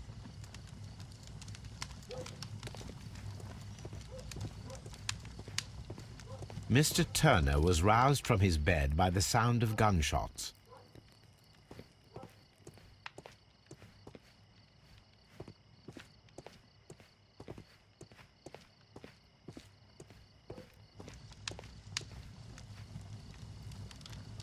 The books on this shelf are in a mess. It looks as though Mr. Turner was trying to find something in a hurry here a short while ago.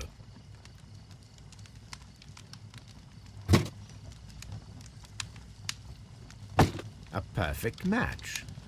So, Mr. Turner broke his stick when it became stuck between the cobblestones.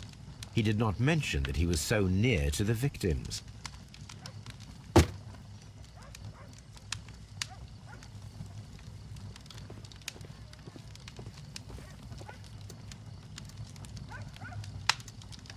This fire is dying out. It was last tended to over an hour ago.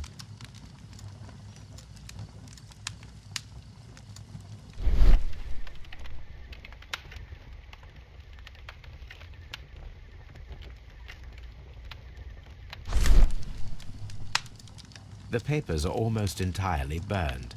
I am unable to see what's written here. These words are illegible. The papers were thrown into the fire just a short while ago.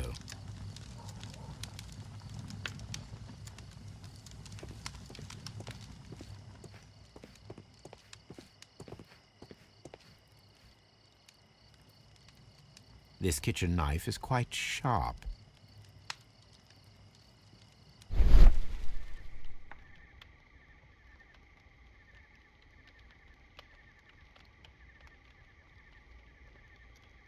There are pieces of shredded paper scattered over the table. This kitchen knife was used to cut the paper.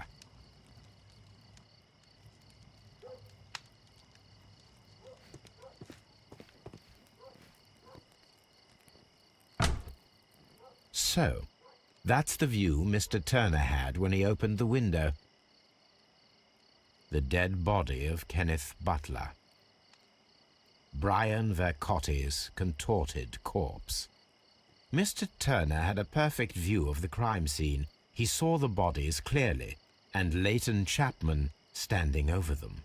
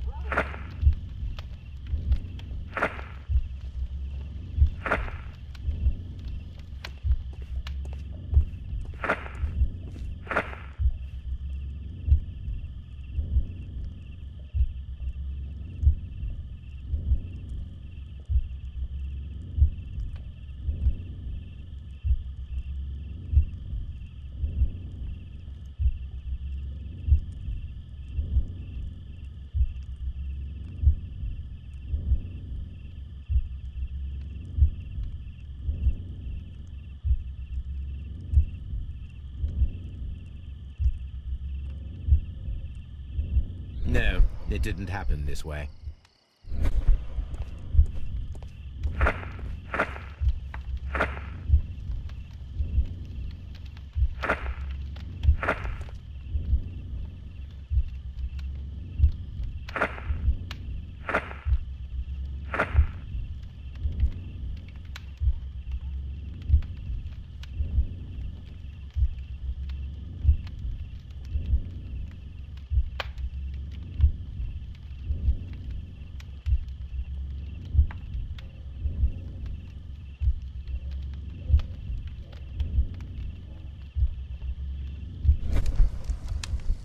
So Mr. Turner used a book to hide an object that he found on Kenneth Butler's body. The question is, what did he find?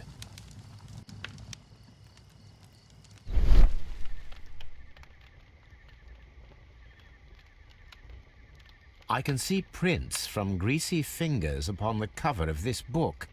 Let us take a closer look. Well now, what a find! A precious jewel, concealed inside a book.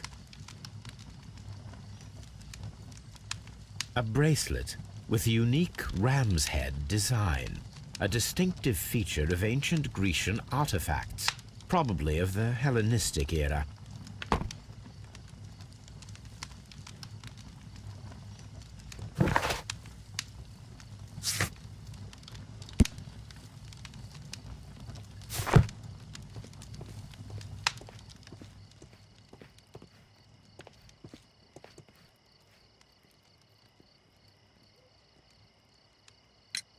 Mr. Turner, how would it be possible for a man of advanced years, such as yourself, to rush from his bed to the window in a matter of seconds, as you have stated? Well, I'm able to move very quickly, despite my age. And when the situation requires it, Mr. Holmes.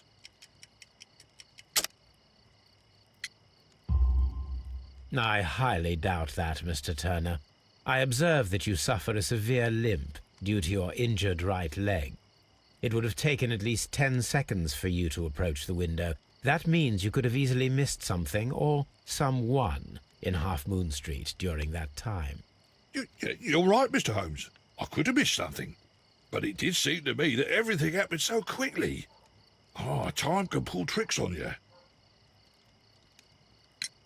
And what of everything else that you told us? Mr. Turner, it is vital that we have your complete and true statement. Mr. Holmes, I do assure you that the other things I said were most sincere.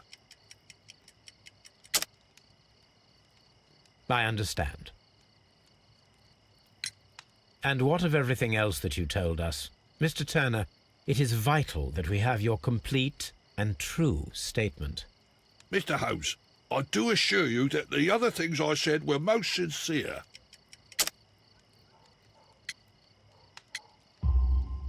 Mr. Turner, you were not sincere with me. Not then, and not now. But Mr. Holmes... This, Mr. Turner, does not look like anything that a poor man might possess. It is worth more than the home that you live in. I can explain. No, merely correct me if I am wrong. You saw Leighton Chapman through the window, but you also noticed a glittering object on the ground, this precious jewel. You walked down and took the bracelet from the body of Kenneth Butler, and when you heard the whistles, you hurried away. That broke your walking stick. It caught fast between the cobbles. Constable Marrow was unable to see you in the window, as you were climbing up the stairs on your way back to your flat. Upon returning home, you hid the precious jewel inside a book. Mr. Holmes, please don't send me to prison. I didn't do anything bad. I'm just a poor man. When I chanced upon the bracelet, I saw it as an opportunity to make a little money. I was desperate. I only took the bracelet, that's all, I swear. You made a mistake by lying to me. But you are not a criminal. I believe that. Although I must return this bracelet to its rightful owner.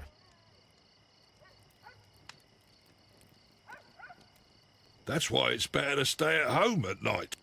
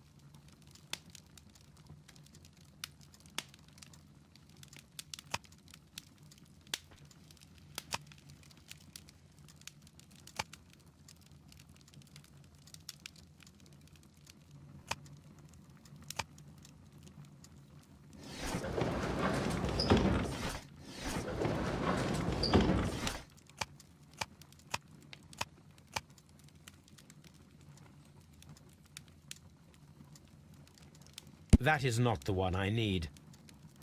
That is... That is... That is...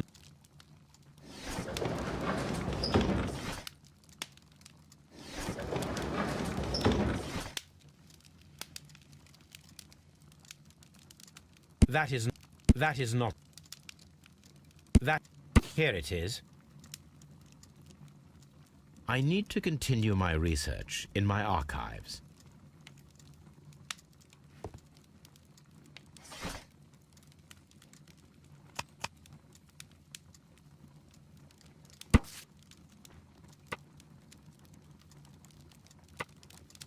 Here it is. One of the victims, Kenneth Butler, was involved in the story of the stolen Hellenistic treasures. A visit to his pawn shop should tell me more.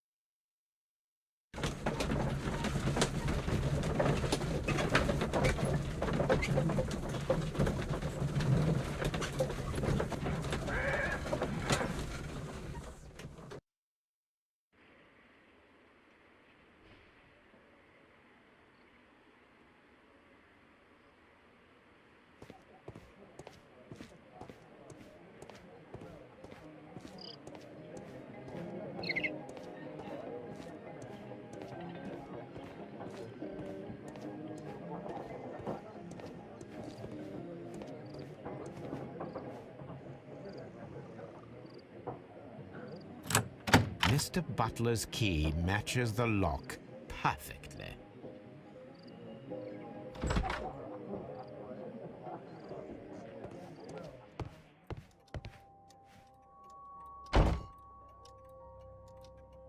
Crampons and a sharp ice axe would only be brought here by a mountaineer.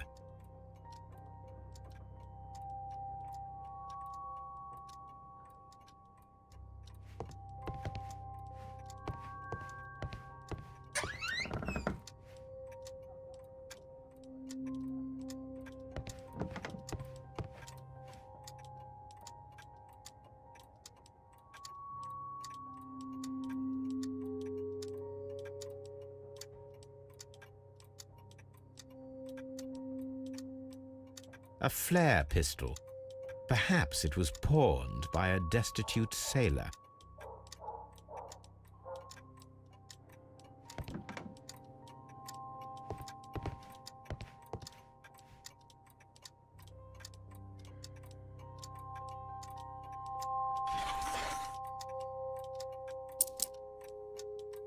The ram's heads. This necklace belongs to the 5 Rams of Mittelin collection. Interesting. That means that Kenneth Butler owned a part of this collection all this time, 10 years after the theft.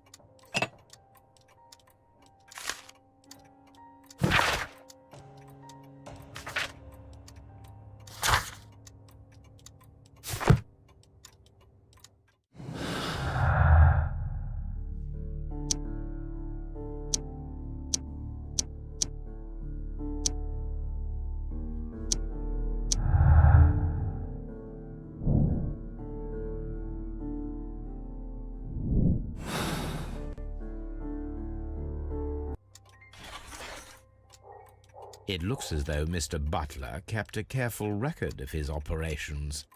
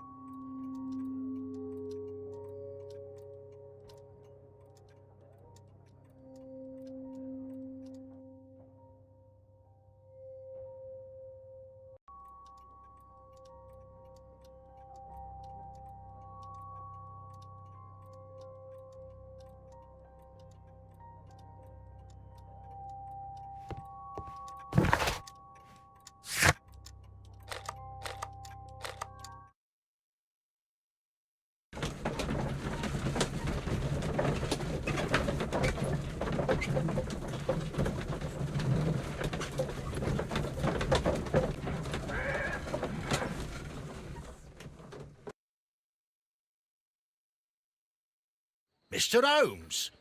Whatever brings you here so late at night? I'm interested in the case of young Leighton Chapman. He was arrested earlier this evening and accused of a double murder. I beg your pardon? That case is quite clear to the police. Or are there any new facts that we don't know about? Who knows, Inspector? Look, you are free to investigate, of course, Mr. Holmes. Chapman was arrested with a revolver in his possession, which you can find in the evidence room. The suspect himself is in custody. Did you find anything else on his person? A few personal belongings. Nothing particular, Mr. Holmes. Thank you, Lestrade. Mr. Holmes, what is the trouble with that lad? Isn't he guilty of murder?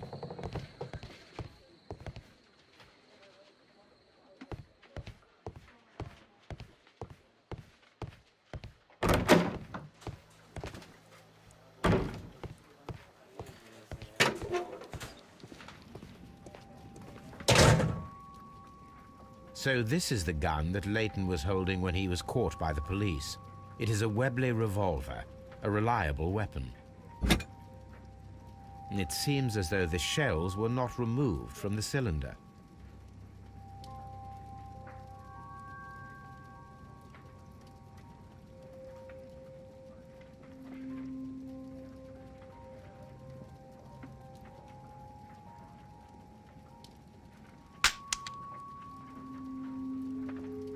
Two out of the 6 shells have been fired. There were 2 shots. A cheap watch, bought with his own money, no doubt.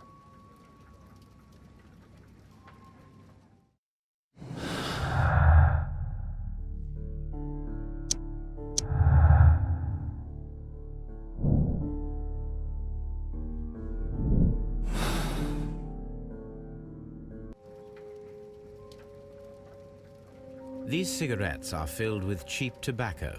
Nothing interesting.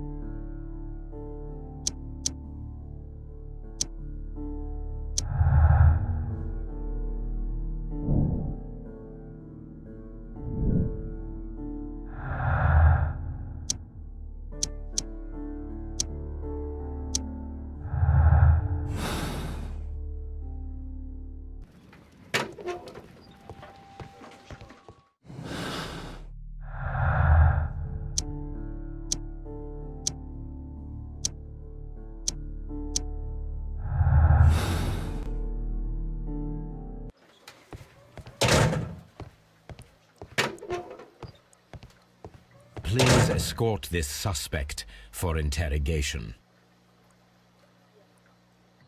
Good evening, Mr. Chapman. Who are you? I've got nothing to say. It's all a mistake. Calm down, Leighton. I have come here to help you. To find out if you truly are innocent, as your younger brother Wiggins has told me. My brother? You know him? Then that means you're... Sherlock Holmes. Oh, blimey. All right, Mr. Holmes. I'll tell you everything.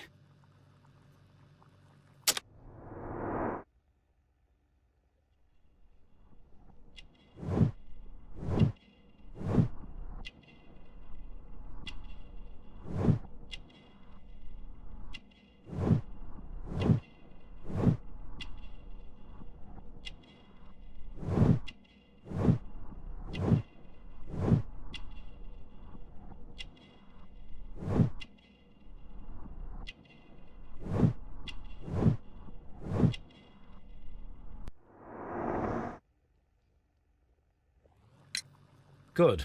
Tell me your account of what happened. I left my work, and I hurried up to see the fireworks in Whitechapel. I was late, so I decided to cut through Half Moon Street. I saw the first fireworks light up in the sky. I bumped into a constable on a corner before entering Half Moon. Then suddenly, what with all the firework flare, I saw two men. They were both lying flat in the middle of the street. I stopped where I was. I thought about turning back to the police, but as I was thinking of that, I saw a third person. He was leaning over the body that was furthest from me. The second I saw him, he raised his head and he stared at me. In a flash, I saw his gun, but he made a dash for it instead and he escaped through Whitechapel Street. So you might still have had time to return to the constable. I panicked. I didn't know what to do. Anyway, I approached the bodies just to see if they were still alive. I saw that one had blood pumping out of his stomach. He was dying. It was horrible. The second one was already dead. He had a hole in his head. He was holding a gun in his hand, though. I took it, and then I followed the third man. Interesting. Pray, continue. I turned a corner, and I saw the man standing in the middle of the street. He seemed to be in some sort of panic. And then, Mr. Holmes, something strange happened. I told the police and they laughed at what I said, but I swear to you, my words are true. I started running towards him. But then I was blinded by a flash. It was so bright that I hardly saw anything for a good dozen seconds. But I kept running forward. As I arrived in Whitechapel, I heard a woman screaming. And then I was caught by the police. But there wasn't a trace of that man. Of course, then they found a gun and all that blood. I couldn't see the murderer escaping and all that mess. Perhaps I was still half-blinded at that moment. A thrilling account, my young man. Leighton, are you able to describe the person whom you saw standing in Half Moon Street? Well, I wasn't able to see his face at all. It was too dark, and he was too far away. I could see his silhouette. And what about that? Nothing so special. He was wearing a jacket. He was quite average in size and his weight. I see. Was there anything else that struck you at the time? No. But perhaps... It's strange, but I can't remember the sound of his footsteps as he was running away. Perhaps it was because of the fireworks or the surprise of me seeing him. Leighton, I confess I am puzzled. Why should a young lad like you take a gun from the hands of a dead man and set off in pursuit of a probable killer? I know. I keep wondering that, but at the time it was like a reflex. A criminal ought to be arrested, and he was armed. You were willing to risk your life. That was a little foolish, unless you wanted revenge. No, Mr. Holmes. I was just being brave and stupid.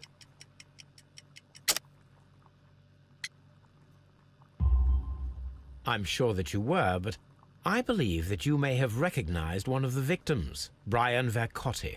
You knew that gentleman well, did you not? However could you know that? You have a typical tattoo of the Westgate Brotherhood upon your hand. I observed exactly the same mark upon Mr. Vercotti. You came to know him from your sharing a past prison sentence. Am I correct, Mr. Chapman? Oh, God. You're right, Mr. Holmes. Would you tell me a little about Brian Vercotti? We were convicted for a robbery. Once in prison, both of us joined one of these fraternities. During that year, we tried to help each other out, you know? You were quite young then, I believe. Yes, Mr. Holmes, we were. We'd only stolen a pound of meat. After we were released, and when I saw what my little brother had become, I decided to work towards living an honest life. And Vercotti? He had a hard time. His sister had died in a Whitechapel dispensary while he was in prison. He had no family anymore. Our paths split. He fell back into crime. So you lost him? Yes. And for around 2 years, I heard no news of him at all. We shall see you soon, young man.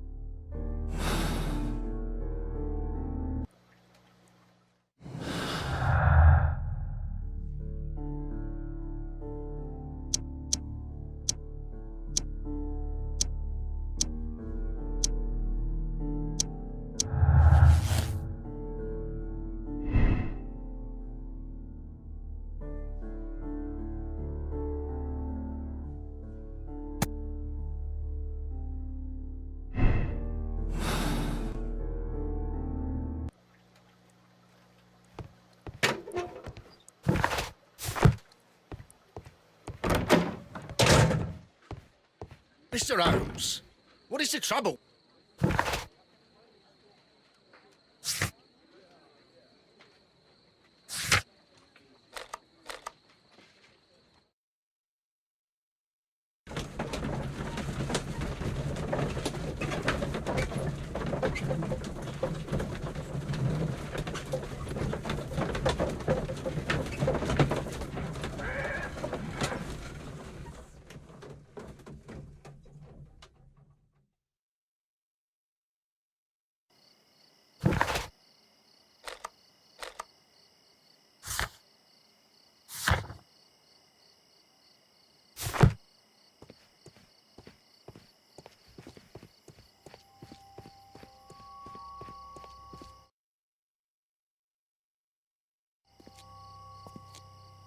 What's up with you, lad? What are you waiting for? I'm waiting for my brother to be released. Your brother? The one that you caught, beat up and imprisoned. Ah, the murderer. He ain't killed no one, copper. Watch your mouth, lad, else you'll be joining that worthless brother of yours.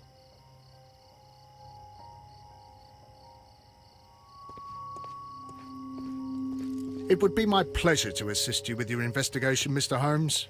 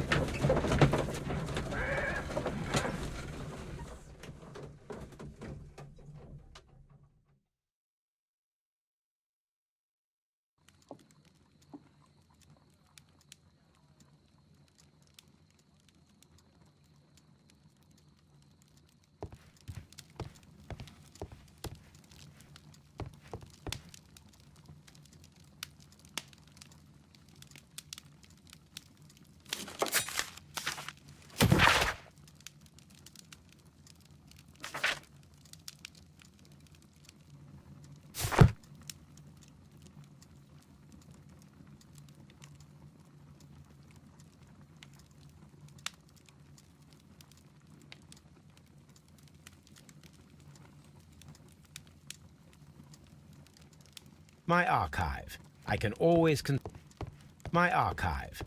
always consult with it if needed.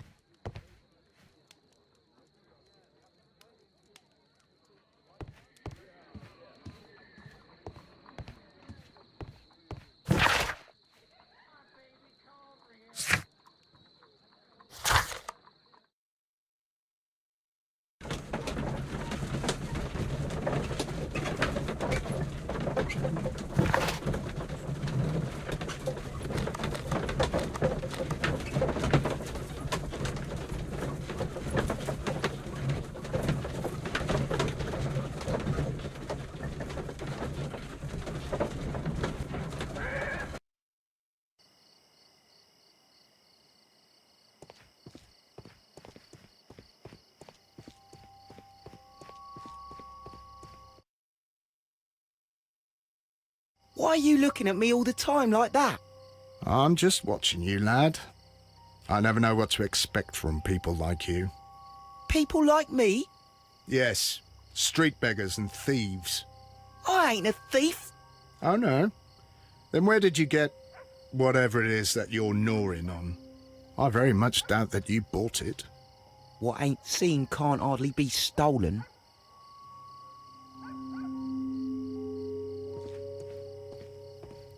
It would be my pleasure to assist you with your investigation, Mr. Holmes.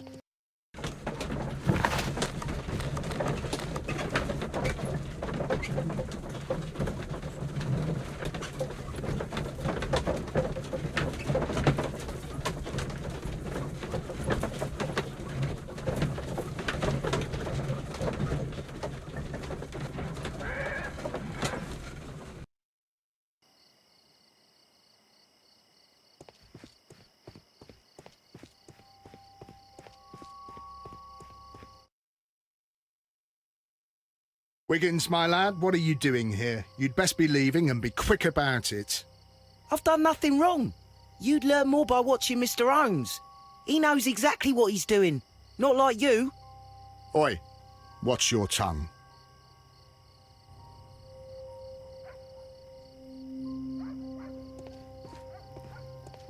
It would be my pleasure to assist you with your investigation, Mr. Holmes.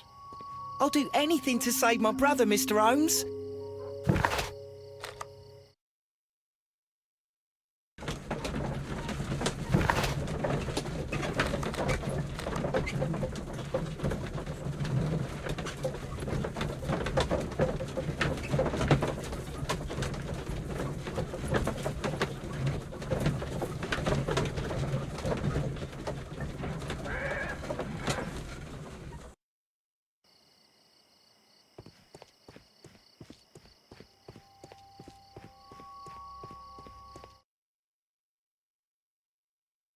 Look here, lad. You'd better go home and start thinking about what a fine pickle your brother's landed himself in. Ha! But he'll be free tonight, 'cause he's innocent. Don't be daft, lad. It's a closed case.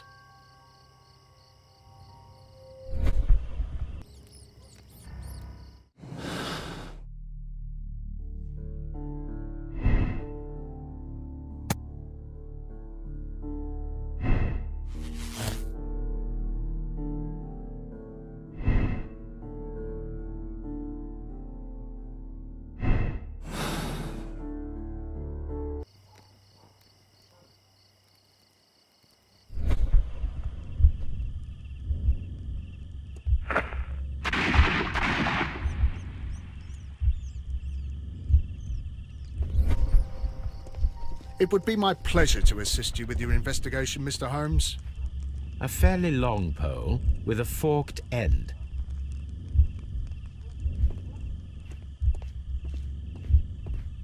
I am unable to see any higher. I need to find something to lift my lamp.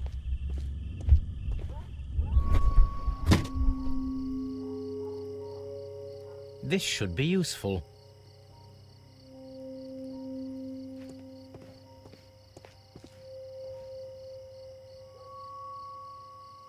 This is most definitely a bullet hole.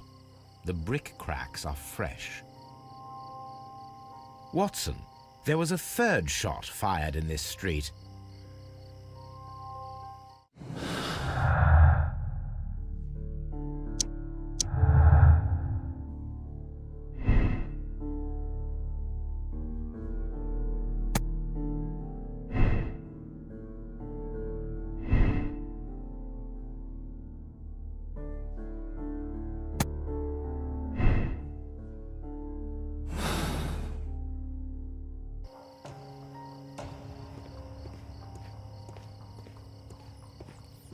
It would be my pleasure to assist you with your investigation, Mr. Holmes.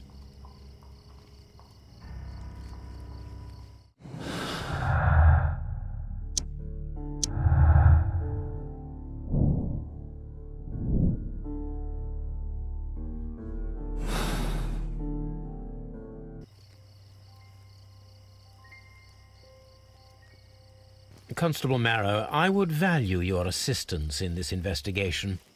It would be my pleasure, Mr. Holmes. I would like to make sure that there are no places in Half Moon Street where a man could hide while you were running through it with your lamp. All right, Mr. Holmes, what should I do? Take your lamp and start walking, just as you did before, and try to find me. Understood.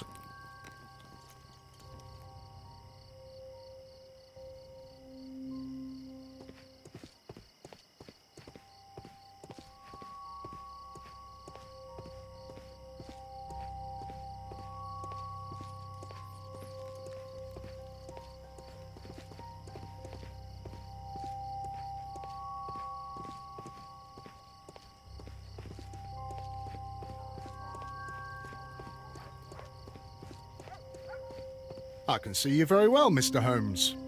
All right, Constable. Let's try again. I'll find another place to hide.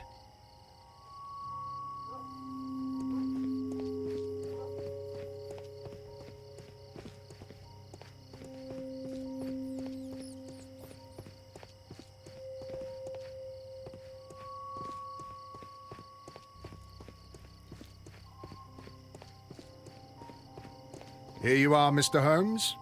All right, Constable. Let's try again. I'll find another place to hide.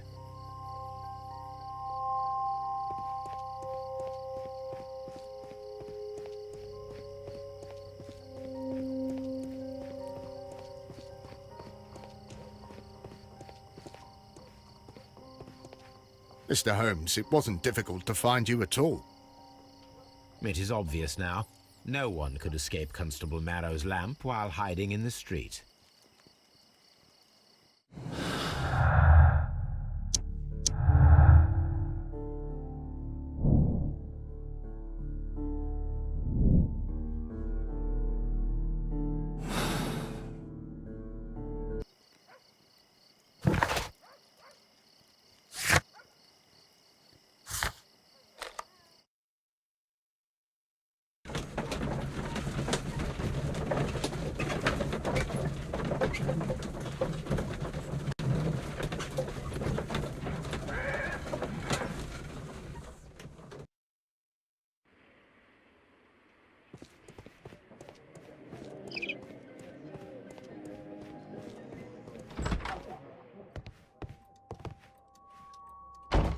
These tools are exactly what I need to climb the wall.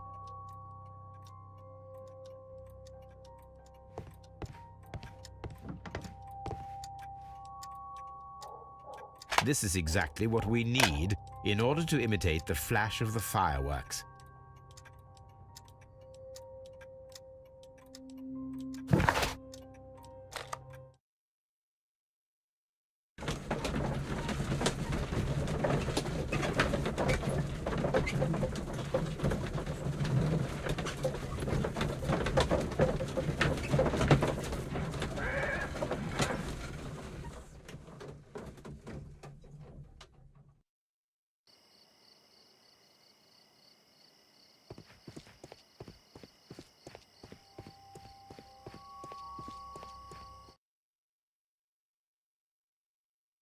Mr. Constable, why did you become a constable? Why? Because I wanted to serve Her Majesty, that's why. And what about serving the people like us? What? Your sort are the plague of London. Be quiet now.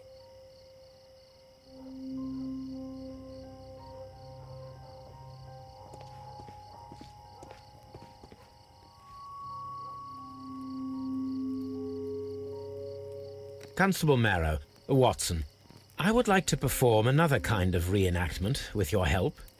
I'm listening, Mr. Holmes. I want to check if Leighton's testimony can be trusted. If someone could vanish into thin air at a specific moment. But Holmes, I don't see how. I am going to be the mysterious gentleman whom Leighton followed. I will stand exactly where he saw him before he was blinded by the flash. Watson, you will be Leighton. When I fire the signal flare, you should start to chase me. I understand, Holmes. You, Constable Marrow, just play your part and do exactly as you did. Just, please, wait 5 seconds after the signal flare. I doubt that Polly Powell would have screamed any earlier. As you say, Mr. Holmes. Let us begin then. Catch me if you can.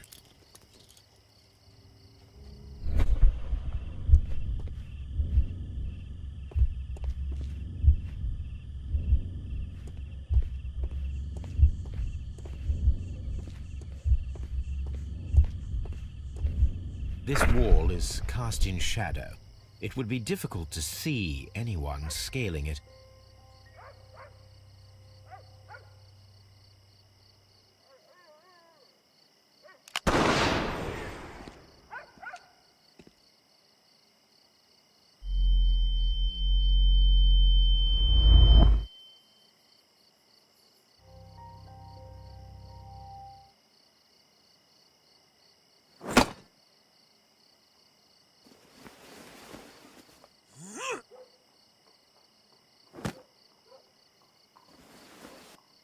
I can barely see anything.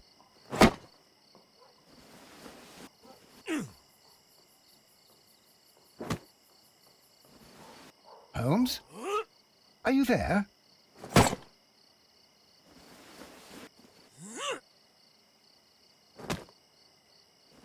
I should try climbing faster.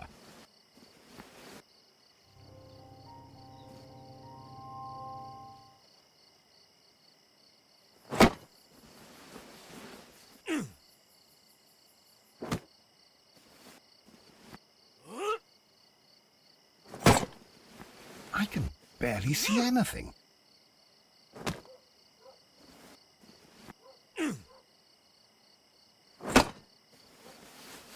Holmes? Are you there? Where is he? My God, a man can't just disappear like that.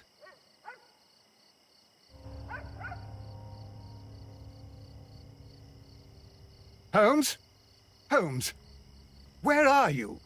I cannot see you, Mr. Holmes. Dr. Watson, it seems that Mr. Holmes has disappeared. Don't worry, gentlemen. I am up here, above your heads.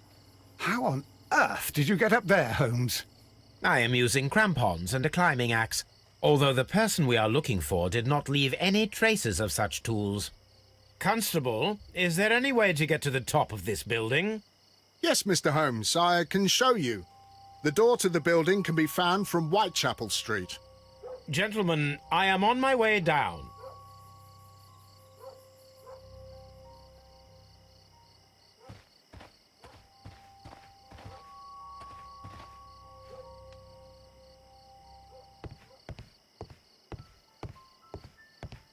These shards of glass are from the window above.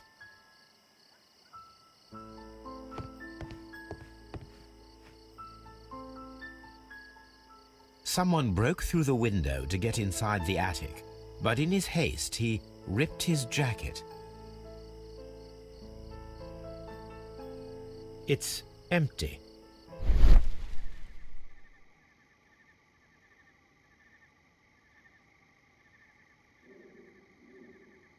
A cluster of thick black threads. They're unusually strong. I should examine them under the microscope. We can conclude that the person whom Leighton saw climbed up the wall, broke into the attic window, and escaped through the hatch.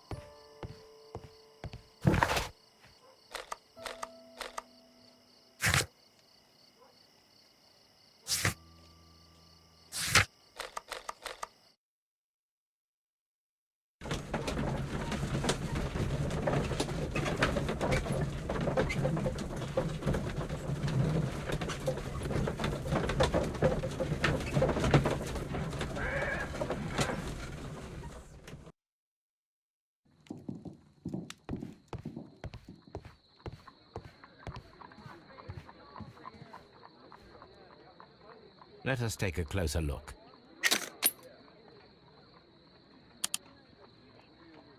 It is not a thread, but a hair. I very much doubt that it is human. I need to compare this sample with a human hair and a horse hair. A shaving brush is usually made from horsehair. Watson, could you please pass me your shaving brush? Here you are. Watson, look, what's outside the window? Where? I don't see anything. Ouch! Holmes! Oh, don't make such a fuss. One little hair. Human hair is significantly thinner than the black sample. The horsehair is thinner than the hair that we found.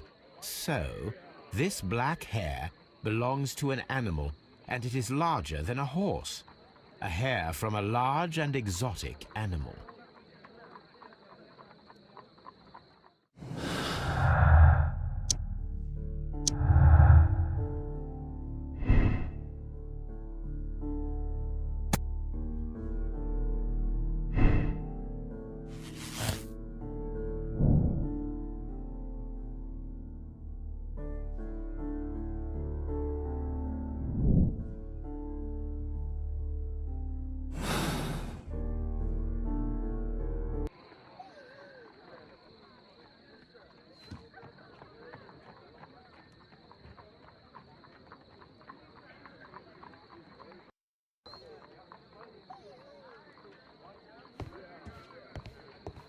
Wiggins is currently at Half Moon Street.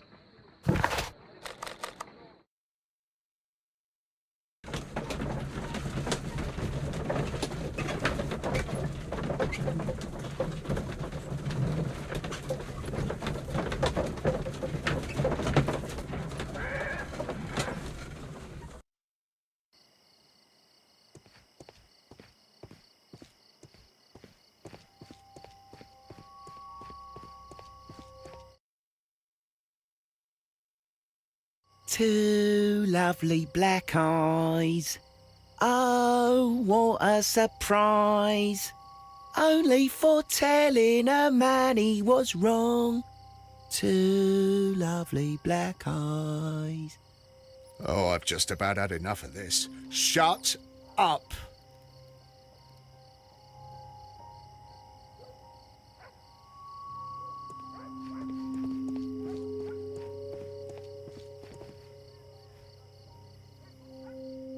Mr. Holmes? We have good news for you, Wiggins. The investigation has proven very interesting so far. We found facts and details that confirm your brother's innocence. I knew it, Mr. Holmes. But for now, Wiggins, we need your help. Anything you like, Gov. I need you to locate a circus that has stopped over in London. It needs to have disposed of at least one exotic animal, a very large one. You can count on me, Mr. Holmes.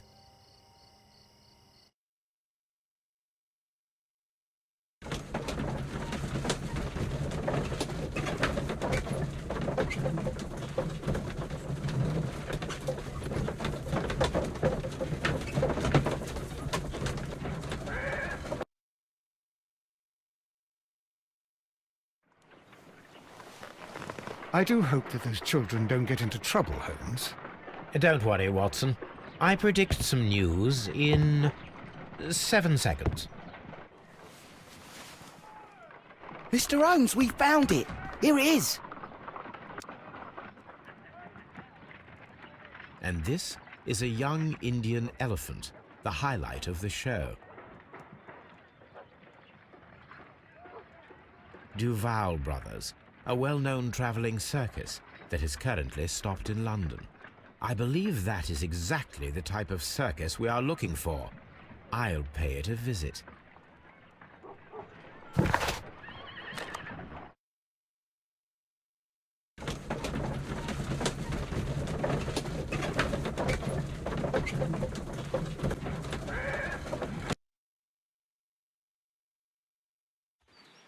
Aye, you! Stop right there. Good morning, sir. Pardon me, but why am I not allowed to walk around here? Because it's private. Well, I only wanted to meet the artistes. Hmm? You're wanting to apply for... Nah, you don't look like the type of, artistic lockpicker that we're looking for. You might be surprised. What? Nah, I don't think so. Clear off. You're a bit slow to catch on, eh?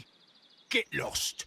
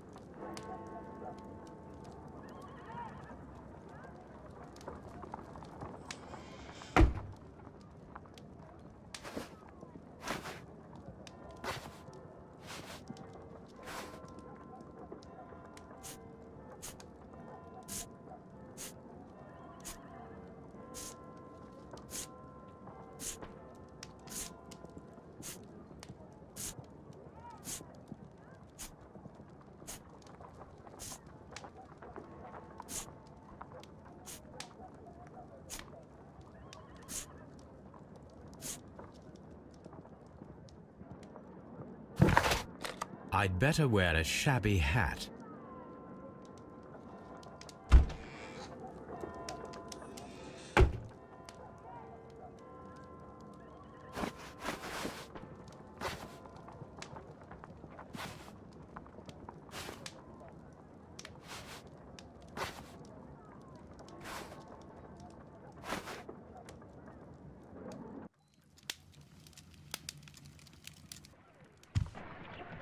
Stay where you are. What are you doing here, and where is Sherlock Holmes? Calm down, Watson. Take deep breaths now. It's me. Oh, thank God, Holmes. I can't get used to your disguises. Thank you, Watson. That means I am ready to go.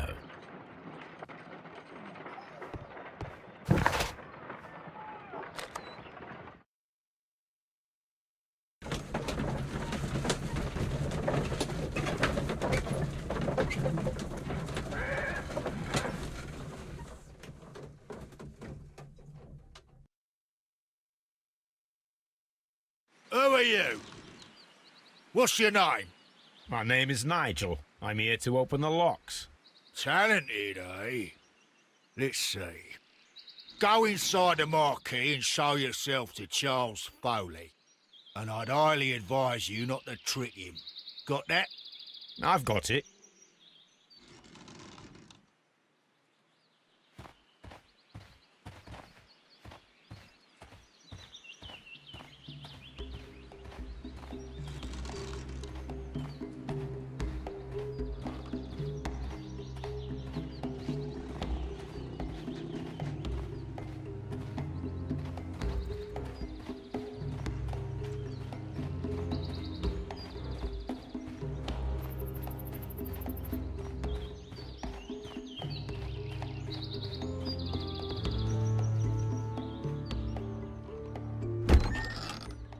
So, everything is here, just as you asked.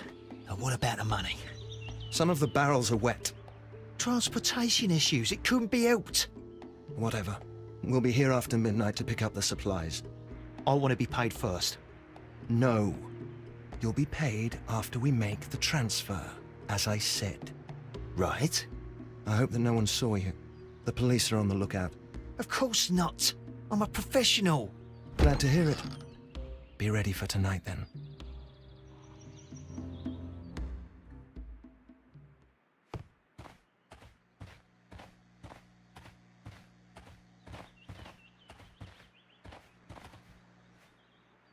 This printing press is old, but still quite capable of printing hundreds of pages per day. There are enough posters to paste across half of London's walls.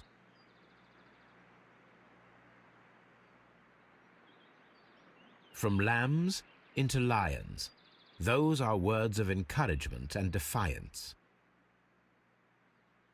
That's a picture of a contemporary gentleman wearing a Robin Hood hat. Interesting. This poster was clearly made to fire up rebellion amongst the people.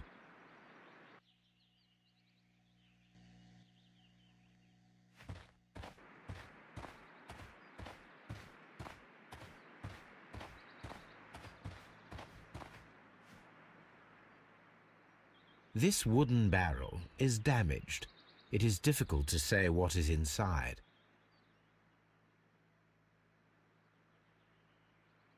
There is a spot on this barrel that was intentionally painted out.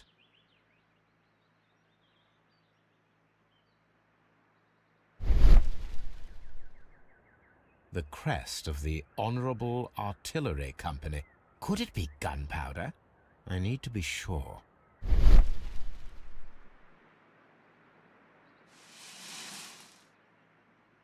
Judging by the fractions and the scent, I can confirm that it is, in fact, gunpowder.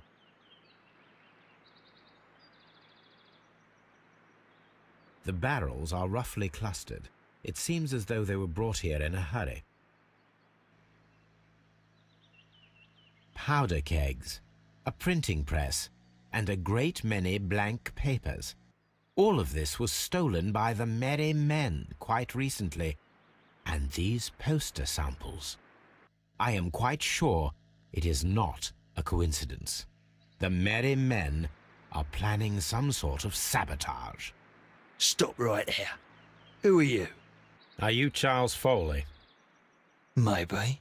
They say that I can open any door. Do they now?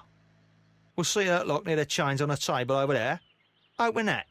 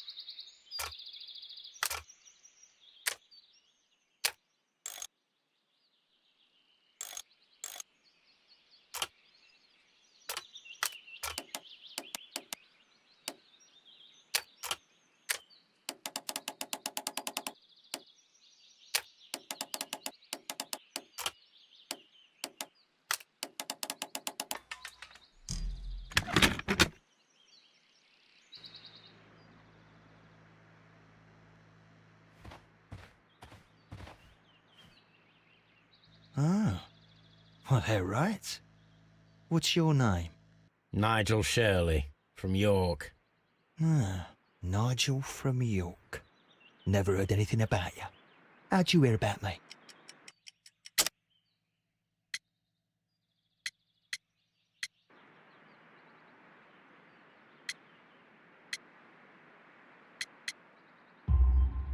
It's a long story. I met your brother, Vincent the Butcher Foley, in prison. He told me all about his betrayal and all about you.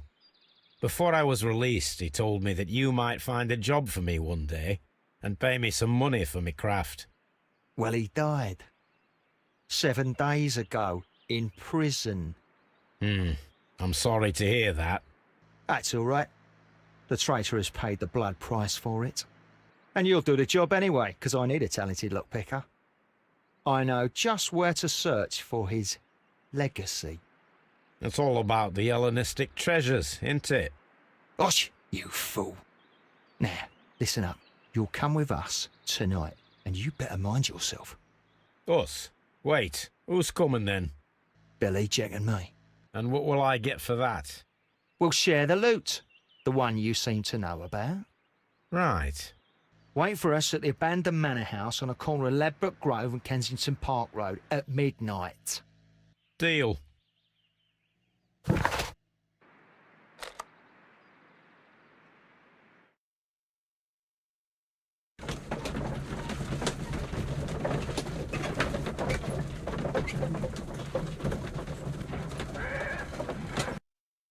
Here I am at the manor. Somewhere inside it are the Hellenistic treasures. This lock is quite old. It shouldn't be much of a challenge.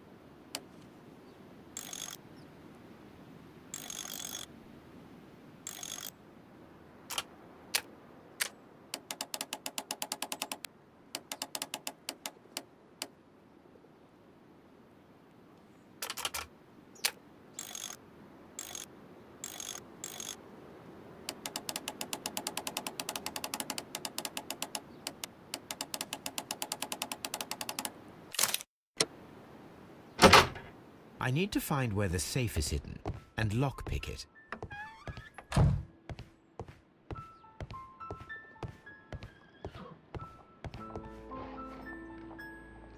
This cupboard is an absolute mess. Several books have fallen from the shelves. It seems as though this cupboard can be moved. I'll give it a try.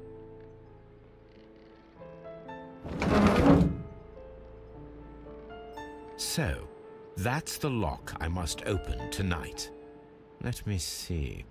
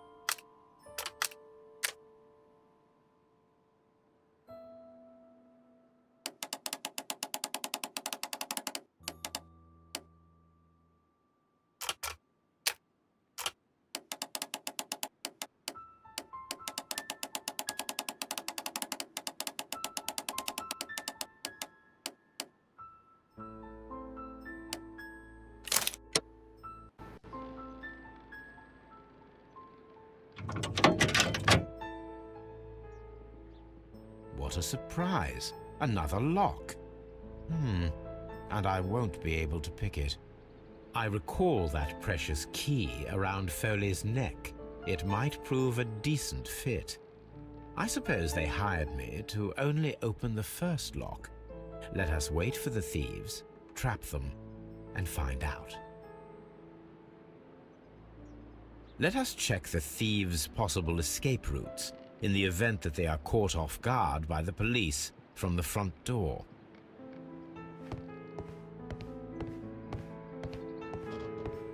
This door is a perfect means of escape in an emergency.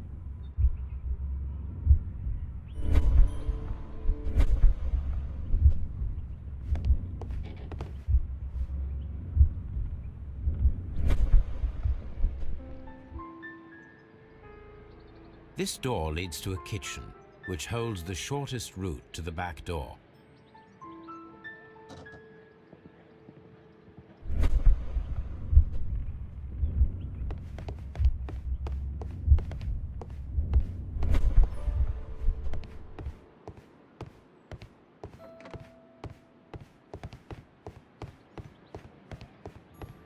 The ground floor window is a perfect way to escape the police.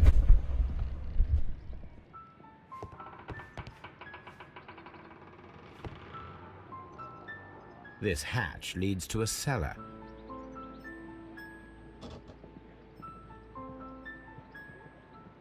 This should be useful.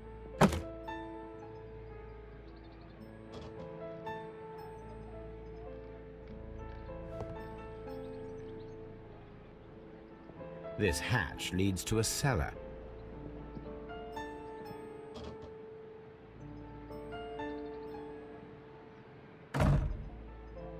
The door is now blocked.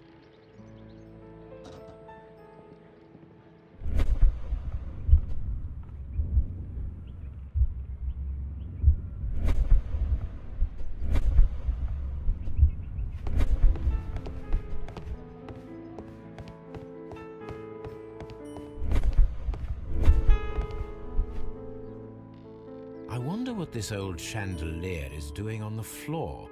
It looks as though it was poorly attached. I suppose that the thieves already tried to open the lock with this formidable hammer, but they were unsuccessful.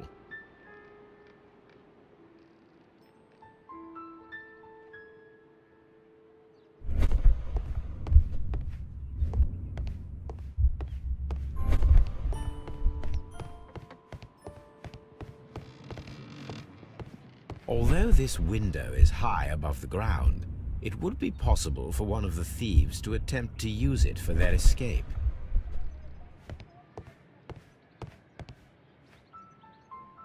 This should be useful.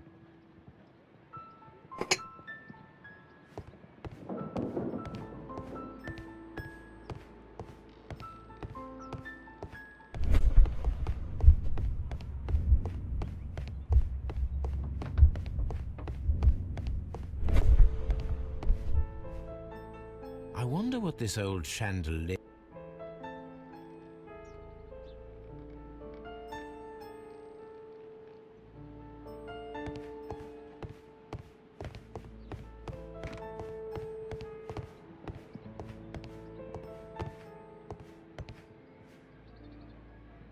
This works very well.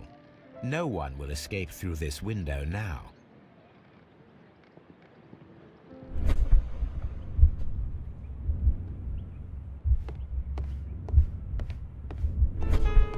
This door is a perfect means of escape in an emergency.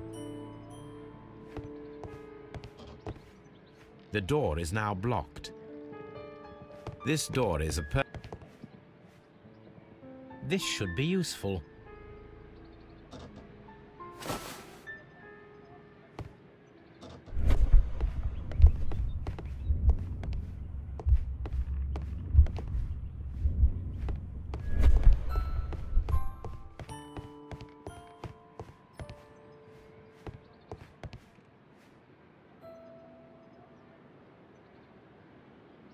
One step on these beads, and our thief will go flying. I should walk carefully here, else my plan will be ruined.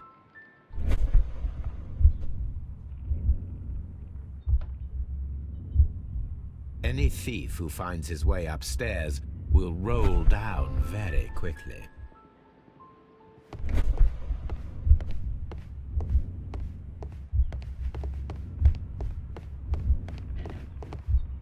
This door is a perfect means of escape in an emergency.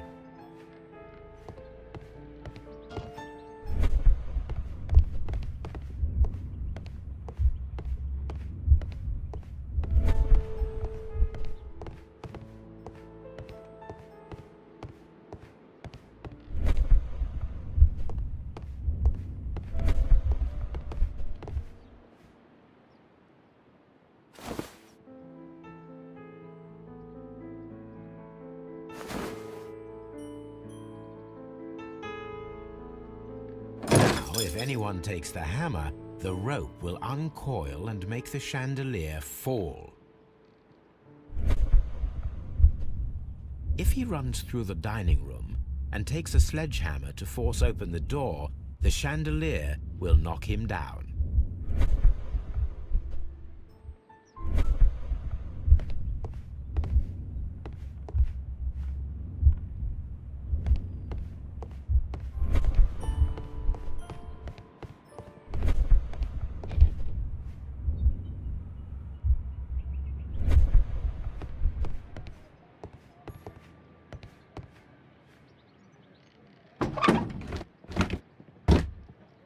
There is no ladder.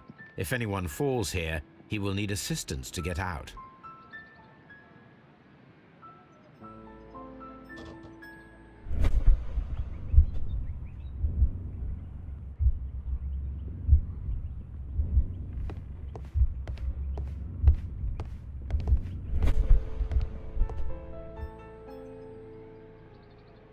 This hatch leads to a cellar.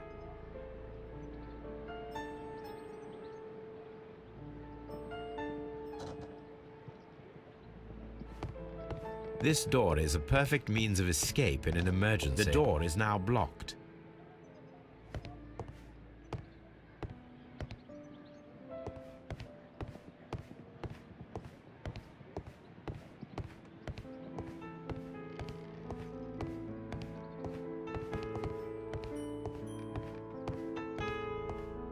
The thieves won't attempt to escape through the front door if the police are right behind it.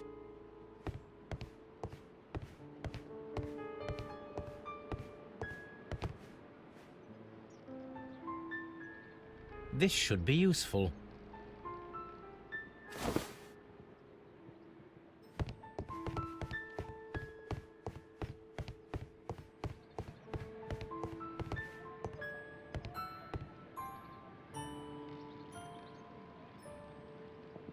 Now, it's not an open hatch, just a nice carpet on the floor.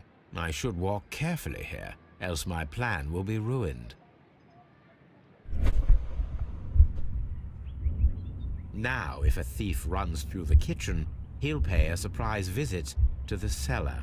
The traps for my circus companions are all prepared.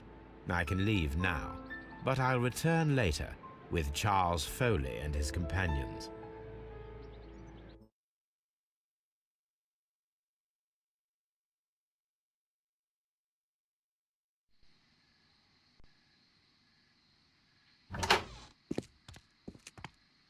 Police! Police!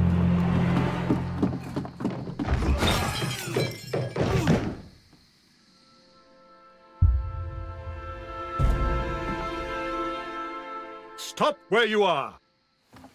Where are they? Trapped, Watson, with your assistance. How so? You sounded just like a real bobby, my dear fellow. You startled them into the traps. I did? I assure you, Watson, it was quite an entertaining show. They will not escape the house now. You scum! And this is the pistol used for the murder in Half Moon Street. How'd you know about that? Have you closed the case yet, Sherlock? Mycroft, what are you doing here? Did you follow me? Sherlock, it may seem that I used you, but you should be pleased to know that you have served our Queen well, in this instance. So now, let us catch the big fish. But this man is not one of the merry men? No. Then why exactly are we here, Sherlock? This gentleman, Charles Foley, has been involved in a double murder, and the hunter of a set of valuable antiques, the Hellenistic treasures, which disappeared in a theft many years ago. You're no better than the coppers!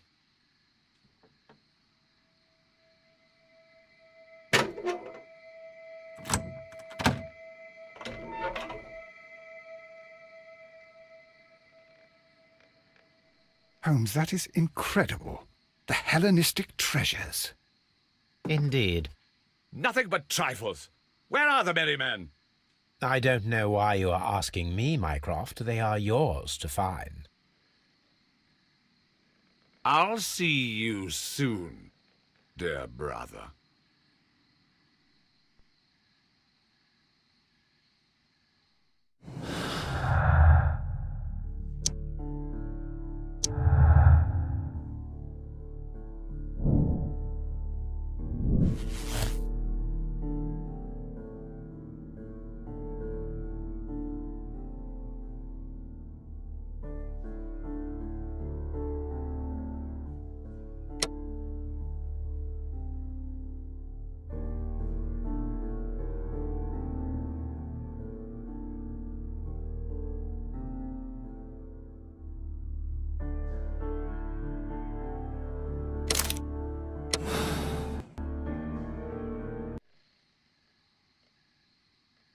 Charles Foley, you committed the crime of premeditated murder and of theft. You will be severely punished for your deeds. You are pitiful, you Scotland Yard dog. Save your words for the gallows. I'm sure the journalists will love them. I shall leave now, Watson. Gentlemen, please take our friends here into custody. Where are you going? I have unfinished business. I'll see you at Baker Street.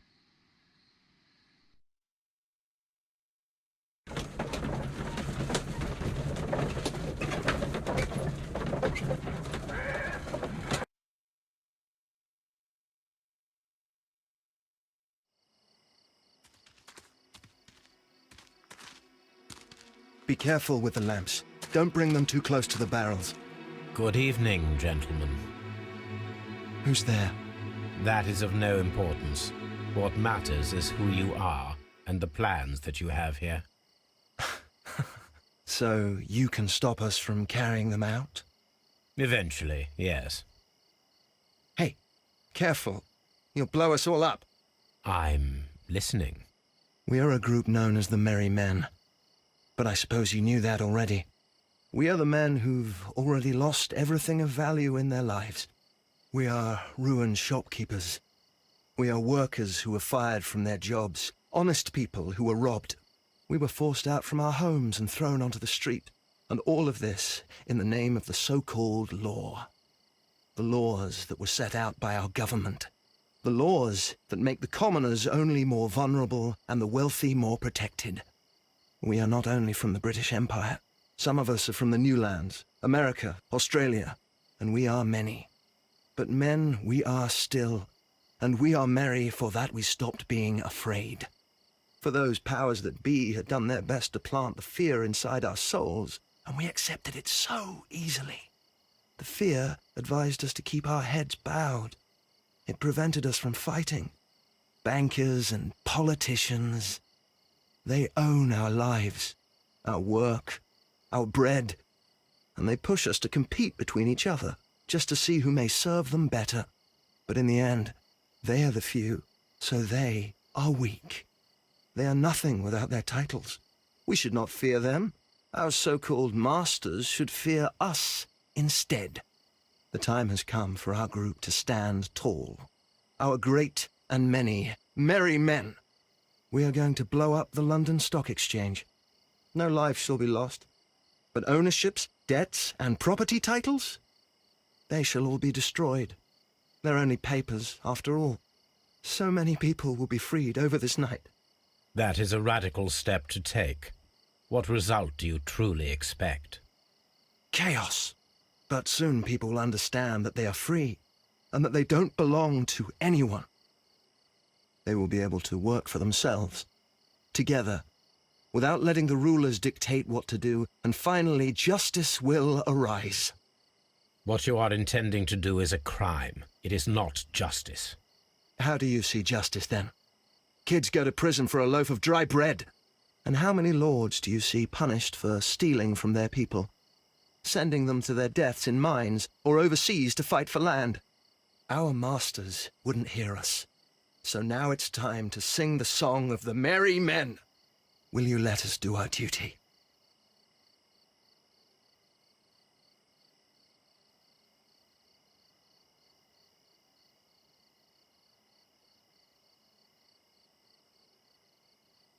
When people fight the order, they are too blind to see the consequences that throw society into chaos. I shall stop your actions, but not you. Run. Now!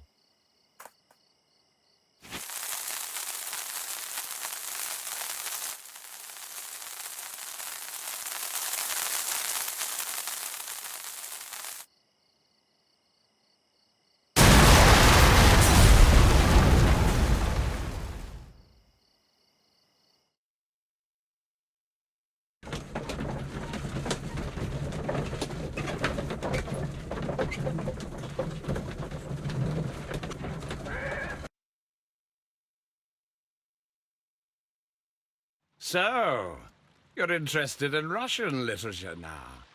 Quite, lately. It is an interesting book.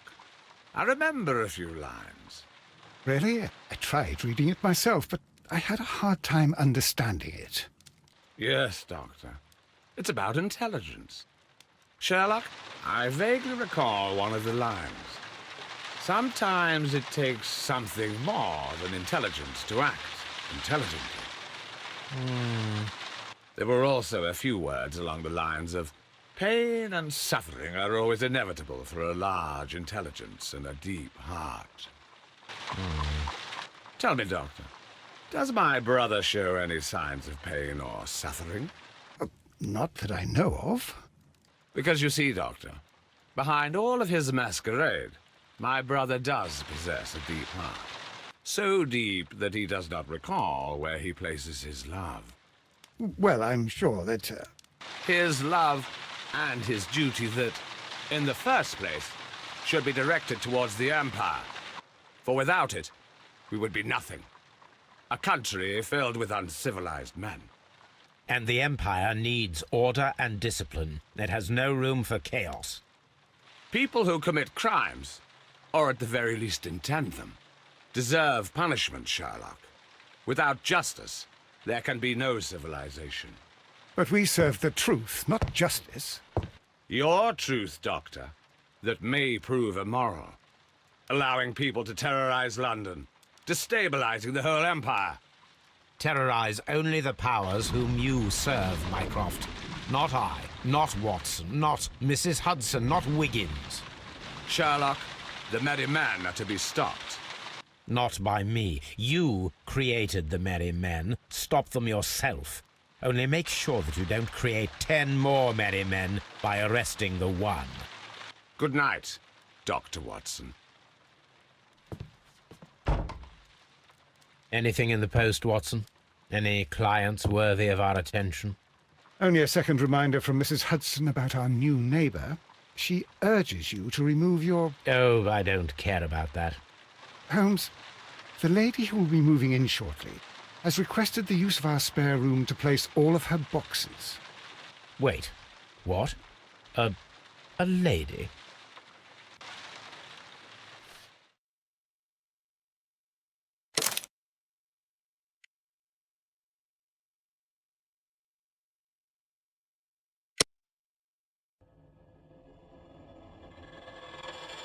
you